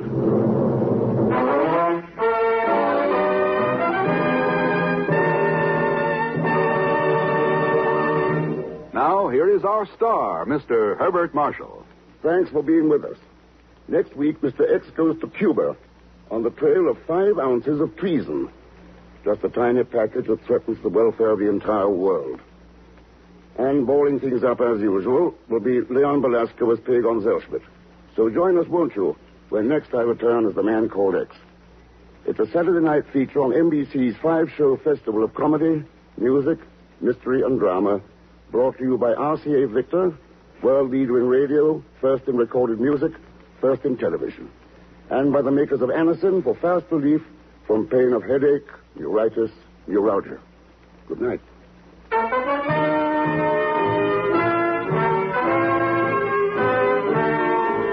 The Man Called X, starring Herbert Marshall, is a J. Richard Kennedy production, with music composed and conducted by Felix Mills. Tonight's story was written by Sidney Marshall. In tonight's cast, you heard Joan Banks, Maggie Morley, Will Wright, Stan Waxman, Dawes Butler, and Lou Merrill.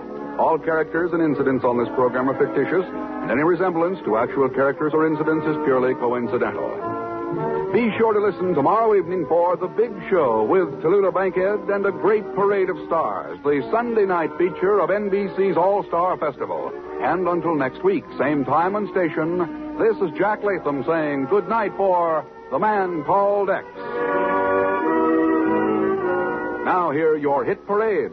Tomorrow it's The Big Show on NBC.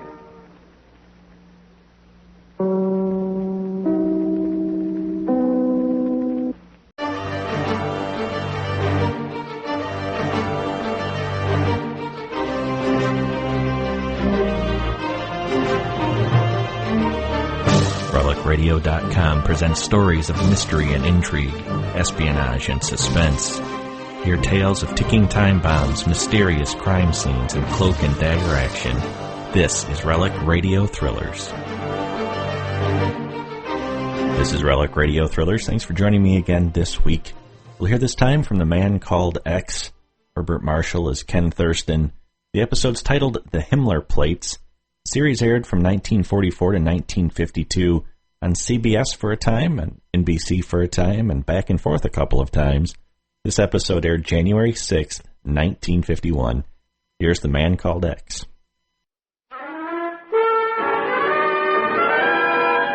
Now we present Herbert Marshall as The Man Called X, the Saturday night feature on NBC's 5-show festival of comedy, music, mystery, and drama, brought to you by RCA Victor, world leader in radio, first in recorded music, first in television. And by the makers of Anacin for fast relief from pain of headache, neuritis, neuralgia.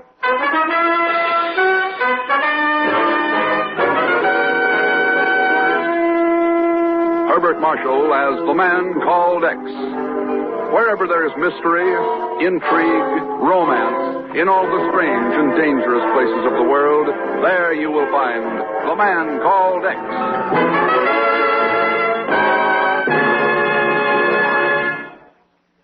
Here's a word from RCA Victor. Big as life and just as natural. That's the picture you get on RCA Victor's new 19-inch television sets. What a picture that 19-incher is. It's clear, it's sharp, it's steady, because it's locked in place by the exclusive RCA Victor Picture Synchronizer. It's powerful because behind it are RCA Victor's newest extra-rugged television circuits. And it's dependable, with all those matchless qualities of engineering and performance which have made RCA Victor million-proof television the proven pride of over 1 million American homes. Your RCA Victor dealer will be pleased and proud to introduce you to 4 models of RCA Victor 19-inch television. The York, a compact, inexpensive tabletopper. The Hillsdale and the Northampton, 2 glorious consoles with cabinets so beautiful you'd think the price applied to the cabinets alone. And the Sedgwick, the 19-inch television, radio, phonograph combination. When you start on the television way of life, start at the top. With RCA Victor million-proof television, 19-inch size.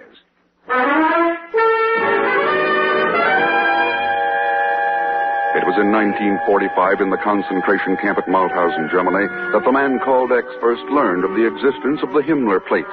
But it was not until 5 years later that he heard of them again, when a phone call came into the Bureau from Uruguay Intelligence in Montevideo. I tell you, Senor Thurston, there can be no mistake. What about the scroll work, Inspector Brizos? Well, there are slight irregularities in the lower left-hand corner. And the serial numbers? The figure 4 is closed, rather than being open. Thanks for informing us, Inspector.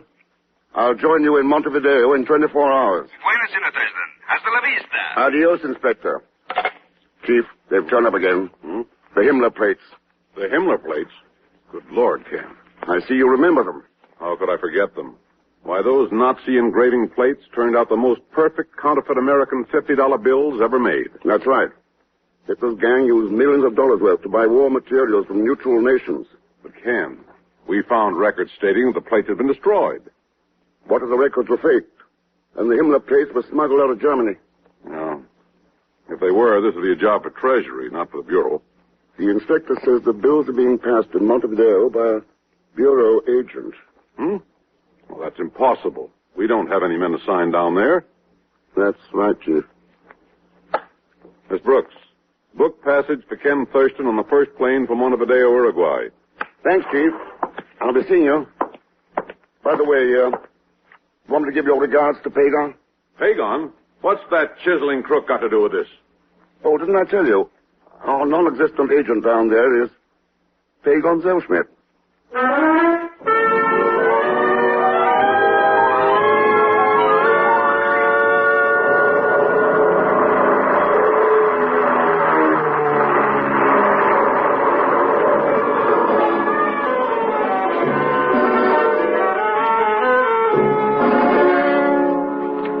But I swear by the father of my father, Mr. Thurston, I don't know nothing about those phony Mazumas.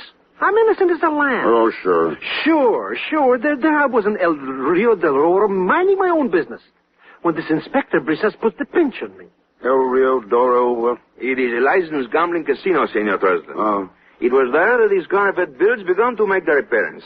And when Senior Zellschmidt attempted to buy chips with some of them, we arrested him. Believe me, Mr. Thurston, this is all subversive, anti-American propaganda. They stormed me because I got an infallible system. I won that on a roulette. Pegon, you never gamble on anything in your life. Who gambles? I sell the system to my suckers, the clients, that is. Did you have to call yourself a bureau agent? Oh, that? Well, it's just a case of mistaken identity. Well, Senor Thurston? Inspector, I'm going to test Pegon's infallible system at El Rio Doro.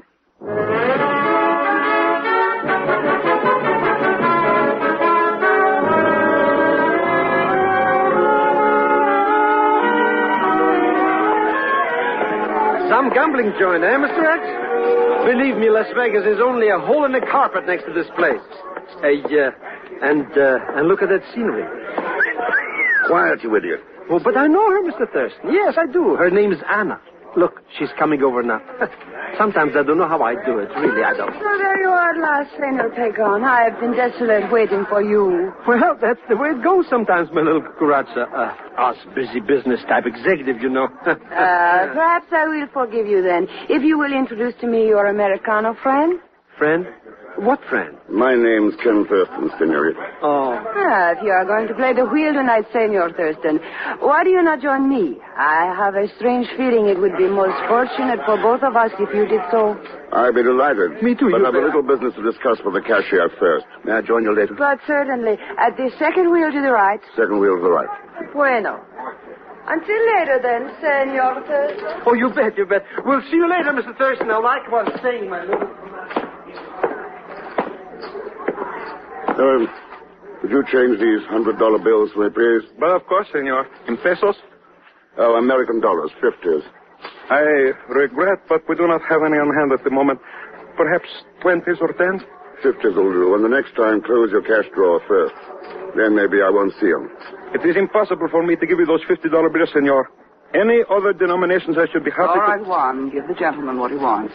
But, senorita... Let him have the 50s. There you are, senor. Thanks, Miss Wilson. Some Americans seem to have more pull around here than I have. I own this place. Well, that's a partial explanation. You can have the rest of it in my office if you'll wait till you get in there before you examine those bills, Mr. X.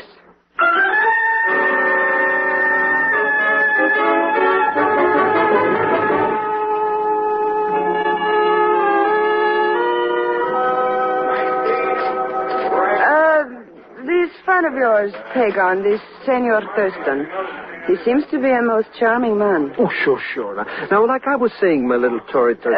What business did you say he was in, Pegon? Huh? Business? Whose business? Senor Thurston. Oh, him. Who cares? I just let him follow me around for laughs, you understand? Now, like I was saying, there's a cozy little nook down the coast. Perhaps later, muchacho. But now I feel very lucky for roulette. So be a darling, Pegon. Buy me some chips with these, huh? Hey, this is an American 50. See?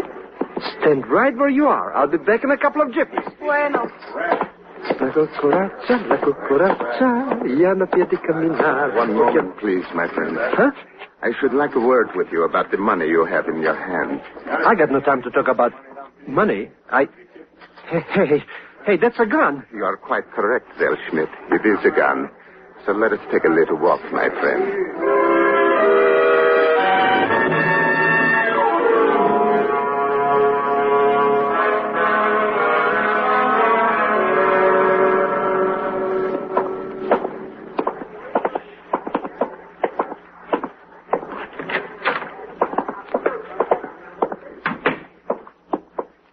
All right, Thurston, let's get down to cases. You're snooping in the wrong place for those phony 50s. So get out of my casino and stay out. What are you afraid of, Miss Wilson? Look, I'm doing a big business here. If rumors get around about me paying off in phony bills, I lose my customers. That why your cashier hung on to these 50s? That's right. I'm taking no chances on phonies being passed out. To your customers or to me? You've got the bills. Check them. I will. Well? They're okay. Oh, please excuse Miss Wilson. I did not know that you were... What? No, it cannot be. You are Ken Thurston. That's right. Of course, I could not be mistaken. Do you not remember me, Mr. Thurston? Wait a minute. Warsaw, 9:39. You're Stefan Grabowski. It is right, Stefan Grabowski. Oh, how good it is to see you again. How good it is. Old friends? Mr. Thurston saved my life in Warsaw. Now we meet again. Oh, we have so much to talk about. Some other time, Stefan. We've got business to talk over. Oh, yes, it's so. But would you visit me at my home, Mr. Thurston? Be my guest there. Here's my card. You will be there? Sure, Stefan. Maybe I'll even drop in later tonight. That would be wonderful, wonderful. Imagine meeting you here after all these years. And we should both have business with Miss Wilson. Quite a coincidence. Maybe not. What else could it be? 11 years ago, Stefan Grabowski was working for the Polish Treasury as an expert engraver. Oh, didn't you know, Miss Wilson?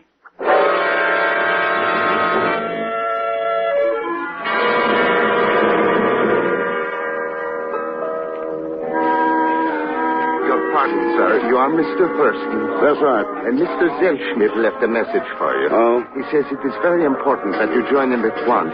It has something to do with money. If you will follow me, please, I will take you to him.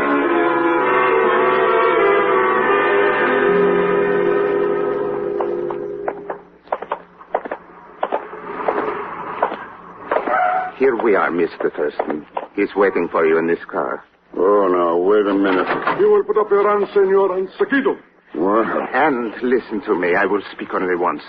You will make no further effort to contact the one who has the Himmler Plates. Furthermore, you will get out of Uruguay within 24 hours. You almost sound as though you mean that. Believe me, I do, Mr. X.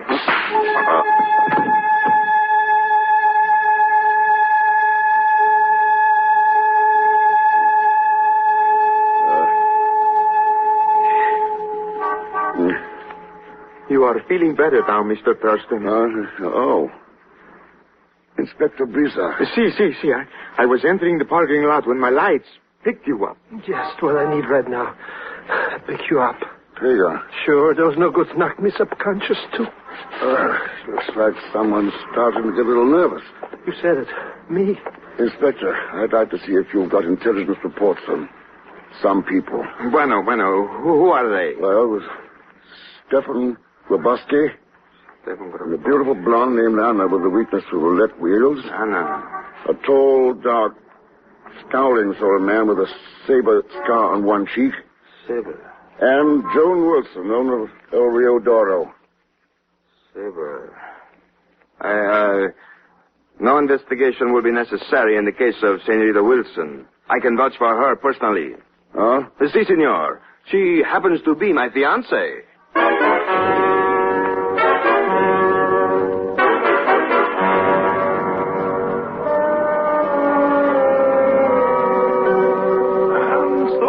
My story, Mr. Thurston. Warsaw, concentration camp, Uruguay. You still in the engraving business, Stefan? I have a tiny little printing shop where I do some novelty engraving. It provides a very poor living, but we are content with it. We? My wife, Mr. Thurston. I met her here. A wonderful person. Even though we are quite poor, there is never one word. She must be arriving home now. Stephen, darling, have you returned yet? Yeah, and with a very special guest. This is Mr. Ken Thurston. Mr. Thurston, my wife, Anna. How do you do? Most pleased, Senor Thurston. But I must apologize for my husband. Apologize, darling? You say that Senor Thurston is a very special guest, yet you have made no attempt to serve him anything special, not even a drink. You are so right, Anna. That is an oversight I shall remedy at once. I will get some yerba mate for us. On such an occasion, nothing is too good for our guest, So you're Stefan's wife? Have you told him anything? Anything about seeing me at the casino? How could I? Who'd ever think the wife of a poor engraver could play the wheel at El Rio Doro? Then please do not, I beg of you. I could not stand this poverty, having to count every centavo over and over again before spending it. I had a few pesos, gambled them, and won. But it would break Stefan's heart if he learned I was not content with the living he makes for us. Oh, are you afraid he might find out that the money came from somewhere else? Ever hear of the Himmler Plates, Anna? The Himmler Plates? Yeah. They turn out the most perfect counterfeit bills ever made. Counterfeit? I do not know of any counterfeit. Senor! Come on. Stefan! Stefan! Talk to me, my darling. Talk to me. Stefan! How's he, Anna? He is dead. My Stefan dead.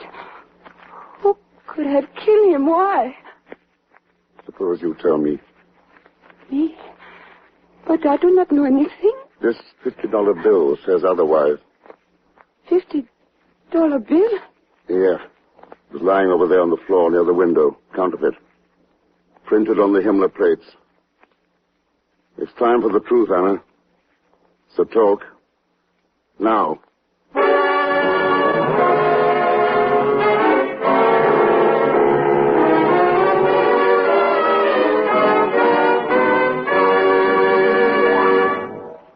We will continue with The Man Called X in just a moment.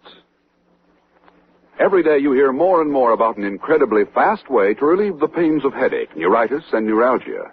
It's Anacin. A-N-A-C-I-N. Now, the reason Anacin is so wonderfully fast-acting and effective is this. Anacin is like a doctor's prescription. That is, Anacin contains not just one, but a combination of medically proven active ingredients in easy-to-take tablet form. Thousands of people have received envelopes containing Anacin tablets from their own dentist or physician, and in this way discovered the incredibly fast relief Anacin brings from pains of headache, neuritis, or neuralgia. So, the next time a headache strikes, take Anacin. A-N-A-C-I-N. Anacin in handy boxes of 12 and 30. Economical family-size bottles of 50 and 100. Ask for Anacin at any drug counter. Now, Act Two of The Man Called X, starring Herbert Marshall, with Leon Belasco as Pegon Zellschmidt.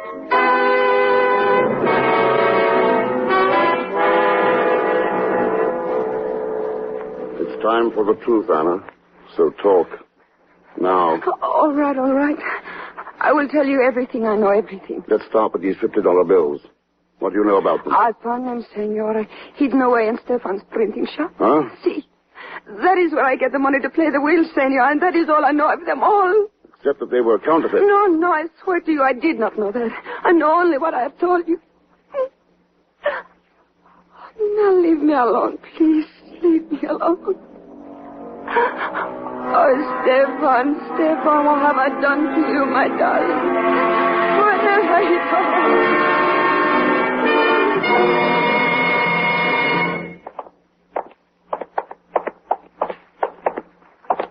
Here is Grabowski's printing shop, Senor Thurston. Easy now. Whoever shot Grabowski might be inside.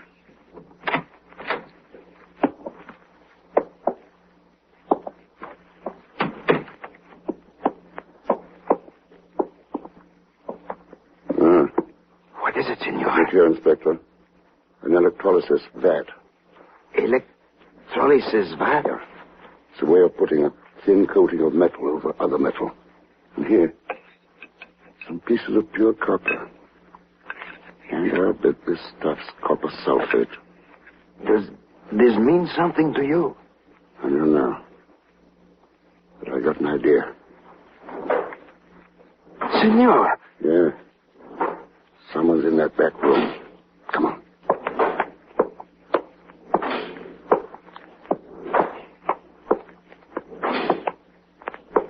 Thurston, you see?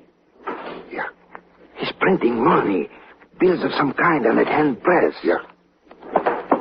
Mind if we take a look at those bills? Stand where you are, senor. All right, fire! What is this? Who are you? You've a pretty short memory. I'm Thurston, the man you slugged out in the parking lot, remember? But of course. The saber scar on the cheek. Yes. Keep him covered while I take a look at this printing job.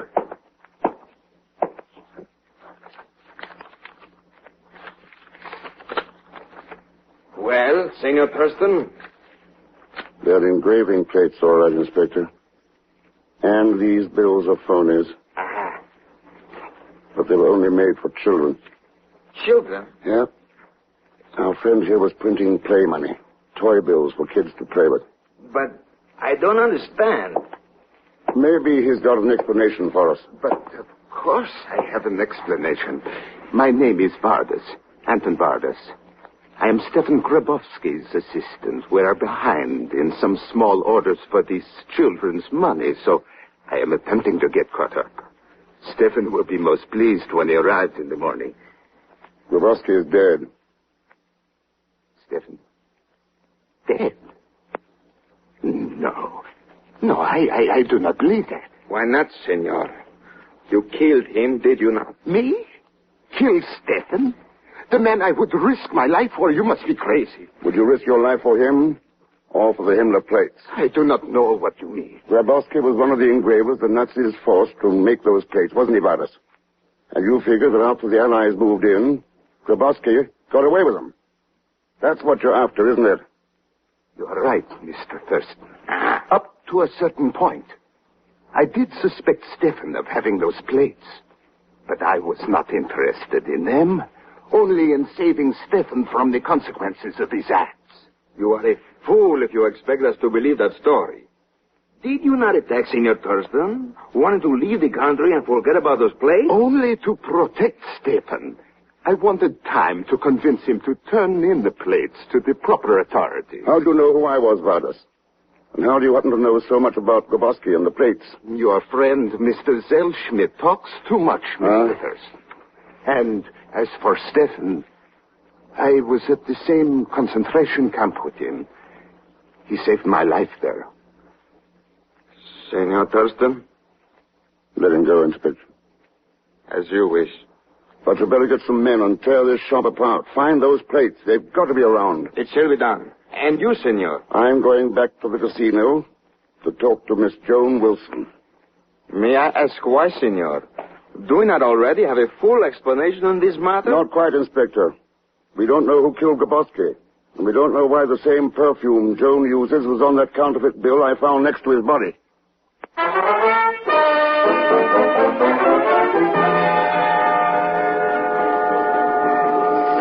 I haven't got time to talk to you now, Ken. Why not, Joan? Too busy looking for counterfeit 50s or trying to pass them? We went round and round about that once, didn't we? We didn't go around far enough. Stefan Grabowski interrupted us.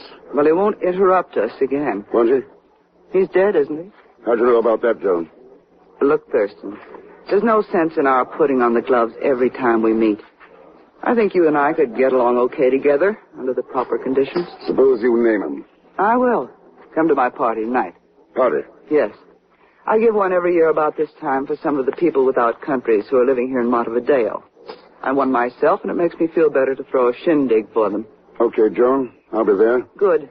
It's number 17, El Calle Grande. 17 El Calle Grande. Right. See you later, Ken. Yes. For you, Mr. Thurston. Mr. Thurston. What's all the excitement about Pegon? Boy, did I ever dig up some dirt for you. It's plenty hot stuff, believe me. What did you find out? Well, there's a big foreign agent in town. Yeah, that's right. And this agent's after something pretty special. I don't know what it is, you understand, but the word's around. I even learned where this big giz is going to be tonight. Yeah, where? Number 17, El Cayo Grande.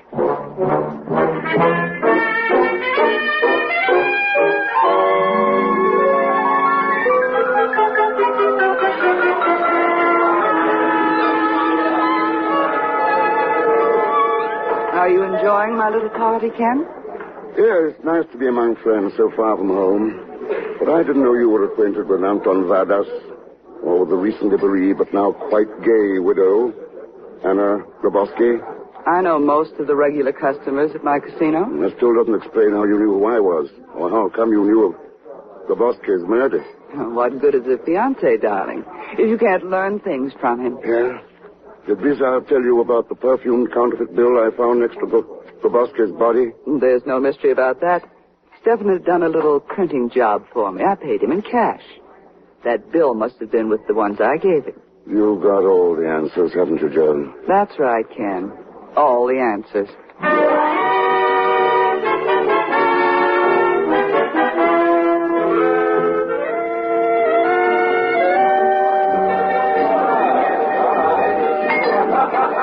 Well, Mr. X, your worries are over. Everything's taken care of slick as a thistle. You told all of them? Every mother's one of them. They all think you know where those phony plates are, who has them, and what's going to cook. Good. Now we'll wait for one of them to make a move. You don't have to wait. Huh? Yeah, you know that Inspector Brisa's guy? Well, his car drove away just a couple of minutes ago.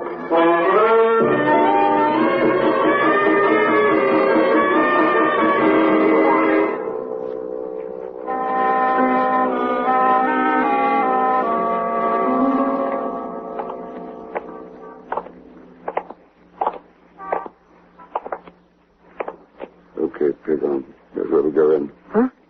But you said Inspector Brisa's already gave this print shop at once over. What are we here for? To find a killer. Ooh.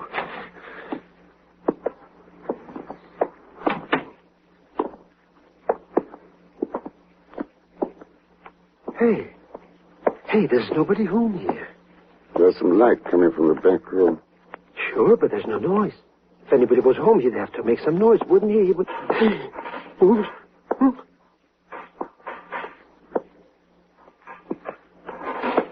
Mr. X, look who's there. Yes. But what's going on with that printing press thing? The engraving plates are being removed from the hand press. Plates? Then you mean that's the one we're after? That's right. Hello, Vardas. Still trying to catch up on that back order for play money? Or have you finally gotten the big order from behind the Iron Curtain? What are you talking about? The Himmler Plates, Vardas. The ones Grabowski smuggled out of Germany and hung on to, figuring that someday he'd get a pile of dough for them. Well, with the present mess in the world, the time got ripe, didn't it? Are you crazy, Thurston?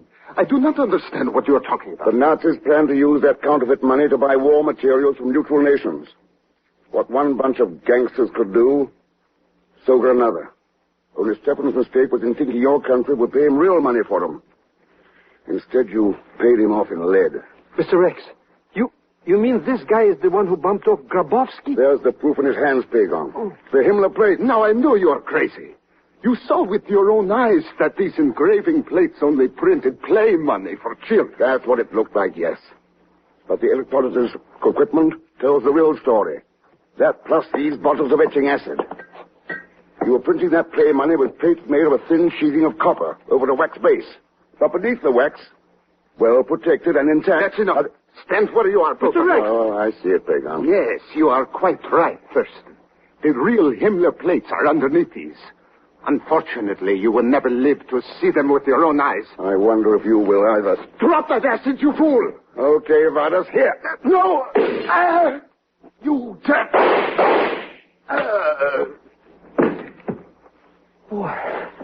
Oh, what a smackaroo. Hey, tossing that acid stuff at him sure did the trick, Mr. Rex. Yeah. Yeah, I guess it did.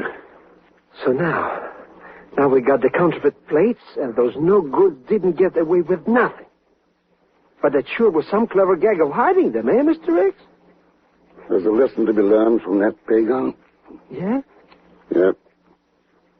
Whether it's engraving plates, counterfeit bills, or ideas, they can look legitimate enough, even pass for the real thing.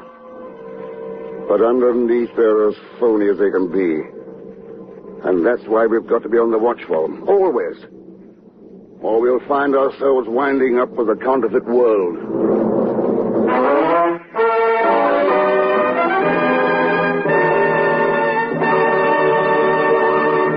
Now, here is our star, Mr. Herbert Marshall. Thanks for being with us. Next week, Mr. X goes to Cuba on the trail of 5 ounces of treason. Just a tiny package that threatens the welfare of the entire world. And bowling things up as usual will be Leon Belasco as Pegon Zellschmidt. So join us, won't you, when next I return as the Man Called X. It's a Saturday night feature on NBC's 5-show festival of comedy, music, mystery, and drama, brought to you by RCA Victor, world leader in radio, first in recorded music, first in television. And by the makers of Anacin for fast relief from pain of headache, neuritis, neuralgia. Good night.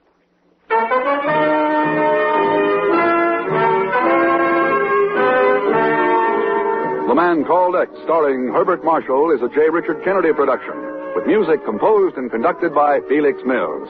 Tonight's story was written by Sidney Marshall. In tonight's cast, you heard Joan Banks, Maggie Morley, Will Wright, Stan Waxman, Dawes Butler, and Lou Merrill. All characters and incidents on this program are fictitious, and any resemblance to actual characters or incidents is purely coincidental. Be sure to listen tomorrow evening for The Big Show with Tallulah Bankhead and a great parade of stars, the Sunday night feature of NBC's All-Star Festival. And until next week, same time and station, this is Jack Latham saying good night for The Man Called X. Now hear your hit parade. Tomorrow it's The Big Show on NBC. That's going to do it for the show this week. I'll be back next week with more thrilling old-time radio. In the meantime, there's more old-time radio at relicradio.com. All the shows are listed there, past episodes of this and all of them, and links to everything else Relic Radio, including our donation button if you'd like to help support this and all the shows. I appreciate it. If you're able to help out, thanks to those who have. Thanks for joining me today. I'll be back next Friday with a brand new episode of Relic Radio Thrillers.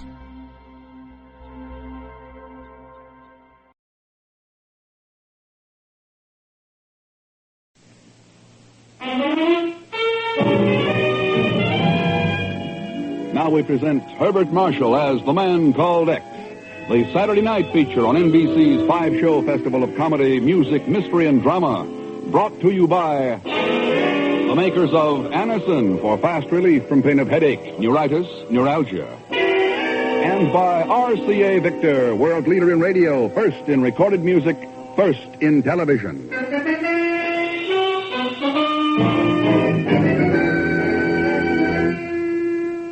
Herbert Marshall as The Man Called X. Wherever there is mystery, intrigue, romance, in all the strange and dangerous places of the world, there you will find The Man Called X.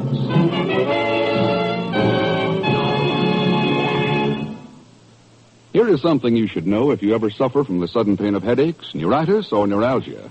It is a way to ease the pain, often within a few minutes. A way that is incredibly fast and effective. It's Anacin. Anacin is like a doctor's prescription. That is, Anacin contains not just one, but a combination of medically proven active ingredients in easy-to-take tablet form. Thousands of people were first introduced to Anacin through their own physicians or dentists. But today, these tablets are in such widespread use that all drug counters have them, and anyone may enjoy their benefits. Next time you suffer from the pains of a headache, neuritis, or neuralgia, by all means try Anacin. You like the convenience of Anacin tablets, and you will be delighted with Anacin's incredibly fast action. A-N-A-C-I-N. Anacin. Ask for Anacin by name today at your druggist.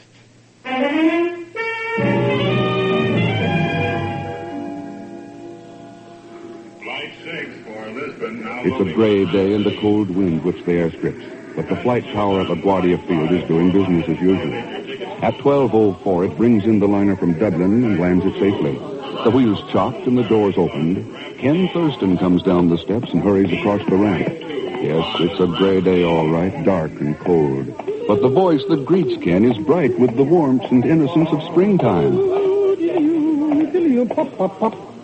Hello, Mr. Thurston. Pegon. What a happy coincidence, eh? Imagine meeting you here. Yeah, just imagine. How did you get hold of my schedule? Well, I just accidentally happened to see the cablegram on Miss Brooks' desk. And I mean, Coincidence, yeah. Well, I thought Welcome to New York, Mr. Thurston. Here, let me carry your bag. No, thanks. And no, I won't loan you $100. So long. Wait a minute, Mr. Thurston, wait. Now, how could you even think that I only came out here to borrow money? Besides, I need $300. Really broke, huh? Oh, flat as a flounder. I've only got 50 or 60 bucks left, and of course, that's nothing. Nothing? Is inflation that bad? And I've only been away a week. How about it, Mr. Thurston, eh? After all, it's only money and... Hold it, Pegon. Huh?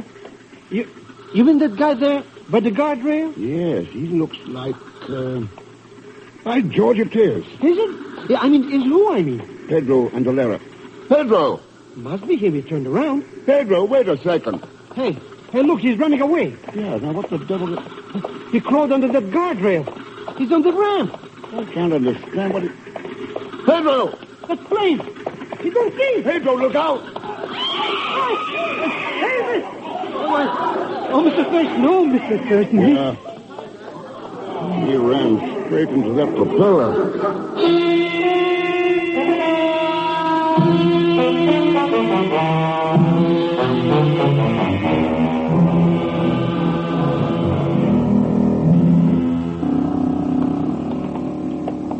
Calling Dr. Ives. Will Dr. Ives please report to surgery?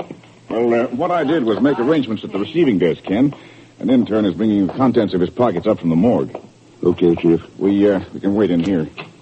I called police headquarters. They've got nothing on him. I still can't understand why he ran away from you. Nor can I, Chief. I hadn't seen or heard of Pedro since that sabotage case in Panama in 1944, yeah. He was mixed up in that, wasn't he? Probably. He was dismissed for lack of evidence, though. So that certainly couldn't be the reason he was terrified enough to run into a plane propeller. Well, here's the stuff. What stuff, Pegon? Well, the stuff from that dead guy's pockets. What else? Well, how did you get hold of it? Oh, I just told the intern I'm a special agent of the Bureau. What do I do with it? Zellschmidt, for the last time, So help me, So what's the beef, Mr. Chief? I'm only trying to be useful. All right, Pegon. Dump it here on the table. Okay, Mr. X. It really don't amount to much. You, look through it, huh? Well, I peeked a little, there. 38 revolver. Loaded, too. Return airline ticket to Cuba, made out to Pedro Andalera, Hotel Metropole, Havana. Yeah. The Pan American plane landed right ahead of us. That means he'd just arrived. Chief, you know it's funny there's not 1 cent of cash in his... Pegon. Mr. Thurston, I hope you're not thinking that I might have... Hand it over. But I swear by the father of my father... How much was there? Oh, $184. And... All right, there it is. After all, money isn't evidence, and he won't need it anymore. And... Ken, look at these pamphlets. Yes, printed in Spanish. Instrucciones para la sub... Good Lord. Yes. Detailed instructions for various methods of sabotage. Yes, with drawings and diagrams. How to disable power stations. Methods of destroying public water supplies. Construction of booby traps. If this stuff's being put out in quantity... Why, it's dynamite. Dynamite is treason. It's chaos and murder. But who printed them, Mr. Thurston? They're not even signed. They don't have to be signed. Chief, I think the best bet is Havana. We've got no lead on Pedro's contacts here in New York. All right, Ken. Follow it up. In whatever way is necessary. Well, as far as I know, there's only one way to deal with a spreading infection. You find the center of it, and you eliminate it.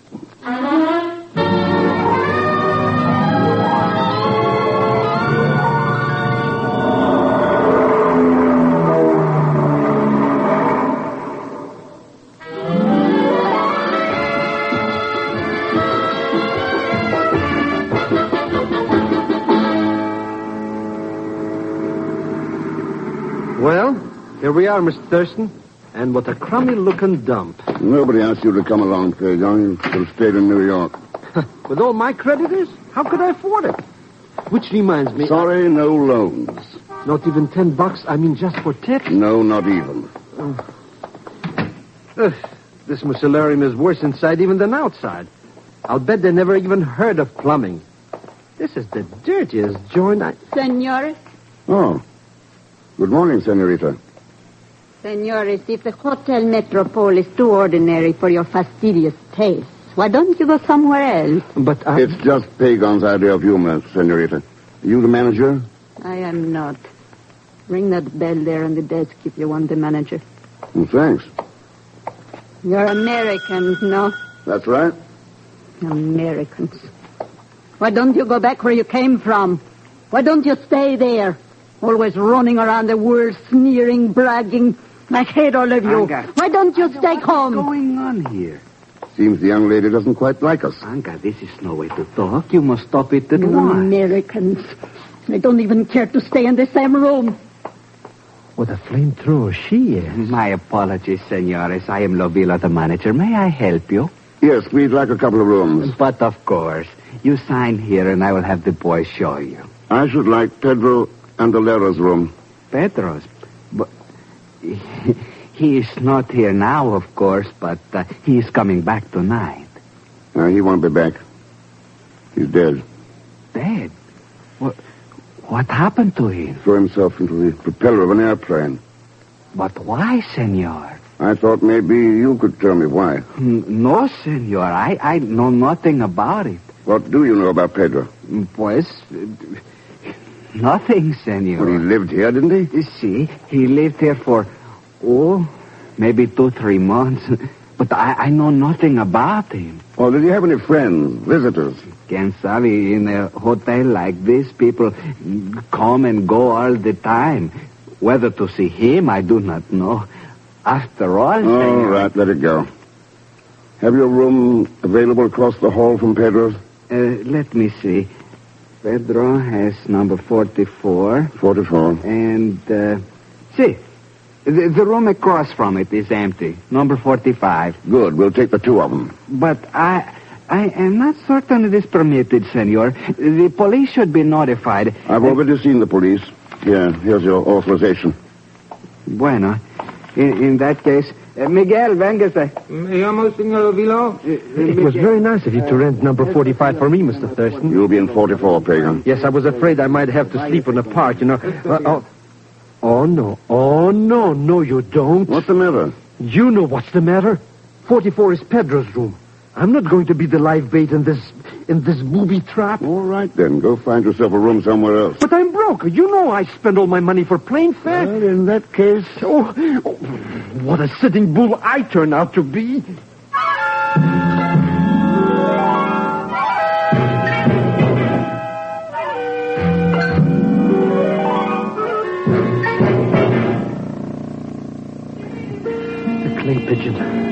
clay pigeon, that's all I am. Alone in the room all afternoon. Any minute now it's getting dark. And then what? Oh, why don't Mr. Thurston come back? Why don't he... Maybe if I keep still, they'll go away. Pegon! They know my name. Who is it? Come on, Pegon, open up. Mr. Thurston, boy, am I glad to see your face. Just wait till I move this sofa and this lamp and this table and the chair and the bed. Now. Hello, Mr. Thurston. What the... You expecting an invasion? With sabotagers all around, who knows what to expect? Oh, you weren't in any danger. Pedro wasn't due back from New York until half an hour ago. So why should anyone try to contact him? Now I find out. Now, pull down those blinds and turn on the lights. Might as well make it look as though someone's home. Sure. Did you find out anything around town about that Pedro character? Not a thing. I'm hoping somebody will try to get in touch with him here. Lovila is keeping quiet about his death. Well, there's sure not much low down in his room. Nothing but few clothes and some empty sardine cans and some full cans in the closet. He must have lived on sardines. Maybe. But there could be another reason for... Answer it, Pegon. I'll cover you from the closet. But Mr. Thurston, maybe... Go ahead, Pegon. I'm coming. Don't shoot, I surrender. What are you saying? I said, well, come right in, you luscious little frijoles. Who are you? What are you doing here in this room? Never mind, baby. Why don't we sit right down here on the sofa? You sit there. I think I like this chair by the window better. Where's Pedro? Suppose you tell us about Pedro, senorita. Oh, Mr. Thurston, I didn't even need to be covered. Who are you?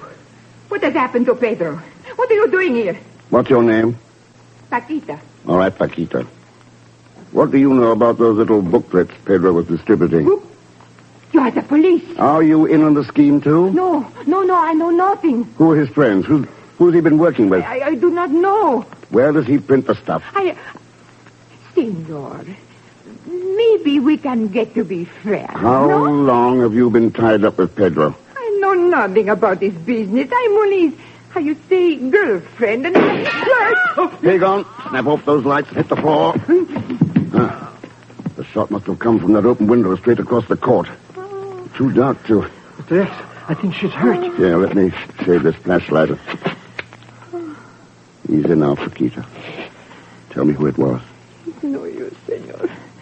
I wish to know Pedro. His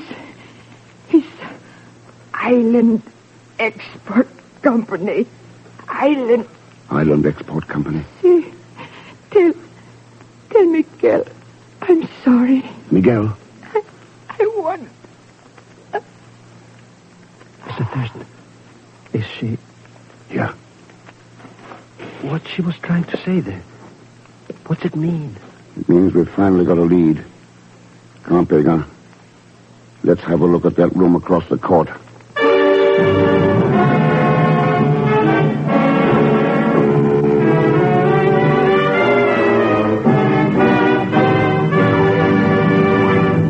We will continue with The Man Called X in just a moment. Here's a word from RCA Victor. What's the television picture today? Well, one thing's for sure, the television picture today's a big one. More and more people are enjoying it every day and on bigger and bigger television screens. Why not start your family at the top with 19-inch television and start right with America's favorite television, RCA Victor Million Proof. That's the kind of television that well over 1 million families have chosen for their homes. Yes, you get a bigger value, too, with your 19-inch RCA Victor. You can watch those big million-proof pictures comfortably whether you're close-up or clear across the average living room. And here's another thing that's important to you. Only RCA has a nationwide service company to install your set and to give you continued service wherever you live. Ask your television dealer about the RCA Victor Factory Service Contract. And remember, you can buy this contract only with RCA Victor television. It's one more big reason for making your choice a big 19-inch RCA Victor. Now, Act 2 of The Man Called X, starring Herbert Marshall, with Leon Belasco as Pegon Zellschmidt.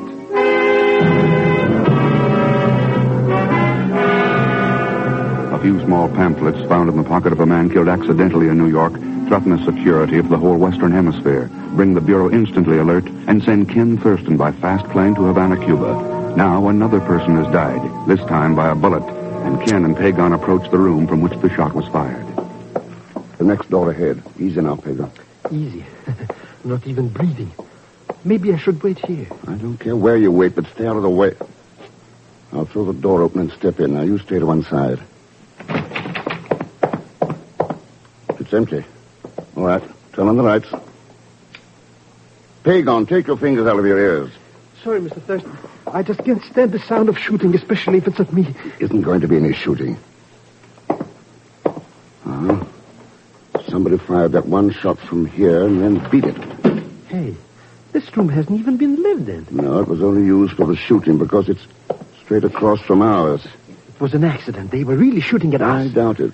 That table lamp would have thrown Paquita's shadow on the blind. No, they knew who they were after. Come on. Let's get back to the other room. Got any idea who done it, Mr. Thurston? Not exactly. Too bad. I just was getting acquainted with her. Oh, sure. Sacre santos del cielo, senores. Senores, what has happened? The girl's been shot. Over in Pedro's room, Rovio. Shot? Who did it? I don't know. It was fired from a room down the hall. There's no one there now. See anybody on your way up? Nobody, senor, except Miguel, of course, who was on the elevator. Uh-huh. Well, you better call the police. Come on, Pegon. Right away, senor. I will inform them immediately. How could anybody get away so quick, Mr. Oh, fire escape stairway. It wouldn't be difficult to... Pegon, I closed the door of Pedro's room when we left it. Well, it's open now. Hey, maybe she wasn't really killed. Of course she was. Come on. Nobody here. Looks just like it did before. Except for one thing. Somebody's taken those canned sardines that were lying around. Good riddance. Who cares? Seems odd, though, doesn't it? Sneaking into a murder room just to steal sardines. Oh, well, some people like them. Personally, I'm a gourmet myself. Yeah. One of those empty tins from the wastebasket. Smell it. I don't smell anything. That's just it. It's perfectly clean. So maybe it was washed. Ever tried to wash the odor from a sardine can? Oh, I don't get what's going on around here, Mr. X. I do. But the problem is how to stop it.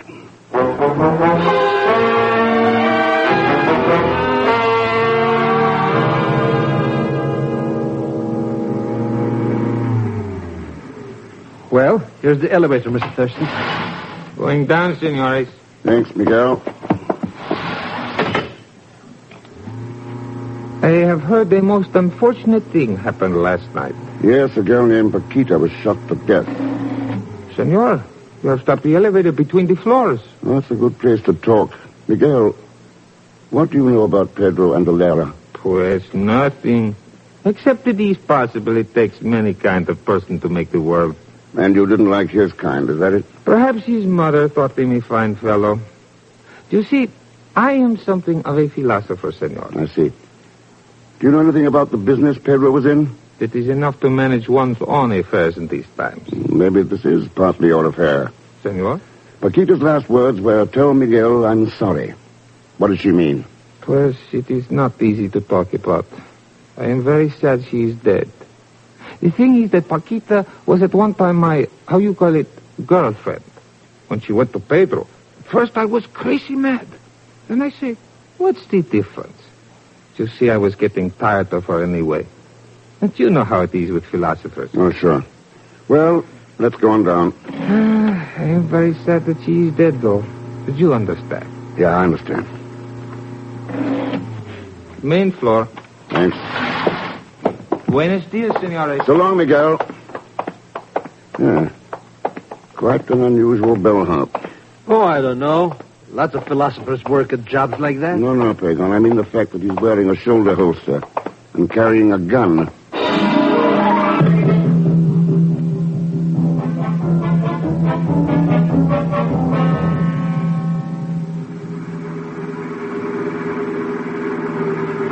Well, Pegon, this looks like the place. Sure it is, Mr. Thurston. See right there on the sign? Island Expert Company office. Well, it isn't the office I'm interested in. I think our best bet is that warehouse sticking out over the water. Come on, let's go. The joint sure looks deserted. They must not do much business. With the kind of business this is, any is too much. I guess the door opens off the dock here. Boy, what a rickety dump. You know, if one of these pilings broke, the whole building would fall in the bay. Yeah, it's a master padlock. Unlocked. They're really sure of themselves. Let's go in and have a look.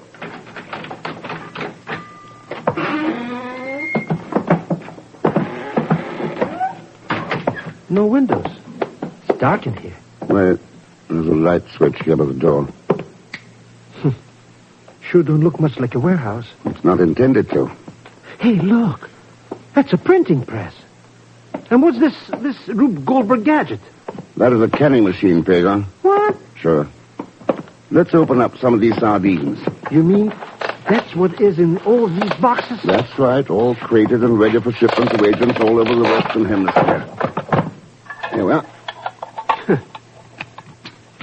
You hungry, Mr. Thurston? Not for this kind of stuff. Here, Pegon, have a sardine. Have a sardine? Look, it's full of little books. They're packed in that can't... Well, just like sardines. Yeah. 5 ounces of treason. The perfect way to ship the stuff. Distribute it. Sabotage. The rottenest game in the world. Well, I guess the addresses on these crates give us what we need. Sure. It's got who this stuff's going to, but who is sending it? The name is on the crates. Lo Vilo. We don't know of any Lovilo. But we know a Lovilo. Oh, that hotel manager. You mean he's no good guy who... Quiet, there's somebody coming. Get away from the door.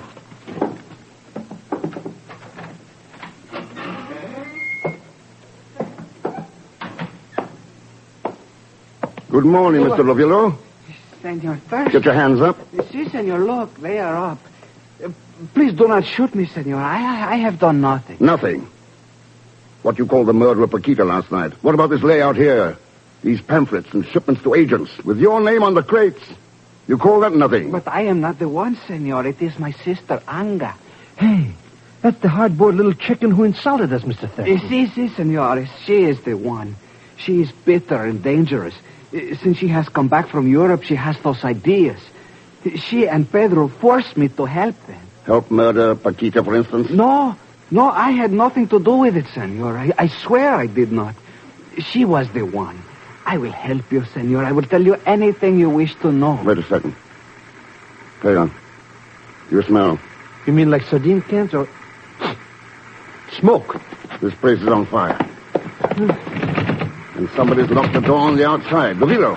But we got to get out of here. We'll get burned up like rats in a tinderbox. Anga, she's trying to destroy the evidence. And all of us along with it. No windows. No other door. All of us? She must not know I am here. I see. So you weren't forced. You are a full partner. Here, Pegon. Let's get the handles off this press. Now, shove the bar in this crack in the floor. Yep. And let's pry it up. Good. Now, the next one. It's a good thing this building is so ramshackle. Senor, I hope you do not misunderstand. Never mind. Let's get out of here. Drop through that opening into the water, Lovilo. Go ahead. It's only 10 feet. That's it. Hang by your hands. Good. Come on, Pegon. Maybe you don't believe it, Mr. Thurston, but I paid $200 for this suit. I'm credit, of course. Oh, sure. Shut up, Pegon. If this building caves in, you'll never have to pay for it. Now swim.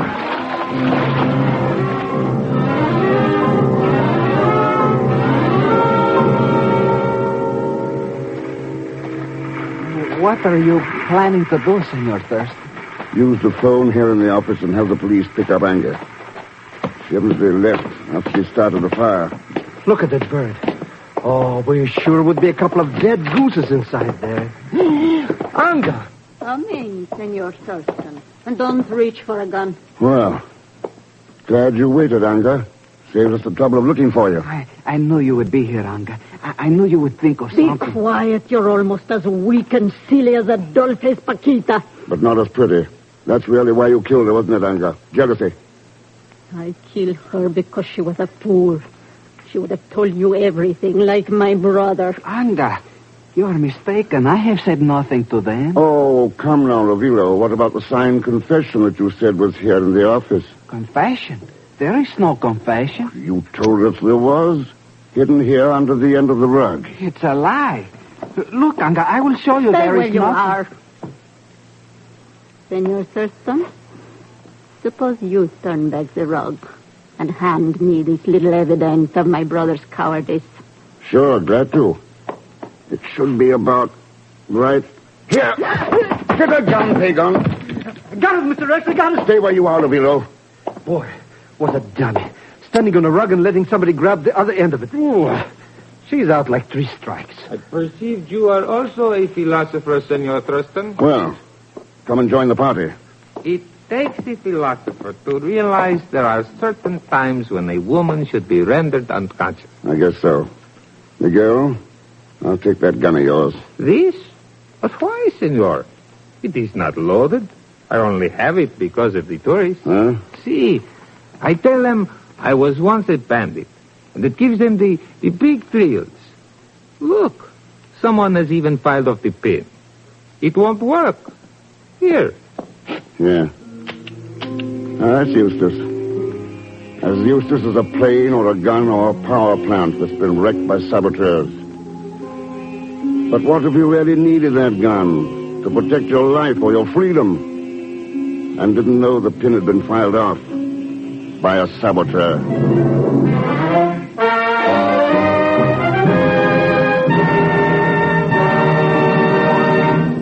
Now, here is our star, Mr. Herbert Marshall.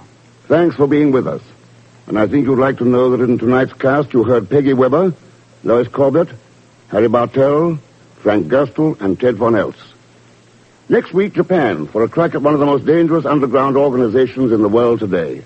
And Pegon Zellschmidt? Sure, he'll be along as Leon Belasco.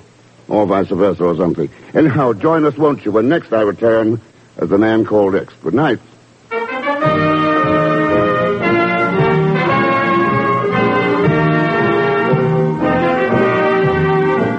The Man Called X is a Saturday night feature on NBC's 5-show festival of comedy, music, mystery, and drama, brought to you by the makers of Anacin for fast relief from pain of headache, neuritis, neuralgia, and by RCA Victor, world leader in radio, first in recorded music, first in television. The Man Called X, starring Herbert Marshall, is a J. Richard Kennedy production with music composed and conducted by Felix Mills. Tonight's story was written by Les Crutchfield. All characters and incidents on this program are fictitious, and any resemblance to actual characters or incidents is purely coincidental. Be sure to listen tomorrow evening for The Big Show with Tallulah Bankhead and a great parade of stars, the Sunday night feature of NBC's All-Star Festival. And until next week, same time and same station, this is Jack Latham saying good night for The Man Called X.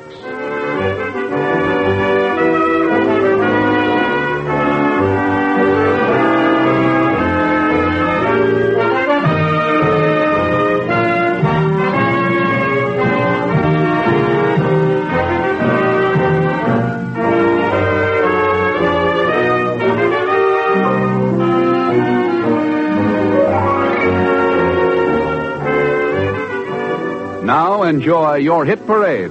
Tomorrow, hear The Big Show on NBC.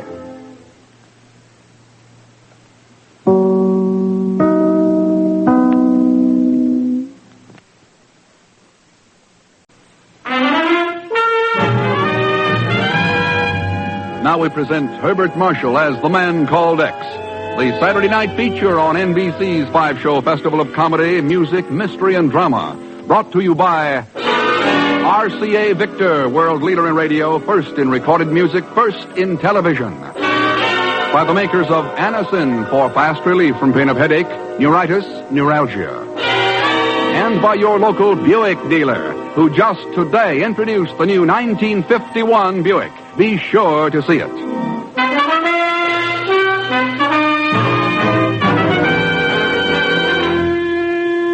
Herbert Marshall as The Man Called X. Wherever there is mystery, intrigue, romance, in all the strange and dangerous places of the world, there you will find The Man Called X.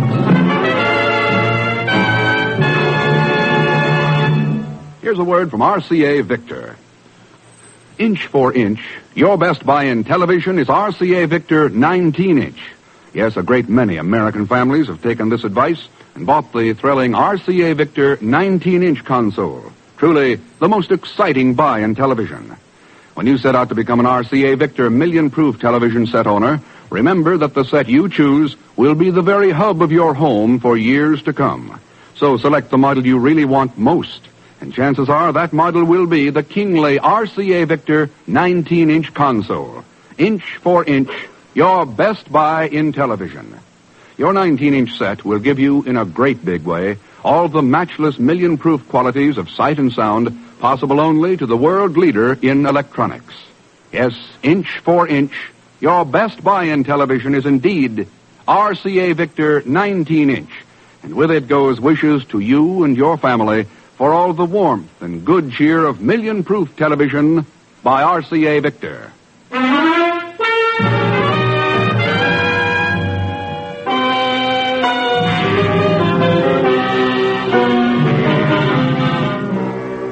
The big black limousine moves at moderate speed through the crowded streets from Tokyo Airport toward occupation headquarters in the Daiichi building. Within the limousine are one of our highest state officials traveling incognito is Mr. White and Ken Thurston, the Man Called X. The car moves up to the heavily guarded entrance of the Daiichi building and slows to a stop. Bandai! Bandai! Bandai! Get down!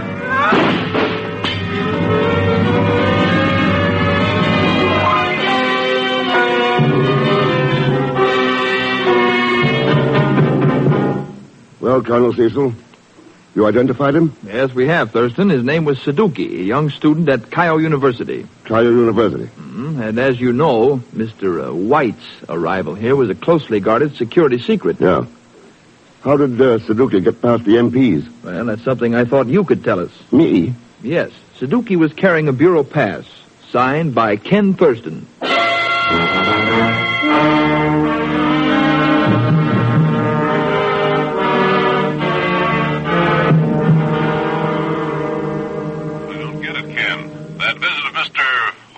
Top secret.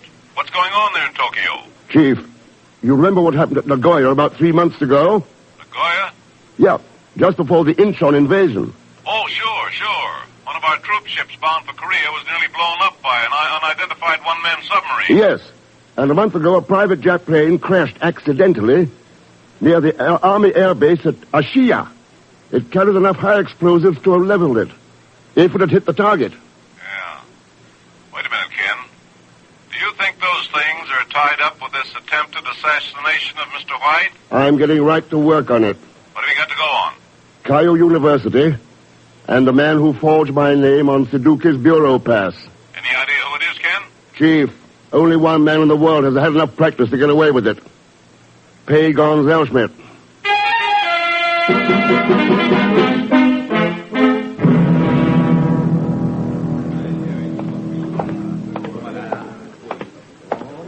I beg your pardon, Mr. Thurston.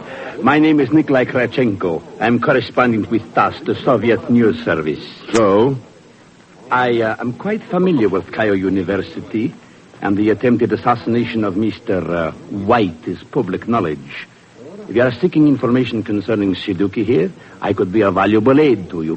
What makes you think I'm interested, Krachenko? I told you I was a news correspondent, Mr. Thurston. It is my business to know about men like you. That doesn't explain your knowing about Suzuki. And why not? The name of the man who attacked White has been kept top secret at headquarters. Try again sometime, Krachenko. Maybe you'll have better luck. Thank you, Mr. Thurston. I shall.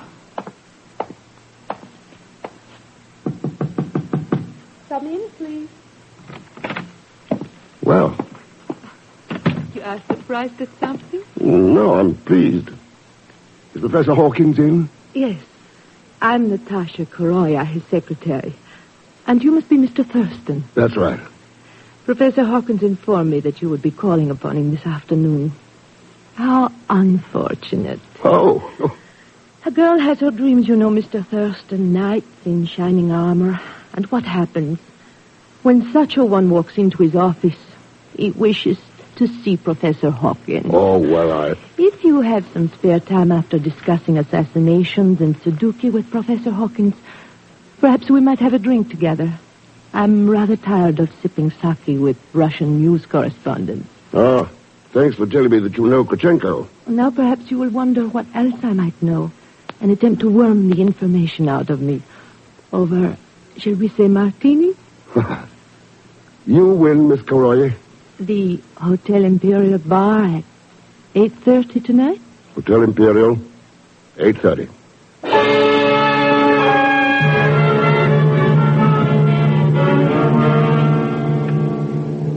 Oh, dear, if I'd had any idea that I would become involved in government investigations, I would never have accepted this exchange professorship at Keio University. Oh, no. No, it's not as bad as that, Professor Hawkins. You're not being investigated. Suzuki is. Eh? What's that? Suzuki? What do you know about him? Why, he is a student of mine. That's all, specializing in subsoil microorganisms. Oh, he's very good at it, too. Very good. Excellent paper on his last field trip. Oh, excellent. Your classes take many field trips, Professor? They take field trips? Oh, of course. Yes, of course. How else could they study actual soil conditions? Ever taken in near the Army Air Base at Ashiya? Or at Nagoya? Well, all I know about Suzuki is that he is an excellent student. You should read his last paper entitled Bacillus botulinus and the Subsoil of Usumi. Yeah, all right, Professor, yeah. Yes, what information do your files show about him? You know, it's strange that you should ask me that, Mr. Thurston. That's very strange. Oh? I checked our student files just prior to your visit here. It was very surprising. Very. We just don't seem to have any information regarding him. Well, how's that possible? Well, it isn't. That is, it shouldn't be. But I made a very extensive search, added by the registrar and by Mr. Krachenko. We simply couldn't find anything. What's a Russian news correspondent got to do with this? What's that? Russian news? Oh, you mean Nikolai Krichenko? Oh, he is taking some courses at the university. The art of basket weaving, university administration. No. I'm afraid I can't tell you any more about it. Oh, but of course, what's the matter with me? I do have some information about Suzuki. It's right here in the paper he wrote about Osumi. Yes, here it is, on the flyleaf. It's his home address. Well, that's something. What is it? Oh, I'm sorry. I thought I told you. Bacillus botulinus and the subsoil of the Syria. I mean Suzuki's address, Professor. Oh, yes, of course, yes. It's number 213 Kobe Road. 213 Kobe Road. Oh, pardon me, please. Professor Hawkins speaking. Who? A Mr. X? No. There's no one here by that name. That call is for me, Professor, if you don't mind. Hello? Hello, Mr. Thurston. Pegon. That's right. Long time no see, eh, Mr. Thurston? Where are you? Outside in the reception room, talking to this cute little cookie, Natasha. I'm all ready to drive you to your next stop. What? Sure. Number 213 Kobe Road.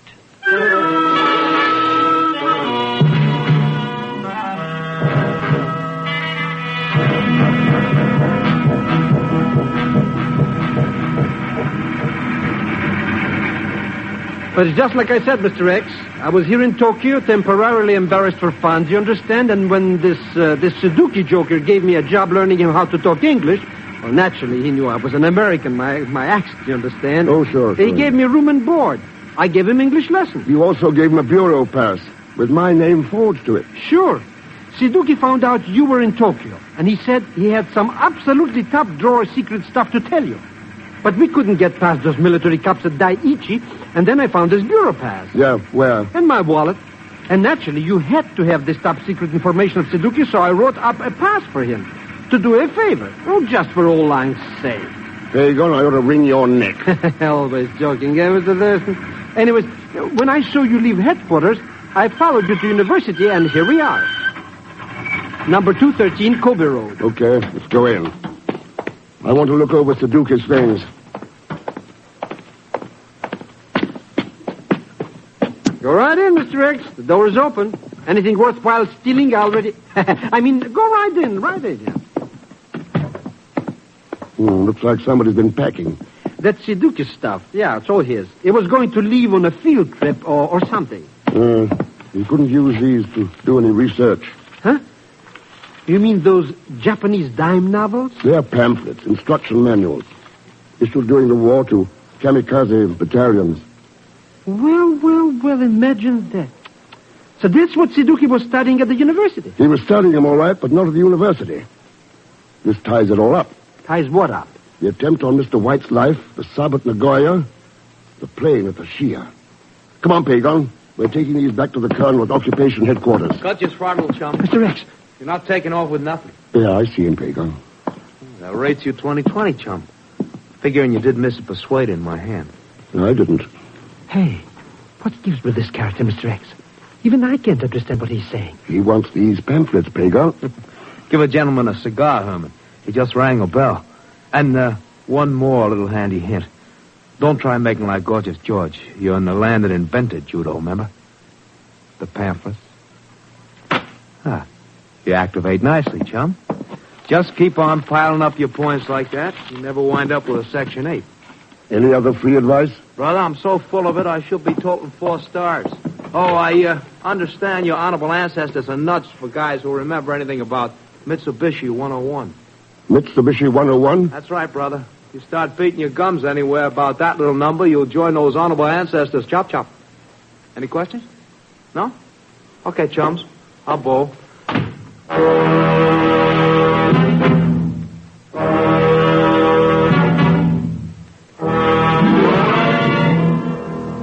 You're sure about your identification, Thurston? That ribbon in his lapel cinched it, Colonel Cecil.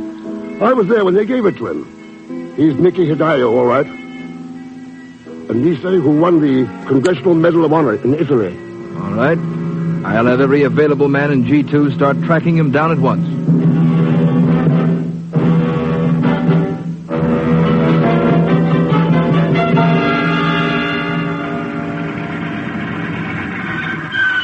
here we are, Mr. X, arriving safe and sane. The Hotel Imperial. Yeah, thanks for the lift. See you later. Oh, don't mention it, Mr. Hey, what do you mean later?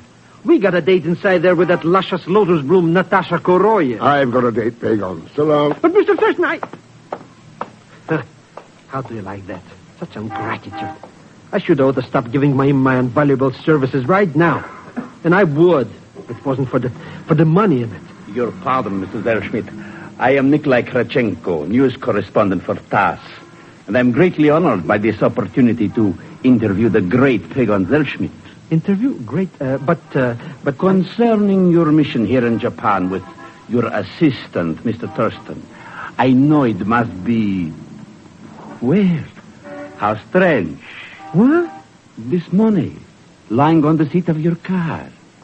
Hey, this is a C-note. That. I seem to have an uncanny faculty for finding $100 bills. It is? You do? We'll hop right into my jalopy, Nikolai, my oldest, my dearest friend, yeah. Now, what was it you wanted to ask me about my important mission to Japan?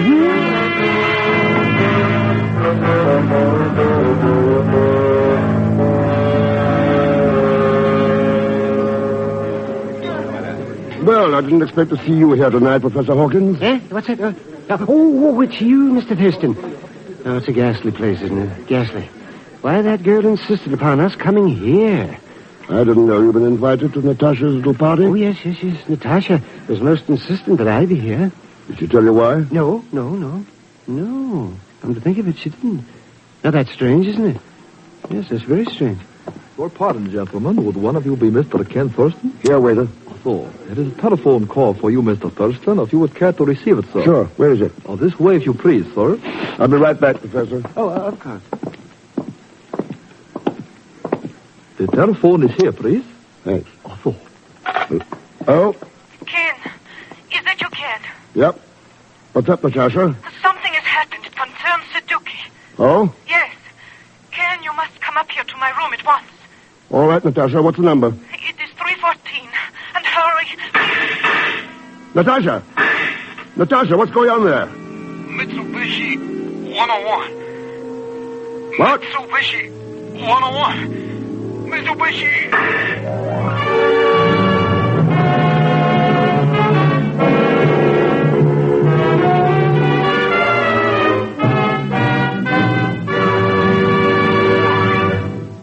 We will continue with The Man Called X in just a moment. The next time you suffer from pains of headache, neuritis, or neuralgia, take Anacin. You will bless the day you heard of this incredibly fast way to relieve these pains. Now, the reason Anacin is so wonderfully fast-acting and effective is this. Anacin is like a doctor's prescription. That is, Anacin contains not just one, but a combination of medically proven active ingredients in easy-to-take tablet form. Thousands of people have received envelopes containing Anacin tablets from their own dentist or physician, and in this way discovered the incredibly fast relief Anacin brings from pains of headache, neuritis, or neuralgia. So the next time a headache strikes, take Anacin for this wonderfully fast relief. Anacin, A-N-A-C-I-N. Anacin comes in handy boxes of 12 and 30, economical family-size bottles of 50 and 100. Get Anacin at any drug counter. Now Act 2 of The Man Called X, starring Herbert Marshall, with Leon Belasco as Pegon Zellschmidt.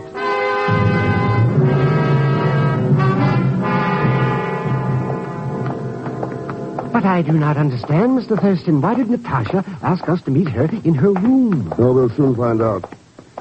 Here's 314. Really, Natasha, I must apologize for this rude entrance, but... Mr. Thurston, that's not Natasha. No. It's a Nisi Medal of Honor winner. By the name of Nikki Hidayo.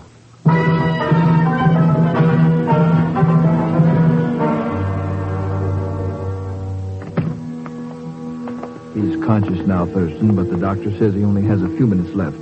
Thanks, Colonel. How are you feeling, Nicky? Not too good, chum. Not too good. What happened in that hotel room? I was booby trap, soldier. Who did it? Don't know. What were you mixed up in, Nicky? A new kamikaze movement? That's right, chum. They're going all out. And their target? Anything American or UN in Asia. How did you ever get roped into anything like that? I figured I'd be a hero again.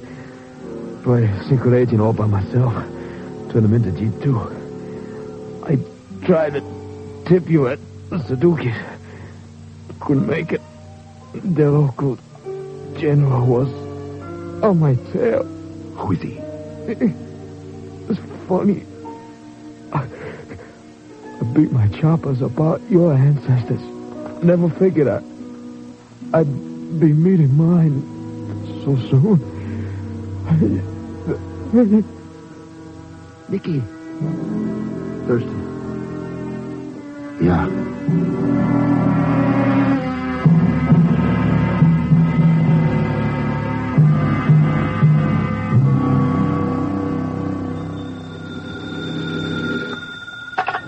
Oh, hello, Professor Hawkins' office.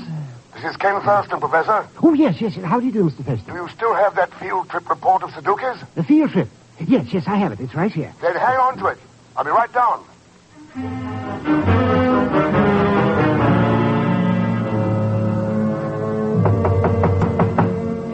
Just a moment, please. I'll be right there. Sorry to have locked the door, Mr. Thurston. My nerves are not of the best. I'll have it opened right away, though. There we are. Now come right in. What?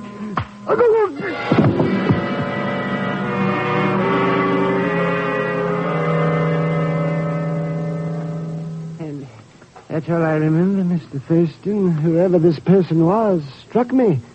When I regained consciousness, Suzuki's field trip report was gone. Then my hunch was right. Hunch? Yep. What was the title again, Professor? Was Bacillus botulinus in the subsoil of Osumi. Osumi. That's a small island off the coast near Tokyo, isn't it? Yes, it is. It's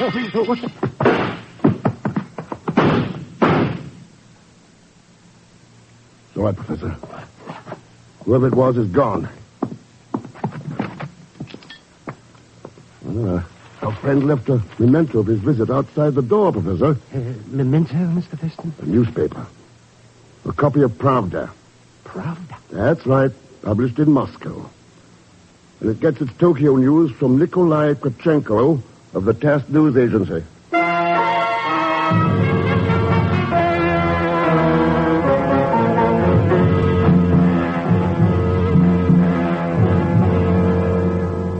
Why, yes, Thurston, I remember the island of Osumi very well. Matter of fact, I planned several raids on it during the war.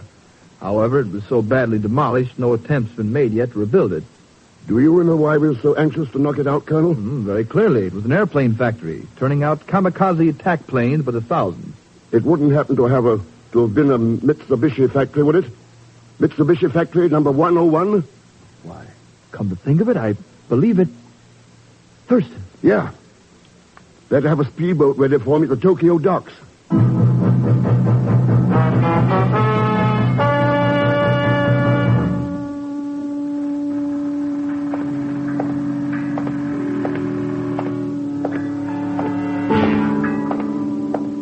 Good evening, Mr. Thurston. Huh?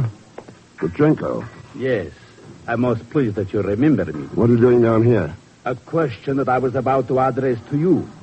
It would seem to be a strange hour of the night to go boating. If I'm correct in assuming that speedboat is waiting for you. Still trying, aren't you, Kravchenko? It was at your suggestion, Thurston. You asked me to try again. Remember? Yeah.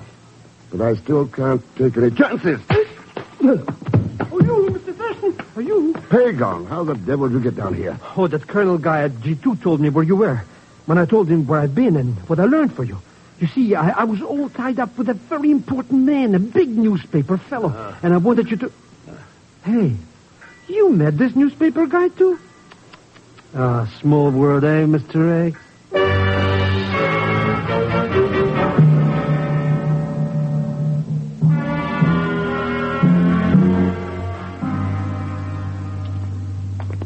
I don't get it, Mr. Thurston. What are we doing walking around in this old, busted aeroplane factory anyway? Checking the subsoil of Osumi. Huh? You know, sometimes you don't make any sense, Mr. X. Didn't I tell you I had a long talk with that Krachenko guy about kamikazes? He knows all about them. Did he tell you that? Or did you tell him? Now you're just splitting hairs. Anyway, there's nothing on this pile of junk to... Hey, what did you pick up there? It's a firebomb cylinder. The kind we fill with napalm. What's napalm? Jetted gasoline. Used for incendiary bombing. So it was dropped here during the war, so what? Not this kind. We've only been using them since Korea. Hey, then maybe your hunch was right. Maybe this island of Asumi is the headquarters for some kind of a new kamikaze outfit. Would you like to answer that, Natasha? You come over here right after the hotel shooting, Natasha? That's right, Ken.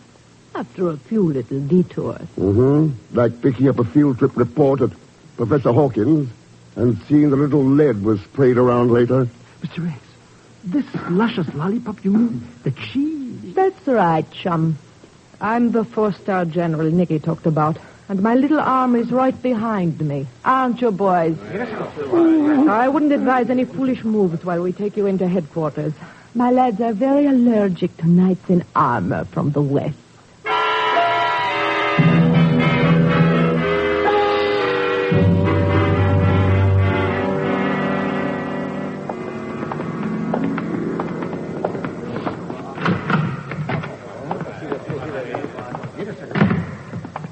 Well, Ken, what do you think of our little headquarters for the kamikazes?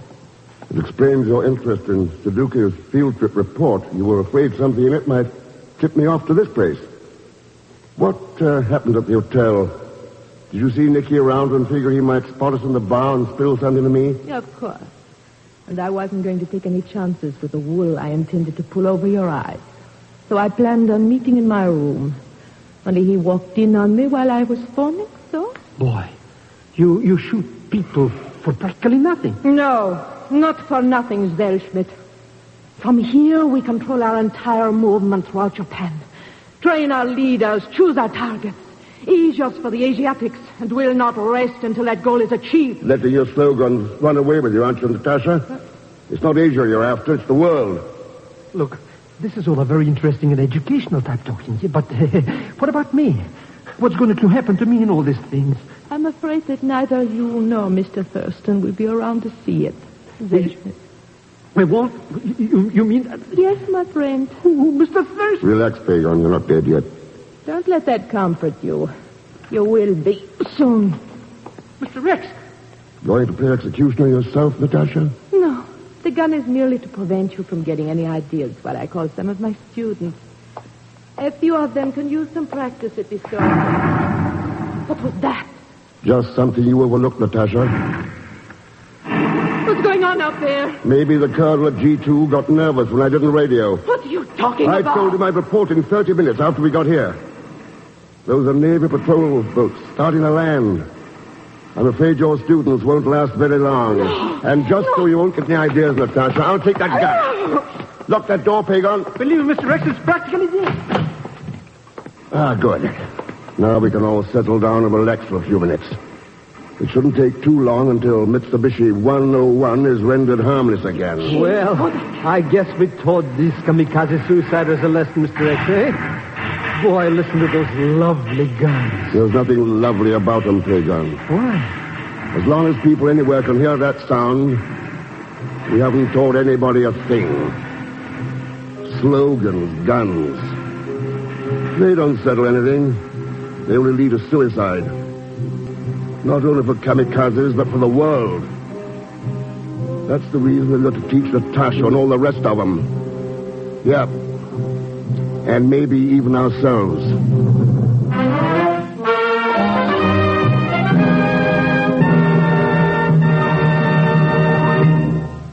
Our star, Herbert Marshall, will return in just a moment. You've read about them coming, you've heard about them coming, and now they're here. The new 1951 Buicks. Today, your nearest Buick dealer took the wraps off Buick's new all-star lineup for 51. A lineup that stretches the imagination of even Buick owners. With its new features, new style, new design, the 51 Buick hits a new high in smartness and distinction. You won't believe it until you see it. So see the new 51 Buick First Chance You Get at your nearest Buick dealers. Your first look thrills you, your first ride tells you, the smart car, the smart performer, the smart buy for 51 is the new Buick. See it at your nearest Buick dealers now.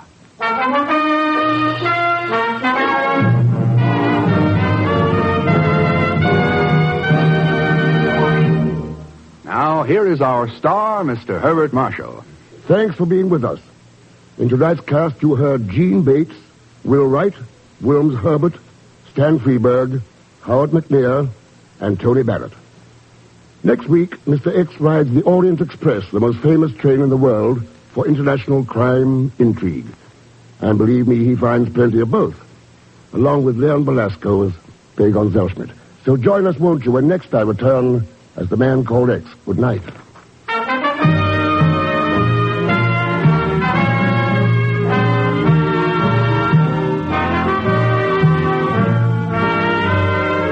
The Man Called X is a Saturday night feature on NBC's 5-show festival of comedy, music, mystery, and drama. Brought to you by RCA Victor, world leader in radio, first in recorded music, first in television. By the makers of Anacin for fast relief from pain of headache, neuritis, neuralgia. And by your local Buick dealer, who just today introduced the new 1951 Buick. Be sure to see it. The Man Called X, starring Herbert Marshall, is a J. Richard Kennedy production with music composed and conducted by Felix Mills. Tonight's story was written by Sidney Marshall. All characters and incidents on this program are fictitious, and any resemblance to actual characters or incidents is purely coincidental. Be sure to listen tomorrow evening for The Big Show with Tallulah Bankhead and a great parade of stars, the Sunday night feature of NBC's All-Star Festival. And so until next week, same time and same station, this is Jack Latham saying good night for The Man Called X.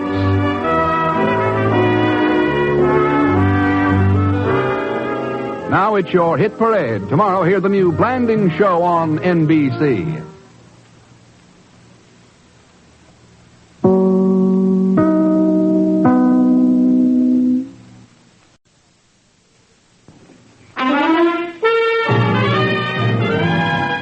Now we present Herbert Marshall as The Man Called X, the Saturday night feature on NBC's 5-show festival of comedy, music, mystery, and drama, brought to you by the makers of Anacin for fast relief from pain of headache, neuritis, neuralgia. And by RCA Victor, world leader in radio, first in recorded music, first in television.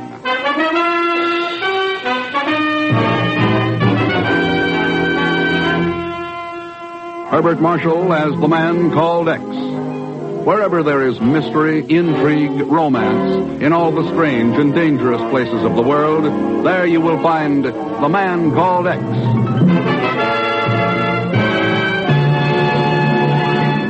If you suffer from the pains of headaches, neuritis, or neuralgia, you should discover what many thousands have known for years, that Anacin brings incredibly fast, effective relief. Anacin is like a doctor's prescription. That is, Anacin contains not just one, but a combination of medically proven active ingredients in easy-to-take tablet form. Probably at some time you've received an envelope containing Anacin tablets from your physician or dentist. Thousands of people have been introduced to Anacin this way. Try Anacin yourself the next time you suffer from the pains of a headache, neuritis, or neuralgia. You'll be delighted at how quickly relief can come. Anacin is spelled A-N-A-C-I-N. Your druggist has Anacin in handy boxes of 12 and 30 tablets and economical family-size bottles of 50 and 100 for your medicine cabinet. Ask for Anacin today.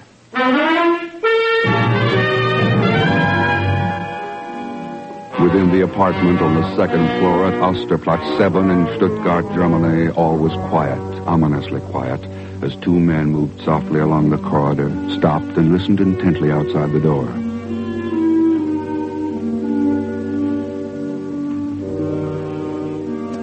Well, Monsieur Thurston? I'll try the door, Inspector. Locked. Our bird is gone, then, huh? Maybe. Okay, Giraud. Let's hit the door, but remember, we want him alive. Oui, je comprends. Okay, now. There he is, Thurston. Hold the window. Hold it. Don't. Oh, why the devil did you do that? He was trying to get away, Thurston. You saw for yourself. Oh, well. Let's take a look at him. Zardov. What's that? Zardov. Friday. Orient Express. Orient. Well, Thurston? Yes, he's dead. Ah, bien. Très bien. There goes the last of the saboteurs, the spies, the traitors we have been after. It is a time for congratulations, Thurston. You're as fast with conclusions as you are with your gun, Inspector. Huh? You heard what he said, didn't you? Oui, I heard. Zardov, Friday, Orient Express. Delirious mutterings of a dying man. They mean nothing. Oh, no. Our job is over. You're wrong, Inspector. Pardon? Our job has just begun. Did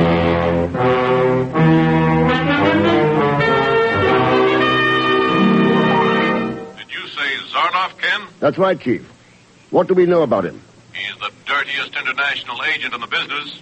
Wanted by at least a dozen of the United Nations for sabotage, treason, revolutions. Yeah, that's all right, but what do we know about Zardov? I just told you. Oh, yes. Yes, you're right, Ken. Everything we've learned is hearsay. We haven't any background, no description. Come to think of it, we don't even know Zardov's sex. Chief, do me a favor. Get together all the dope you can about Inspector Giraud, French military intelligence. Giraud? Well, he's the man you worked with in Stuttgart. Yeah. He's also a little too fast with a gun. What? You'll be hearing from me, Chief. So long.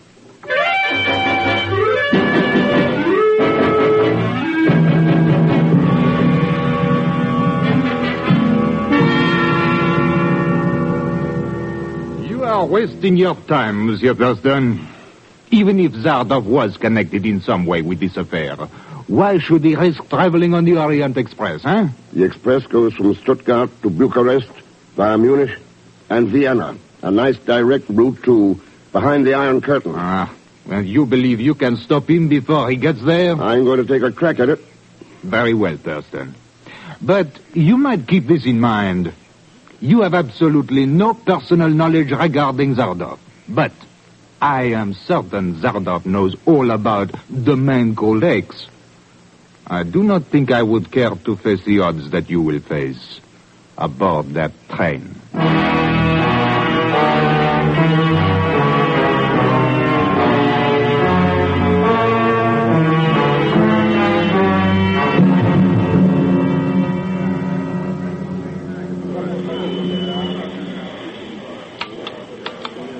There you are, Monsieur Thurston, car 2, compartment B. Thanks. We are due to depart in 3 minutes, monsieur, and the Orient Express always leaves... Doctor, Hein? Oui, mademoiselle, what is... that stupid porter. He refuses to take my trunk into my compartment. You wish your trunk in your compartment, mademoiselle? Oui. But I'm afraid all the baggage has already been checked through. We do not have time to... Oh, we've got 3 or 4 minutes, conductor. I think it might be managed for mademoiselle. Don't you? Well, monsieur. Merci, monsieur. Merci. I am certain that we can manage it somehow. If you will just follow me, please, mademoiselle. You have been most kind, monsieur. Well, I'm glad I could help, Miss, I am Herr Stefan. I am so grateful. Miss Stefan. Well, my name's Ken Thurston. If you really want to thank me, perhaps you'll join me later for a drink in the dining car. I shall be delighted, Mr. Thurston. Now, if you will excuse me, I shall see about that trunk. Some luscious lollipop. What? Hello, Mr. Tess. Pegon. Here I am, Mr. X, ready to offer you my invaluable services. What are you doing here? Where's Pegon? Oh, that no good cousin of mine had an accident. He got drafted or something. Too bad. So long. Oh, Mr. Thurston. So long, Pegon. Oh, Mr. Thurston. Hello, Inspector. What? Oh, Monsieur Thurston. Yeah. Nice of you to come to see me off. As a matter of fact, monsieur, I too will be traveling aboard the Orient Express. That's a quick switch. Pardon, monsieur? Oh, you refer to Zardov. You are quite wrong. I am going to Munich on other business.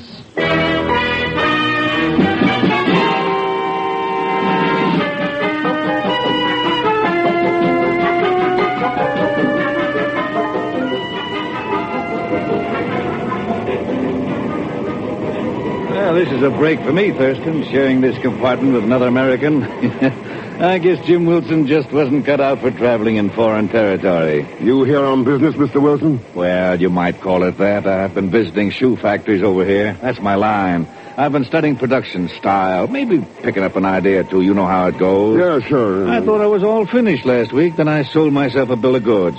Decided to make sure there weren't any factories I'd missed in Eastern Europe. But the truth of the matter is, ever since I was a kid, I've had a yen to ride the Orient Express. I just had to find out if it was as romantic and adventurous as the movies made it out to be. How have you found it? Thurston, I've been bored stiff all the way from Paris. Not a spy or foreign agent or one of those femme fatales in the carload. Why, there's no more excitement aboard this train than on the milk run from Peoria to Chicago. If some... Wilson, those were shots. Shots, but where? Next compartment. Come on. Sure thing. Please, don't shoot. Don't shoot. I'll go, but don't shoot. What? Zagon. Mr. Thurston, help. She's trying to shoot me, kill me, make me dead even. By golly, Thurston, she does have a gun. What's going on here, Miss Staffen? If you know this animal, Mr. Thurston, suppose you ask him for an explanation. Well, Zagon? I did it all for you, Mr. Thurston. I couldn't let you take this trip without me to protect you, so I got on board. Could I help it if I got in the wrong compartment by mistake? By mistake? What kind of an excuse is that? It's true. And the little lady looked so lonesome. I could see right away that she needed company. How was I to know she got so mad just because I tried to hold her hand? Hold my hand. Well, maybe I did get a little impetuous, but I was only... Oh, Mr. Thurston, why are you looking at me like that? Mr. Thurston? Oh, you know something, Miss Staffen? Maybe you should have shot me after all.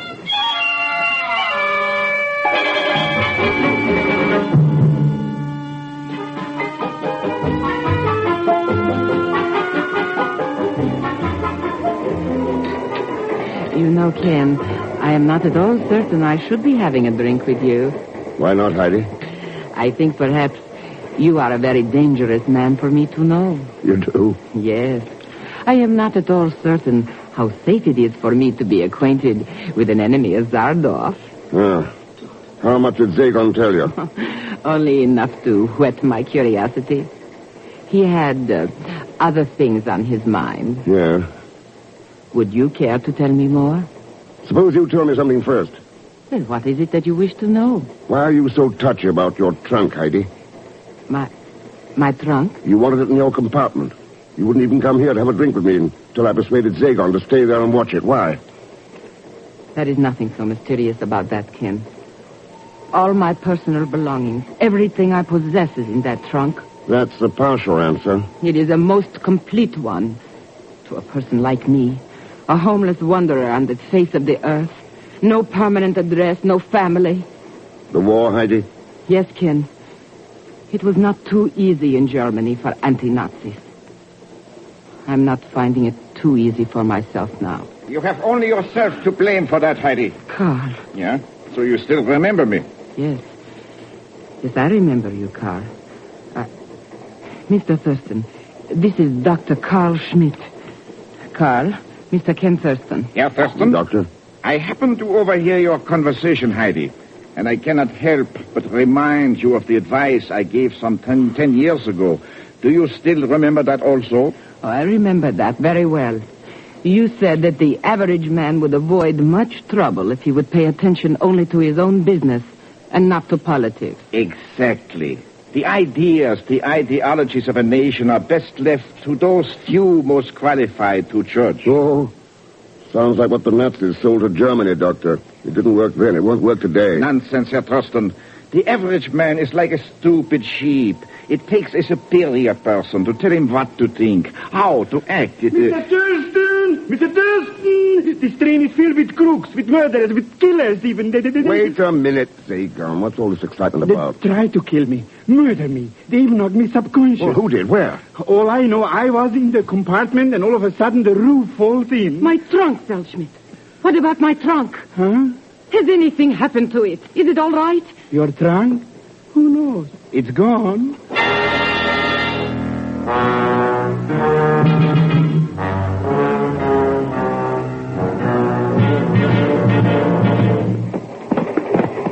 I tell you, the compartment door was locked, Mr. Thurston. Nobody was in there with me. Then whammo! The trunk was gone. Oh, pipe down, Zagon. Now, here we are. Ken. Yes. Well, Zagon? No, I absolutely refuse to believe it. It's nothing but an optical confusion. Is it your trunk, Heidi? Yes, it is mine, Ken. But it can't be. Why should some joker want to slug me, take the trunk away, and then bring it back? Better open it, Heidi. Open it? Yeah. Maybe somebody was after your valuables. Well, there's nothing of value inside to anyone but me. Look, I will prove it to you.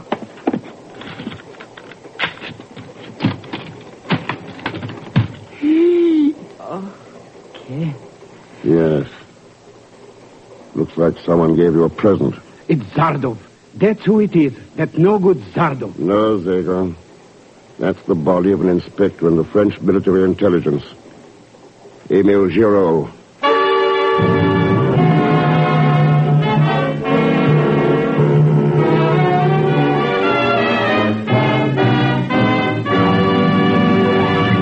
We will continue with The Man Called X in just a moment. Here's a word from RCA Victor. For you people who are buying television now, that word is combination. Yes, an RCA Victor combination, which brings you AM and FM radio, recorded music in all 3 speeds, and famous RCA Victor million-proof television. Now you can have all these in one beautiful cabinet for one beautiful price. Ask your RCA Victor dealer to introduce you to the kingly RCA Victor combination, the Rutland. With its doors closed, the Rutland looks like a furniture masterpiece straight out of the 18th century. With its doors open, it is like an electronic masterpiece straight out of the 21st century. So superb are its RCA Victor features. AM and FM radio, 2 automatic record changers to play all record speeds, and exciting RCA Victor million-proof television, proved in well over 1 million American homes. Yet all these great instruments combined actually cost you much less than comparable console instruments would cost separately. Yes, with an RCA Victor Rutland, wonders never cease. But go on pouring out show after show, record after record, not just for one person, but for the whole family. Now, Act 2 of The Man Called X, starring Herbert Marshall.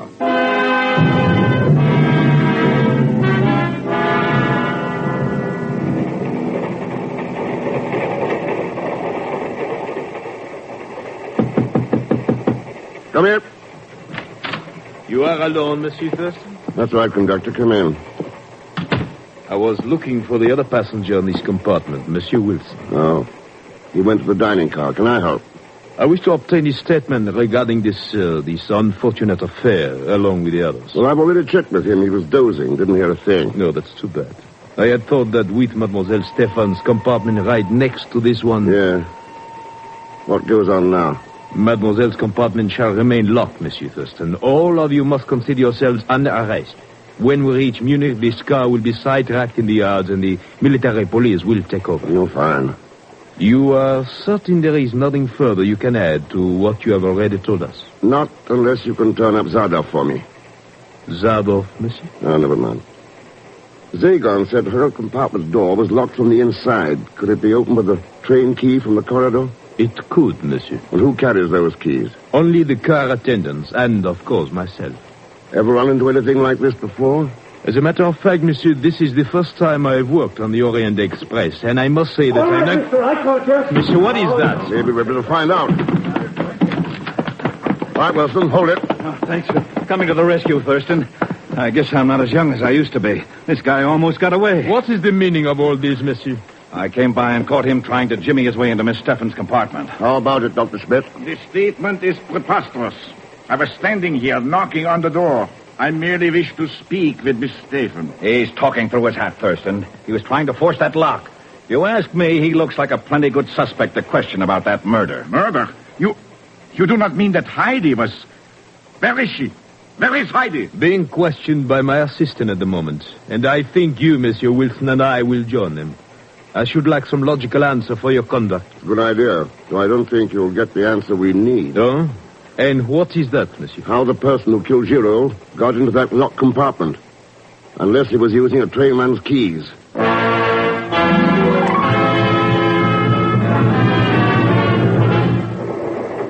But I keep on telling you, Mr. X, I don't know how nobody got in that compartment. You must have been plenty busy not to have noticed when somebody came in. Busy? What could I be busy about in a tiny little joint like that? Trying to open Heidi's trunk. Why, that's ridiculous. Why should I do anything like... How did you know?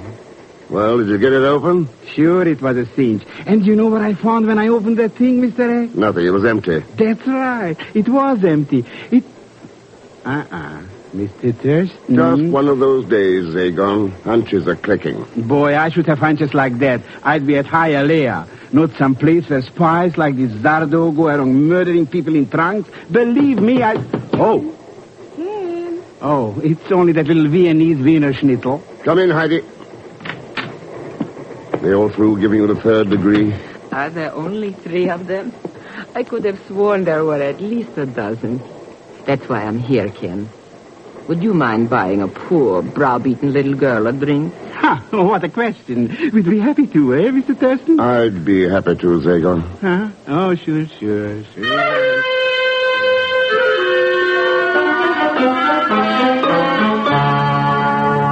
Boy, what a life. Somebody shoots at me, somebody conks me, and I haven't even made 1 lead cent. All I got to spend is the time.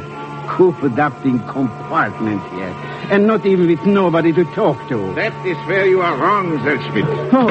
Oh, it's only you, Dr. Schmidt. For a minute I thought it was... Hey, what are you doing with that gun? It is just to make certain that you do not lose your desire to talk. Talk? What should we talk about? Many things, Zellschmidt. Inspector Giraud, Zazov, the man called X.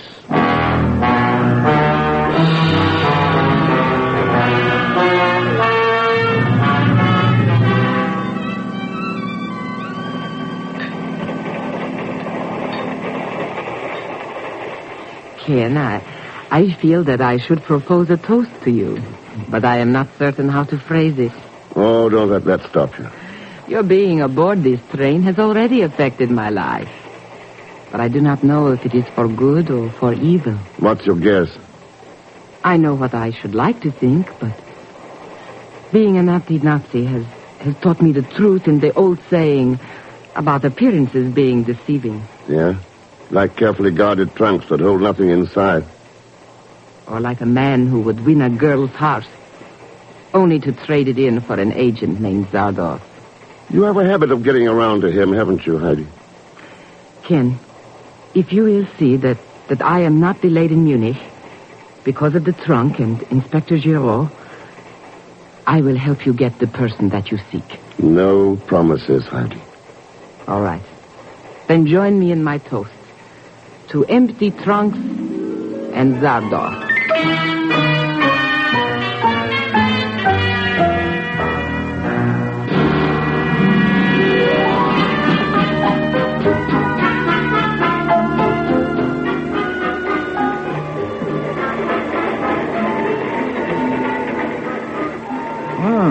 Looks like we might be pulling into Munich. We are, Wilson. Well, they sidetrack us here, huh? That's right. The military police will take over. Well, by golly, I was hoping for some excitement aboard this train, but murder's a little more than I bargained for. Giraud was a friend of yours, wasn't he? I knew him. Too bad. I wish there's some way that I could express my sympathy to you. Boy, am I glad to see you, Mr. Thurston. I've been looking all over the train for you. What's up, Zagon? I got a message for you from that pretty Heidi Patuti. She wants to meet you in the vestibule, going to the next car. She tell you why? Oh, something screwy about drinking toast, empty trunks, and some kind of a promise.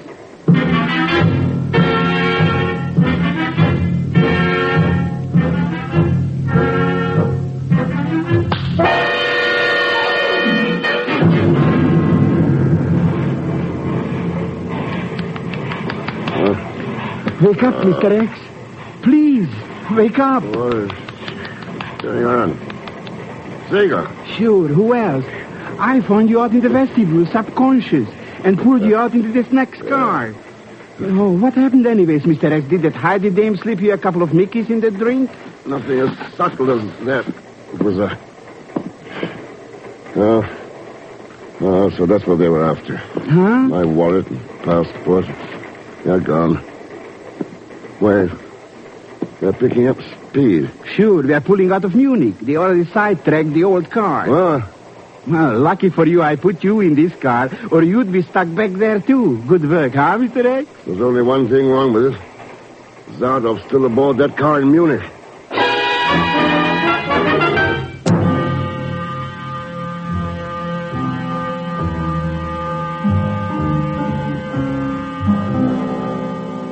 I can assure you, Herr Conductor, that there will be an investigation into these high-handed methods of yours.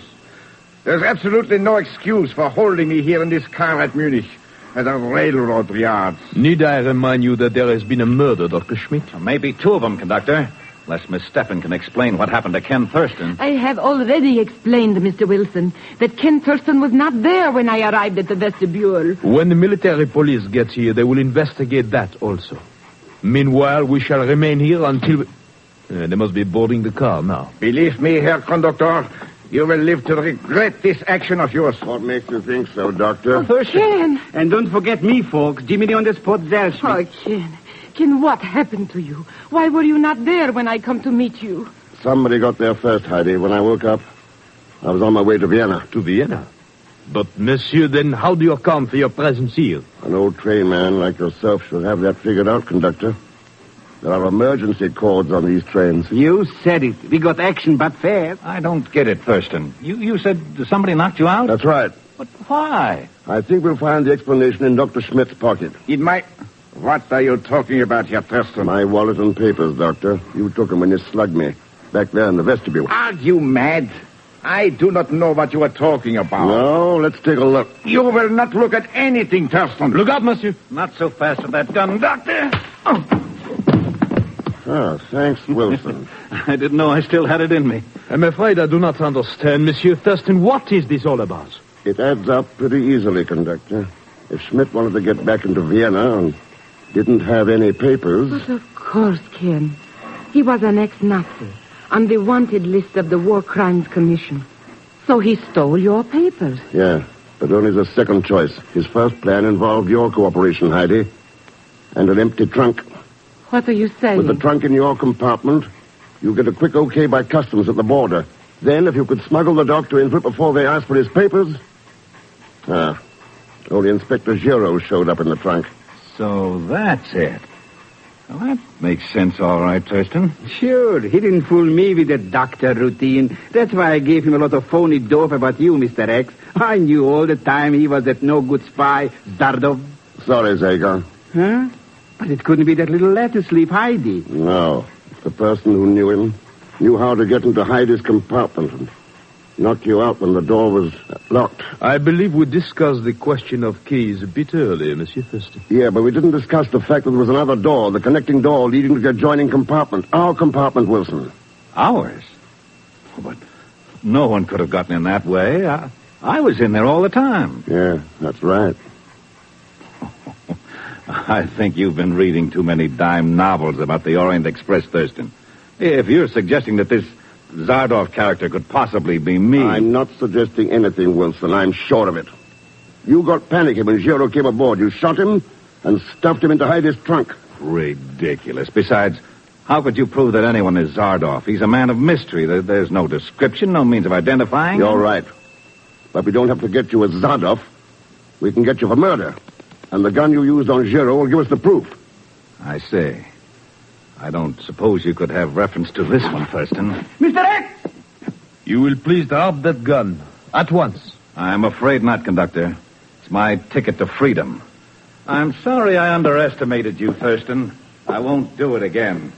The next time we meet, I'll know better. I promise you. He's getting away, Mr. X. Stay here, all of you. Don't try following me, Thurston, I warn you. You can't get away, Zardov. The military police are coming down the line now. There's more than one direction to go. Come on, Thurston. Look out, Wilson! That switch engine! You're running right into it!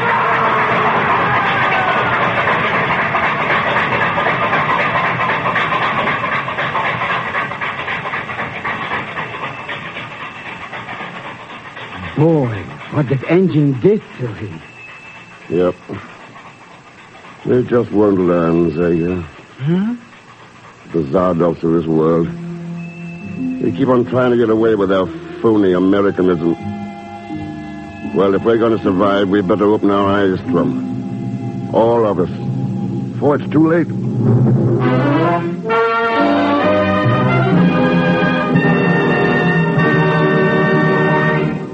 Now, here is our star, Mr. Herbert Marshall. Thanks for being with us.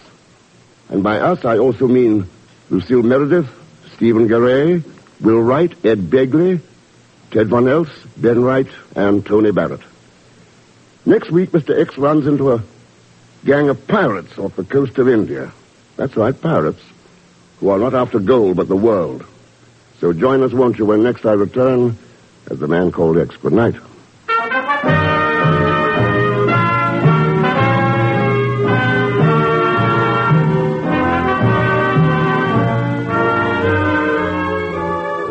The Man Called X is a Saturday night feature on NBC's 5-show festival of comedy, music, mystery, and drama.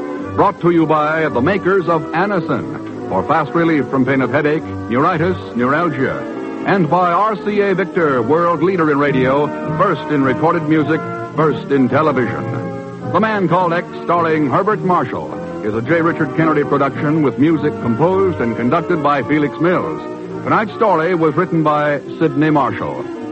All characters and incidents on this program are fictitious, and any resemblance to actual characters or incidents is purely coincidental. Be sure to listen tomorrow evening for The Big Show with Tallulah Bankhead and a great parade of stars, the Sunday night feature of NBC's All-Star Festival. And until next week, same time and same station, this is Jack Latham saying good night for The Man Called X.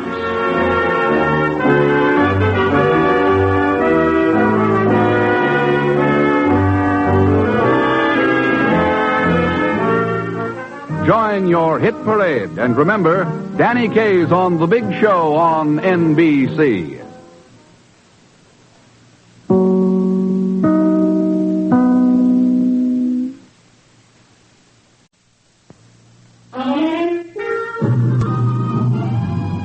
Now we present Herbert Marshall as The Man Called X, the Saturday night feature on NBC's 5-show festival of comedy, music, mystery, and drama. Brought to you by RCA Victor, world leader in radio, first in recorded music, first in television. And by the makers of Anacin for fast relief from pain of headache, neuritis, neuralgia.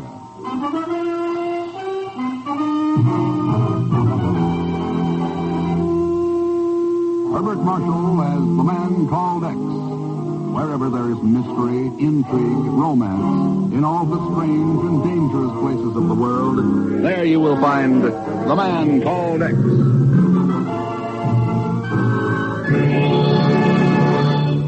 Here's a word from RCA Victor. The amazing thing about the exciting new world of television is the way that television sets have become handsome, important pieces of furniture as well as functional instruments.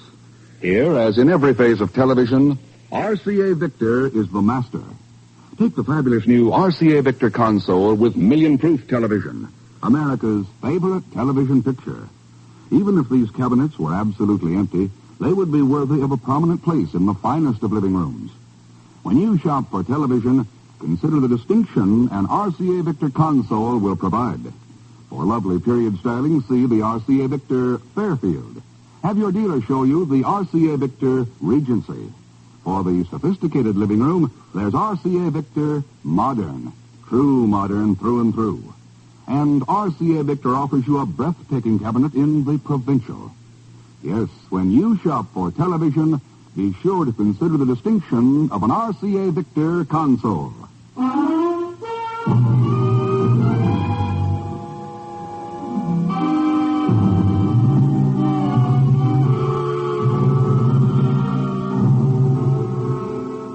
Off the east coast of India lies Bengal Bay, a vast and rolling tropic sea stretching 1,000 miles from the mouths of the Ganges southward to Ceylon, Sumatra, and the Indian Ocean. Many an adventurer of the past sleeps damply beneath its dark waves, and even now on starless nights, others of the living go to join the dead. Steady, keep the searchlight on that fishing dhow. Yes, sir. Still no sign of life on board. Scared, I guess. Yeah, I imagine. Better fire another shell into it. Okay, sir. Try for the waterline. Right. On target. Steady, all.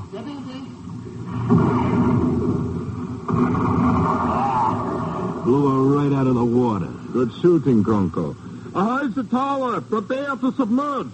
Lash the gun and let's go below. Oh, yeah, I'd better take that flag down. We may need it again. We sure didn't need it tonight. Not a single survivor again. It's better that way. Survivors mean witnesses. Witnesses mean trouble. You mean trouble spelled with an X? It's always a possibility. Let's go below.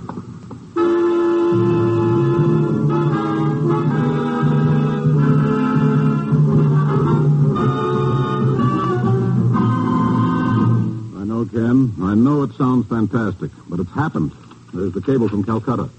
The third ship in 6 months to leave Calcutta and disappear somewhere in the Bay of Bengal. Guess I better read the cable, Chief. Now, later, Ken. Here's the story in brief. This Mohammed Lal had been fishing in the Andamans and was beating north for Calcutta in a sailing dhow. Around midnight, he noticed the lights of a freighter coming from the northwest. It was still 4 or 5 miles away when it suddenly blew up. A tremendous blast. And sank immediately, is that it? Yes. By the time he reached the spot, there was only a few pieces of wreckage and this submarine. Cruising around on the surface and machine-gunning survivors. Chief, if that's true. Yeah. Anyway, Lal was smart enough to grab a life jacket and slip over the side of his boat and swim away from it. A few minutes later, the sub picked it up in a searchlight and sank it with a couple of shells. Oh, that's quite a story. Listen. Lal claims he saw something in the searchlight. That sub was flying an American flag. What? Chief, you don't suppose they're trying to use that angle now? I don't know, Ken, but we've got to find out. Right. I checked with the Navy just to cover. They've got one light carrier on maneuvers in the Andaman Islands. Indian government observers aboard. No subs. Hiding under an American flag.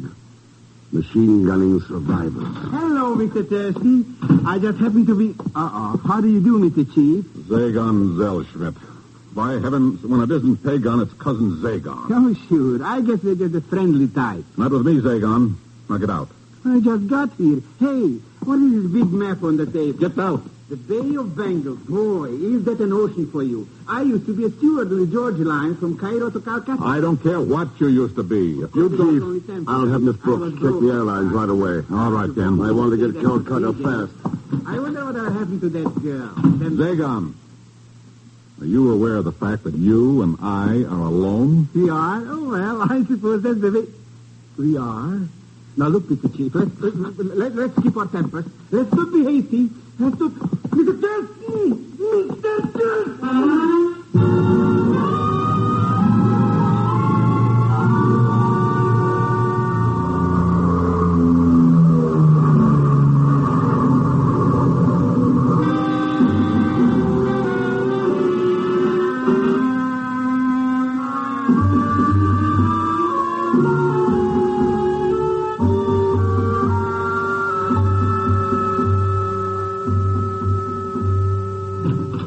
Mr. Thurston! Yeah? Inspector Ram Singh, Calcutta Harbor Department. Oh, how do you do? I must apologize for keeping you waiting. That's all right.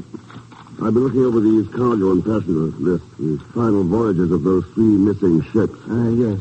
Sailings to destiny, rendezvous with the unknown. You have a poet's viewpoint, Inspector. The influence of the Orient, Mr. Thurston. The proximity to strange occurrences. Now, according to these lists, the missing freighters were all carrying small, highly valuable shipments in their strong rooms. Rubies, gold, sapphires. And on the last one, the Mozambique, nearly $1 million in platinum bullion. It's possible, of course. They also carried passengers. True enough, but Pilots, accomplices. That submarine had to have help from somebody on board the ships. Some to knock out the radio, break open the strong room, so on. The radio, of course, to prevent distress signals. That's right. In one or more cases at least. Pardon me. Inspector Singh? What? Oh, yes. Yes, I see. Thank you. Mr. Thurston, I told you I'd arranged for a car to take us to the hospital to talk with Mohammed Lal. Yeah. Shall we go now? It won't be necessary. Mohammed Lal is dead.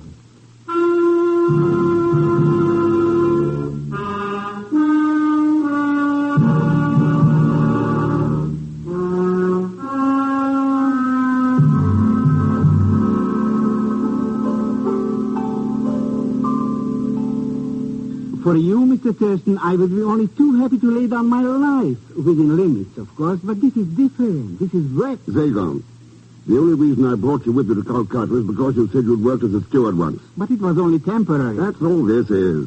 You don't have to make a career of it now. The Bangalore sails day after tomorrow. Why don't you get that Muhammad Lal to be a steward? Because he's dead. Huh? I thought he was doing okay. He was. Until his wife came to visit him this morning. The old battle-axe, huh? Oh, well, they're pretty according to the hospital authorities. Strange thing, though, Zagon. What do you mean, strange? I did some checking up on Mohammed Lal. He wasn't married.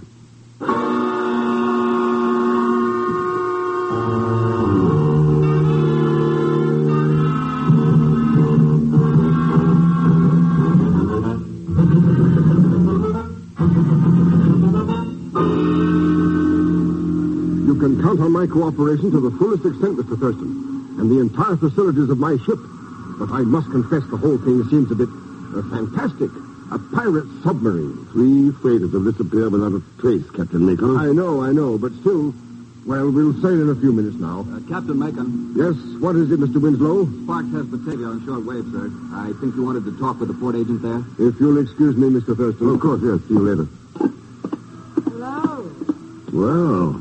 I hope you don't disapprove of informal introductions between fellow passengers. I'm Carla Reaver. I'm Ken Thurston. How do you do, Miss Reaver? Has your table been assigned yet? Oh, I'm at the captain's, I believe. Oh, nice. Yours, too? Why else would I say how nice? Miss Reaver, I'm beginning to form a very high opinion of the cuisine on the Bangalore. Oh, there you are. Hello, Mr. Thurston. I beg your pardon? Huh? What is this I beg your pardon stuff? You seem to have the advantage of me, steward. Advantage? Steward? What? Oh, you remember, Mr. Thurston, the George line. Zellschmidt, I will don't be that. Of course, Cairo to Calcutta run. Well, small world, isn't it? You said it, and crazy, too.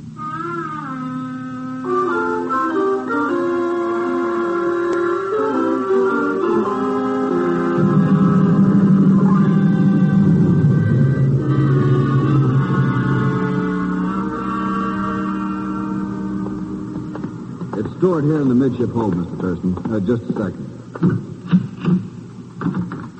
Go ahead. Thanks.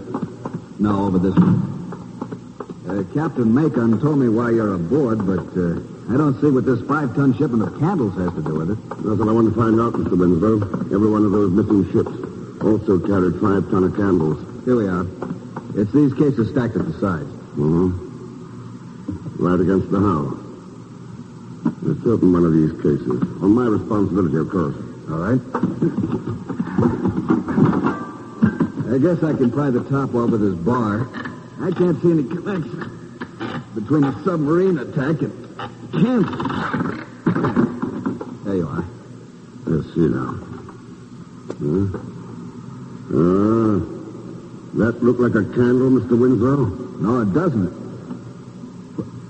Why, it's... Yeah, that's right. 5 tons of it. Well, let's close it up again. Who is it? Come on out of there. All right, I'm coming. Just keep your... Hello, Mr. Thurston. Oh, hello. Steward, what are you doing down here in the hold? Oh, just catching up on a little sleep. What? Oh, no, I'm not really a steward. I'm just you tell him, Mr. Thurston. Tell him what? But... I never saw you before in my life. But, what have you got in your pocket? This, just a little pussycat, see? Kitty, kitty, atta-pata. The cook gave him to me. I don't care who gave it to you. Get rid of it, and then get back to work. Now, listen, sir. Commodore, Hey, Admiral. Oh, shut up. Someone's coming in. Huh?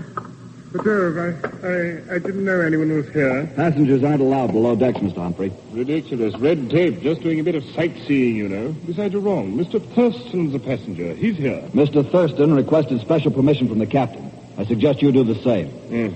Stuffy attitude. Suit yourself, though. I'll go. Ship's officers, little tin gods. Good day, gentlemen. Hey, maybe he wanted to look at them cases I was sleeping on. Could be. How come all the excitement about them? What have they got in them? Dynamite. Oh, dynamite.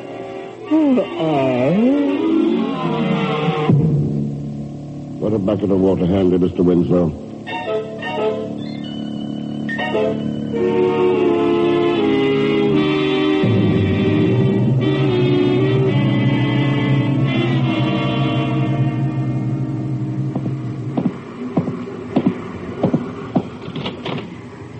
So, Zago, you decided to take over my cabin? Mr. Thurston, you are looking at a worn-out workhorse. Oh, I should have stayed in New York. Oh, there are worse jobs. That first mate Winslow guy is nothing but a Silas McGee. Oh, sure. What do you do with your cat? Oh, he's playing around in here someplace. He got thirsty, so I gave him a drink of water out of... Hey, I found out something, Mr. Thurston. Huh? We got a stowaway on board. Stowaway? Well, not exactly, because the captain knows about it. He gave the chief steward strict orders not to disturb whoever is in cabin 41. Cabin 41, eh? See if we can find out who it is. Oh, I'll be only too happy. How much? Never mind how much. We'll talk about that when... There you go. What's the matter, Mr. Thurston? Where did you get that drink of water you gave the cat? Why, out of this pitcher, here on the table by your bed. I didn't think you mind. I don't. The cat's lying here dead.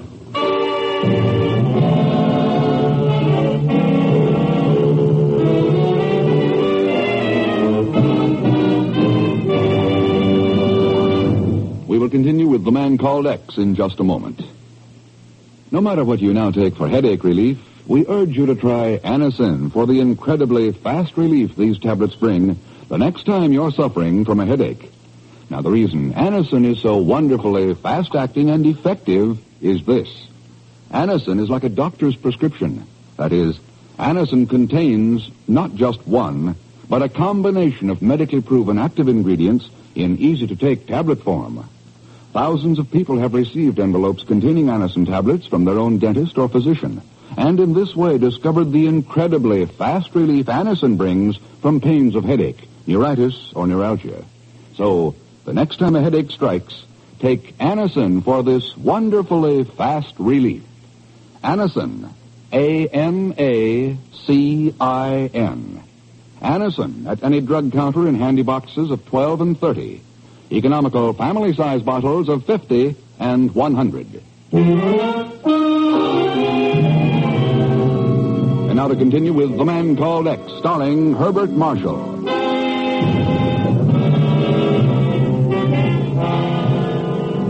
9 o'clock at night, and the freighter Bangalore plows steadily southward through the warm swells of the Indian Ocean. On board, 5 tons of dynamite, a mysterious passenger, a dead cat, and a poisoner. Ahead, waiting somewhere in the darkness, a submarine, violence, and death.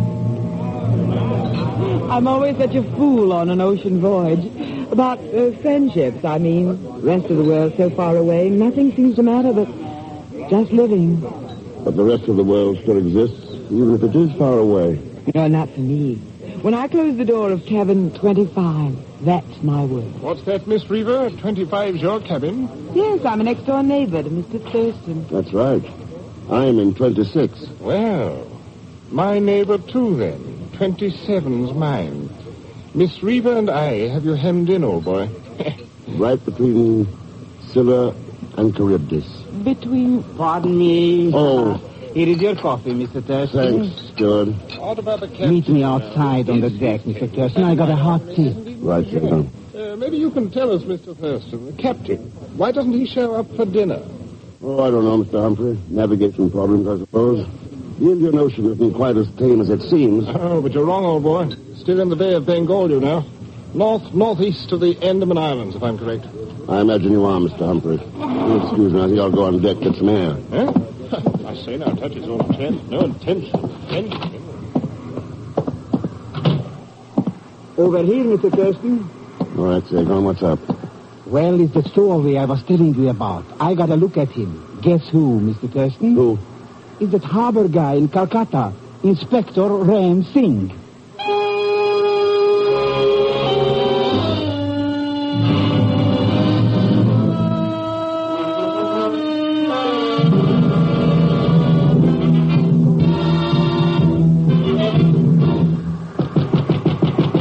Inspector. It's Ken Thurston, Inspector. Open up. Come in, Mr. Thurston. I suppose the captain told you. No, just a hunch. One of those mysterious hunches of the Orient. You get a sudden desire for an ocean trip, Inspector? Your attitude is most interesting, Mr. Thurston. Glad you like it. It implies a distrust of me, whereas I am here because of distrusting you. Well, we could go over my credentials again. Credentials? In the Orient, there is nothing so easy to obtain as false credentials. Like those of a harbor inspector, for example? I have held the job for 10 years, Mr. Thurston. Quite a length of time to fool the man who signs my paychecks. All right, then. Let's assume we're both here for the same reason. Good. I have one lead of my own I might mention. There's a steward aboard who's been acting very strange.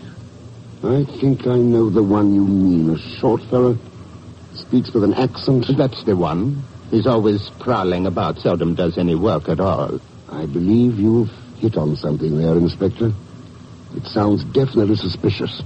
Watch him.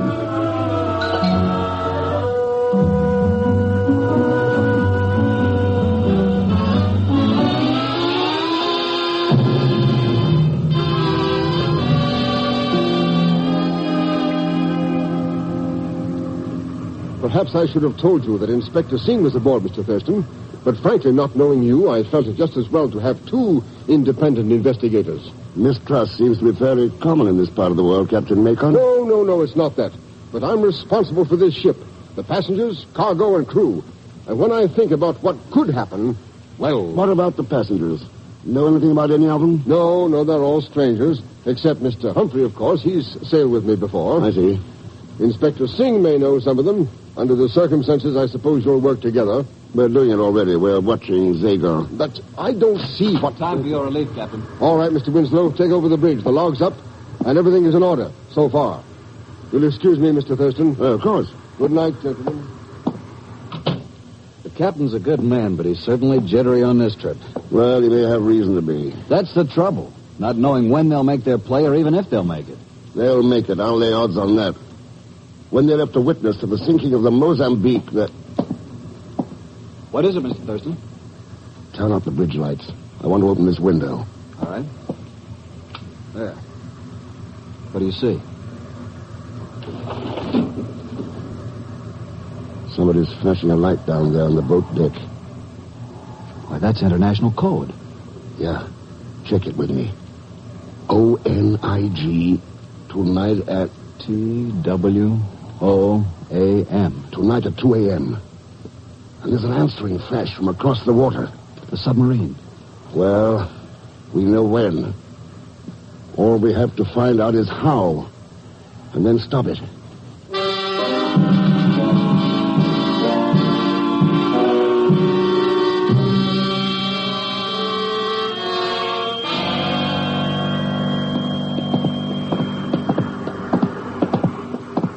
Number 26. This is it. Do you have those passes? Yeah, right here. Wait a second. The fool. It isn't even locked. Come on. Sound asleep. All right, Crocker. Take care of him. A pleasure. Now, his head ought to be about right here, so I'll swing from the side here like this. Yeah, that's all for Mr. X. You want me to finish him off? Why bother? In a half hour, they'll all be finished off. Let's go to work.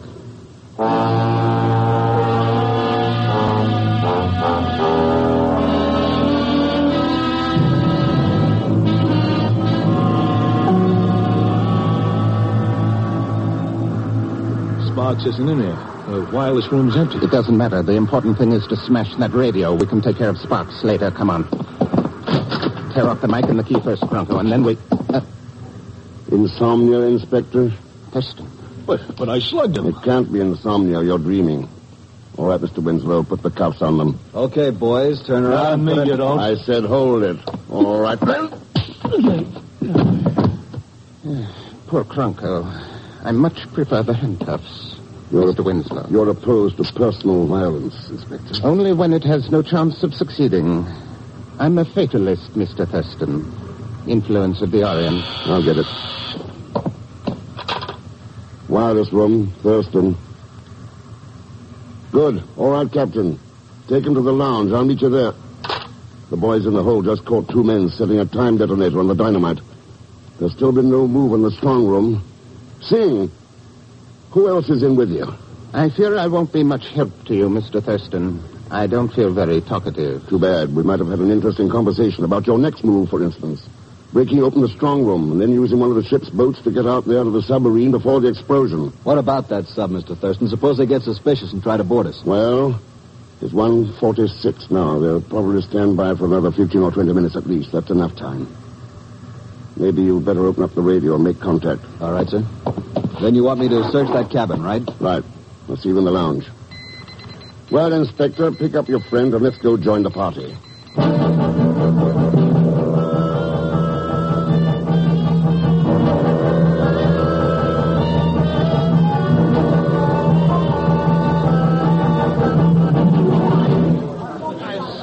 Gentlemen, we can't just sit here and do nothing, you know. No. Hostile submarine out there, that sort of thing. You can rest assured, Mr. Humphrey, steps are being taken. What steps, Captain? We surely have a right to know what's being done for our protection. I really couldn't say, Miss Reaver. That is, What Captain Macon means is that I'm taking the steps. Well, now, that's very interesting, Mr. Thurston. Official position of some sort, I suppose? Yes, of some sort. But I still don't understand what it's all about. Those 4 men, the ones you're holding prisoner. Yes, by Jove. Passengers, all of them, rubbing elbows with us. Let's say criminals posing as passengers, Mr. Humphrey. Part of the same gang that's manning that submarine. But who is manning it? After all, we're not at war. Maybe Inspector Singh can answer that. Words still seem to fail me, Mr. Thurston. Right, then I'll make a guess. A German U-boat that was operating in the Arabian Sea or the Persian Gulf at the time of the surrender and remained unreported. Some of the crew must have stayed with it and kept it in commission. Possibly hiding out along the East African coast. Right, Inspector? I think I hear plane motors, Mr. Thurston. Good, right on time. Anyway, by some means or other, the sub-crew contacted Inspector Singh at Calcutta, made a deal with him, and went into business. Piracy. Singh was in a position to pick out the ships for them, supply course data, plant accomplices on board, and so on. It worked 3 times in a row. And the Bangalore was intended to be the 4th victim. Also the last, probably. Since they let a witness get away and the heat was on. Say now, what is this, Mr. Thurston? Where do those planes come from? They're light bombers from a U.S. carrier on maneuvers in the Andaman Islands. I radioed for help. Look, they're dropping flares on the water. And there's the sub. Yeah, surface. And with half the crew on deck. Caught cold. Oh, they're... Yes, by heaven, they're going to fight. They've manned the deck guard. Chance. The planes are circling back. Man the lifeboats! Man the pumps! Man alive! Seagon, there's powder over your head. What's the matter? You should ask, Mr. Thurston. Just because I sneaked into your cabin for a wink or 2 of sleep, you didn't have to do that. What happened? Who knows? When I woke up, I was unconscious. Ah, so you're the one seeing his partner slugged. I seem to have made a number of mistakes. So did your friend out there on the submarine. Those planes will blow him out of the water. Oh, there's the first one now, coming in for a bomb run.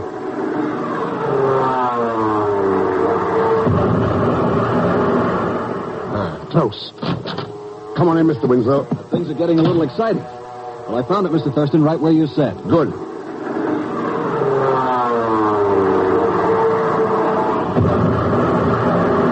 Missed again. They've cleared the deck. Looks like they're going to submerge. There's still 2 things that haven't been explained. Mohammed Lau's death in the Calcutta hospital and the poisoning of Zagon's cat. Oh, come now. Hardly the time to track down cat killers, old boy. Well, I think it is the time, Mr. Humphrey. Particularly since the poison used in both cases has just been found in Miss Reaver's cabin. What? Oh, well, that's ridiculous. You surely can't... It's really no use, Carla. Mr. Thurston holds all the cards. I've often told you one had to be a fatalist in this sort of game. She was most valuable, Mr. Thurston, in keeping the pursers of the ships occupied. Yes, I imagine.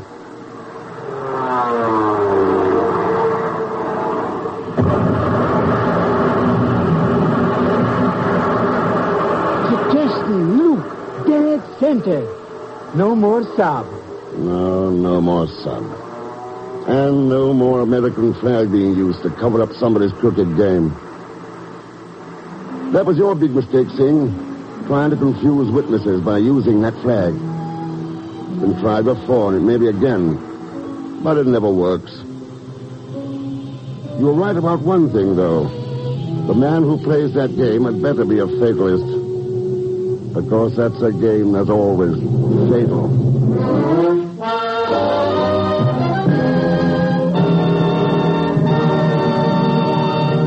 Now, here is our star, Mr. Herbert Marshall. Thanks for being with us. And I'm sure you'd like to know that tonight you also listen to Betty Lou Gerson, Stephen Garay, Will Wright, Herbert Rawlinson, Stan Waxman, Harry Bartell, Daniel Hurley, and Peter Leeds. Next week, our story is called As Black as Diamonds. And believe me, the black diamonds involved are worth the peace of the world. Oh, and Leon Belasco will be back with us as Pegon Zellschmidt. So join us, won't you, when next I return as The Man Called X. Good night.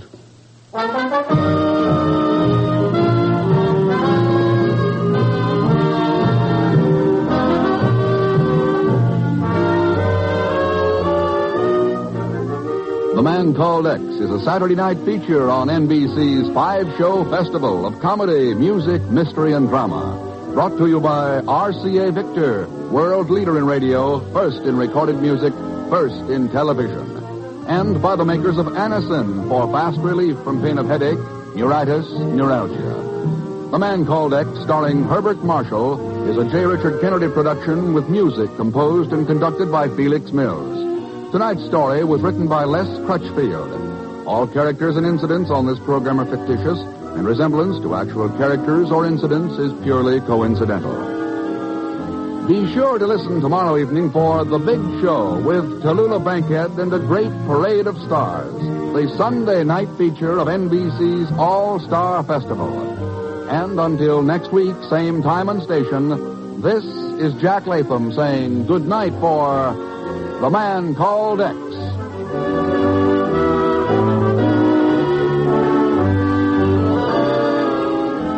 Join your hit parade and hear The Big Show with Jimmy Durante on NBC.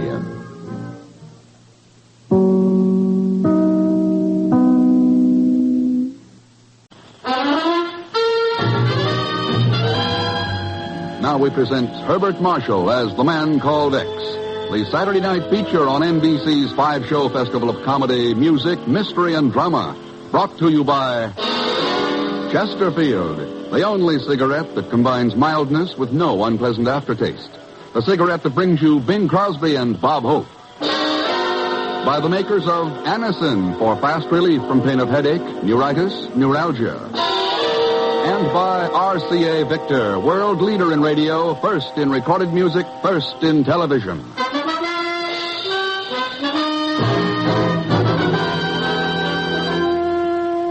Herbert Marshall as The Man Called X.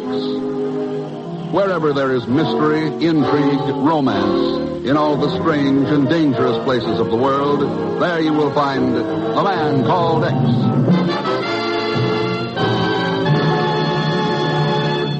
Hey, Bing, Bob, come on, you're on. Say, Bing, you got a minute? Oh, sure, Bob. I got all the time in the world. Don't tell me you own that, too. Oh, never mind that stuff. Get to work with it. Okay. Folks, better tasting Chesterfield is the only cigarette that combines for you mildness with no unpleasant aftertaste. And you can prove that yourself. Just make our mildness test.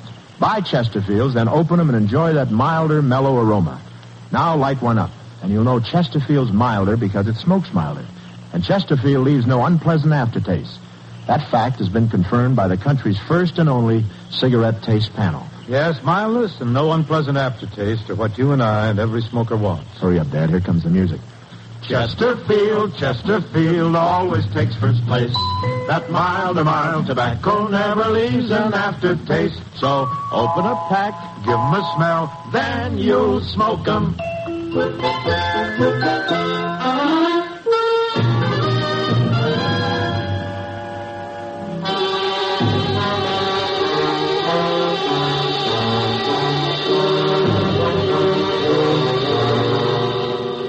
Saar Basin is the backbone of industrial Europe, supplying the potential strength of the defensive skeleton that is the Atlantic Pact.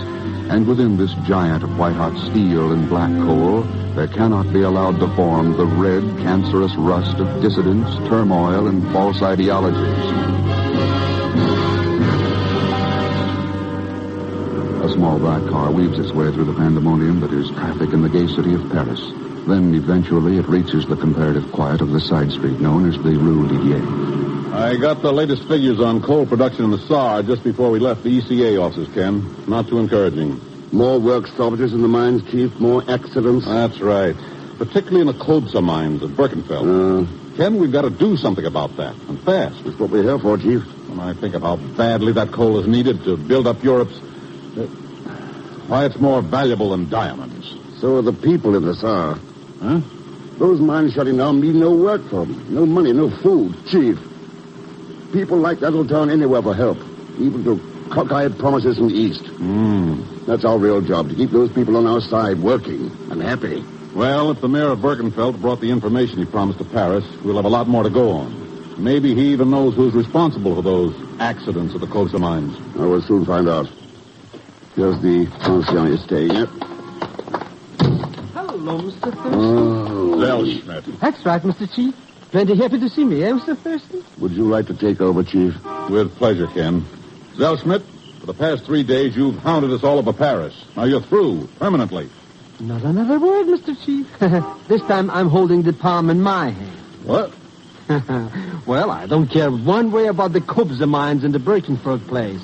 But if you're interested in some red-hot Johnny-on-the-line information about them... What do you know about those mines, Pegon? Please, Mr. X, would you want me to tell tattles on a friend without getting paid for it? Ken. They came from inside the pension. Let's go.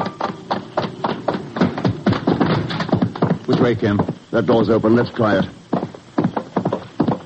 That is far enough, gentlemen. Ken. Step over to the other side of the room, please.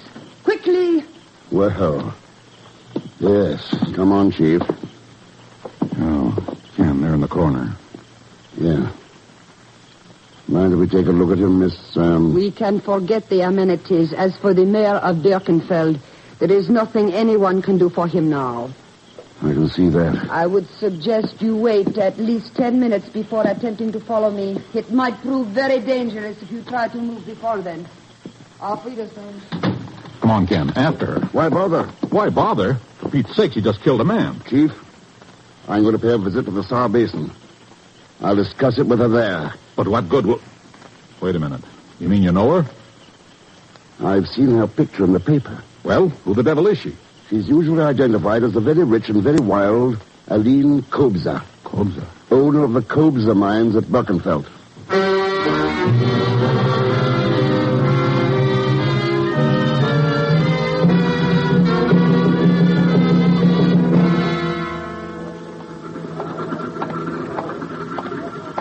Your pardon, please.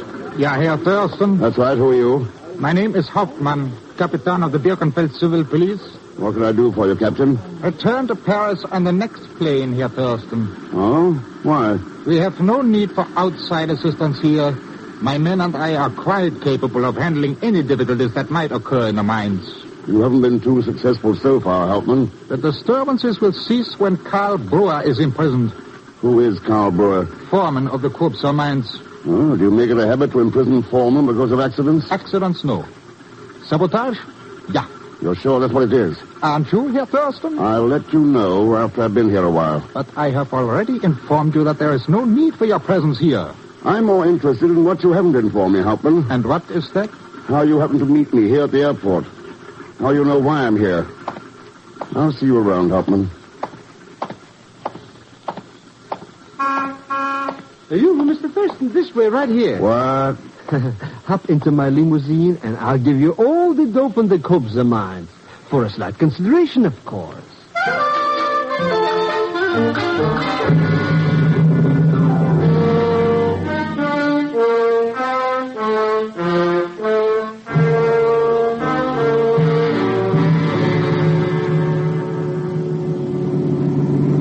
So Aline Kobza sent this car for me. Sure. I got to know that cute little Kuchen in Paris.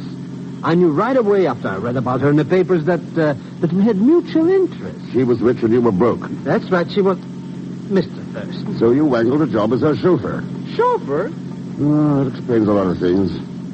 What you were doing at the pension, your cracks about the Cobes and mines, and you probably told Captain Hauptmann I was coming here. Well, after that accident to the mayor, I knew you'd be following us down here. Naturally, I wanted to meet you. So I asked that Hauptmann joker to check you for me. Oh, he was plenty happy, too. Yeah, I can see that. Well, anyways, now that we're working together, I guess there'll be no more trouble in the little cookie's minds. Hey, Mr. Thurston? Guess again, Pegon. Huh? A mine whistle blowing at 3 in the afternoon doesn't mean lunchtime. Step on it.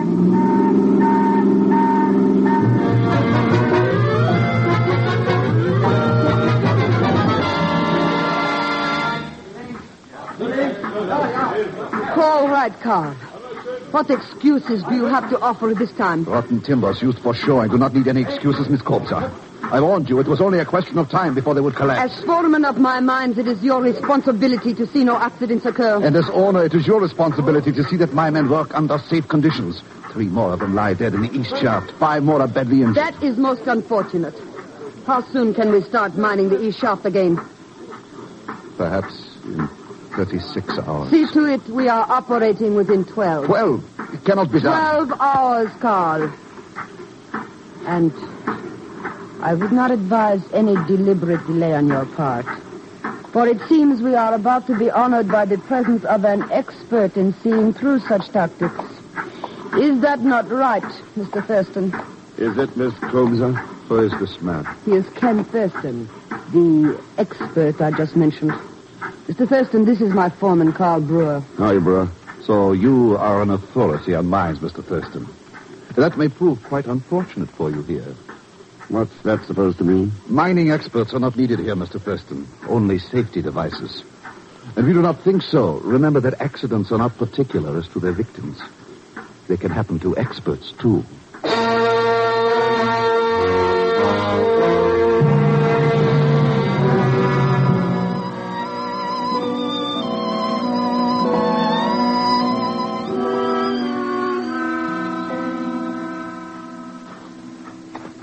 This way, please, Mr. Thurston. My office is this way.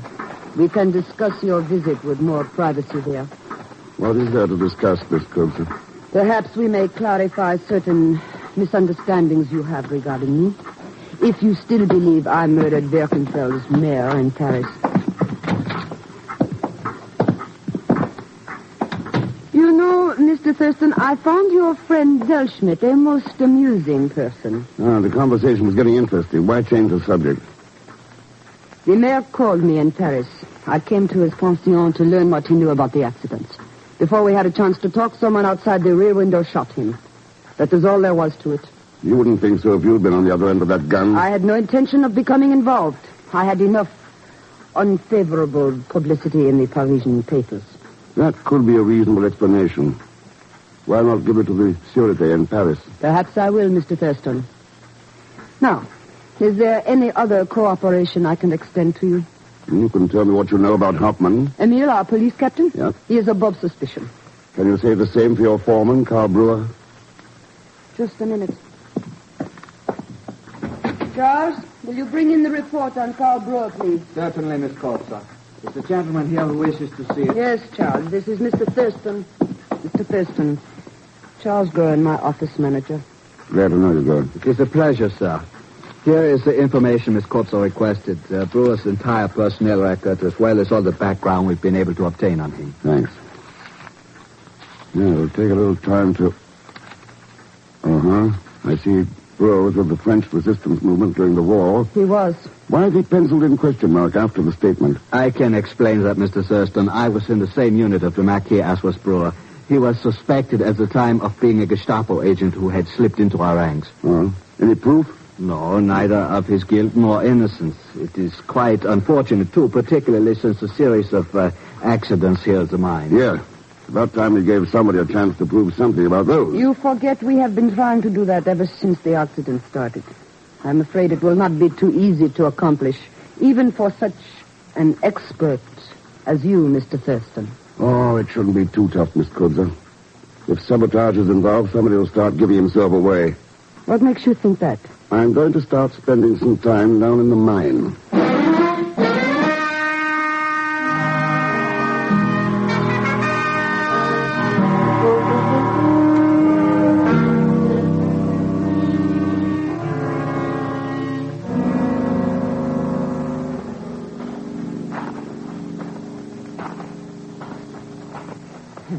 I don't get it, Mr. Thurston. Why do you want to go wandering down here in the bottom of the earth for anyway? I'm setting myself up as a sitting duck, Pegon. Huh? What kind of talk is that? Ducks would have better sense than to go sitting around in the coal mine tunnels. Hey, what are those things running along here that look like railroad tracks? Railroad tracks? Oh, are you joking, Mr. Thurston? There's hardly room in this narrow place for me to get through. The loading cars can just about make it. Loading cars? They carry the workers to the mine headings and bring out the coal. Boy, private railroad cars to go to work in? Pretty soft for those miner jokers. The three who died in that accident didn't think so. Hey, this is the end of the tunnel. Now, let's start back. But there's nothing down here. No accidents, no nothing. This tunnel's in the west shaft, Pegon. The accident happened in the east shaft. We haven't mined this tunnel for over 4 months. But by comparing the two, I can... Pegon. Hear that? Sure, it sounds like a railroad train. Must be some of those loading cars running in this tunnel. Yeah. Don't the driver know there's no room in this narrow place for both of us and the train? Don't he? Mr. Rex! Start running, Pegon, fast. But there's no place to run to. Up ahead there. Run!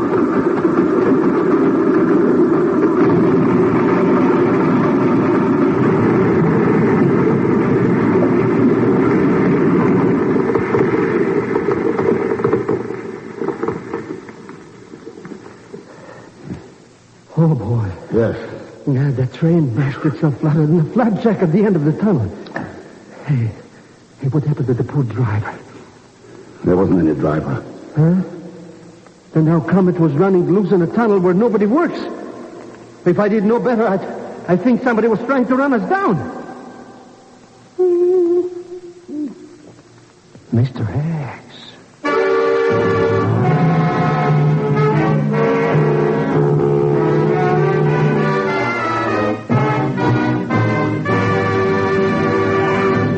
We will continue with The Man Called X in just a moment. When we ask you to try Anacin for the relief of pain due to a headache, neuritis, or neuralgia, we're not asking you to try a new or unproved method. For there are many people listening in now who have been introduced to Anacin tablets by their own dentist or physician. You who have received Anacin this way know the effective, incredibly fast relief these tablets bring. Anacin is like a doctor's prescription. That is, Anacin contains not just one, but a combination of medically proven active ingredients in easy-to-take tablet form. People by the thousands are using modern Anacin today instead of other ways. Doesn't their experience seem worth following? Try Anacin the next time you suffer pains from headache, neuritis, or neuralgia. You will be delighted with the results. Ask your druggist for Anacin today. Anacin is spelled A-N-A-C-I-N.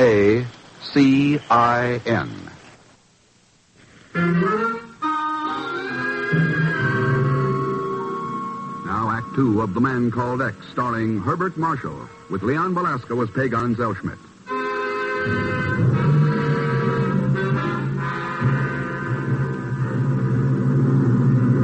Sounds to me, Ken, like those runaway cars were a deliberate attempted murder. I'll worry about that, Chief. What did you find out?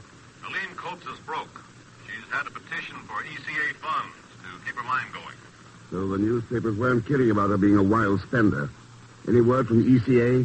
Oh, they'll give her the funds all right. Those mines have to be kept going. But with a proviso. A government administrator appointed to handle all the... Ken, you still there? That was someone else hanging up, Chief, not me. An extension phone? Could be. I'm going to check on it. When you get the dope I asked for, hang on to it. I'll have Pegon get in touch with you from town. Okay, Ken. Will do.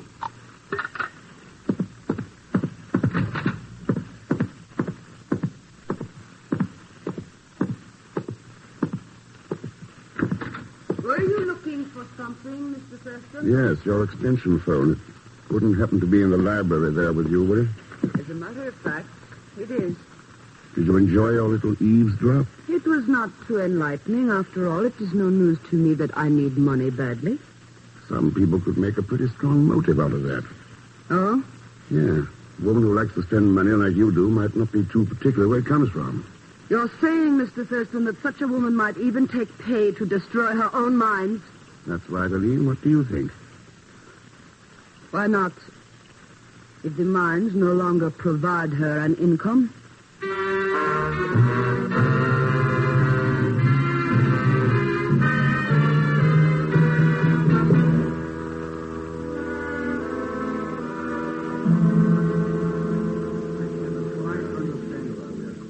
I trust, Fräulein Kupsa, that this meeting will not take too long. I have my duties to perform. So also have Mr. Groh and Mr. Brewer and myself, Captain. But since Mr. Thurston seems to know what the Marshall Plan will require I'll of make us... it short. This meeting's a council of war. The idea is to keep the Kobza mines operating at full production levels. You realize, of course, Thurston, that is just what we've been attempting to do in the past. Let's see if we can be successful this time, Brewer. What are your suggestions, Mr. Thurston? Brewer, I want you to step out of your job as office manager and take over supplies. Check every piece of material that goes into the mines for possible tampering or sabotage. That means everything. Timbers, rails, drills, blasting powder. Handling the supplies has always been my job, Thurston. You're going to be too busy stepping up production to handle anything but your men. So far, Herr Thurston, I fail to see why I have been included in this meeting. Your job is to supply police guards at the mines, Hauptmann. Enough of them, so there won't be any more accidents. And, what of me, Mr. Thurston? Surely you have some job for me to perform also. You like finances, Aline. Suppose you handle that end of things. It will be a pleasure. All right, Thurston. I will see that my men produce the work. But one more accident, and I will refuse to order them down again. My men will work for a decent life, Thurston, for their homes, their families, their country. But nothing could make them work for an owner who will deliberately sacrifice their lives for money.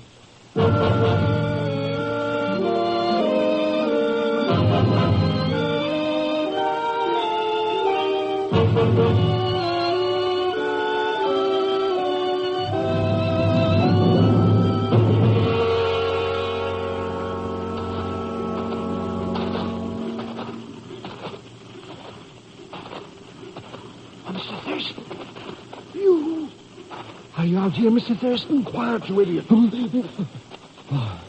there you are, Mr. X. I thought I saw you wandering around in the dark.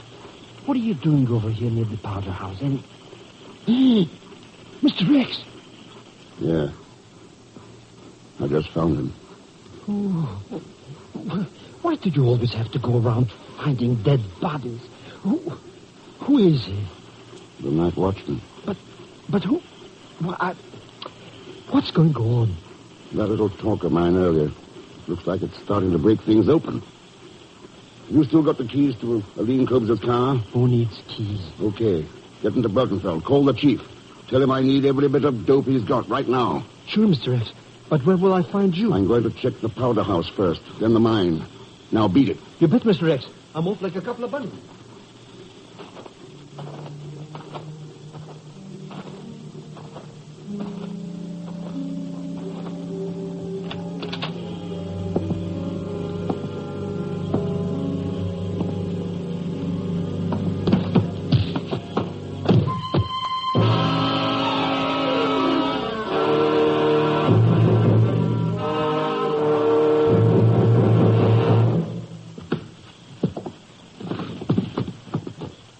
There is no doubt about it, Mr. Thurston. A number of the powder boxes are gone. And the detonator caps and fuses as well. That's what I figured. And I was out cold for about 15 minutes before you found me. That's enough time to... Does Brewer have any men down in the mine? A full shift went to work. But surely you don't think... I'm going down there, Aline. You get hold of Hauptmann and his men. Tell them they better locate that powder, and fast. Hauptmann, but I saw him in the mine elevator, starting to go down the shaft.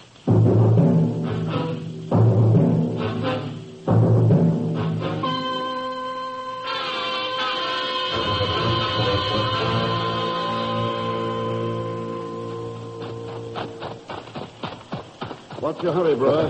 Thurston, there's a powder charge laid down here somewhere. We have to find it. How do you know about that? Because I was in the powder house. I know what is missing there. You wouldn't happen to know who knocked me out, would you? Of course I know. I did. Well, that's frank enough. In the dark, I couldn't tell who you were. I thought you might...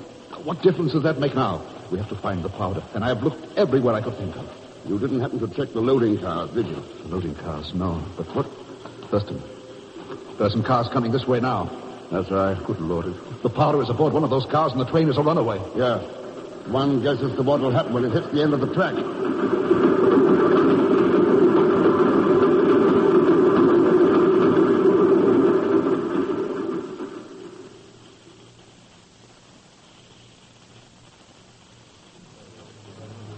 Come on, please.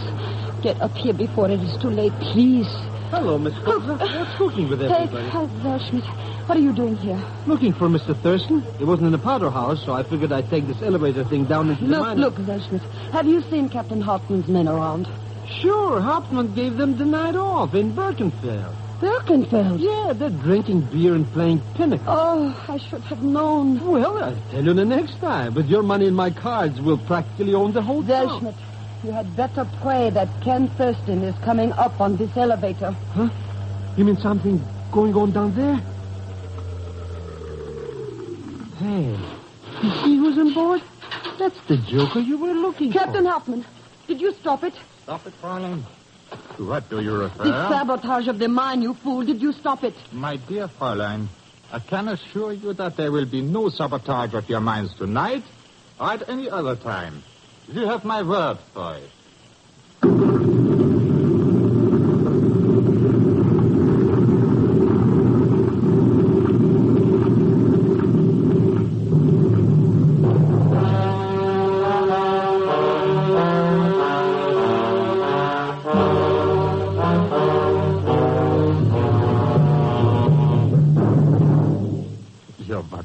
But I assure you, Fräulein Kurze, I did make a most thorough check. There was not the slightest trace of blasting powder. It is not possible. All right, Hartman. All right. It is all over. The mine is gone. Who cares about the mine? Mr. Thurston was down there. He's the one who's gone. Oh, what am I going to do now? I have sent some crews down to check the damage, but I'm afraid it will be several hours before we hear anything. Why wait that long, girl? Ken! Yes, sir. I'll give a report now. It's you. It's really you. But I do not understand, Herr Thurston. The explosion, it must have blown the tunnel into bits. It did. In the west shaft. The west shaft? But that's the one where there's no coal, no nothing. Not quite, Pegon. There are still tracks for the loading cars and switches to route them in there. Ah, so. The powder was aboard loading cars. And you switched them into the west tunnel. Yep. But Brewer says he'll have the mine in operation again by daybreak. Hey, then we're in business, Mr. Thurston. Yeah, there's to be plenty of coal coming out of the Kobza mine. Plenty of it, Pegon. As for future accidents, well, we'll put an end to them. Captain Hauptmann. Yeah, Herr Thurston. You may as well arrest Charles Goen now. Charles? You are joking, of course. How about it, Pegon? You got the report from the chief? Huh? Oh, that one, yeah, sure. Said something about this grown character being a Gestapo man or something in the French resistance. No, you are mistaken, Zellschmidt. That is Karl Brewer you speak It of. won't do, Goen. The files in Paris don't make mistakes. Even granting that you are right, there's no proof against me. No? Someone tried to run me down with those loading cars. I had a hunch the same trick might be tried again. So I laid a trap. A trap, Thurston? I smeared a light mixture of graphite and grease on the throttle of every shuttle engine in the mine. When you set that powder train going, you got that mixture on the palms of your hands. Not so fast with that gun, Goen. Oh, boy, you really powdered him, Mr. X. He's out lucky. Hey, look at his hands. There's nothing on them. I know. But, Ken, a mixture of graphite and grease? His palms should have been black. Yeah. But he didn't have any on his hands. Mr. Thurston, you mean all that stuff you told him was just a gag? That's right, Pegon. He didn't have to have any black on his hands. His conscience was black enough.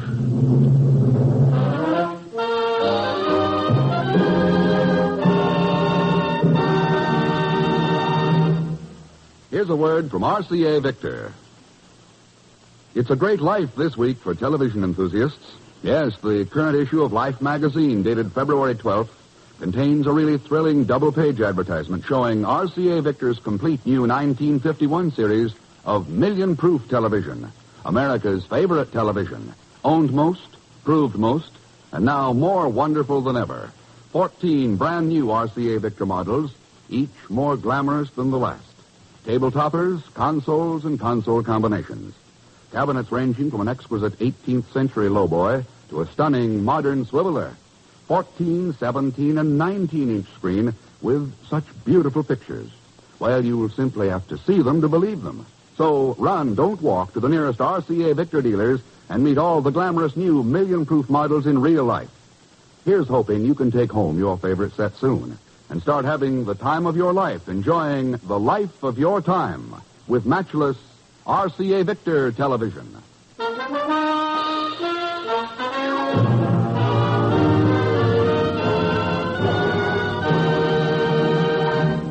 Now, here is our star, Mr. Herbert Marshall. Thanks for being with us. And before I say anything else, I think you ought to know that those in tonight's cast were Joan Banks, Will Wright, Hy Averback, Harry Bartell, and Ben Wright. Next week's story is called North of 38, and I don't think I need tell you where it takes Mr. X. It's a story filled with plenty of danger and high adventure, and complicating matters as usual, but will be Leon Belasco as Pegon Zellschmidt. So join us, won't you, when next I return as The Man Called X. Good night.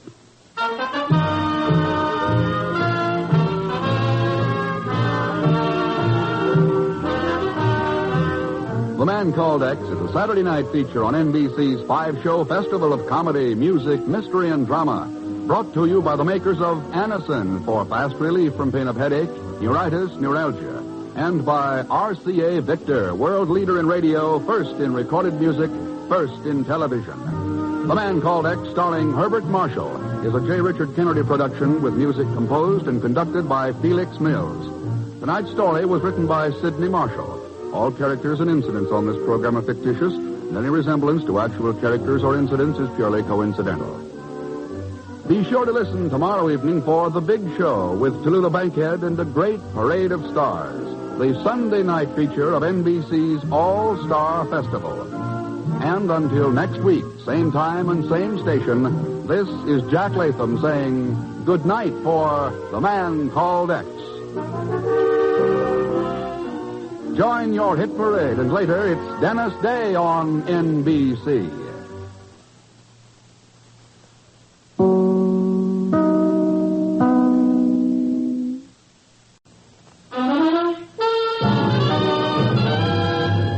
Now we present Herbert Marshall as The Man Called X, the Saturday night feature on NBC's 5-show festival of comedy, music, mystery, and drama.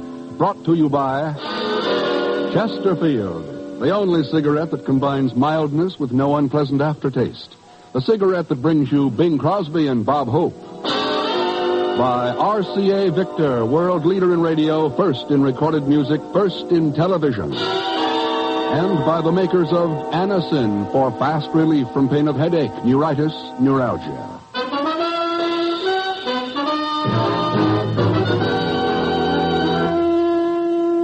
Herbert Marshall as The Man Called X. Wherever there is mystery, intrigue, romance, in all the strange and dangerous places of the world, there you will find The Man Called X. Whoa, hold everything. Here's a couple of old friends.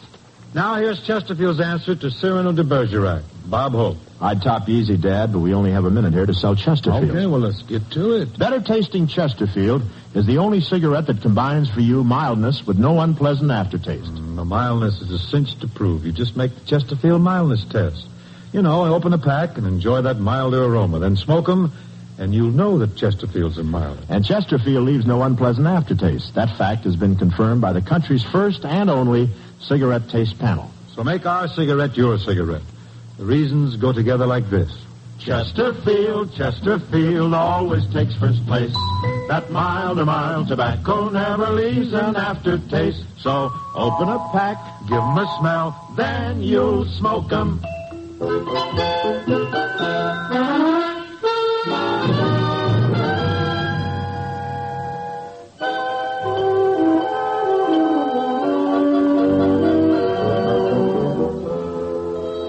most of the earth at this time of year, men begin looking forward to the end of winter, begin sniffing the air for the first faint signs of spring. Much too early, they begin repairing trout rods, poring over seed catalogs, planning vacations, and longing for the joy and freedom of an outdoor summer. Or at least they did these things in times gone by, in the years before North Korea.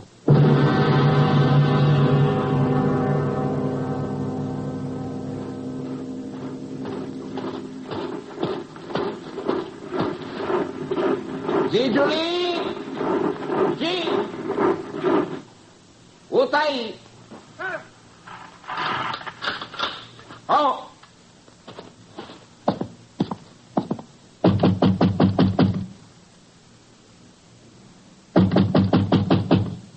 Tôi, đi nói đi. Wagwan, kay demon.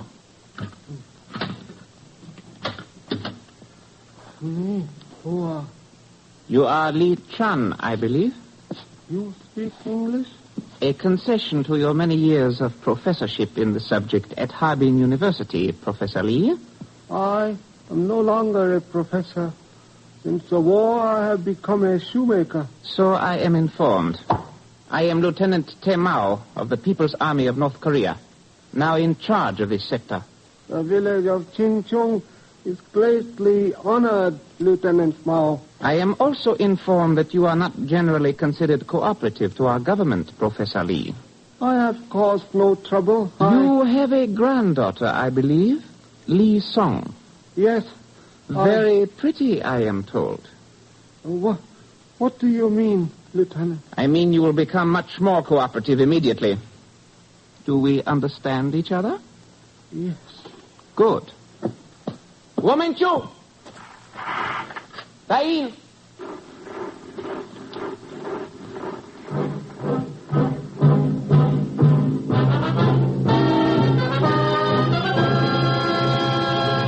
A refugee from the north brought the information into Kusan yesterday, Ken. A man from the village of Chinchong. Chinchong. Near the Manchurian border, isn't it, Chief? That's right. About 70 miles inland from the Yellow Sea coast. And Ken, hold on to your hat. Roland Patterson is hiding out there. Patterson? Patterson's alive? I know what you mean. You heard he crashed at sea on that solo flight from Formosa last month. Only he didn't. Or at any rate, he was rescued. Oh, thank God for that. He's the greatest expert in the world on Oriental affairs. Ken, he predicted Pearl Harbor a year ahead of time. The invasion of South Korea 6 months before it happened. And probable Chinese intervention the day the UN forces crossed the 38th parallel. Only then, nobody would believe him. I think they're ready to now. Except for one thing. He's not available. He's in North Korea, hiding out with a man named Li Chan. Used to be a professor at Harbin. I've heard of him. Apparently, Patterson's in no shape to try and escape on his own. Well, we've got to get him out some way. That's right. And from here, it looks like a one-man job. I'm afraid so, Ken. If the enemy finds out he's there, well, that'll be that. It's got to be secret. And it's got to be smooth. Well, we're in contact now with the Army and Navy in Tokyo. They'll cooperate fully. Anything you want. In that case, I guess I'd better plan the operation from there, Chief. You'd get a plane out in an hour. And, watch yourself, Ken. Oh, sure. Incidentally, it's almost too good to be true, but what's happened to Zellschmidt lately, I hope? Pegon. The last time I saw him was when he got a telegram from Uncle Ahmed and took off for Washington. Washington, huh? You know something? I wish you hadn't asked me. Why not? Well, you know. Speak of the devil. Chief, I'll call you from Tokyo.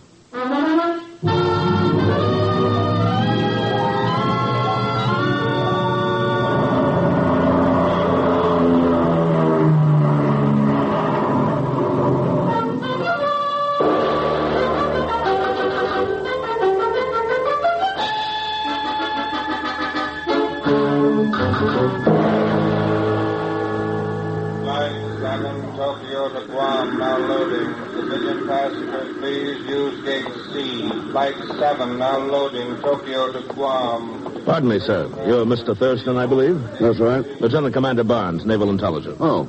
I'm assigned as liaison officer to your project. Fine, it's good. If you'll give me your check, I'll have your baggage cleared through customs and we'll go straight to headquarters. Thanks, Commander. Here you are. I'll be right back. Oh, pardon me. Oh, it's nothing, my good man, nothing. Hello, Mr. Thurston. Oh, no. I knew the chief shouldn't have asked. Asked what, Mr. Thurston? Pegon, what are you doing in Tokyo? Oh, just making an honest buck or two. Smuggling or black market? Mr. Thurston, I'm the Far Eastern representative for Uncle Ahmed, Incorporated. That still leaves the question open. But he's strictly legitimate now. Very big at the Pentagon building. He's a 6%er, you understand? 6, eh? Nothing cheap about Uncle Ahmed. And you're the Far East representative. Oh, sure. You see, I know the Orient, well, like the back of my head. You don't say.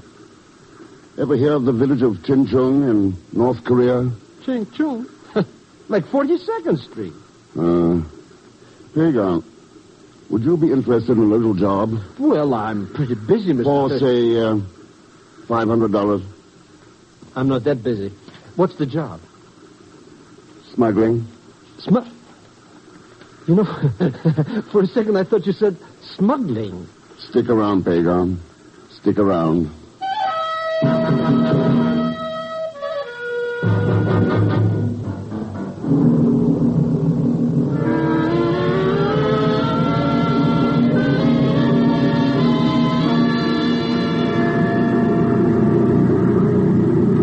We're crossing the main ridge of the Paisang Range now, Mr. Thurston. That Ching Chung's that spot of light right ahead of us there. You want a last-minute briefing? No, I think it's straight enough, Commander. Those escort bombers will attract their attention by attacking the supply depot to the east, while we parachute into the foothills north of the village. Right. And your next contact with us will be at Anshu Inlet on the seacoast, 70 miles west. Yep.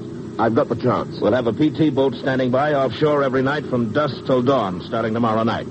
They'll watch for your signal and take you off the beach. Right. Well, guess we'd better start getting into these chutes. Yeah, the escort bombers ought to be starting the runs about now. Yeah, here you are.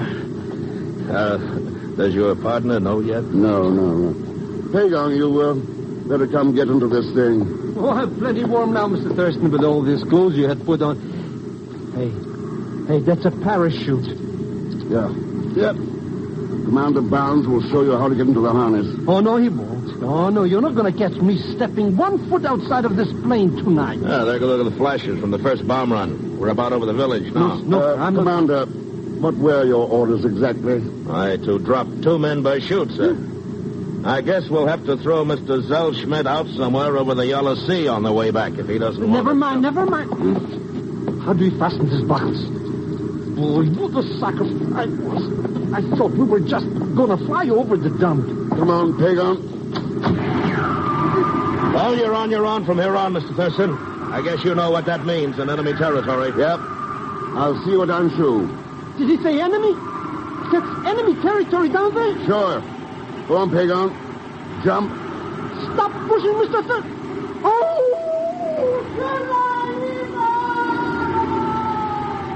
So long, Commander. Good luck.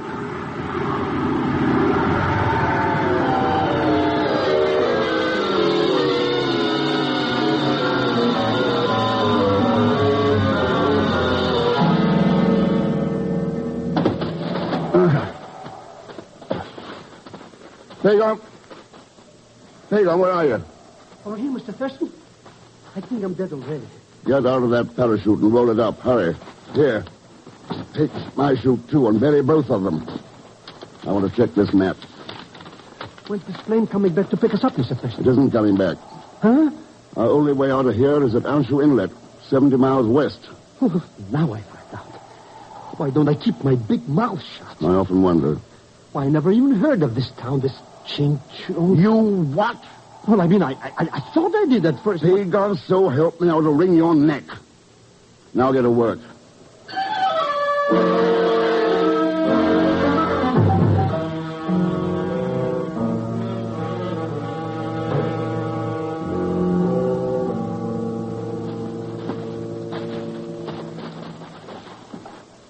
There it is. Shop on the left. Lee Chan Shoemaker. It's Good thing all these characters go to bed early. Or we'd shoot Quiet. That sounds like an army patrol. Yeah, back between these buildings. If I get out of this alive, I swear by the father of my son... Shut up, will you? Come on. Let's head for Lee Charles. That was our lucky break for tonight. Lucky? When I lost 10 years of my life. Here we are.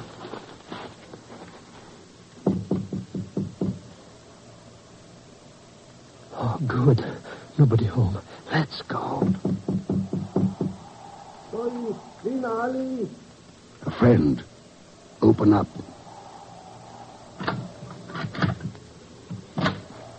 You're Professor Lee Chan? Yes. My name is Ken Thurston from the States. We've come for Roland Patterson. Thank heaven. Come in quickly. Then my message did get through. Yeah, how is he? Very sick. Unconscious most of the time.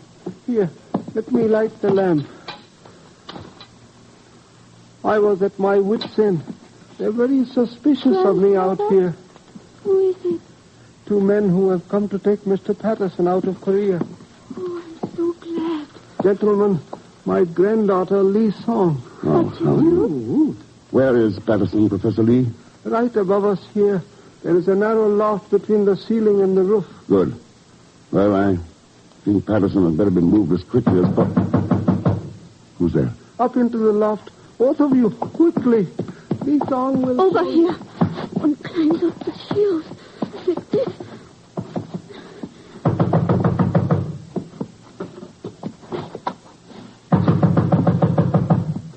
Joey, Ilali. Heidi. Do not move around. Mr. Patterson is lying here behind us. Good evening, Professor Lee. You are up late. Yes, we both are. It is the devil, Mao. Perhaps the noise of the bombing awakened you. Or perhaps you knew there was going to be a bombing. No, I knew nothing about it, Lieutenant. Where is your granddaughter? She went out somewhere. Where? I do not know where. In other words, Professor Lee, you are of no use whatever to me. He's drawn a gun. Lisa. And for those of no use to me, I have only one answer. This. Oh! He killed my grandfather. Oh, Lisa. He killed my grandfather. What are you going to do, Mr. X? Nothing. Too late to help Lee Chan. The important thing now is to get Patterson out of here. Oh, I wish I would have stayed and told you. Why? This way you're learning about life. The kind of life they live in North Korea.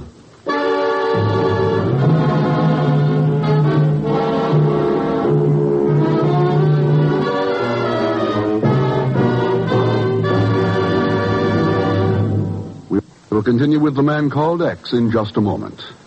Here's a word from RCA Victor.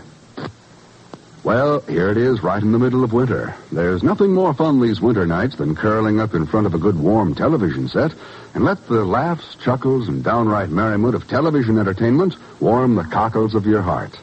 And if there's one thing that's more fun than just plain television, it's television on a new RCA Victor set. You probably know that RCA Victor television is America's favorite, that it's called Million Proof because almost 2 million families today are happily using RCA Victor television in their homes. And you'll know why when you watch the lifelike picture of RCA Victor's new model, the Kent, now on display at your RCA Victor dealers. The Kent brings you clear, big 17-inch pictures locked in place by RCA Victor's exclusive Eyewitness Picture Synchronizer. And then, too, look at the value of the Kent. It's like having console television at table model price. You'll say that RCA Victor television is the best way to warm up your heart with television fun and keep the frost off your pocketbook. Now Act 2 of The Man Called X, starring Herbert Marshall with Leanne Belasco as Pegon Zellschmidt.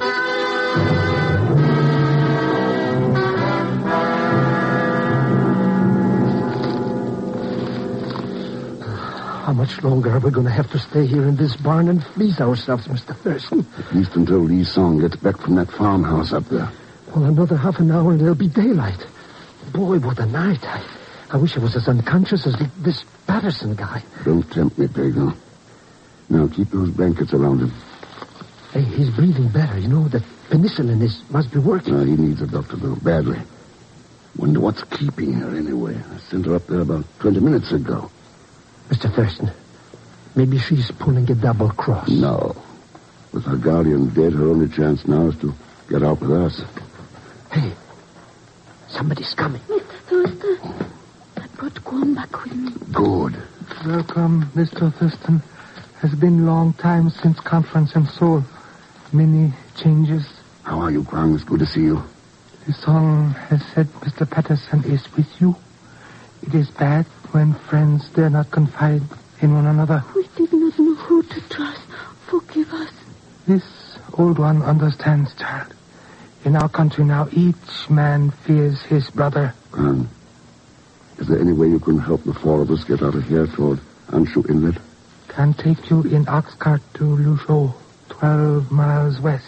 Ox cart, yeah? It is possible for you to lie in back, covered with load of straw. It might work. In Lushou, it's possible you can make further arrangements. Yeah, I know a man there who may have a truck, if he's still alive. All right, Kwang. Let's hitch up the cart.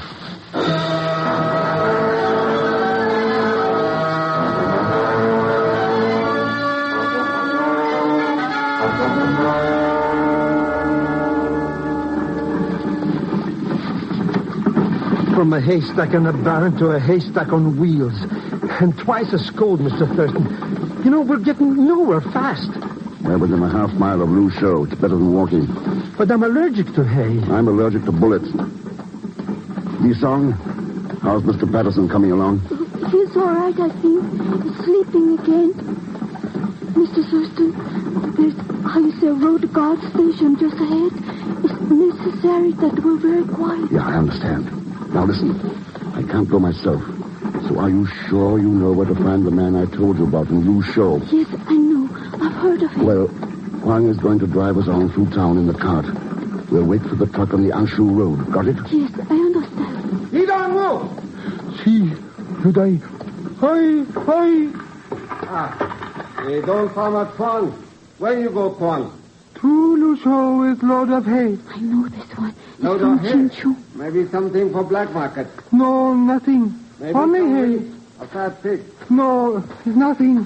If he shoves that bayonet in here, I'll have to kill him and risk getting away. Wait. Let me talk to him. What do you mean? I'm a woman. All right. Have a try at it. I'll keep you covered. Hey, have a care. What is it you try to do? Lee Song, why are you there, hiding? Sometimes one wishes to run away from grandfather and see what things are in next village. And Kwang is help you? Ha! Sly fox, old farmer Kwang. But like you say, old. Oh, in 3 hours, one would be off duty here. In 3 hours, it's possible one would be in marketplace. Drive on, Kwang. Hoi! Hoi! 3 hours. 3 hours. Mr. Thurston, I haven't breathed for 5 minutes. Well, you can thank Lee Song that you're breathing at all. She's got a lot of courage. Oh, I don't know. I doubt if we were in real danger. Hey, look. I tore my coat sleeve on a nail or something. It wasn't a nail. That's where the guard poked that bayonet through the hay when he... Oh! Idiot! Oh, this is a fine time to faint.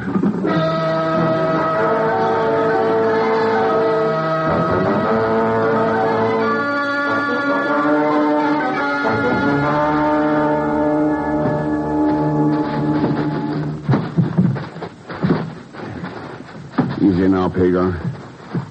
Let's slide him into the back of the truck. I've got his shoulders, Mr. Thurston. Now! All right. Now, Get those blankets around him. He's in no shape to stand a chill. The owner did not dare to wait, Mr. Thurston. He left the truck and walked back to town. He'll report it as stolen tomorrow. Good idea.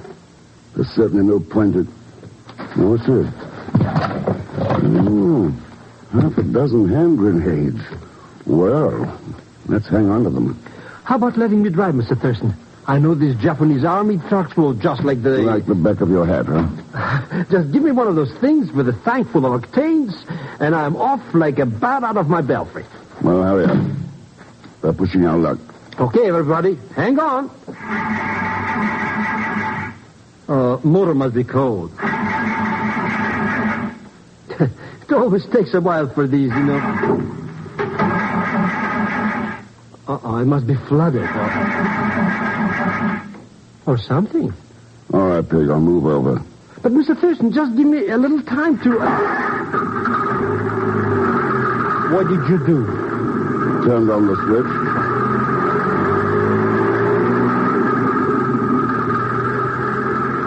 Well, it's 50 miles to Anshu, and from here on, anything can happen.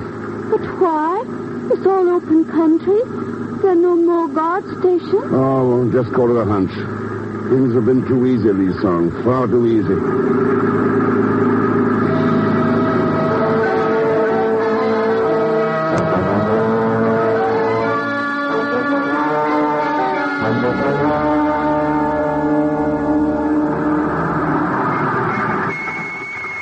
Well, Anshu Inlet, end of the line. Boy, so dark I can't see the nose in front of my face. How will we find the boat, Mr. Thurston? We won't. It'll find us as soon as I signal. Let's get Patterson down to the beach first. Do not move any of you. You are covered by a dozen rifles. Panchadi, light the lantern. Lieutenant Lamau. Yes, my dear. I don't believe I've met your friends, though we did find their parachutes. Pegon. Well, the ground was froze, Mr. Thurston. I couldn't bury them. Ah, Thurston. The famous Mr. X. We are fortunate tonight. The Patterson you mentioned will have to be identified later. How did you know where to look for us? First, the parachutes. Second, Lee Song reported heading west by a road guard. Third, my own intelligence. Yes, congratulations. Nothing, really. And now, Lee Song, if you would move a few steps to one side. The accuracy of a machine gun is never quite dependable. No. Oh, please, my dear. You have nothing to worry about. I have entirely different plans for you. As a matter of fact, I think you better change all your plans, Lieutenant. You notice what I've been holding in my hand? A hand grenade? That's right. The pin has been pulled, so don't move. If I release this, you're too close to me to get away. Order your men to drop their arms. Bingo! Yumabulo! Xiangwutai! Pegon, take his machine gun. Hey, Mr. Thurston. Thanks, John. Now, Lieutenant, order your men to hit the road east, fast. In 10 seconds, I'm going to heave this grenade after them. Bingo! I guess we can signal that Navy boat now and get out of here. Hey, Mr. Thurston, what about that hand grenade? Yeah, I guess the time's about up. Pick up your feet, boys. Up. Lieutenant Mao, you're a prisoner of war.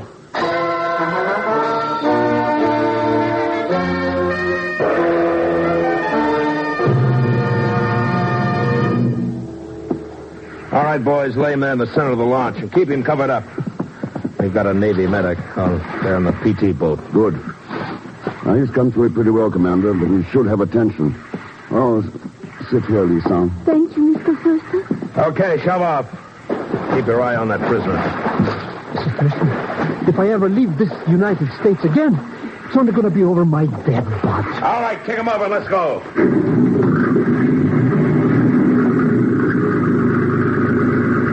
My grandfather. What the...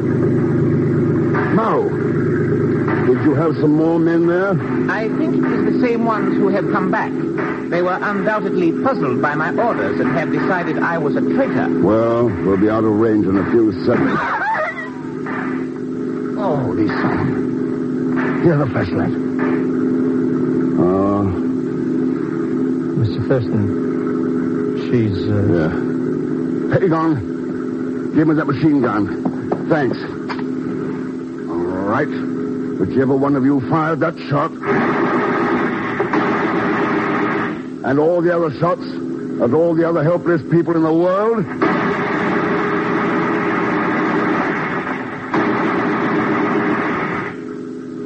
that stopped them, Mr. X. They're not shooting anymore. I'm afraid it's too late to do her any good, though. I know. Well, at least one thing worked out all right, Mr. Thurston. You rescued the expert you went after. Yes, and we need him. We need any man who can tell when and where the next war may strike. No question of it. But even more, we need a man who can show us how to end wars. And when you come right down to it, the kind of expert mankind needs most today is an expert on mankind.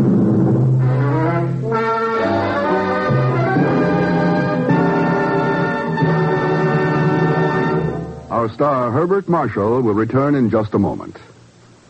If you would like to know a quick, easy way to ease the pain of headache, neuritis, or neuralgia, then by all means try Anacin. Your own dentist or physician may, at one time or another, have handed you an envelope containing Anacin tablets. Then you already know how incredibly fast and effectively Anacin brings relief. Anacin is like a doctor's prescription. That is, Anacin contains not just one, but a combination of medically proven active ingredients.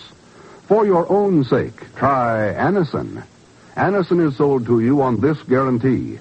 If the first few tablets do not give you all the relief you want, as fast as you want it, you may return the unused portion and your money will be refunded. You can get Anacin tablets at any drug counter.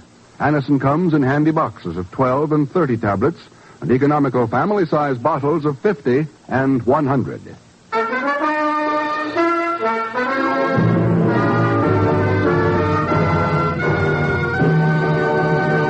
Now, here is our star, Mr. Herbert Marshall. Thanks for being with us. And you ought to know that the others you heard were Peggy Webber, Will Wright, Lalchand Mehra, Byron Kane, Ted Osborne, and Bill Conrad. Next week, Ken goes to Iran in search of a tiny bit of microfilm that may hold the key to peace in this world. And Pegon, oh yes, you'll be along in the person of Leon Belasco. So join us, won't you, when next I return as The Man Called X. Good night. The Man Called X is a Saturday night feature on NBC's 5-show festival of comedy, music, mystery, and drama. Brought to you by RCA Victor, world leader in radio, first in recorded music, first in television. And by the makers of Anacin for fast relief from pain of headache, neuritis, neuralgia. The Man Called X, starring Herbert Marshall, is a J. Richard Kennedy production with music composed and conducted by Felix Mills. Tonight's story was written by Les Crutchfield. All characters and incidents on this program are fictitious, and any resemblance to actual characters or incidents is purely coincidental. Be sure to listen tomorrow evening for The Big Show with Tallulah Bankhead and a great parade of stars, the Sunday night feature of NBC's All-Star Festival. And until next week, same time and station, this is Jack Latham saying good night for The Man Called X. Join your hit parade and have fun with Dennis Day, both on NBC.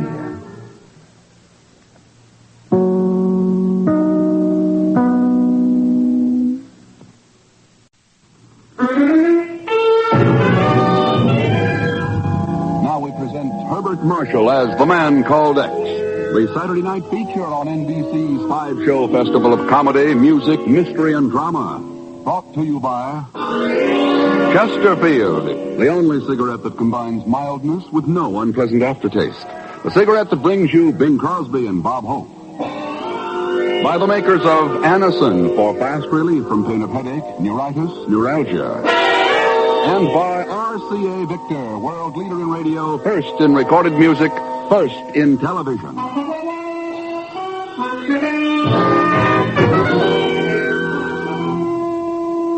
Herbert Marshall as The Man Called X. Wherever there is mystery, intrigue, romance, in all the strange and dangerous places of the world, there you will find The Man Called X.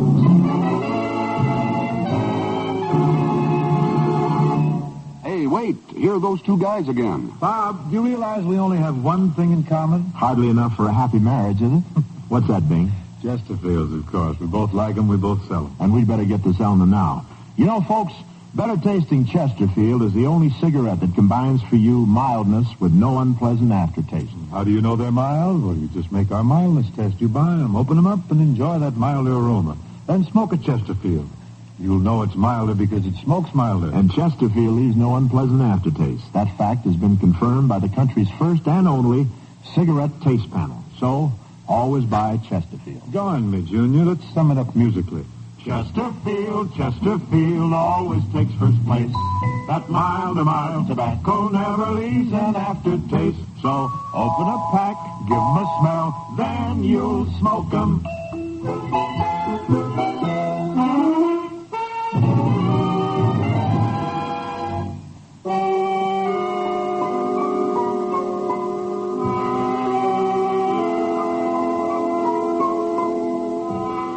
There are some who say that the history of modern man began in ancient Persia, now called Iran. And there are others in the capitals of the Western world who fear that the end of modern man may begin there also, with the thunder of the weapons of war as the hordes from the north march down to seize the oil-rich lands of the Middle East.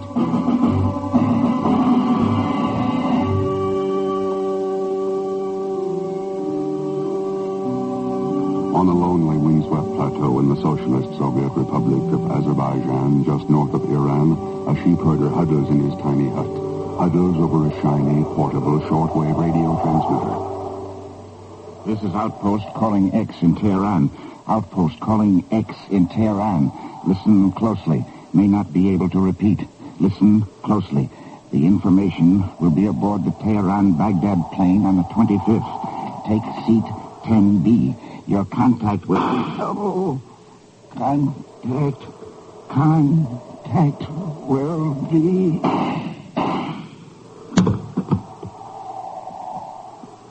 Pig. So, Negative, we have finally caught up to the traitor.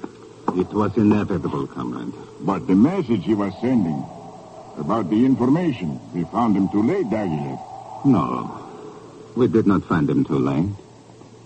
I assure you that information will never reach the man called X.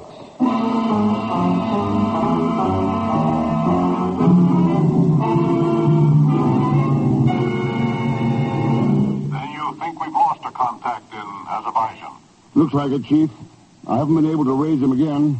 Well, any idea what the information he mentioned was about, Ken? Yep. Russia's military plans regarding Iran. What? That's right. Everything she's been doing about massing of troops, moving military supplies and materiel. The works. Good Lord, Ken. That information vital to us. Vital to the entire Western world. Yep. And it'll be somewhere aboard the Tehran-Baghdad plane on the 25th. But we don't know who has it, who the contact is. How the devil are you going to get that information? That's an interesting question, Chief. I'll give you the answer later. After I land in Baghdad.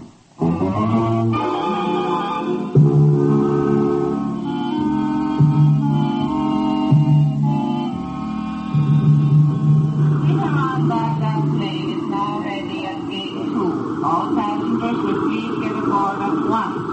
This is the last call for the Tehran-Baghdad plane. That's the entire passenger list, Major Chugga. That is correct, Mr. Thurston. And we have complete intelligence dossiers clearing all but 3 of them. Uh-huh.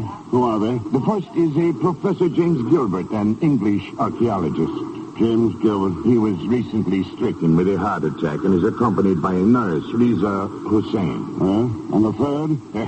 He terms himself a financier from Luxembourg. Rather strange person. What's his name? He calls himself Count Pegon Zellschmidt. Zellschmidt? Yeah. He is perhaps the contact you are seeking? He'll contact me, all right, but as for being the man I'm seeking... Well, time for you to get aboard, Mr. Thurston. Yeah, thanks for the help, Major Chugga. Let you know how I make out. But please do, until we know definitely just how strong is the threat from the north. There is little sleep for anyone in Iran. That goes for the rest of the world, too, Major. Senor. Good luck, Mr. Thurston.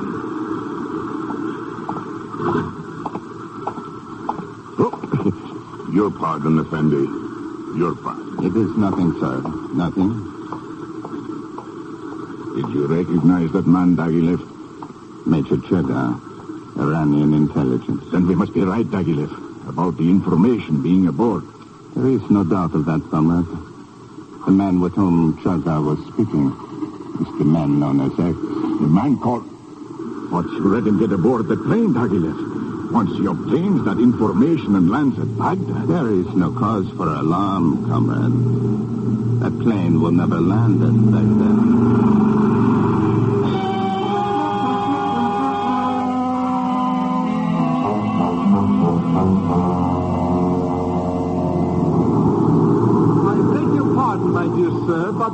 But would this seat next to you happen to be unoccupied with nobody in it?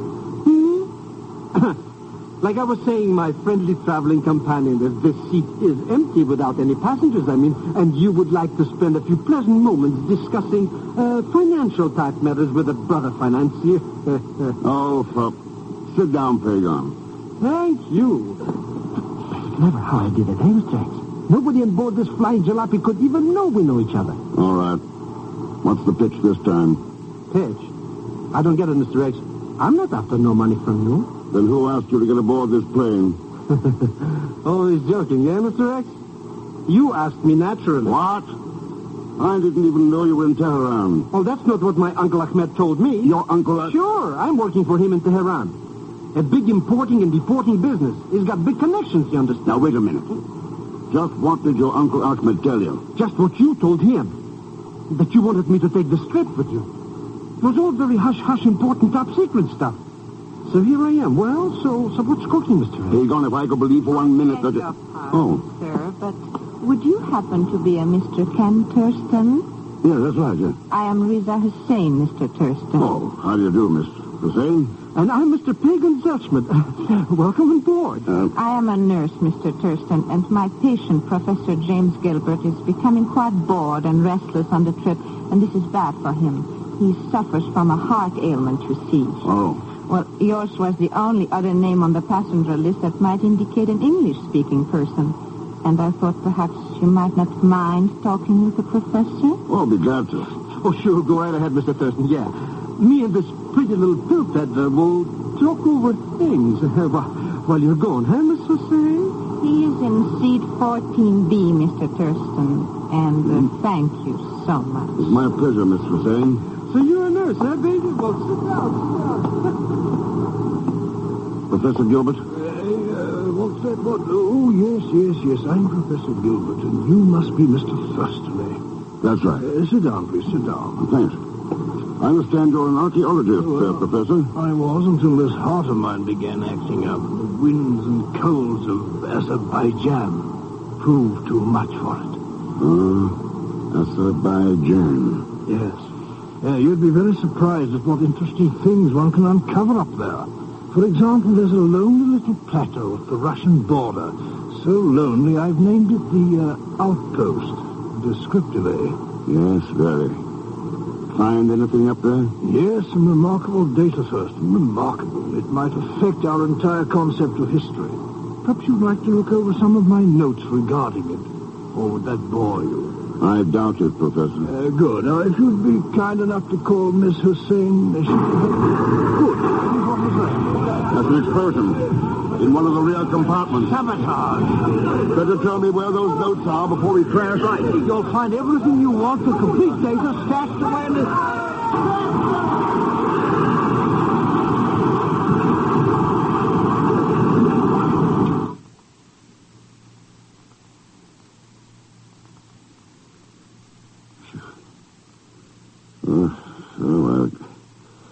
I've got to get information before crash. Everything is all right, Mr. Thurston. There's no need for concern. Everything is all right. Got to get...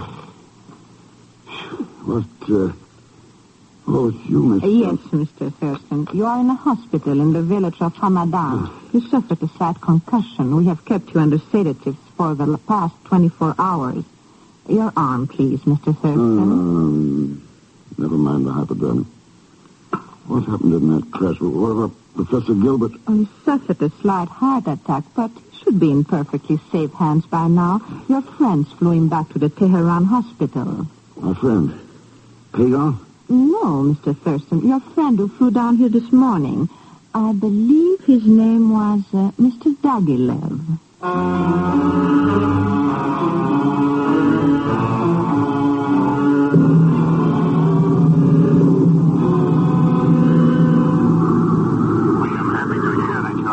Better, Mr. Thurston. Are you returning directly to Tehran in the plane I sent for you? That's right, Major Chugga. I've got to learn what happened to Gilbert. What have you turned up there? There would seem to be no doubt that he was your contact. The one carrying the information about Russia's military plans regarding Iran. We have since learned that he is a British agent. I was pretty sure of that. What about him now? Have you located him? No such person was admitted to the Tehran hospital.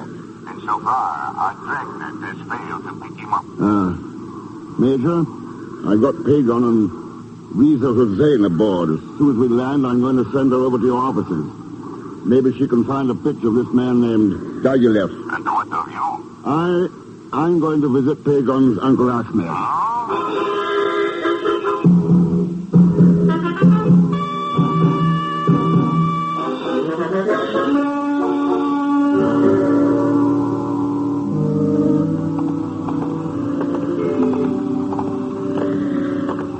Believe me, Mr. Thurston, you're just wasting time. My Uncle Ahmed may be a character, but he don't know nothing about any kind of a secret information. You could trust him just as far as you could throw me.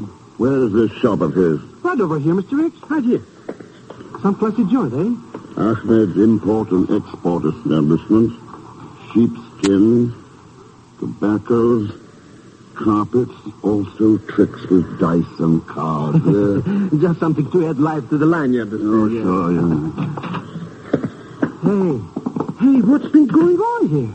Look at this joint. Huh, like a bull in China. And where's Uncle Ahmed anyway? What's been happening since... Hey, Mr. X, the lights just went out. Yeah. There's the main switch. Huh? In a strange storage room in the back. Well, let's go. And it's practically pitch black in here. Oh, you got a pencil flash. Why do you always have to think of everything? Come on. There's nobody in here, Mr. X. Wait. Listen. That sound. What is it? Look up there. At the rafters. Mr. X. Yeah. Oh, it's my Uncle Ahmed. Hanging from a rope. It's my Uncle Ahmed. Yes, again, Pegon. Huh? It's Professor Gilbert.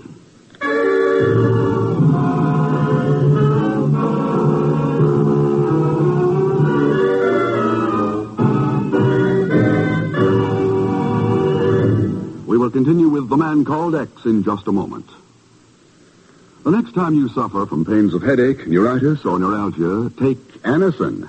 You'll bless the day you heard of this incredibly fast way to relieve these pains. Now, the reason Anacin is so wonderfully fast-acting and effective is this. Anacin is like a doctor's prescription. That is, Anacin contains not just one, but a combination of medically proven active ingredients in easy-to-take tablet form. Thousands of people have received envelopes containing Anacin tablets from their own dentist or physician, and in this way discovered the incredibly fast relief Anacin brings from pains of headache, neuritis, or neuralgia. So, the next time a headache strikes, take Anacin for this wonderfully fast relief. Anacin, A-N-A-C-I-N. Anacin comes in handy boxes of 12 and 30, economical family-size bottles of 50 and 100. Get Anacin at any drug counter. And now we return to the second act of The Man Called X, starring Herbert Marshall, with Leon Belasco as Pegon Zellschmidt.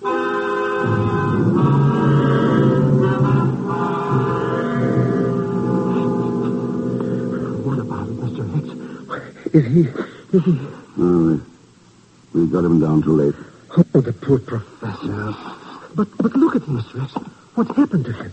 He was questioned, Pegon. Oh, they must have wanted to know where that military information is pretty bad, eh? Yeah. Do you think he told them anything? One thing's certain. He didn't have those notes on him, or they wouldn't have done this. Look out, Pegon!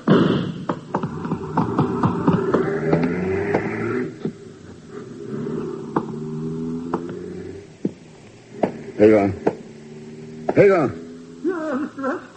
Over here. What are you doing under those carpets? Oh, I started to run, to your rescue. You understand? Somewhere along the way I got lost. Oh, come on, let's get out of here.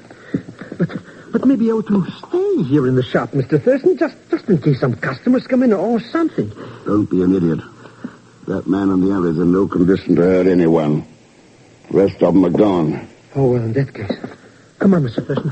Let's get out of there. Boy, you really gave this character what he had coming to, Mr. X. That'll serve him right for... Hey, that's the guy.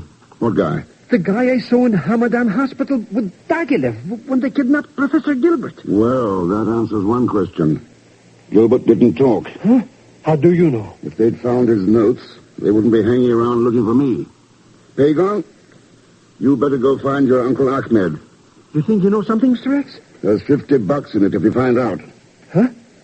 Where'd they collect? I'm going to Major Churga's office. The intelligence guy? What are you going to do there? About time I talked to our little friend Reza.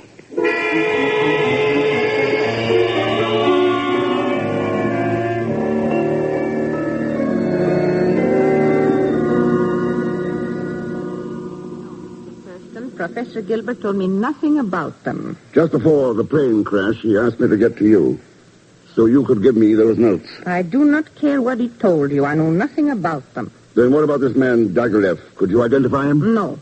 I know nothing about him either.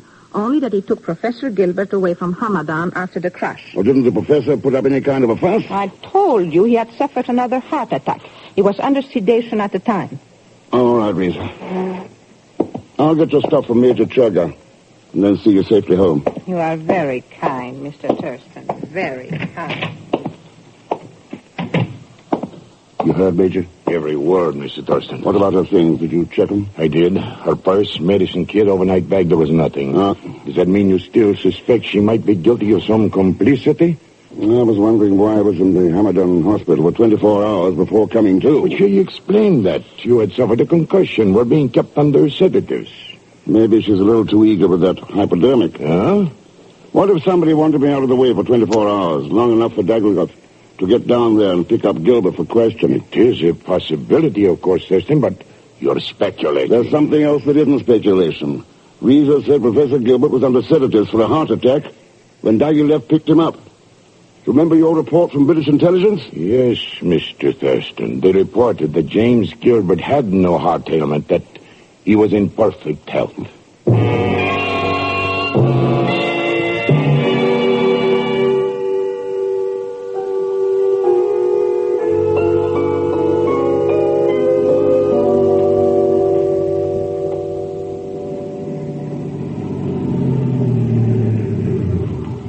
It was most kind of you to see me home, Mr. Thurston. Yeah.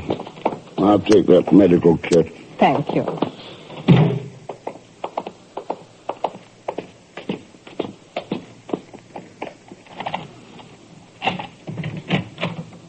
I will have the lights on in a moment. Do not bother, Miss Hussein. Mr. Thurston! And do not move, either of you. My men are well armed. Who are you? My name happens to be Diaghilev. And as for why I'm here, surely I do not have to tell you that, Mr. X.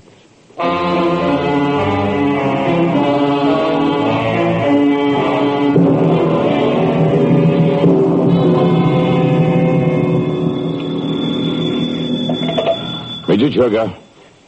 Very well. Send him in at once. I got it, Mr. Thurston. I got it. Believe me, this case has blown up higher than... Hey, Mr. Thurston isn't here? That is correct, Zellschmidt. He has taken Reza, his son, home. But I got some real hot dope for him. Concerning your Uncle Ahmed?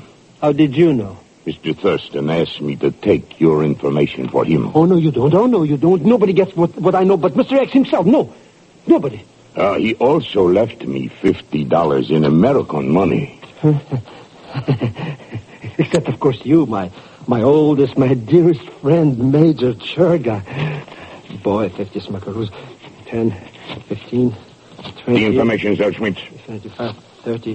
Huh? Oh, that. Well, believe me, it's hot like a griddle, yeah. You know what that Uncle Ahmed of mine was doing? 35, 40... He was going... go between some sheep herder and Azerbaijan and then Professor Gilbert. Only he didn't know it. You were certain of this? 45, 50... Sure, some microfilm was being shipped into my uncle's inside sheepskins he was importing. And the stuff was being bought by Gilbert. Microfilm? That's right. By accident, he found out what he was doing, yeah. When that Dagilev and his character marched into the shop with guns. So he sent you aboard that plane to warn Mr. Thurston? Are you kidding? He sent me aboard to get rid of me. He owes me $75 in commissions.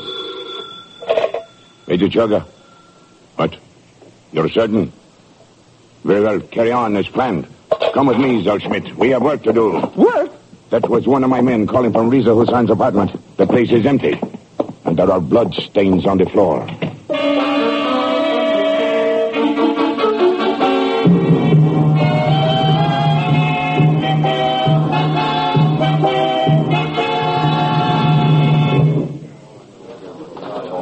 This way, if you please, Miss Hussain, Mr. Thurston. You will find my farmhouse quite comfortable, even though a bit off the beaten track. Sergei, stand guard at the door. There, Comrade Dagilev. So, we are here. What do you think of my headquarters, You didn't bring us here for small talk, Dagilev. Really, Mr. Thurston, must we proceed so quickly to business? I am proud of this farmhouse. You will not find many like it in Iran. So well equipped with shortwave radio, recording apparatus, airplanes, concealed hangars. Please, what is it you want? What is going to happen It's to simple us? enough, Riza. He didn't get what he wanted from Professor Gilbert. So he's going to try his luck with us. That is quite correct. Gilbert had no microfilm on him, nor would he tell us where he had hidden it, despite our persuasion. Perhaps you and the young lady will not prove so stubborn, Mr. X? I shall leave you in the good graces of Sergei while I get the plane warmed up. The plane? Yes, Miss Hussain. This time the questioning shall be conducted at our leisure. There will be no chance of interruption within the borders of my own country. Ken, does it really mean that? Tell me, Riza, who hired you to act as Gilbert's nurse? Why, he did. Was that just before the flight to Baghdad? Yes, but... And who said he had a heart attack at Hamadan when he was given sedatives? Why, the man with Dagilev. He said he was a doctor. Thanks, Riza. I think that explains a lot of things. Ken! What is going on out there? Better take a look, Sergei. But first, I'll take that gun. Oh! Ken, what is happening? Come on and see. Look, those are military cars. That's right, Riza. Under the command of Major Churga. Major Churga?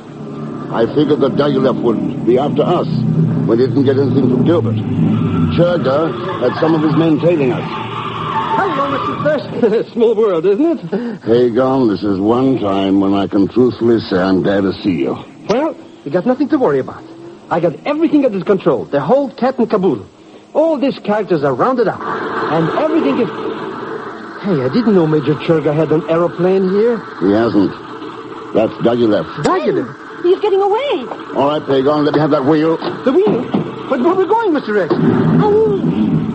Hang on to your hat. Mr. X, you're driving this thing right into the runway. That's right.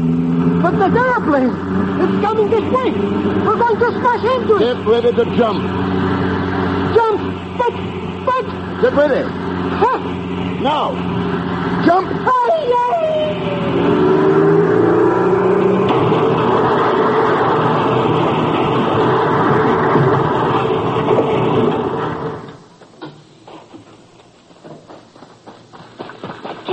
Ken, are you all right? Thurston, are you hurt, Thurston? No, I'm all right.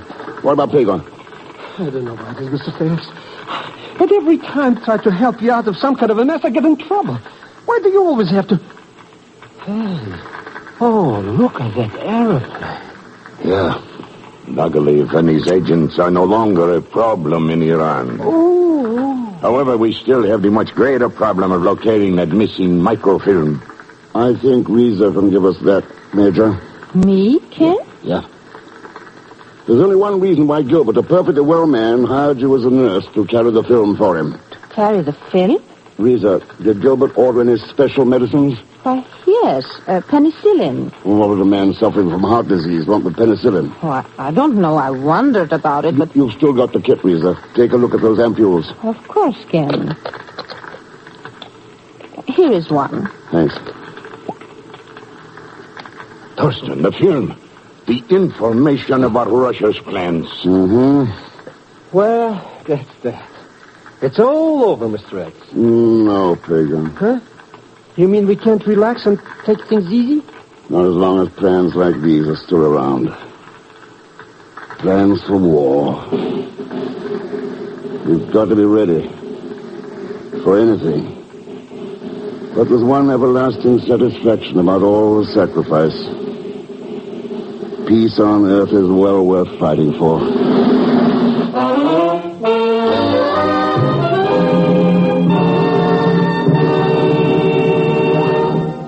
Our star, Herbert Marshall, will return in just a moment. Here's a word from RCA Victor.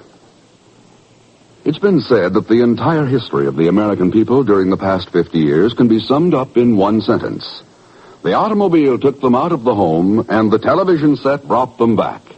And the set that does most of the bringing back is an RCA Victor. And that's because RCA Victor television is owned most, proved most. In fact, it's million proof. Almost 2 million families are happily enjoying RCA Victor television in their homes today. If you want to see a set that turns gadabouts into homebodies, look at the new RCA Victor Regency console, one of the 14 new RCA Victor models for 1951. It has great big 17-inch television, clearer and more powerful than ever, framed in a luxurious cabinet of authentic Regency styling. See the RCA Victor Regency console, and then bring your family happily homeward every day with America's favorite and best-looking television, RCA Victor.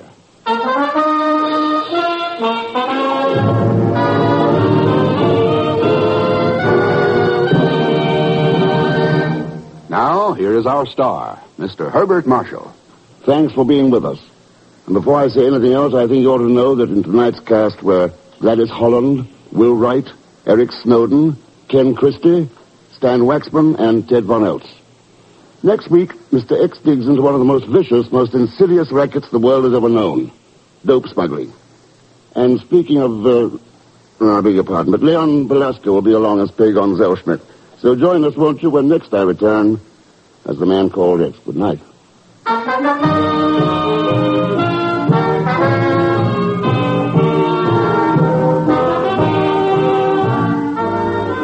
The Man Called X is a Saturday night feature on NBC's 5-show festival of comedy, music, mystery, and drama. Brought to you by the makers of Anacin for fast relief from pain of headache, neuritis, neuralgia. And by RCA Victor, world leader in radio, first in recorded music, first in television. The Man Called X, starring Herbert Marshall, is a J. Richard Kennedy production with music composed and conducted by Felix Mills. Tonight's story was written by Sidney Marshall. All characters and incidents on this program are fictitious, and any resemblance to actual characters or incidents is purely coincidental. Be sure to listen tomorrow evening for The Big Show with Tallulah Bankhead and a great parade of stars, the Sunday night feature of NBC's All-Star Festival. And until next week, same time and station, this is Jack Latham saying good night for The Man Called X.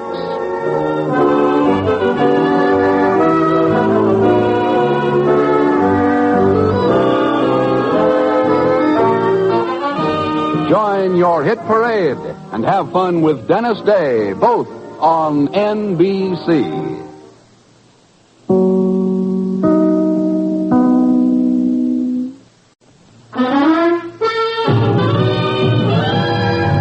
Now we present Herbert Marshall as The Man Called X, the Saturday night feature on NBC's 5-show festival of comedy, music, mystery, and drama.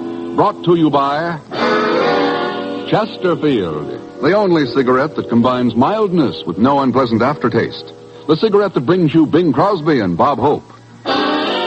By RCA Victor, world leader in radio, first in recorded music, first in television. And by the makers of Anacin for fast relief from pain of headache, neuritis, neuralgia.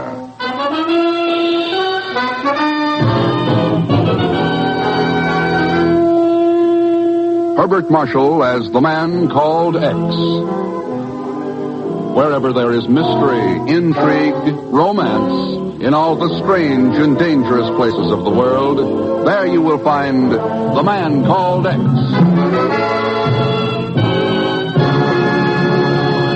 Hey, fellas, come on, you're on.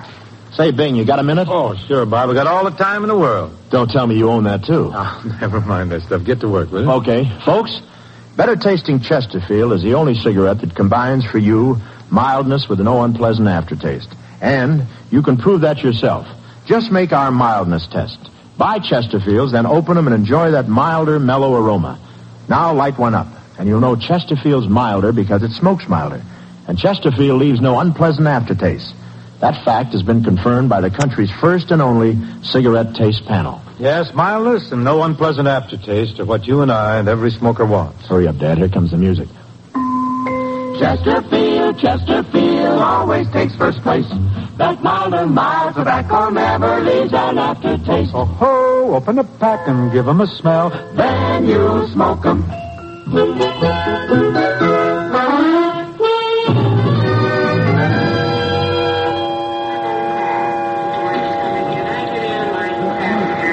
The international airport at Los Angeles is a main port of entry between the West Coast and Mexico.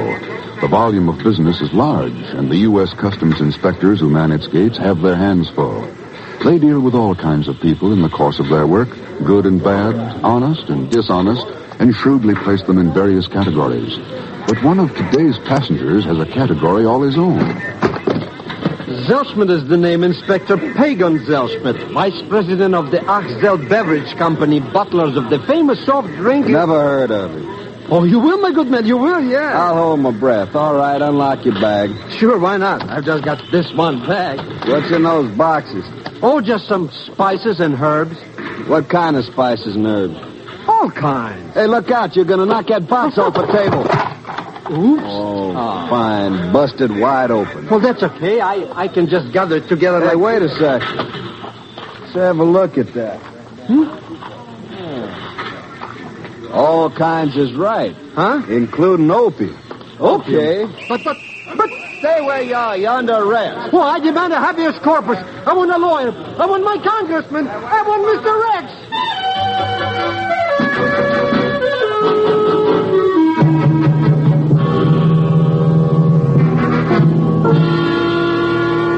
Actually, Ken, it doesn't surprise me a bit. I hate to say I told you so, but... But you will. Is that it, Chief? Yes, confound it. Because I have told you so, Ken. Zellschmidt is a conniving, swindling little two-bit crook who'd sell out anybody, including you, at the drop of a hat. Sure, I know that.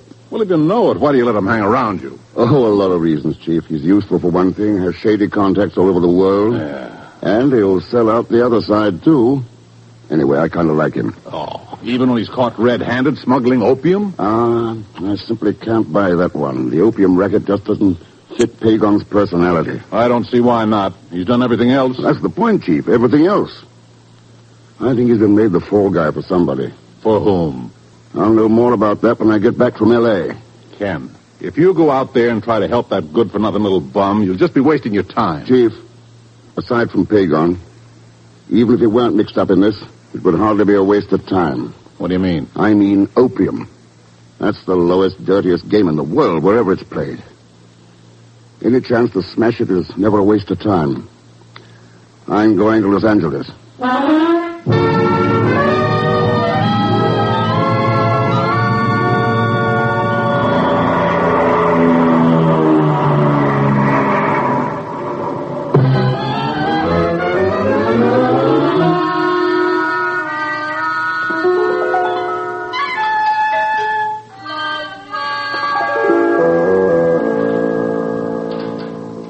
Look, Mr. Thurston.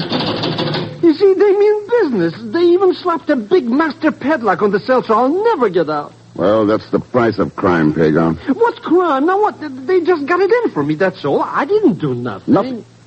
When did opium smuggling get to be nothing? But I didn't. I swear by the father of my father. Never mind. But I really didn't. This time. Okay. Then what is the story? Well, it all started when I decided to go into this beverage bottling business with Uncle Ahmed. No, this time it was strictly legitimate, really. Of course, the first thing we needed was some herbs and spices to make the soft drinks out of. So I had some phony letterhead printed and... Strictly legitimate. Well, anyway, I got a letter back to come down and get some free samples from this Mendoza Ranchos company in Guadalajara. Mendoza Ranchos company, huh? Mm-hmm. Yeah, so I did. And here I am in jail. Yes, because of opium, not herbs and spices. But it was packed inside the sample boxes. How should I know? Are you sure you didn't? Oh, Mr. X, I swear by the father of Let's not go into that again. Well, it sounds like a typical Pegon Ahmed crooked scheme. Crooked? Sure. 10-1, you represented yourself as a potential buyer of carload lots and got a couple of $100 worth of samples for nothing. 300. Okay, then 300. It was enough to run us for a whole year. Yeah, except for one thing. Somebody saw a chance to use you.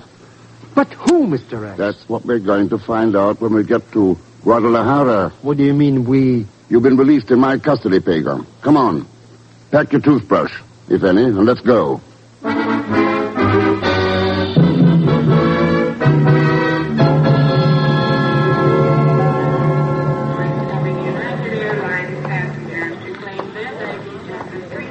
Straight ahead, Pegon. Gate D, there at the end.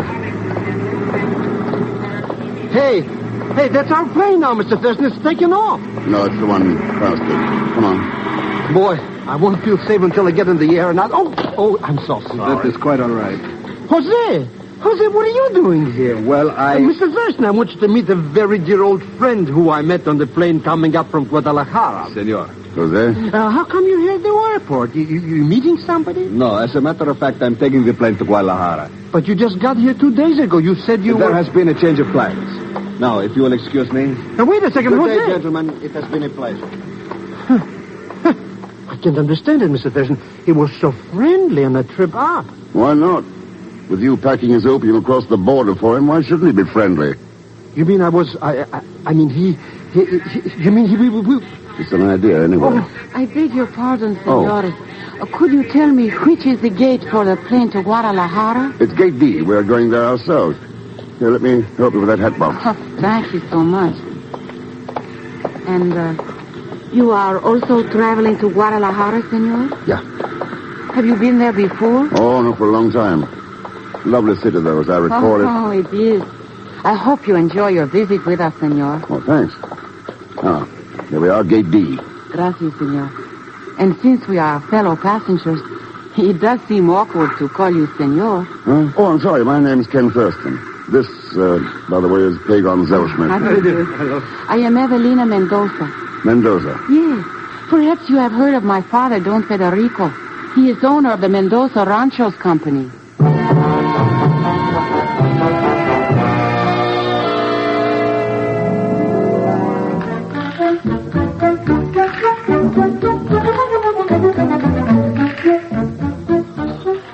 Hey, taxi, senores. You like nice taxi, huh? Take you any place. Want to grab this guy's hack, Mr. Thurston? Just a second, Pegon. Well, you have been charming, Mr. Thurston. It has been a most pleasant trip. Thank you, Miss Mendoza. And you will come to dinner this evening. Both of you, of course. Right, at 8. Then I'll say hasta luego. Until this evening. Bye. My name is Pancho, senor. You take my taxi, huh? It's a real fine car. We go like the wind. Might as well, Mr. Thurston. He's got our bag. Okay, one cab's as good as another. All right, Pancho, let's go. Si, senor. Si. This way, huh? You coming, huh? I wonder what happened to Jose. I never did see him get off the plane. I did. He was the first to leave. Well, hadn't you to follow him, give him the business, put the log on him? Why? Well, you could. I mean, he was, he didn't like me. If that's a crime, I'll have to go back to New York and arrest the chief. Say, Pancho, where is this taxi anyway? Oh, it's only a bit more now, senor. We're clear down the other end of the terminal. But it's no matter, senor. It's only around this corner now. Just a little bit more. Huh? All right. Watch your Pegon. Be ready for a move. Move? You mean... Oh, no, I'd rather be back in jail. Ahorita! Hit the dirt, Pegon. It's that car by the corner of the building. If I can just get a clear shot at... Too late. Mr. Thurston, is it all right? It's all over, if that's what you mean. Car took off and Pancho disappeared into the underbrush. You shouldn't live so long. And now somebody else doesn't like us. Not necessarily. What do you mean? The guy in the car, the one who fired those shots. That was your very dear old friend, Jose.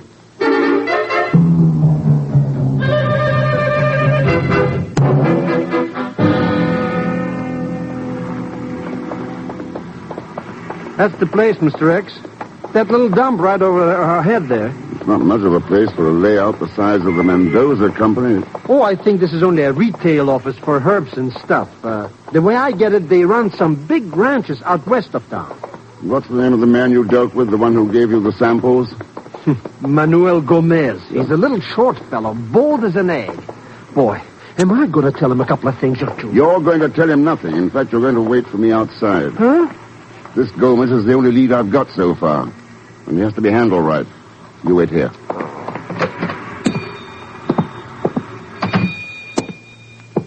Buenos dias, senor. There is something I can do for you. Yes, you can tell Manuel Gomez I'd like to see him. Pues, sí. I could tell him that, but I do not think I will tell him. Oh, why not? Because it's a waste of time, I think. He would not care to see you. I suppose we find out. Senor, I am Capitan Rodriguez, the Policía Federalista. What are the federal police doing here? Senor, if you really wish to see Manuel Gomez, then I do not have any objections. Permit me to turn back the sheet. Mira, senor. Apparently not all the marksmanship in Guadalajara is bad. Right through the heart.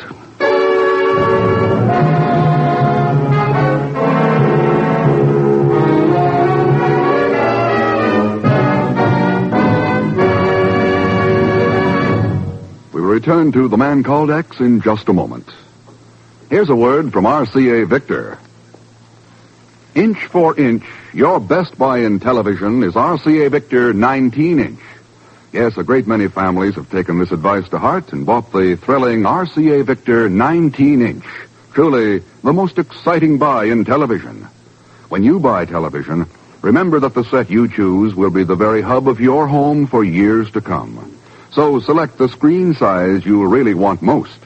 The bigger and better RCA Victor 19-inch pictures are the just right size for family viewing. Big enough to watch from across the room, and yet so clear and sharp you can sit up close. That's RCA Victor's million-proof quality for you. Quality proven in over 2 million homes. Your dealer can show you RCA Victor 19-inch television in a table model, a console floor model, or a combination television radio phonograph. See them. Learn why inch for inch. Your best buy in television is RCA Victor 19-inch. And now to continue with The Man Called X, starring Herbert Marshall with Leon Belasco as Pegon Zellschmidt.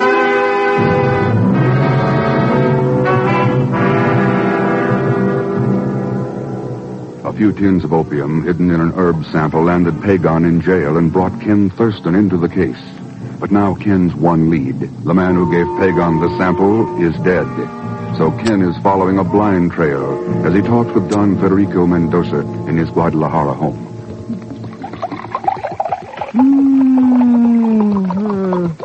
Gwen.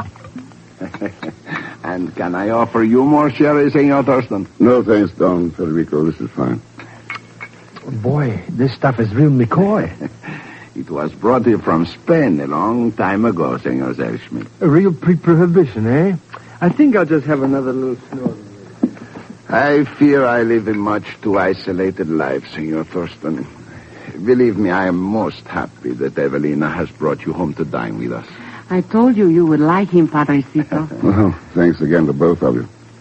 Of course, I imagine your ranches keep you too busy for much of a social life. No. Unfortunately, I must admit to being a farmer only by inheritance, not by inclination or ability. Oh, that is not true, Padre. In good years, the crops do very well. With scarce thanks to me, however. You see, Senor Thurston, I leave the operation of the ranchos entirely in the hands of my manager, an immigrant named Hans Borkney. I see. He's very, very efficient. Knows much more about it than I do. Padre, I am sure Senor Thurston is not interested. Oh, but yes, I am. I'm very interested in farming, especially in unusual products. Well, Hans does have a number of experimental crops, but only he could explain them. I know very little about that phase of the estate. Maybe you would like to look over the property in the morning, Senor Thurston. It's only a few miles from the city. Yeah, I should like to. I would enjoy such an outing myself. It has been nearly a month since Buenas noches. I must apologize for being late. Hans, come in and join us. Yes, we have guests for dinner. Oh. Senor Thurston, Senor Zellschmidt, Hans Borkney, my manager. Oh, how do you do? You are from the States, Mr. Thurston? Yeah, just here on a visit. There's something familiar about you. Have we possibly met somewhere? I don't know. Where might it have been, Mr. Borkney? I'm not sure. Europe, maybe? No, I've been away from there for a long time. Oh, not so very long, Hans. You only came here 3 years ago. Well, I was in many other places first, Evelina. Don Federico, that trouble at the office seems to be settling down a little. Oh, excelente. No serious trouble, I hope? Oh, no, Mr. Thurston. Trouble? You mean that murder? Please, Senor Zellschmidt. Such things as you mention are a part of the world outside. I never permit them to intrude upon the social life in my home. Shall we go into dinner now?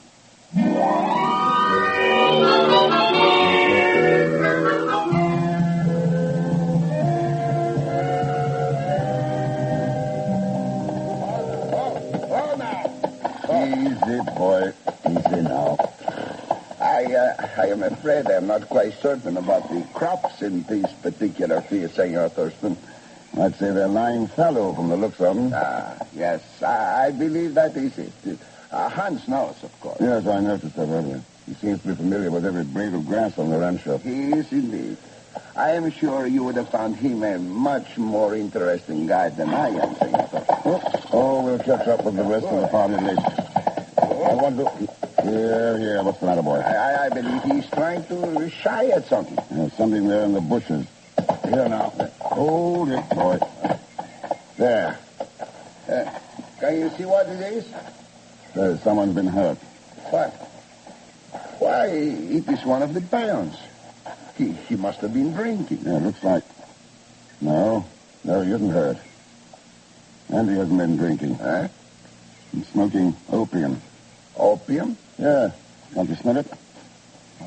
Yes, it's too bad. A number of the peons do this upon occasion. Where do they get this stuff? Who knows? And who can say they are wrong? The ranchos are not profitable, and the workers' lot is a hard one. This kind of thing doesn't make it any easier. They can forget for a while. They pay for it, all right. There wouldn't happen to be any opium poppies growing in the ranchos, would there? I am not even sure that the plant will grow in this climate, Senor. It will if somebody sets it out and cultivates it. Then who can say? Somebody can. I'll bet on that. Well, I really know very little about the matter, Senor Thurston. Shall we join the others now?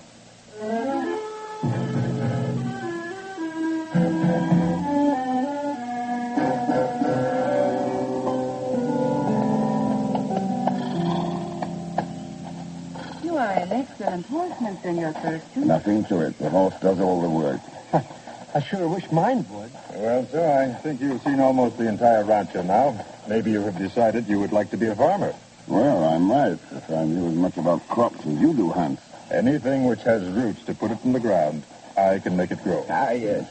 Hans, Senor Thurston was asking me a while ago about the opium poppies. Opium poppies? You see, whether they would grow in this climate. Do you happen to know? Of course. They will not grow in this climate. There is not the least doubt about it, Mr. Thurston. I see. Oh, Senor Thurston, I just remembered a place we have not seen, and I would love to. I haven't been up there for years. Cañón Perdido. Lost Canyon. Sounds interesting. Oh, Evelyn, my dear, I am much too tired to ride up there today. Please, some other time, eh? I am sorry, Padrecito. I should not have mentioned it. Senor Thurston, I did not realize how long we have been. Well, some other time, maybe. I will have the car brought here if you wish, and one of the peons can take the horses back. Excelente, Hans, excelente. I have had enough exercise to last me for a month. Tell me, Senor Thurston, what do you think of it? It's a nice layout, Don Federico. Good example of diversified farming. Ah, yes. And those experimental fields. I think I saw at least one specimen of every crop that can possibly be grown. That is in this particular climate, of course.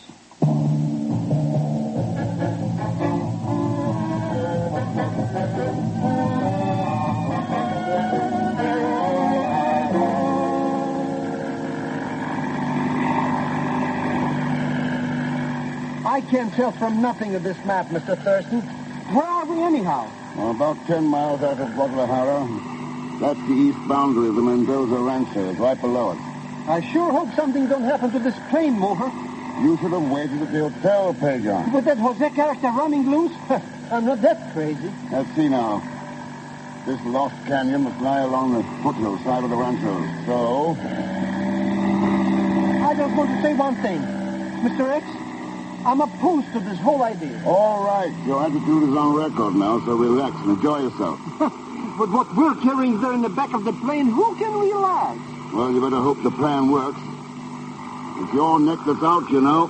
But at least I've got a neck now. This must be it. Just over the ridge.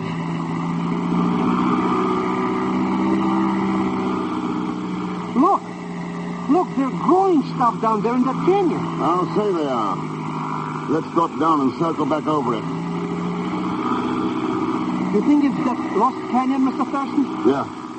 And a crop of opium. See it down there? 40 acres or more. But whose is it? Who's growing it? Let's go down and find out. Mr. Thurston, the motor's come down. Sure I did. I cut the switch. But why? Because there's somebody down there I want to meet. Who? A killer.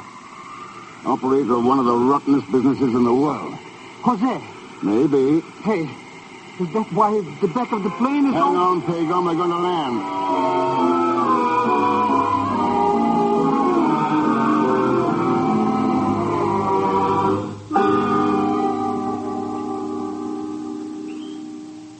Well, we're here, Mr. X. What do we do now? Just sit tight until somebody shows up. Like who, for instance? Like whoever's back of this whole opium racket. I mean, all these pretty little flowers around here are opium popping? Yeah.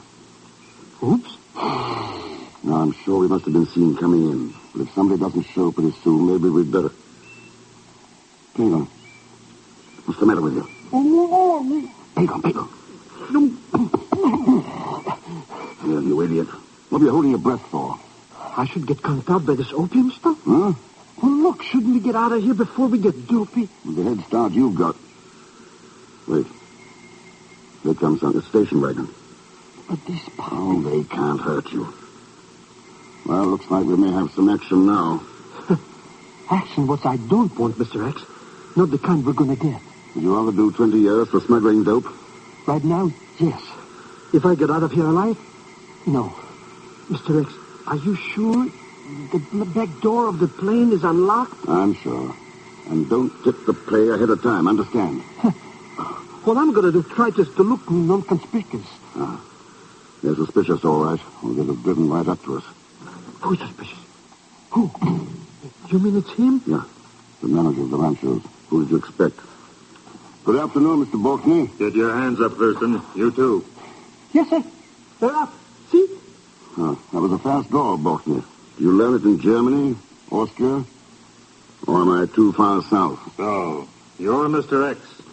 I've heard about you for a long time, but I never thought I'd see you across the sights of a gun. Well, all of us run into unexpected situations now and then. Sure we do. Like having a plane motor conk out while we're busy snooping? Oh, I landed on purpose.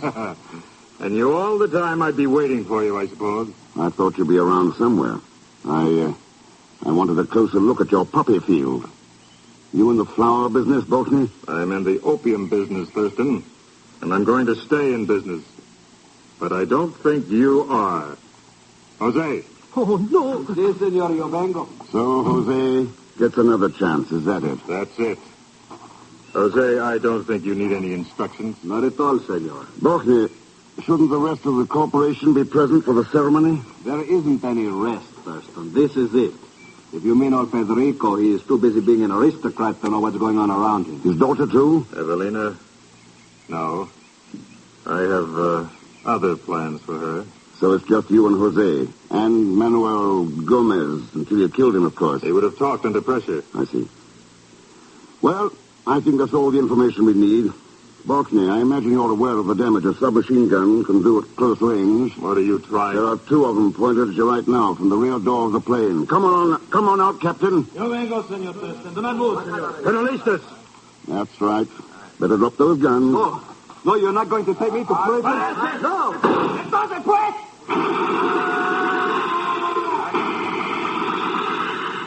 Oh, Mr. Thurston, he must have been crazy to try that. Why, he didn't have a chance. Pegon didn't have a chance before he tried it. A dope peddler never has a chance. Matter of fact, there's all kinds of dope being peddled in the world today. Far too many people are falling for it. It looks like good business for the peddler, too, for a while. But sooner or later, a dope peddler never has a chance.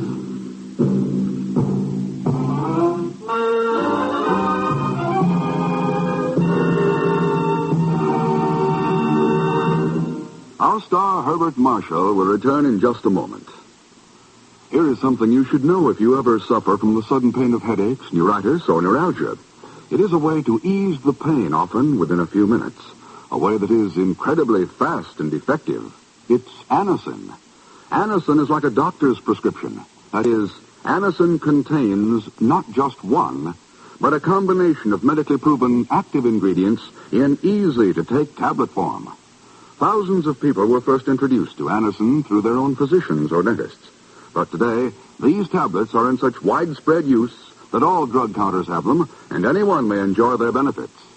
Next time you suffer from the pains of a headache, neuritis, or neuralgia, by all means, try Anacin. You'll like the convenience of Anacin tablets, and you will be delighted with Anacin's incredibly fast action. A-N-A-C-I-N. Anacin. Ask for Anacin by name today at your druggist's.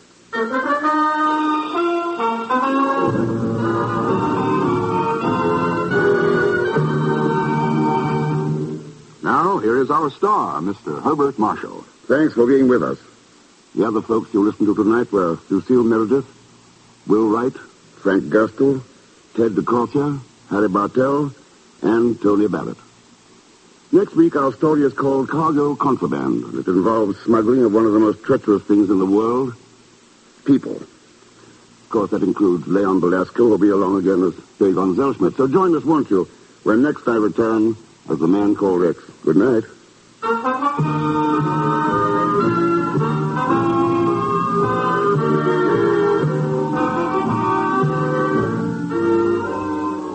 The Man Called X is a Saturday night feature on NBC's 5-show festival of comedy, music, mystery, and drama. Brought to you by RCA Victor, world leader in radio, first in recorded music, first in television. And by the makers of Anacin for fast relief from pain of headache, neuritis, neuralgia.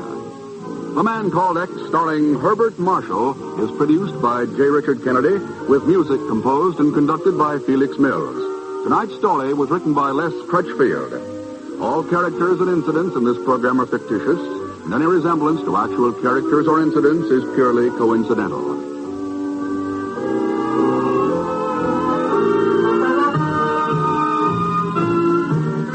Be sure to listen tomorrow evening for The Big Show with Tallulah Bankhead and a great parade of stars, the Sunday night feature of NBC's All-Star Festival. Also on the Theater Guild on the Air tomorrow, you will hear John Gielgud with Dorothy McGuire and Pamela Brown in a great performance of Shakespeare's Hamlet. And until next week, same time and station, this is Jack Latham saying good night for The Man Called X.